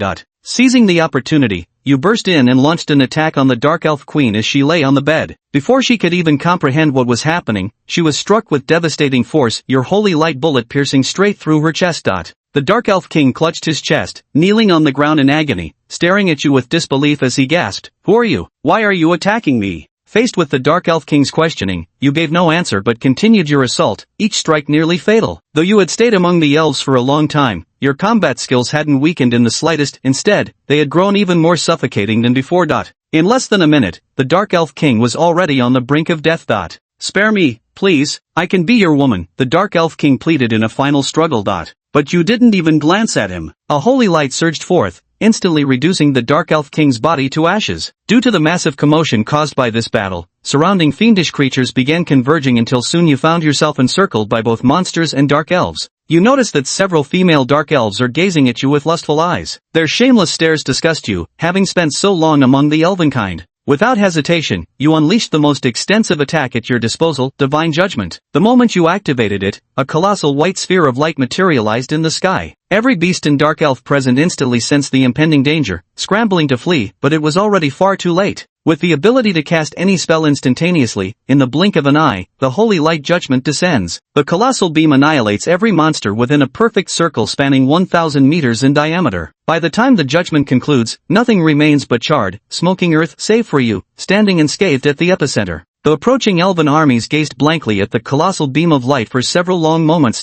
Is this the true power of the Emperor? Murmured an elf king in a dazed voice. Subsequently, the two armies effortlessly eradicated the fleeing dark elves and magical beasts scattering in all directions, thus concluding the operation with flawless perfection. In the following days, you launched several more similar extermination campaigns, slaying numerous dark elves and magical beasts.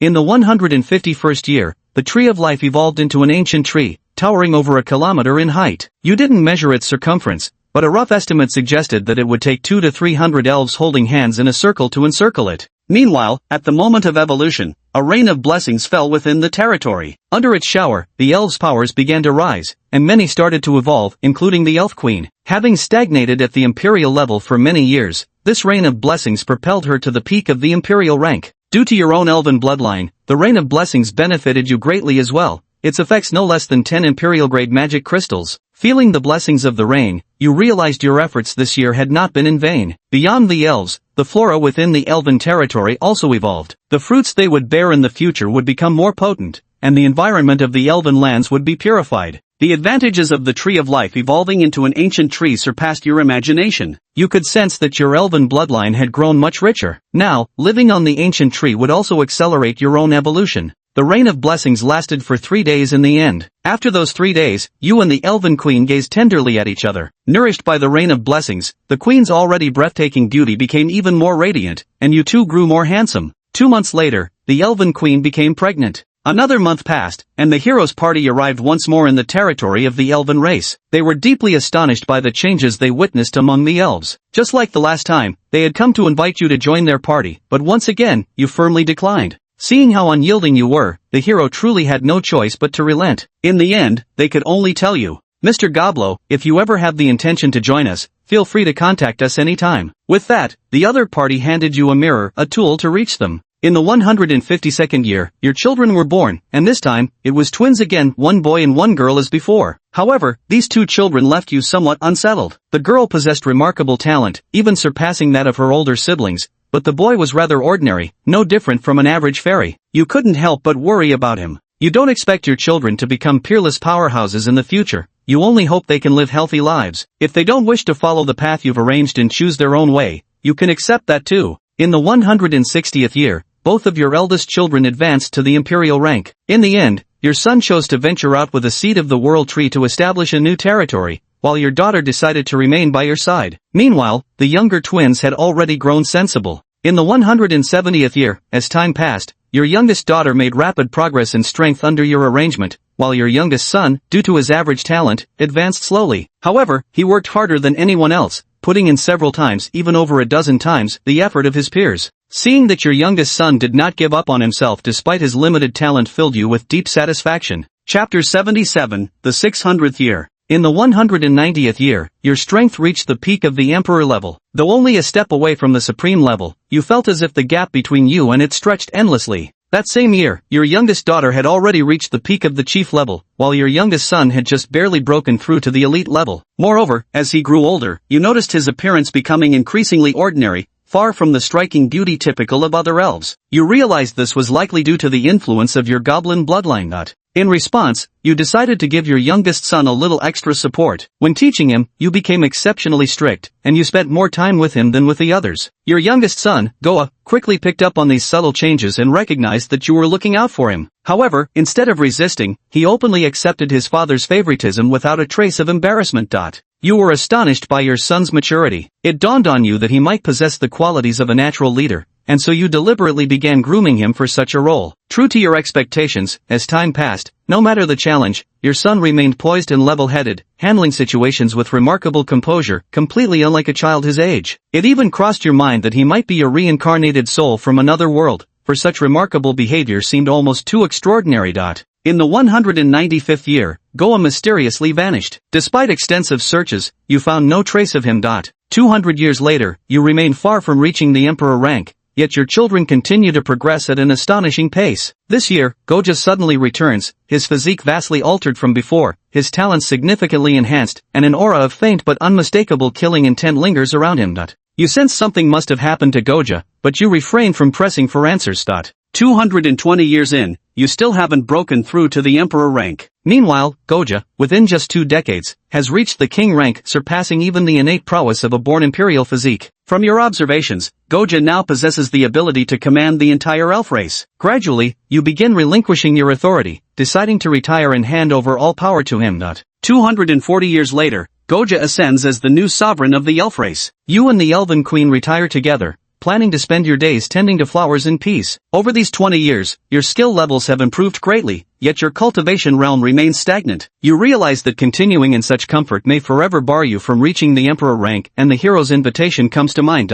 Yet this thought vanished from your mind as quickly as it appeared. You decided to wait a little longer, resolving that if your cultivation still hadn't improved in another 20 years, you would seek out the hero. Year 260, your cultivation remained stagnant. You chose to endure 20 more years, vowing to find the hero only if there was still no progress by then. Year 600, still no breakthrough to the emperor level. Though these 6 centuries were spent lying low, you actually fought countless battles, consuming at least 500 magic crystals from peak monarch level experts alone. Yet despite being just one step away from emperor level, that final threshold stubbornly refuses to yield.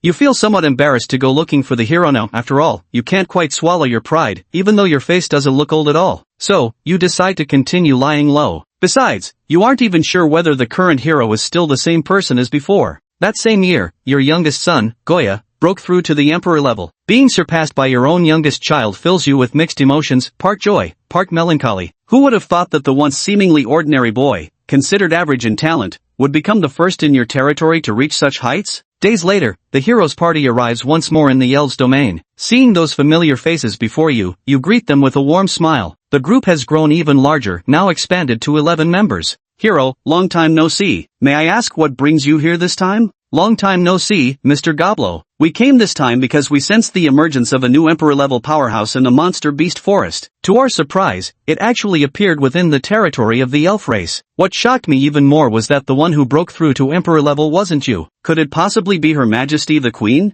It's not my lover, but my little son Goya. If you'd like to meet him, come with me. Okay. With that, you lead the adventurer party before Goya. After such a long absence, you notice the hero's strength has grown far beyond what it once was, though she hasn't yet broken through to emperor rank. This surprises you somewhat, for among all you've encountered, the hero possesses the greatest natural talent. If even she couldn't reach emperor rank within 600 years, just how difficult must that breakthrough truly be? Later, you brought the hero's party before Goa. After seeing each other, the hero and Goa exchanged deep glances, both awestruck by each other's formidable power.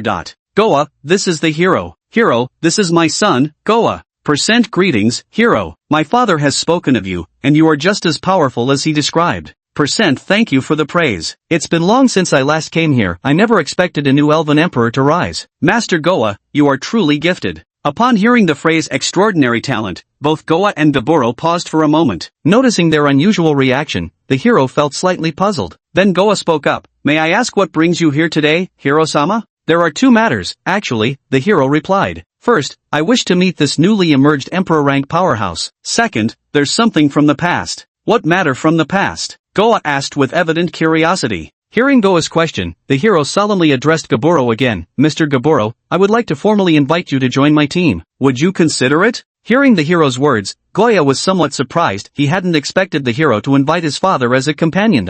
Facing this invitation from the hero, you hesitated. Though you were already 600 years old, your body remained youthful, at the peak of its vitality. Let me think it over properly, alright, Miss Hero? Alright. The hero's party then settled down within the elven territory, quietly awaiting your response. Chapter 78, The Fall of the Hero. At night, as you lay beside the elven queen, she noticed your turned head and softly remarked, still thinking about what the hero said during the day.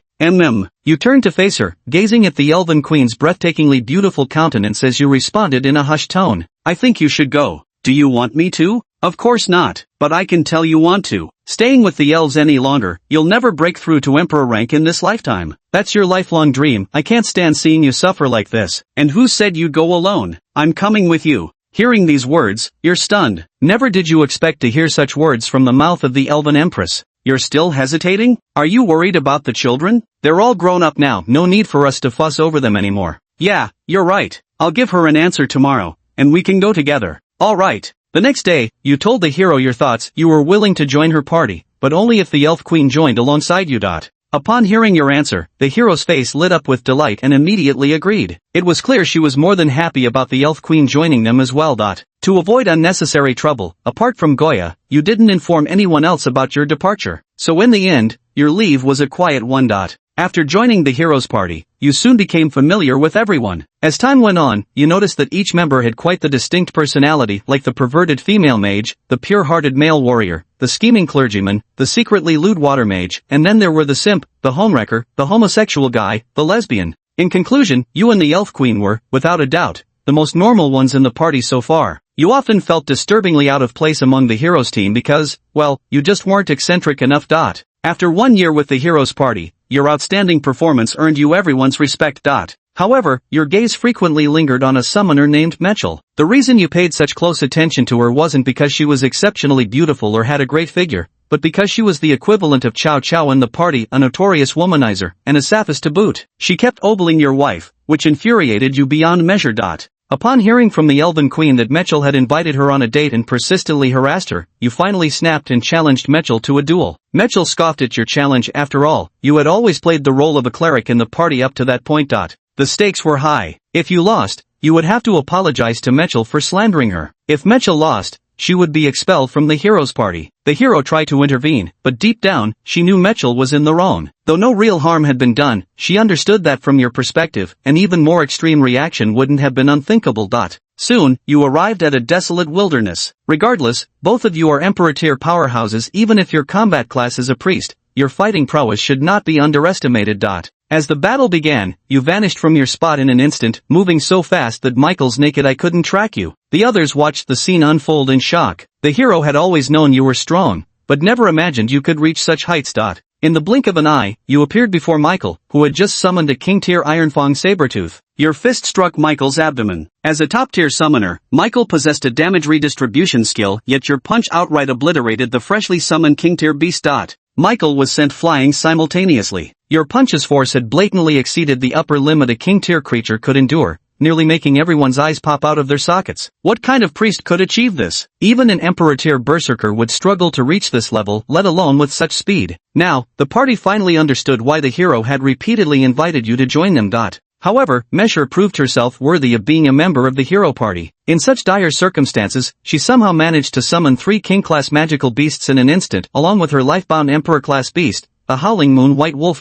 Yet you didn't even spare a glance for the 4 beasts before you. Your eyes were fixed solely on Mesher. In the blink of an eye, you appeared right in front of her and proceeded to pummel her mercilessly. Your fists radiated with holy light, each strike searing through the air. Within seconds, the surrounding king-class beasts were obliterated. The Howling Moon White Wolf attempted to intervene, but it stood no chance. Though Mesher desperately summoned more beasts, exhausting every trick in her arsenal, she couldn't halt your relentless assault. Your blows were too ferocious. She had hardly a moment to breathe, let alone summon another Emperor-class beast to match you. Half an hour later, Mesher, her face swollen like a pig's, apologized to you and your wife before withdrawing from the hero party. The warrior watched all this unfold without saying a word, first calming your emotions before speaking with Mechel. Soon after, Mechel left willingly, though not without casting you a profound glance as she departed. Afterward, you and the Elf Queen endured countless arduous battles alongside the warriors' party. By the first millennium, neither you nor the Elf Queen had broken through to the Emperor rank, remaining stuck at the peak of the king rank. You knew this was your limit. Without some heaven-defying opportunity, neither of you would likely advance further in this lifetime. You had underestimated the emperor rank, considering it lies just one step below the divine rank. Such a threshold could never be easily crossed. That same year, the warrior's time was running out. Unlike you magical beasts, though her lifespan far exceeded that of ordinary humans, she was still merely mortal. Having lived 1500 years, she counted among the longest-lived of human emperor rank experts. The following year, a new hero emerged, a woman who bore a striking resemblance to the hero of your youth. Yet you chose not to follow her path again. Instead, you returned with the elven empress to her kingdom, resolving to spend your remaining years there in peace. In the year 1100, an unexpected presence arrived in your territory, a young man with a sinister yet captivating aura. Though his appearance seemed youthful, his power was unfathomable. Chapter 79, the first demon general, forced to join the Demon King's army. He was the first demon general under the Demon King's command, whose strength neared that of the Demon King himself. Like his sovereign, he had reached divine tier power. At this moment, the terrifying demon general is smilingly gazing at your family, inviting you to join the Demon King's army. You know that disaster is about to befall the elves. The impending disaster isn't because you once served under the hero. During your time with the hero, you always concealed your appearance and aura. Unless this very demon general had personally witnessed you, then there'd be no way you could be recognized. What truly spells disaster is that joining the Demon King's army would subject your elven kin to the cleansing power of the Demon King's magic. Eventually, all elves in your territory would transform into dark elves, and the ancient tree would wither into a tree of death. You attempt to negotiate with them, but they show absolutely no interest in any form of discussion. After futile resistance, you have joined the Demon King's army. All elves in your tribe, including Goa, have transformed into dark elves. Everyone's power has significantly increased, and you even feel as though you nearly advanced to the emperor rank. However, having clashed with the Demon King's army multiple times, you know full well that compared to the side effects of the Demon King's power, this small benefit is hardly worth mentioning. In the 1110th year, the side effects of the Demon King's power became particularly evident among ordinary elves. The once kind elves grew exceptionally cruel and bloodthirsty, developing an abnormal craving for human flesh. You look at these changes in the elven race and feel a profound sense of powerlessness. Perhaps the demon general knew you had once been part of the hero's party, and recruited you precisely to torment you. In the 1130th year, you yourself began to succumb to the corruption of the Demon King's power, becoming far more ruthless in temperament. The Elven Queen, however, remained steadfast in her principles. To this day, she had never committed a single evil deed. Watching your transformation, her heart ached with grief, yet she could do nothing. In the 1131st year, a new heroes party arrived in your domain, hunting the now corrupted Dark Elves. Through the crystal orb the Demon King had granted you to observe your entire territory, you watched the new hero battling those Dark Elves, and for just a fleeting moment, sudden clarity struck you. There was a time when you two fought alongside the hero on the battlefield. Now you had become the hero's enemy. Worse still, you noticed the summoner who once opposed you, Michael, had somehow survived all this time, joining the ranks of the new hero's party. However, it's normal that she didn't die. Summoners are a very special profession, and a rare few can comprehend the talent of life-sharing, splitting their lifespan equally with their destined summoned beast. This guy probably mastered this skill, which is why he's survived until now. Yuri, quite a generous man, yet also petty. You remember how this woman once harassed your wife. If it weren't for the hero back then, you would have blasted her to bits long ago. Now, fate has given you another chance. You decide to kill her even if you can't finish her off. You'll at least teach her an unforgettable lesson. Before long, Goya entered your room. Glancing at the images in the crystal ball, he asked calmly, "It seems Father already knows about the hero's party entering our territory. How do you plan to handle it?" Although Goya's strength far surpasses yours, he still treats you with immense respect and has never shown the slightest neglect. What else can we do but kill them? We can't let them keep slaughtering the elves. After all, once this hero dies, the next one will reappear soon enough, you say with mixed emotions, gazing at the figures emerging in the crystal ball. Hearing your answer, Goa hesitates for a moment before nodding in agreement. Understood. After speaking, Goa leaves to handle the matter, but you immediately follow, insisting on participating yourself. Goa grows increasingly puzzled but ultimately consents. Soon, you and Goa personally engage in battle against this newly formed heroes party. Locking eyes with the hero before you, their faces filled with disbelief as they exclaim, "Sir Goblo, how could it be you? Why have you become my enemy? You couldn't have done this willingly, right?" Back when they had just become a hero, you provided them with considerable guidance, acting almost as a mentor. So now, seeing you again, they can't hide their shock and denial. Whether it's voluntary no longer matters. "Now, we are enemies," you reply coldly. Then, a black staff tipped with a ruby appears in your hand. Seeing your icy expression, the hero suppresses profound grief, draws the holy sword at their waist, and the battle between you begins. From the moment the battle began, you seized Mechel and started relentlessly pummeling her, leaving her utterly disillusioned. All these years had passed, yet though your strength had barely increased, neither had Mechel's. While she now summoned more demonic beasts, their power ceiling remained unchanged, making her no match for you. Within half an hour, you had effortlessly slain her. Your gaze then shifted to the new hero battling Goya. Though the current hero was barely over 100 years old, he had already ascended to the Emperor tier. Surprisingly, his combat prowess surpassed Goya's, dominating the fight from start to finish. Yet you knew all too well, this overwhelming advantage stemmed not from the hero's true strength eclipsing Goya's.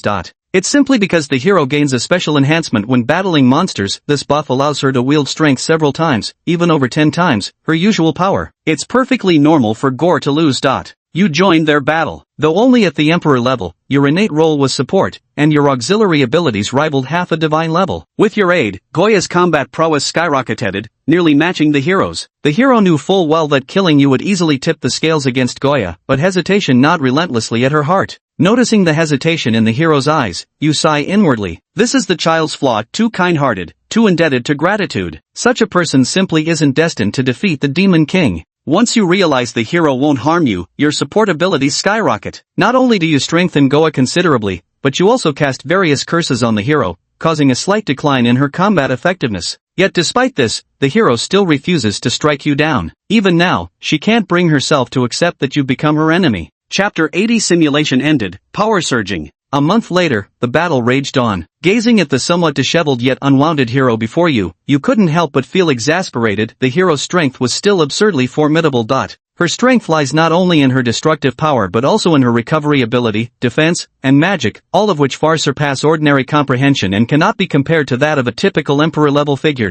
Gradually, the hero's other companions began slaying the kings and emperors by your side, the elite warriors of the elf race, until only you, Goya, and the elven queen remained. The hero's gaze burns into you, her eyes devoid of malice yet still glowing with hope that you might change your mind. Yet you choose not to meet her expectations. Your body has long been corrupted by the Demon King's power. Though you still retain reason now, it won't be long before you're completely consumed by that dark energy, reduced to a mindless killing machine. Better to die by the hero's hand than become that. Perhaps by killing her own mentor, the hero might overcome her merciful nature, though it could also scar her psyche forever. Locking eyes with your icy gaze, the hero feels profound despair. She understands you're no longer the person you once were. Now, you stand as enemies. With her companion's support, the hero soon slays Goa, defeats the Elf Queen, and ultimately cuts you down. As your final flicker of consciousness fades, you see the mighty heroine collapse to her knees before you. Even the legendary hero could only watch helplessly as her most important person died by her own blade. You realize true freedom in this world belongs only to the absolute strongest, those beyond anyone's control. You have died. Simulation ended. Simulation ended. Comprehensive score, 105,000. Evaluation, half-step Emperor. You may use your evaluation points to exchange for the following items. Option 1, level up by 1, cost 1,000 evaluation points. Option 2, obtain complete memories of this lifetime, consumes 10,000 points. Option 3, Super Perception LV Max, Savage Beast Force LV Max Evolution, each consumes 20,000 evaluation points, repeatable selection. Option 4, Superman Body LV1 level up by 1, consumes 5,000 evaluation points, repeatable selection. Option 5, Shuanfeng Thunder LV1 level up by 1, consumes 15,000 evaluation points, repeatable selection. Option 6, High Speed Regeneration LV1, Absolute Focus LV1, Steel Skin LV1, Super Impact Absorption LV1, Multiply Counter LV1, Precognitive Block LV1, any one skill level increased by 1 rank, consumes 1,000 points, can be selected repeatedly. Option 7, Obtain Holy Light Mutation, consumes 100,000 evaluation points. Option 8, Talent Blue Eyes upgraded to Azure Eyes, consumes 2,300 evaluation points. Staring at these current options, Goblin fell deep into thought. The skill levels were now too high. It had to be remembered that in the simulations, he had already reached the Emperor tier, infinitely close to the Supreme tier. Yet even then, he only had 100,000 evaluation points to spend. It was unimaginable. In the late stages, even if one truly reaches the Emperor level, the points gained would barely be enough to level up a few times or upgrade some skills. At that point, the system's effectiveness would gradually diminish, and success would depend more on one's real-world efforts. Goblo then stared at the list of skills available, pondered for a moment, and decided on the following allocation. Level up by 15 to reach max level, costing 15,000 points, purchase Azure Eyes for 2,300 points, by memory for 10,000 points, then acquire the evolutions of Super Perception and Savage Beast Force for 40,000 points. Next, max out High-Speed Regeneration, Absolute Focus, Steel Skin, and Super Impact Absorption, spending 36,000 points. This left 1,700 points remaining. Though it was possible to upgrade a minor skill with the remaining points, Goblin decided it wasn't necessary, better to save them for the next simulation to draw talents. What pleased him most was that the Azure Eye only cost 2,300 points, knowing that the evolution from Azure Pupil to Azure Eye brought him tremendous improvement. After purchasing these memories, Goblin's mind was instantly flooded with a torrent of recollections and knowledge, while his body began undergoing subtle changes. Almost immediately, Goblin heard the system's notification chime in his mind. Congratulations, host! You have comprehended the special talent photographic memory, grasped the fundamentals of magic theory, which evolved into elementary magic principles, then intermediate magic principles, culminating in ultimate magic principles LV1. After hearing the prompt sound in his mind, Goblin took a long time to finally recover. The memory he gained this time was simply outrageous. 1,000 years worth left him deeply moved, and along with it, he acquired some skills. His current attributes had also received a substantial boost. Name, Goblin. Race, Rage Hobgoblin. Template, Elite. Level, 45-45, 100%. Stamina, 180. Strength, 245. Agility, 180. Spirit, 182. Charisma, 17. Skills, Divination LV1, Savage Aura LV1, Superhuman Body LV1, Heaven's Thunderwind LV1, High-Speed Regeneration LV Max, Absolute Focus LV Max, Steel Skin LV Max, Super Impact Absorption LV Max, Magnified Counter LV1, Premonition Block LV1, Berserk LV1, Ultimate Magic Principle LV1, Holy Judgment LV1, Oracle LV1, Holy Light Bullet LV1, Life Regression, Special Skill. Abilities, Devour, Azure Eyes, Medium Monster Stomach, Herculean Strength, Mana Swell, Devour Magic Crystals, Photographic Memory. New skills had been added to the skill bar, and the attributes in the property list had also received a significant boost. His current strength could truly be described as a far cry from the past. Goblin thought it would be great if he could obtain the life-sharing talent of a summoner in the next simulation. He could bind himself to a magical beast with an exceptionally long lifespan to extend his own life. After all, even among creatures of the same level, the lifespans of different magical beasts varied greatly. After a while, Goblin gradually returned to reality. His size had grown again, and his charm had increased as well. He now realized that the key to improving a goblin's appearance was simply making them look less like goblins. The greater the difference from typical goblin features, the higher the perceived attractiveness. Taking a deep breath, he continued advancing toward the heart of the monster forest. His current strength was more than sufficient to obtain the ghost grass. Chapter 81, Devouring the Black Grass, advancing to leader rank. Following his memory, Goblin made his way toward the location of the black grass. Along the journey, he encountered no specters. After all, the current timeline was still 3 years earlier than the simulated events. 3 days later, Goblin arrived at the target cave. Although it wasn't the designated opening time, the cave entrance was still guarded by a leader-class powerhouse. Currently stationed there was a formidable warrior from the Azura tribe, the strongest among the 3 major races. Despite being overwhelmingly stronger than this guard, Goblin decided to play it safe and wait until the simple-minded corrupted beastmen took over the watch. After all, he planned to stay inside for a while and couldn't afford to eliminate these guards upon entry. Being discovered would spell trouble. Fortunately, on the very next day, the corrupted beastmen replaced the guards at the entrance. Apparently, they rotated guards daily. Spotting the massive beastman at the cave entrance, Goblin conjured a small holy light orb in his hand and skillfully guided it to fly toward a spot not far away. Boom! Under his control, the holy light bomb suddenly exploded. The demonized orc, seeing this scene, hurried over to investigate the situation. Seizing this opportunity, Goblin swiftly slipped into the tunnel in the blink of an eye. Now his mastery over the Soon Wind Heavenly Thunder had greatly improved, so it didn't stir up violent winds or anything of the sort. As for the demonized orc, he had now seen the deep crater left by the holy light bomb but found nothing else. Soon after, he returned to guard the entrance of the tunnel once more. Meanwhile, upon entering the tunnel, Goblin immediately encountered an enemy, the bloodthirsty giant earthworm. This massive worm, with fang-filled gaping maws at both its head and tail, was a magical beast of formidable vitality and defense. Once entangled, one would inevitably have to endure a fierce battle before breaking free. In this underground cavern, such magical beasts were everywhere. The main reason they weren't encountered in the simulation was because they had been cleared out by those ghost tribes, Azura tribes, and demonized orcs. The bloodthirsty giant earthworm, huh? Its flesh looks quite delicious, must be rich in protein when eaten. A few minutes later, Gaburo grabbed a section of the bloodthirsty giant earthworm and began munching on it. Unlike ordinary earthworms, since this creature fed on flesh and blood, its body contained no mud whatsoever, just tightly packed, springy flesh that tasted like beef, though with an intensely strong bloody flavor. But now that Gaburo had become a magical beast himself, he thoroughly enjoyed the scent of blood, so that potent metallic taste was actually a plus. As Goblo voraciously devoured it, the bloodthirsty giant earthworm was soon completely consumed. Soon after, he quickly encountered a second and then a third. Every bloodthirsty giant earthworm he came across along the way was eaten by him. Perhaps because they lived in the same cave as the black grass, these giant earthworms' flesh contained exceptionally rich magic, 5 times more than other magical beasts of the same rank, so he never missed any of them. Skill upgraded, medium stomach has evolved into large stomach. Did my stomach just stretch? The way the stomach evolution works is really. As thoughts ran through his mind, Gaburo had already arrived before the dark plant. We meet again, well, you should be seeing me for the first time. Stay still if you don't want to suffer while I devour you. Gaburo spoke aloud to the dark plant, almost as if talking to himself. Perhaps it was due to absorbing too many memories. Lately, he often found himself muttering alone. Soon, Gaburo stepped right into the plant's attack range. The dark plant lashed out instantly, yet its tendrils, sharp enough to tear through elite warriors, left not even a scratch on his skin. You still want to attack me? Superman's body with steel skin, kid, Goblo said in a lecturing tone.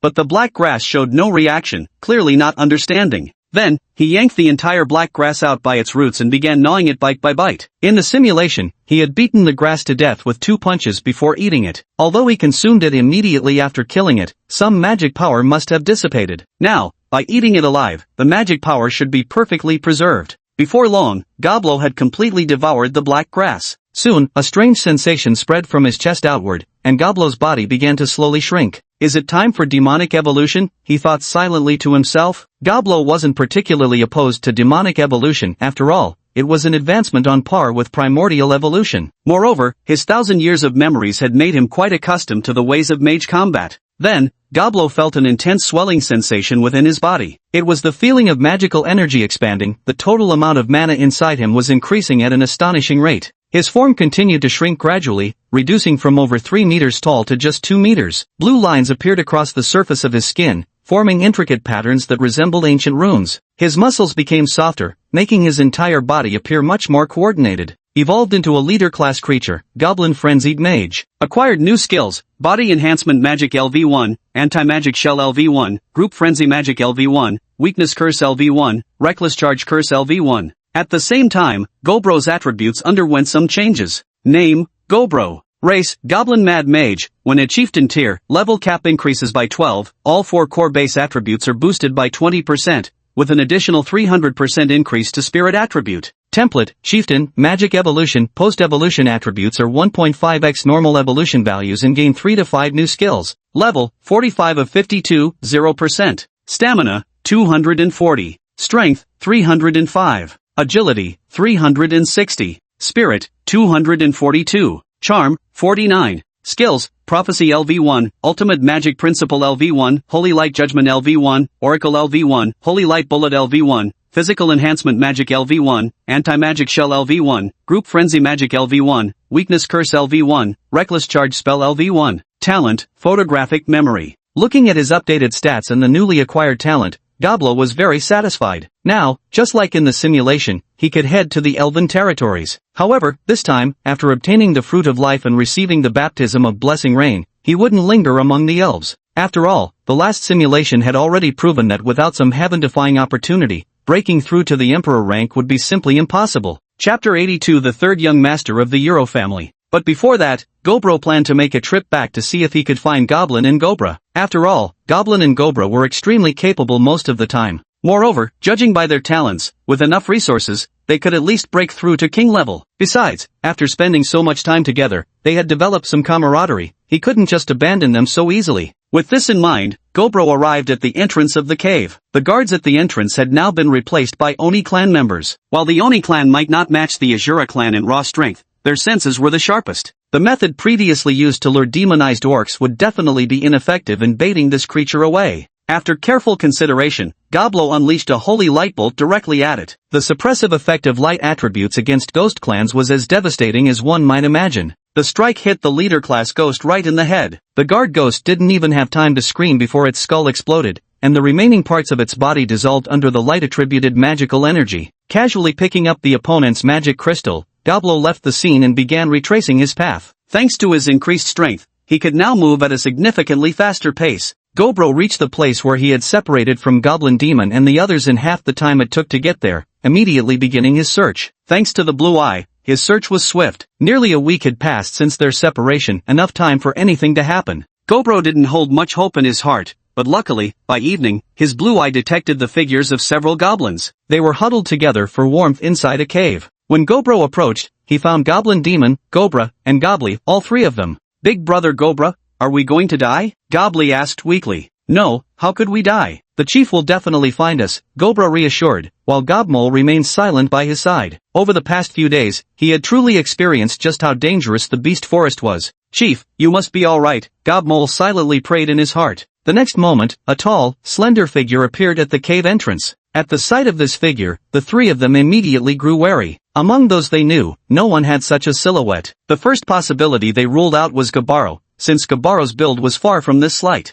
At the same time, the three of them felt an overwhelming pressure emanating from that figure. "Are we going to die here?" Gobro silently thought to himself. As the figure drew closer, they finally got a clear look. It was a human with delicate features. Upon spotting the three of them, the human made a disgusted expression. Then, shouting toward the outside, the human said, "What terrible luck! There are goblins in this cave. I'll deal with them first, come clean up their corpses later." "Got it," a response came from outside. The goblins could now understand a little human language and roughly grasped what the other party was saying. Instantly, a wave of desolation washed over the three of them. Their current condition was dire, and if this human intended to kill them, it would have been effortless. Just as the human drew the long sword from his waist and prepared to strike, his hand was seized by a powerful green claw. He immediately sensed trouble, but before he could react, his head was gripped by another massive green hand. In the next moment, his head was brutally smashed into the stone wall. The three goblin demons couldn't believe their eyes when they saw this figure. Although the body shape had changed, the facial outline and aura remained the same.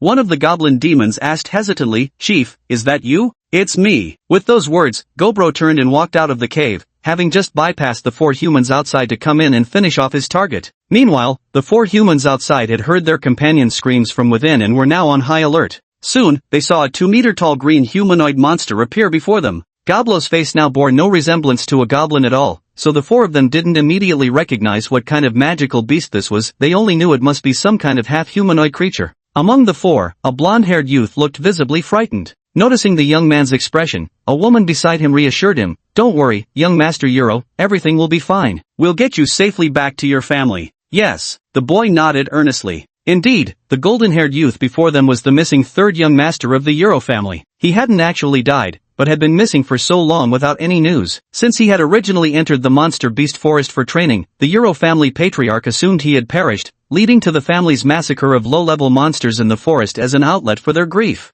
Goblo's valley could be said to have suffered collateral damage. The third young master of the Euro family gazed fearfully at Goblo before him. The reason he had been trapped in the monster beast forest for so long was because their squad had been attacked by an extremely powerful monster beast, forcing them to hide in the forest for an extended period without surfacing. Now, whenever he saw intimidating monster beasts like Goblo, he couldn't help but feel terrified. "Are you human?" Seeing Goble's appearance, the mage among the four tentatively asked. However, Gobble showed no intention of answering. A white sphere of light appeared in his hand. Seeing this, the group relaxed slightly, for what appeared in Gobble's hand was light-attributed magic. Creatures possessing light-attributed magic generally maintained friendly relations with humans, such as certain beings among the elf race who might wield such power. Yet the next instant, the light bullet in Gobble's hand shot straight out, striking a female warrior in the chest. She looked down at the bloody hole in her chest, then collapsed with an expression of utter disbelief. After a brief moment of shock, the remaining male mage and male warrior immediately launched their attacks. However, the mage's fireball landed on Gobro without even scorching a single hair,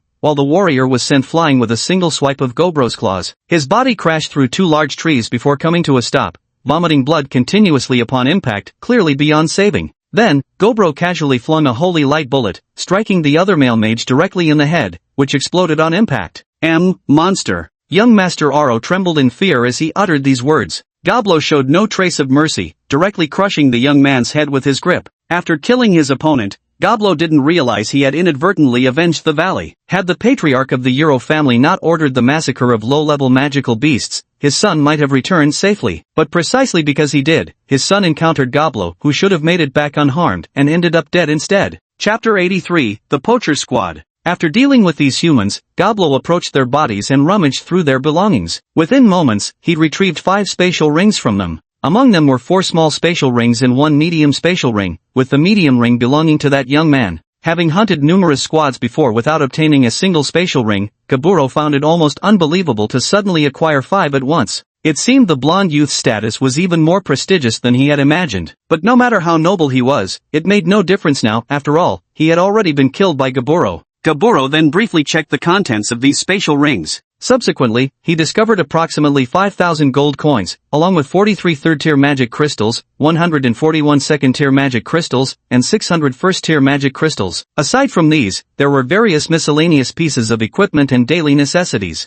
However, his strength had grown yet again. For the next simulation, the required number of magic crystals had now reached 100 third-tier crystals. Honestly, this number wasn't excessive after all, he had already gathered more than half. Hunting leader-tier creatures was now child's play for him. Afterwards, Gobro entered the cave. Seeing Gobro return safely, the 3 goblin demons let out a sigh of relief. Are you alright? We're fine, Chief, just hungry. Hungry? Here, eat this first. As he spoke, Gobro took out some jerky and bread from his spatial ring. Eat these first. After speaking, Gobro handed over the food. Only after it was set down did the 3 goblins begin devouring their meal ravenously. Once they finished eating, Gobro immediately said, "Rest for a while. We'll set off soon. We're moving to a new place to survive." Yes, Chief. In any case, having just wiped out a human squad, Goblo decided not to linger too long in the area to avoid unnecessary trouble. After an hour, he led the 3 deep into the elven territory. Along the way, thanks to the Blue Eye and his divination magic, most of the magical beasts they encountered were swiftly dealt with by Goblo.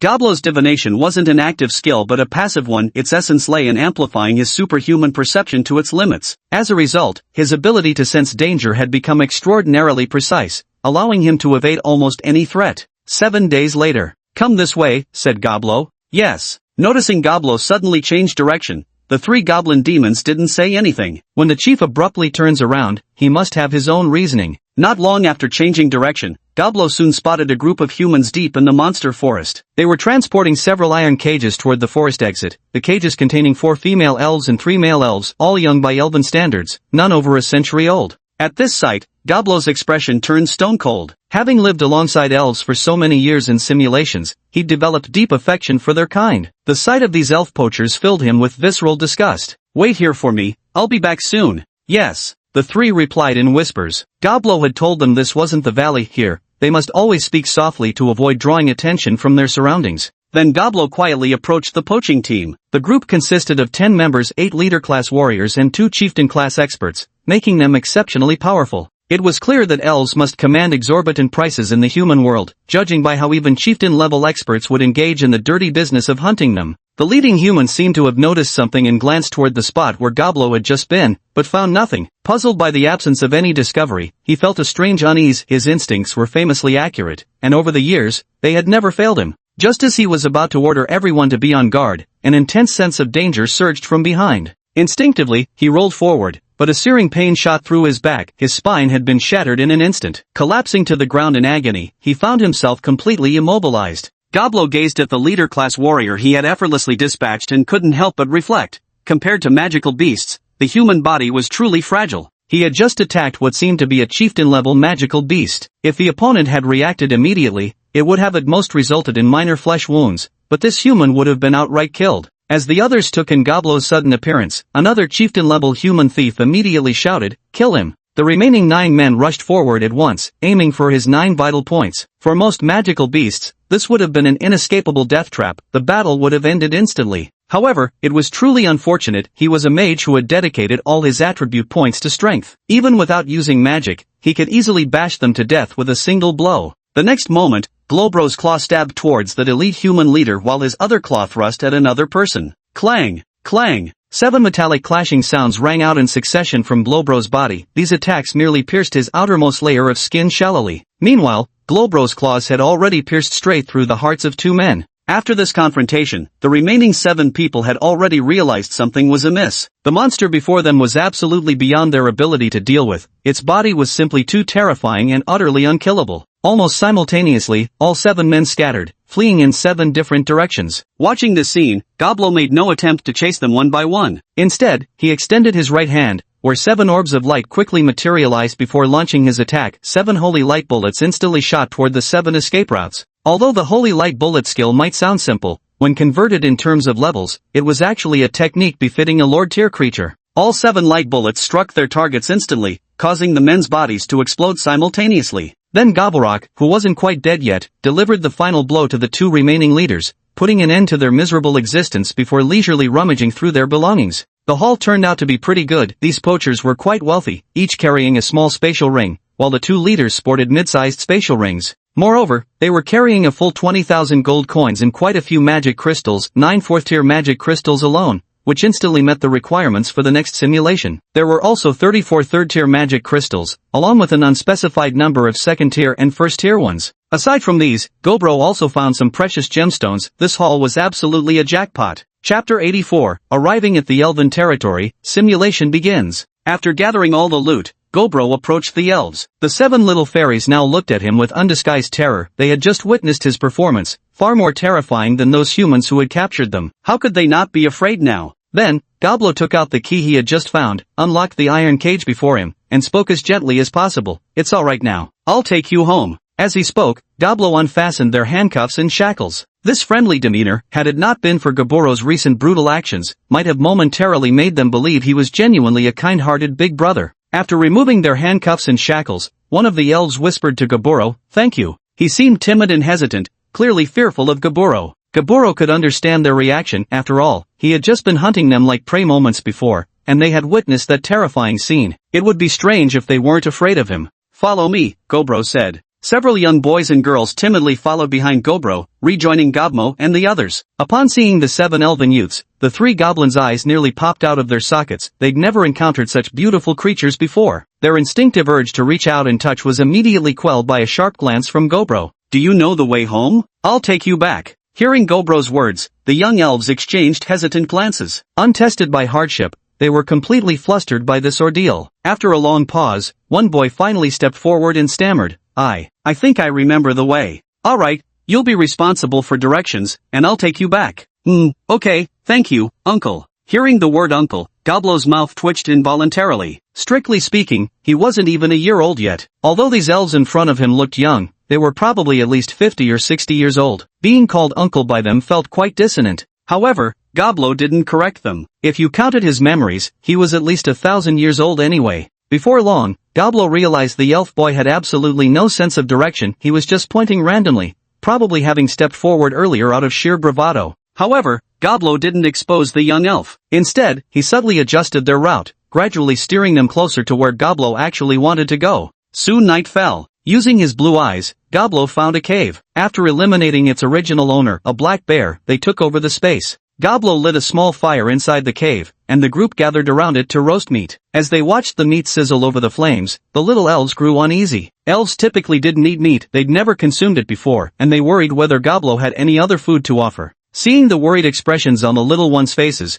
Goblo deliberately picked up a bare paw and took a fierce bite, then kept glancing at them from time to time as if he wanted to eat their flesh. Terrified by Goblo's behavior, the little ones dared not show their fear too openly, afraid of drawing his attention. They could only sit there trembling slightly. Yet the next moment, Goblo reached out toward a small elf. No, don't you elves eat fruit?" As he spoke, a pouch of tree fruit suddenly appeared in Goblo's hand. Seeing this, the little ones froze momentarily before noticing how Goblo was looking at them with confusion, completely devoid of the fierce expression he had worn while eating earlier. A wave of guilt washed over the young elves. Here was someone who had saved them, yet they still harbored such distrust. How could they be so ungrateful? "These tree fruits might not taste the best, but they're all we have for now." "Sorry about that," Goblo added. Hearing Goblo's words, the little ones felt even more guilty. Seeing their expressions, Goblo was secretly delighted. These honest kids were just too easy to bully. As for feeling any guilt, that was impossible. 1,000-year-old Goblin had no heart to begin with. His own happiness was all that mattered. After handing over the tree fruit, Goblo shot a fierce glare at Gobmo and the others. These brats seized every chance to stare at the elves like they wanted to devour them. No wonder the poor elves were on edge. But it couldn't be helped. After all, elves were simply too alluring. Not only were creatures like Gobmo, who mostly acted on instinct, powerless against their charm, even Goblo's simulated self had rarely resisted temptation, hadn't he? So he merely stopped them without imposing any punishment, believing that once Goblin and the others became more sensible in the future, such behavior would cease. After dinner, everyone began to rest. Gobro took the night watch himself and, to prevent the goblins from committing any acts against public order and decency, used a board to separate them and kept them at a considerable distance while they slept. With these goblins close by, the little fairies couldn't sleep at all. From time to time, they peeked at Gobro guarding the cave entrance, his broad back now inexplicably exuding a sense of security. The next day, early in the morning, after everyone had something to eat, they set off again. Perhaps because of yesterday's events, the elves are now much less afraid of Goblo and have gotten much closer to him. However, they still fear Goblin and the others, mainly because the looks in those three's eyes are far too blatant anyone would be scared. Because there are simply too many people around now, Goblo avoids engaging in battles while on the road as much as possible. Half a month later, with only less than a week left until the end of the month and about 3 days' journey remaining to the Elven territory, Goblo decides to use both the simulation opportunity and this month's free simulation. At night, when everyone is resting, Goblo begins this round of simulation. System, start the simulation, this time, use magic crystals. Simulation begins, residual 1700 points detected from last simulation. Acquired talent, essence of concentrate. Host can secrete a certain amount of liquid daily. After dilution in water, this liquid can be consumed by fellow goblins, enhancing their experience points based on the host's strength. Cannot be consumed by the host itself. Upon seeing this newly acquired talent, Goblo froze for a moment. What an excellent skill! With this ability, the combat power of his tribe could be significantly enhanced. Next time, he would reserve around 10,000 points to see what kind of talent he could draw with that amount. Chapter 85, Ancient Dragon Tomb. Year 1, you fetched a bucket of water by the river and placed your hand over it. Soon after, a drop of green liquid dripped from your fingertip. The moment it touched the water's surface, the water turned an astonishing shade of green at an incredible speed. Staring at the liquid resembling fell energy before you, you fell silent for a long while. Eventually, you continued adding drops, and in the end, you dripped 3 drops of condensed essence into this bucket of water. Given your current strength, you can produce a maximum of 3 drops of condensed essence per day. Then, carrying the bucket of thick liquid, you stood before the 3 goblins. At first, you wondered how to persuade them to drink this green, viscous concoction. But the moment their eyes fell upon the verdant brew, they froze, gaping as if beholding some aged and priceless vintage. After obtaining your permission, the 3 immediately began gulping down the liquid that so resembled fell energy. As you drank it down, you could visibly see their magical power growing. After finishing the barrel, all 3 of them experienced a gradual increase in mana. Based on their digestion rate, they should fully absorb it by tomorrow morning, likely gaining around 3-4 levels in the process. Just as you thought, the next day, all 3 of them leveled up by 3 tiers. In the following days, you had them drink this liquid daily. 3 days later, you arrived at the Elven territory. Thanks to saving the little elf, you were warmly welcomed by the Elven clan.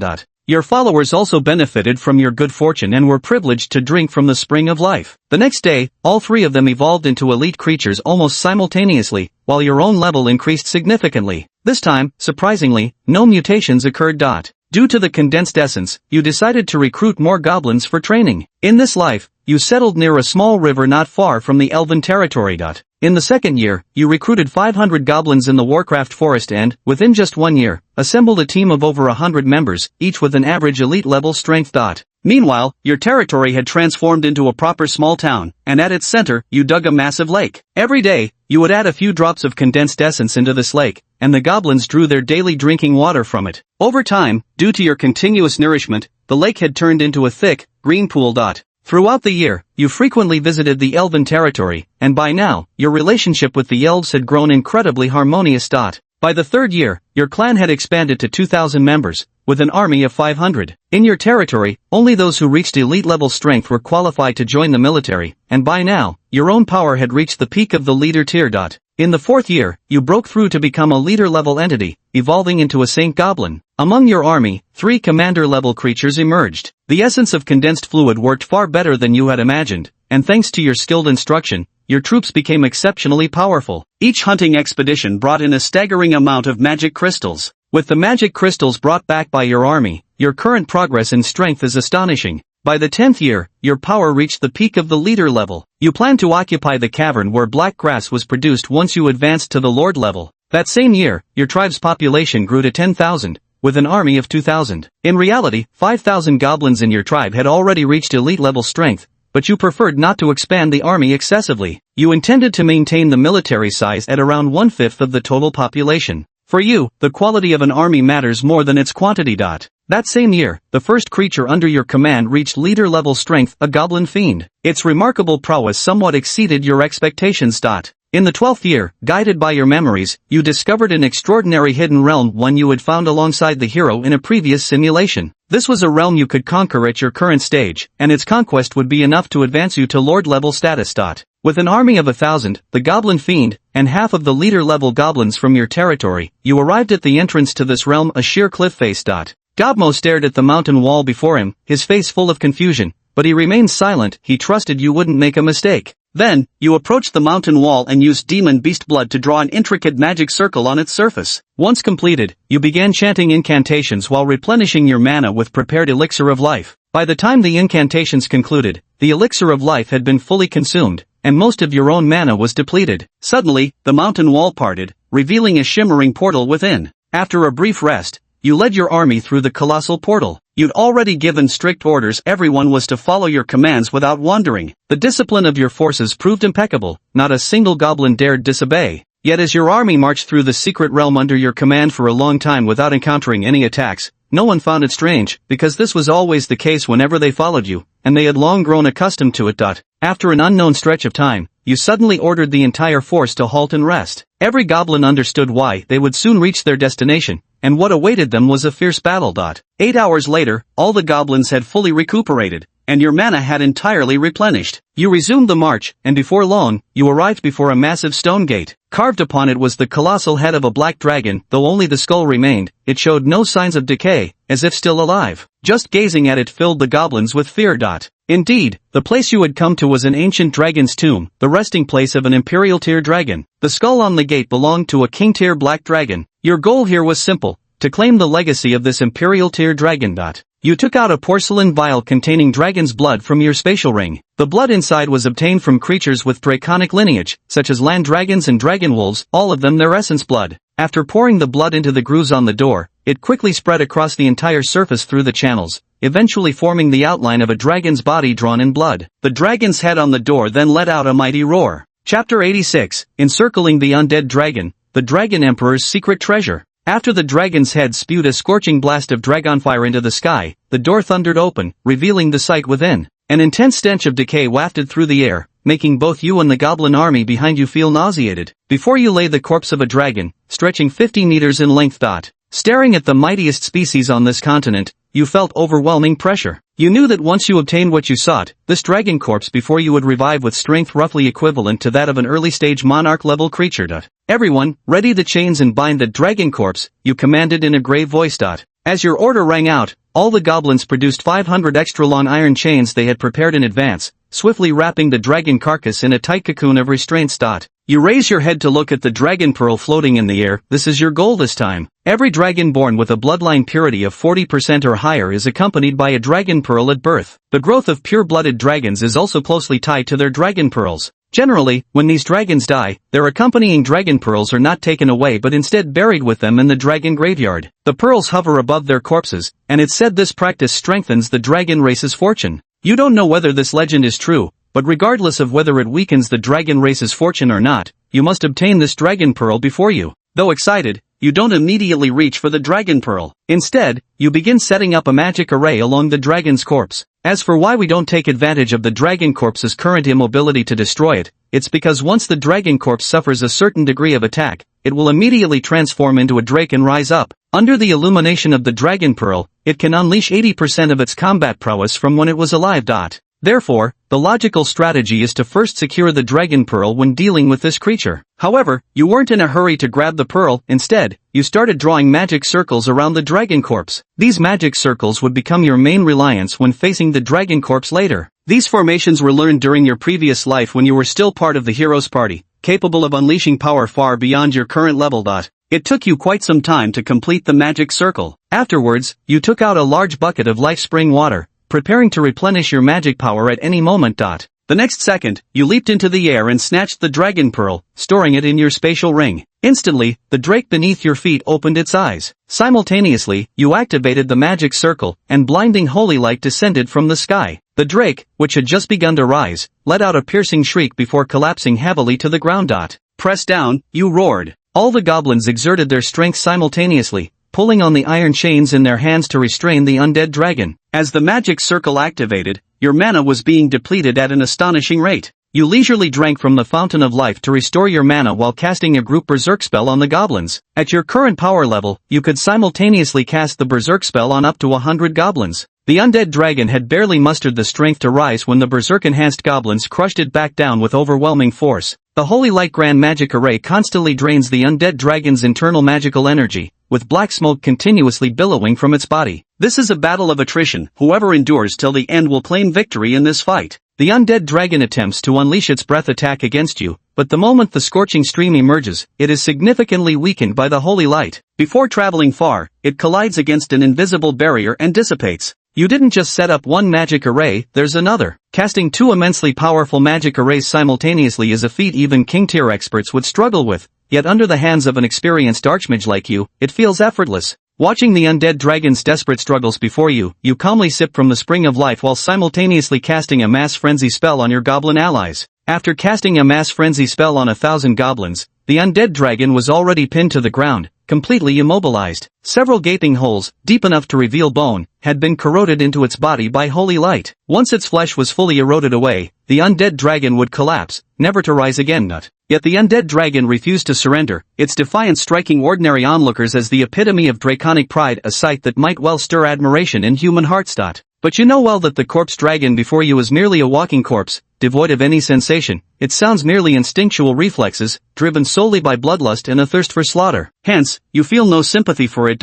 As time passed, several chains gradually snapped under the frenzied thrashing of the undead dragon. The goblins who had been controlling these chains stumbled and fell as they frayed, but soon scrambled back to their feet, assisting those beside them in pulling the remaining chains to keep restraining the beast. But the broken chains from before acted like fuses, gradually causing more and more chains to snap. Within a quarter of an hour, all 500 chains had shattered, and the undead dragon struggled to rise. Yet, as soon as it straightened its body, it collapsed again. Most of its flesh had already been corroded away. Watching the dying undead dragon, you didn't approach. Instead, you waited silently until the last traces of its flesh were completely gone before dismantling the magic circle. A king-class undead dragon had been defeated by someone as seemingly insignificant as a commander class like you, leading an army of only 1,000, each averaging elite class. The entire operation had unfolded flawlessly, as perfect as a meticulously planned banquet. Soon after, you ordered part of the army to stay behind and dispose of the undead dragon's corpse. The dragon pearl had already been retrieved, and all the traps within the secret realm had been deactivated. Now, it was nothing more than an ordinary graveyard. After moving the dragon skeleton aside, you ordered the floor beneath it to be uncovered. Made entirely of refined iron, the floor was astonishingly heavy. 300 goblins struggled just to shift it. As the iron floor was lifted away, a cavernous pit came into view. Peering down into the pit, a dazzling golden light met your eyes, mountains of gold coins, magical weapons of every kind, and piles of jewels. At a glance, it was impossible to estimate just how many coins lay there. This was the Dragon Emperor's secret treasure, the true bounty of this tomb. The wealth within likely surpassed years of a kingdom's taxes. Chapter 87, Absorbing the Dragon Pearl, Evolving into a Draconic Demon. Soon, you set the goblins to work transporting these treasures and the dragon skeletons. Though the goblins didn't understand the use of the gold coins, they simply found them dazzlingly beautiful. Determined not to waste a single thing in this place, you commanded them to strip the dungeon floor tiles and wall bricks too, hauling everything back to your territory. After all, these materials were all made of metal, the poorest quality items being mere iron, while the vault itself was entirely constructed of refined steel. Though you had seized many iron weapons from humans over the years, your territory still lacked its own iron mine and remained iron-deprived. Naturally, you wouldn't let such wealth slip through your fingers. You entrusted the entire transportation operation to Goblin Magus, while you seized this opportunity to digest the Dragon Pearl. Gazing at the translucent Dragon Pearl in your hand, you knew full well the risks and consequences swallowing it might bring. Yet you had to take this gamble. The earlier one consumed a Dragon Pearl, the greater the boost to their innate talents. Otherwise, with your current limited potential, breaking through to Emperor rank would be utterly impossible. The allure of the Emperor level was simply too overwhelming for you, driving you to take desperate risks. After retreating to the mountain cave where you trained, you swallowed the Dragon Pearl in one gulp. The moment it slid down your throat, it felt like gulping a mouthful of potent liquor, sending a searing, fiery pain through your esophagus. In an instant, you feel as if your entire body is engulfed in flames, the pain unbearable. Frantically, you pounded everything within the cave, releasing guttural screams all the while. Outside, Goblin hears the commotion and instinctively rushes forward until he remembers your earlier warning. No matter what happens inside the cave, he must not enter. Cobra hesitated for a long time, but eventually chose to trust you. After all, in his eyes, you were his invincible boss. Before long, delicate scales began gradually appearing across your body. 2 dragon horns sprouted from your head while your nails grew endlessly longer. Whenever muscles tore, they regenerated almost instantly. Your pupils narrowed into vertical slits as magical power swelled ceaselessly within you. Your entire body teetered on the brink of collapse, yet you endured. Absorbing a leader-tier dragon pearl was nearly impossible for a mortal, but your willpower proved unbreakable. Even as agony racked your flesh, not a shred of surrender crossed your mind. A pair of draconic wings erupted from your back. Counterbalancing the torment was the intoxicating rush of escalating power. You felt your attributes skyrocketing. You'd broken through, ascending to Overlord tier as a supremely rare evolution, a dragon fiend, whose level ceiling surpassed ordinary overlords by 30 tiers. Upon reaching Overlord rank, the pain gradually receded. Yet you sensed the dragon pearl's energy wasn't fully assimilated, it merely lay dormant within you. The residual power would slowly integrate throughout your coming days. Retrieving a mirror, you inspected your transformed physique. Though unchanged in height, your frame had gained formidable density. This ascension had granted you 9 new abilities and a racial gift, Dragon Form. When activated, this talent transforms you into a colossal WIRM with exponentially augmented combat prowess. However, this skill has a flaw. If you use dragonification for too long, your thinking will also change. You'll start to mistakenly believe you're truly a dragon and develop various draconic quirks. This side effect becomes more pronounced the weaker one's willpower is. After advancing to Lord rank creature, you immediately spread your wings and flew out of the cave. The goblin at the entrance froze briefly at the sight of you before asking, "Is that you, clan leader?" "Yes, it's me," you replied coolly. "Clan leader, you finally emerged. Misha came looking for you, she's still in the territory now. Would you like to go see her?"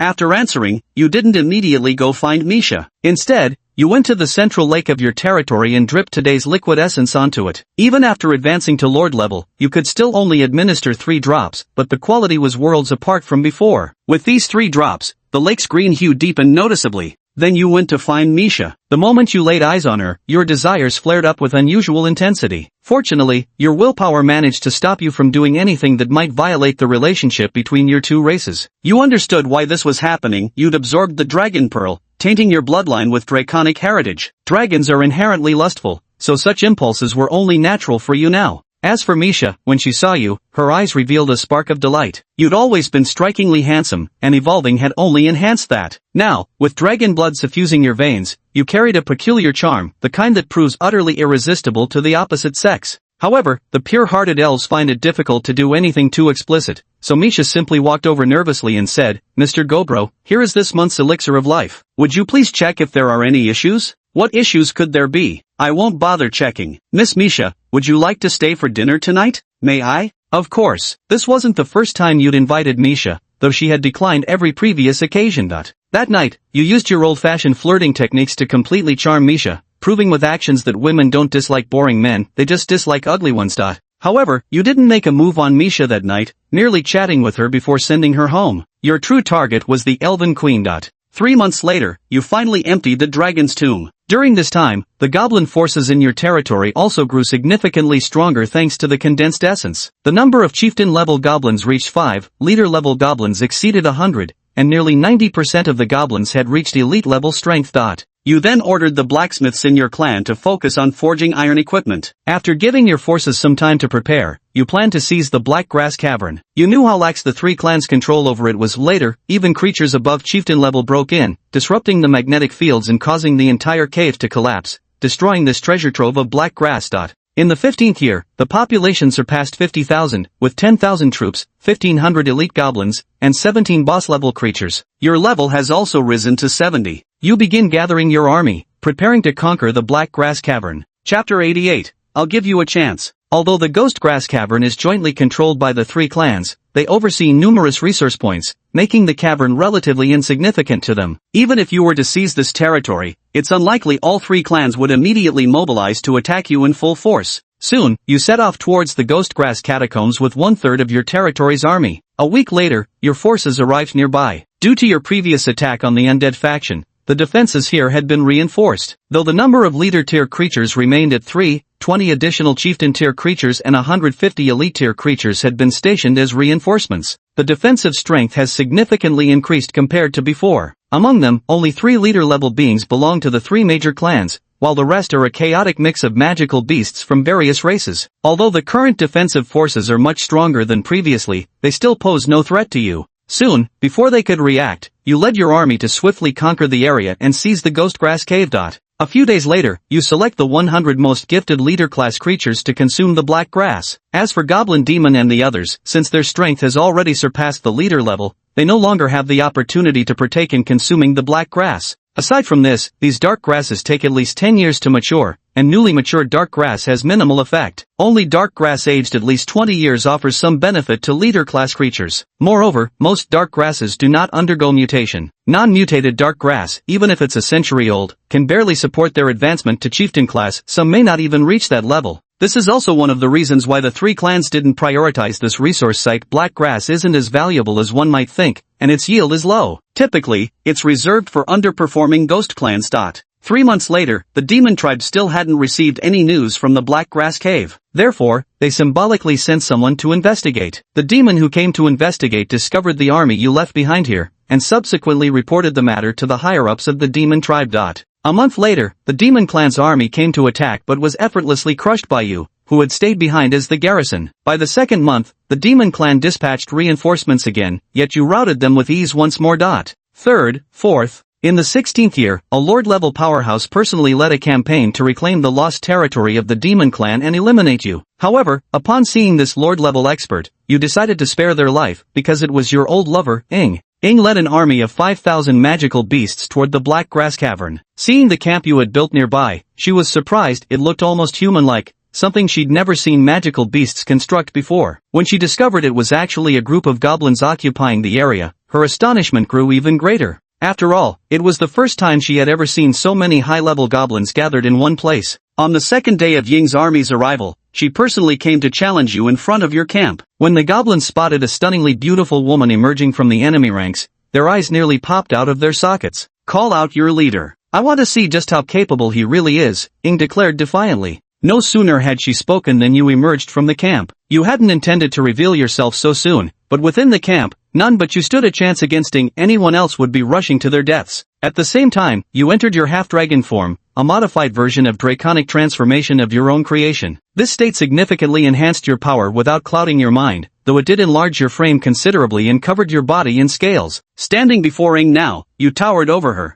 The moment you appeared, Ying's eyes went straight to you. That gaze was exactly like a goblin staring at an elf. You must be the leader of these goblins, with strength reaching Lord tier. Never thought a Lord tier goblin could be this handsome. How about it? Come back with me to the ghost tribe and be my man. As she spoke, Ing licked her lips, seemingly unable to wait. You're not bad yourself. Why don't you come to my territory and be my woman instead? Sure, if you can beat me in a fight. With that, Ing charged at you. As fellow Lord tier warriors, she didn't underestimate you. She could sense your danger and attacked with everything she had from the start. Yet in the next instant, your figure vanished before her eyes. Then Ing felt an agonizing pain at her neck, the intense sensation draining all her strength in an instant. You grasped both her wrists with one hand, lifting her up to meet her gaze at eye level. Ing felt an indescribable, terrifying pressure radiating from you, the kind she'd only ever sensed from the Ghost King. She couldn't comprehend how, despite being the same Lord tier, you possessed such fearsome power. Ghosts revere strength, and she found herself mesmerized by your overwhelming might. You then knocked Ing unconscious, tucked her under your arm, and carried her back to camp. Seeing their lord captured, Ying's army instantly descended into chaos before scattering in all directions.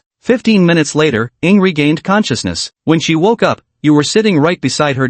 Come back with me to the Ghost Clan. A powerful individual like you would be highly valued by our king, and your past misdeeds would be forgiven. You ignored Ying's question. Right now, your eyes burned with raw desire. Ever since acquiring the dragon blood lineage, your lust had been escalating daily. But the elves craved love that took too long to cultivate, and your own goblin kin were, well, beneath your standards. You needed to do something about this. Noticing your lack of response and the hunger in your gaze, Ing acted first. Before you could move, her lips met yours. The damp, yielding warmth shattered what little self-control you'd prided yourself on possessing. Ghostkind do not speak of love, only desire. For ghosts, as long as you're attractive enough or powerful enough, you can effortlessly capture the heart of the opposite sex. A month later, the Ghost King himself arrived at the Black Grass Cave. It was already unbelievable for a lord-level powerhouse like Ing to be dispatched to this cave, but now even the Ghost King had come. With your left arm around Ing, you cast a disdainful glance at the Ghost King before you. Noticing your expression, the Ghost King showed no sign of anger.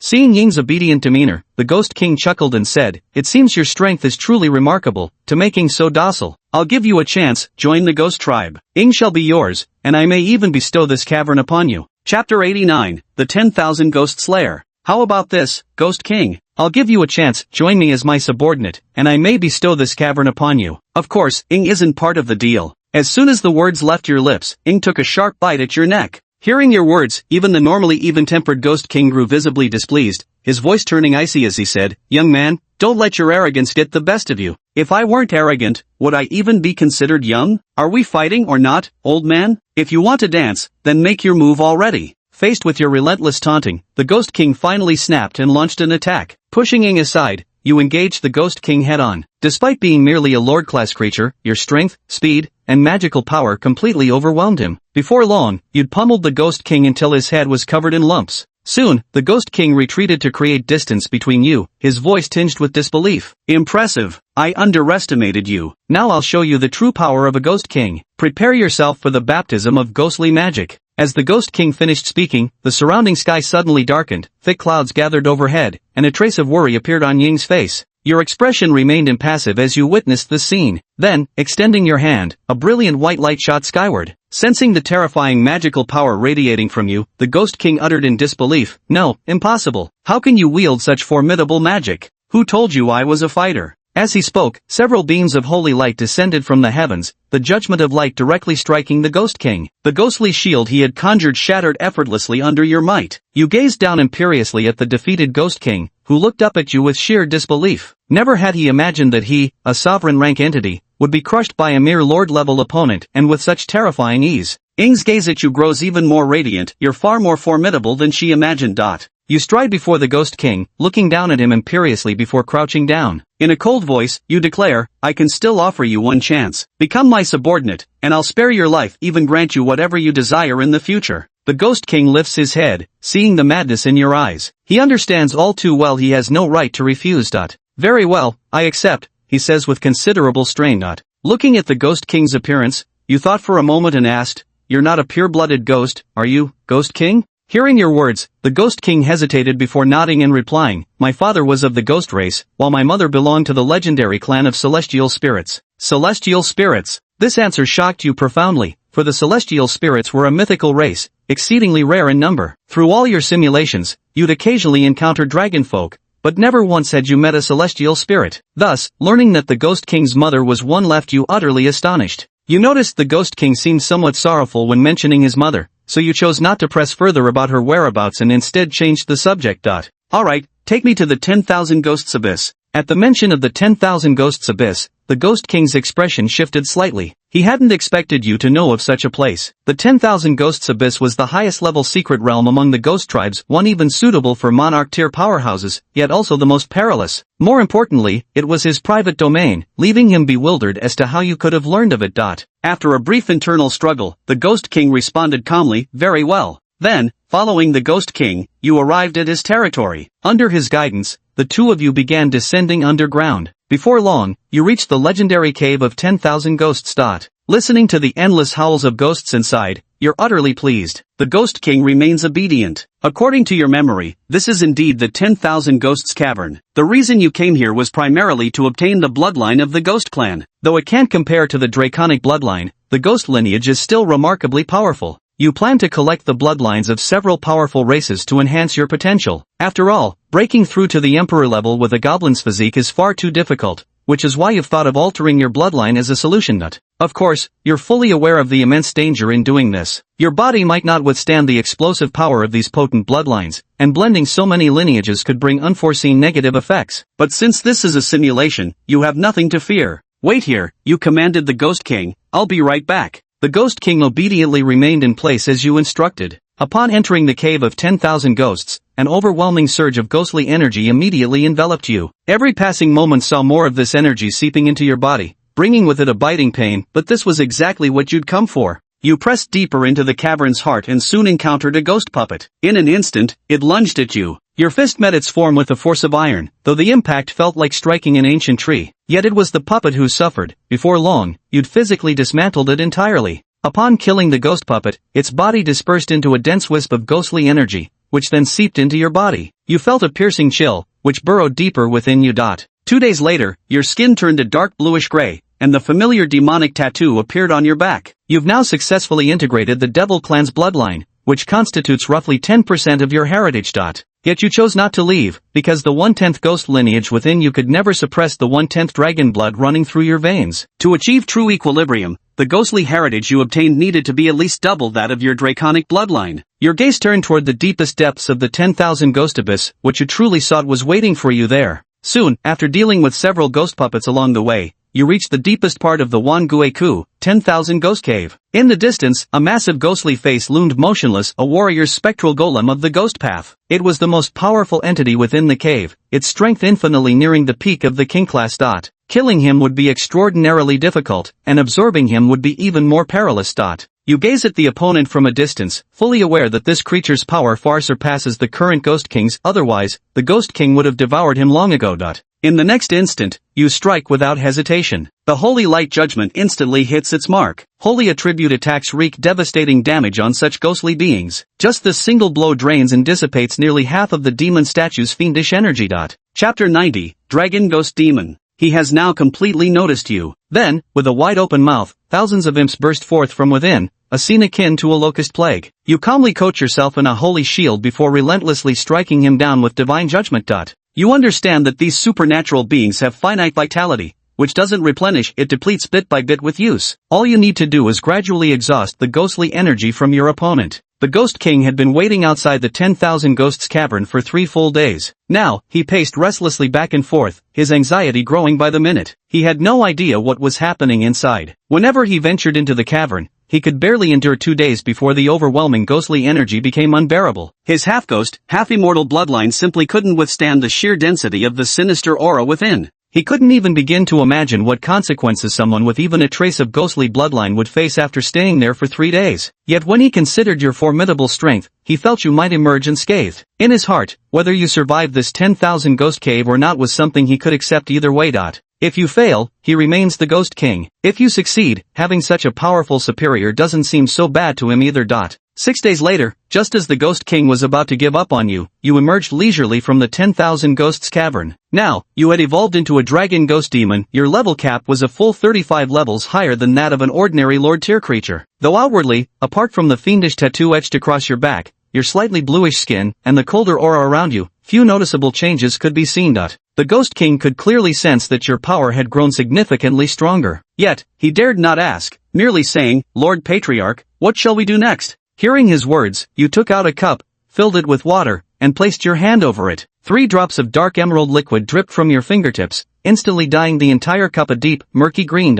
Seeing this scene, the Ghost King instinctively swallowed hard. You hand him the water and say, "Drink it." Understood. Without another word, the Ghost King downs the cup of water in one gulp. "How do you feel?" "My realm seems to have improved slightly," exclaimed the Ghost King with pleasant surprise.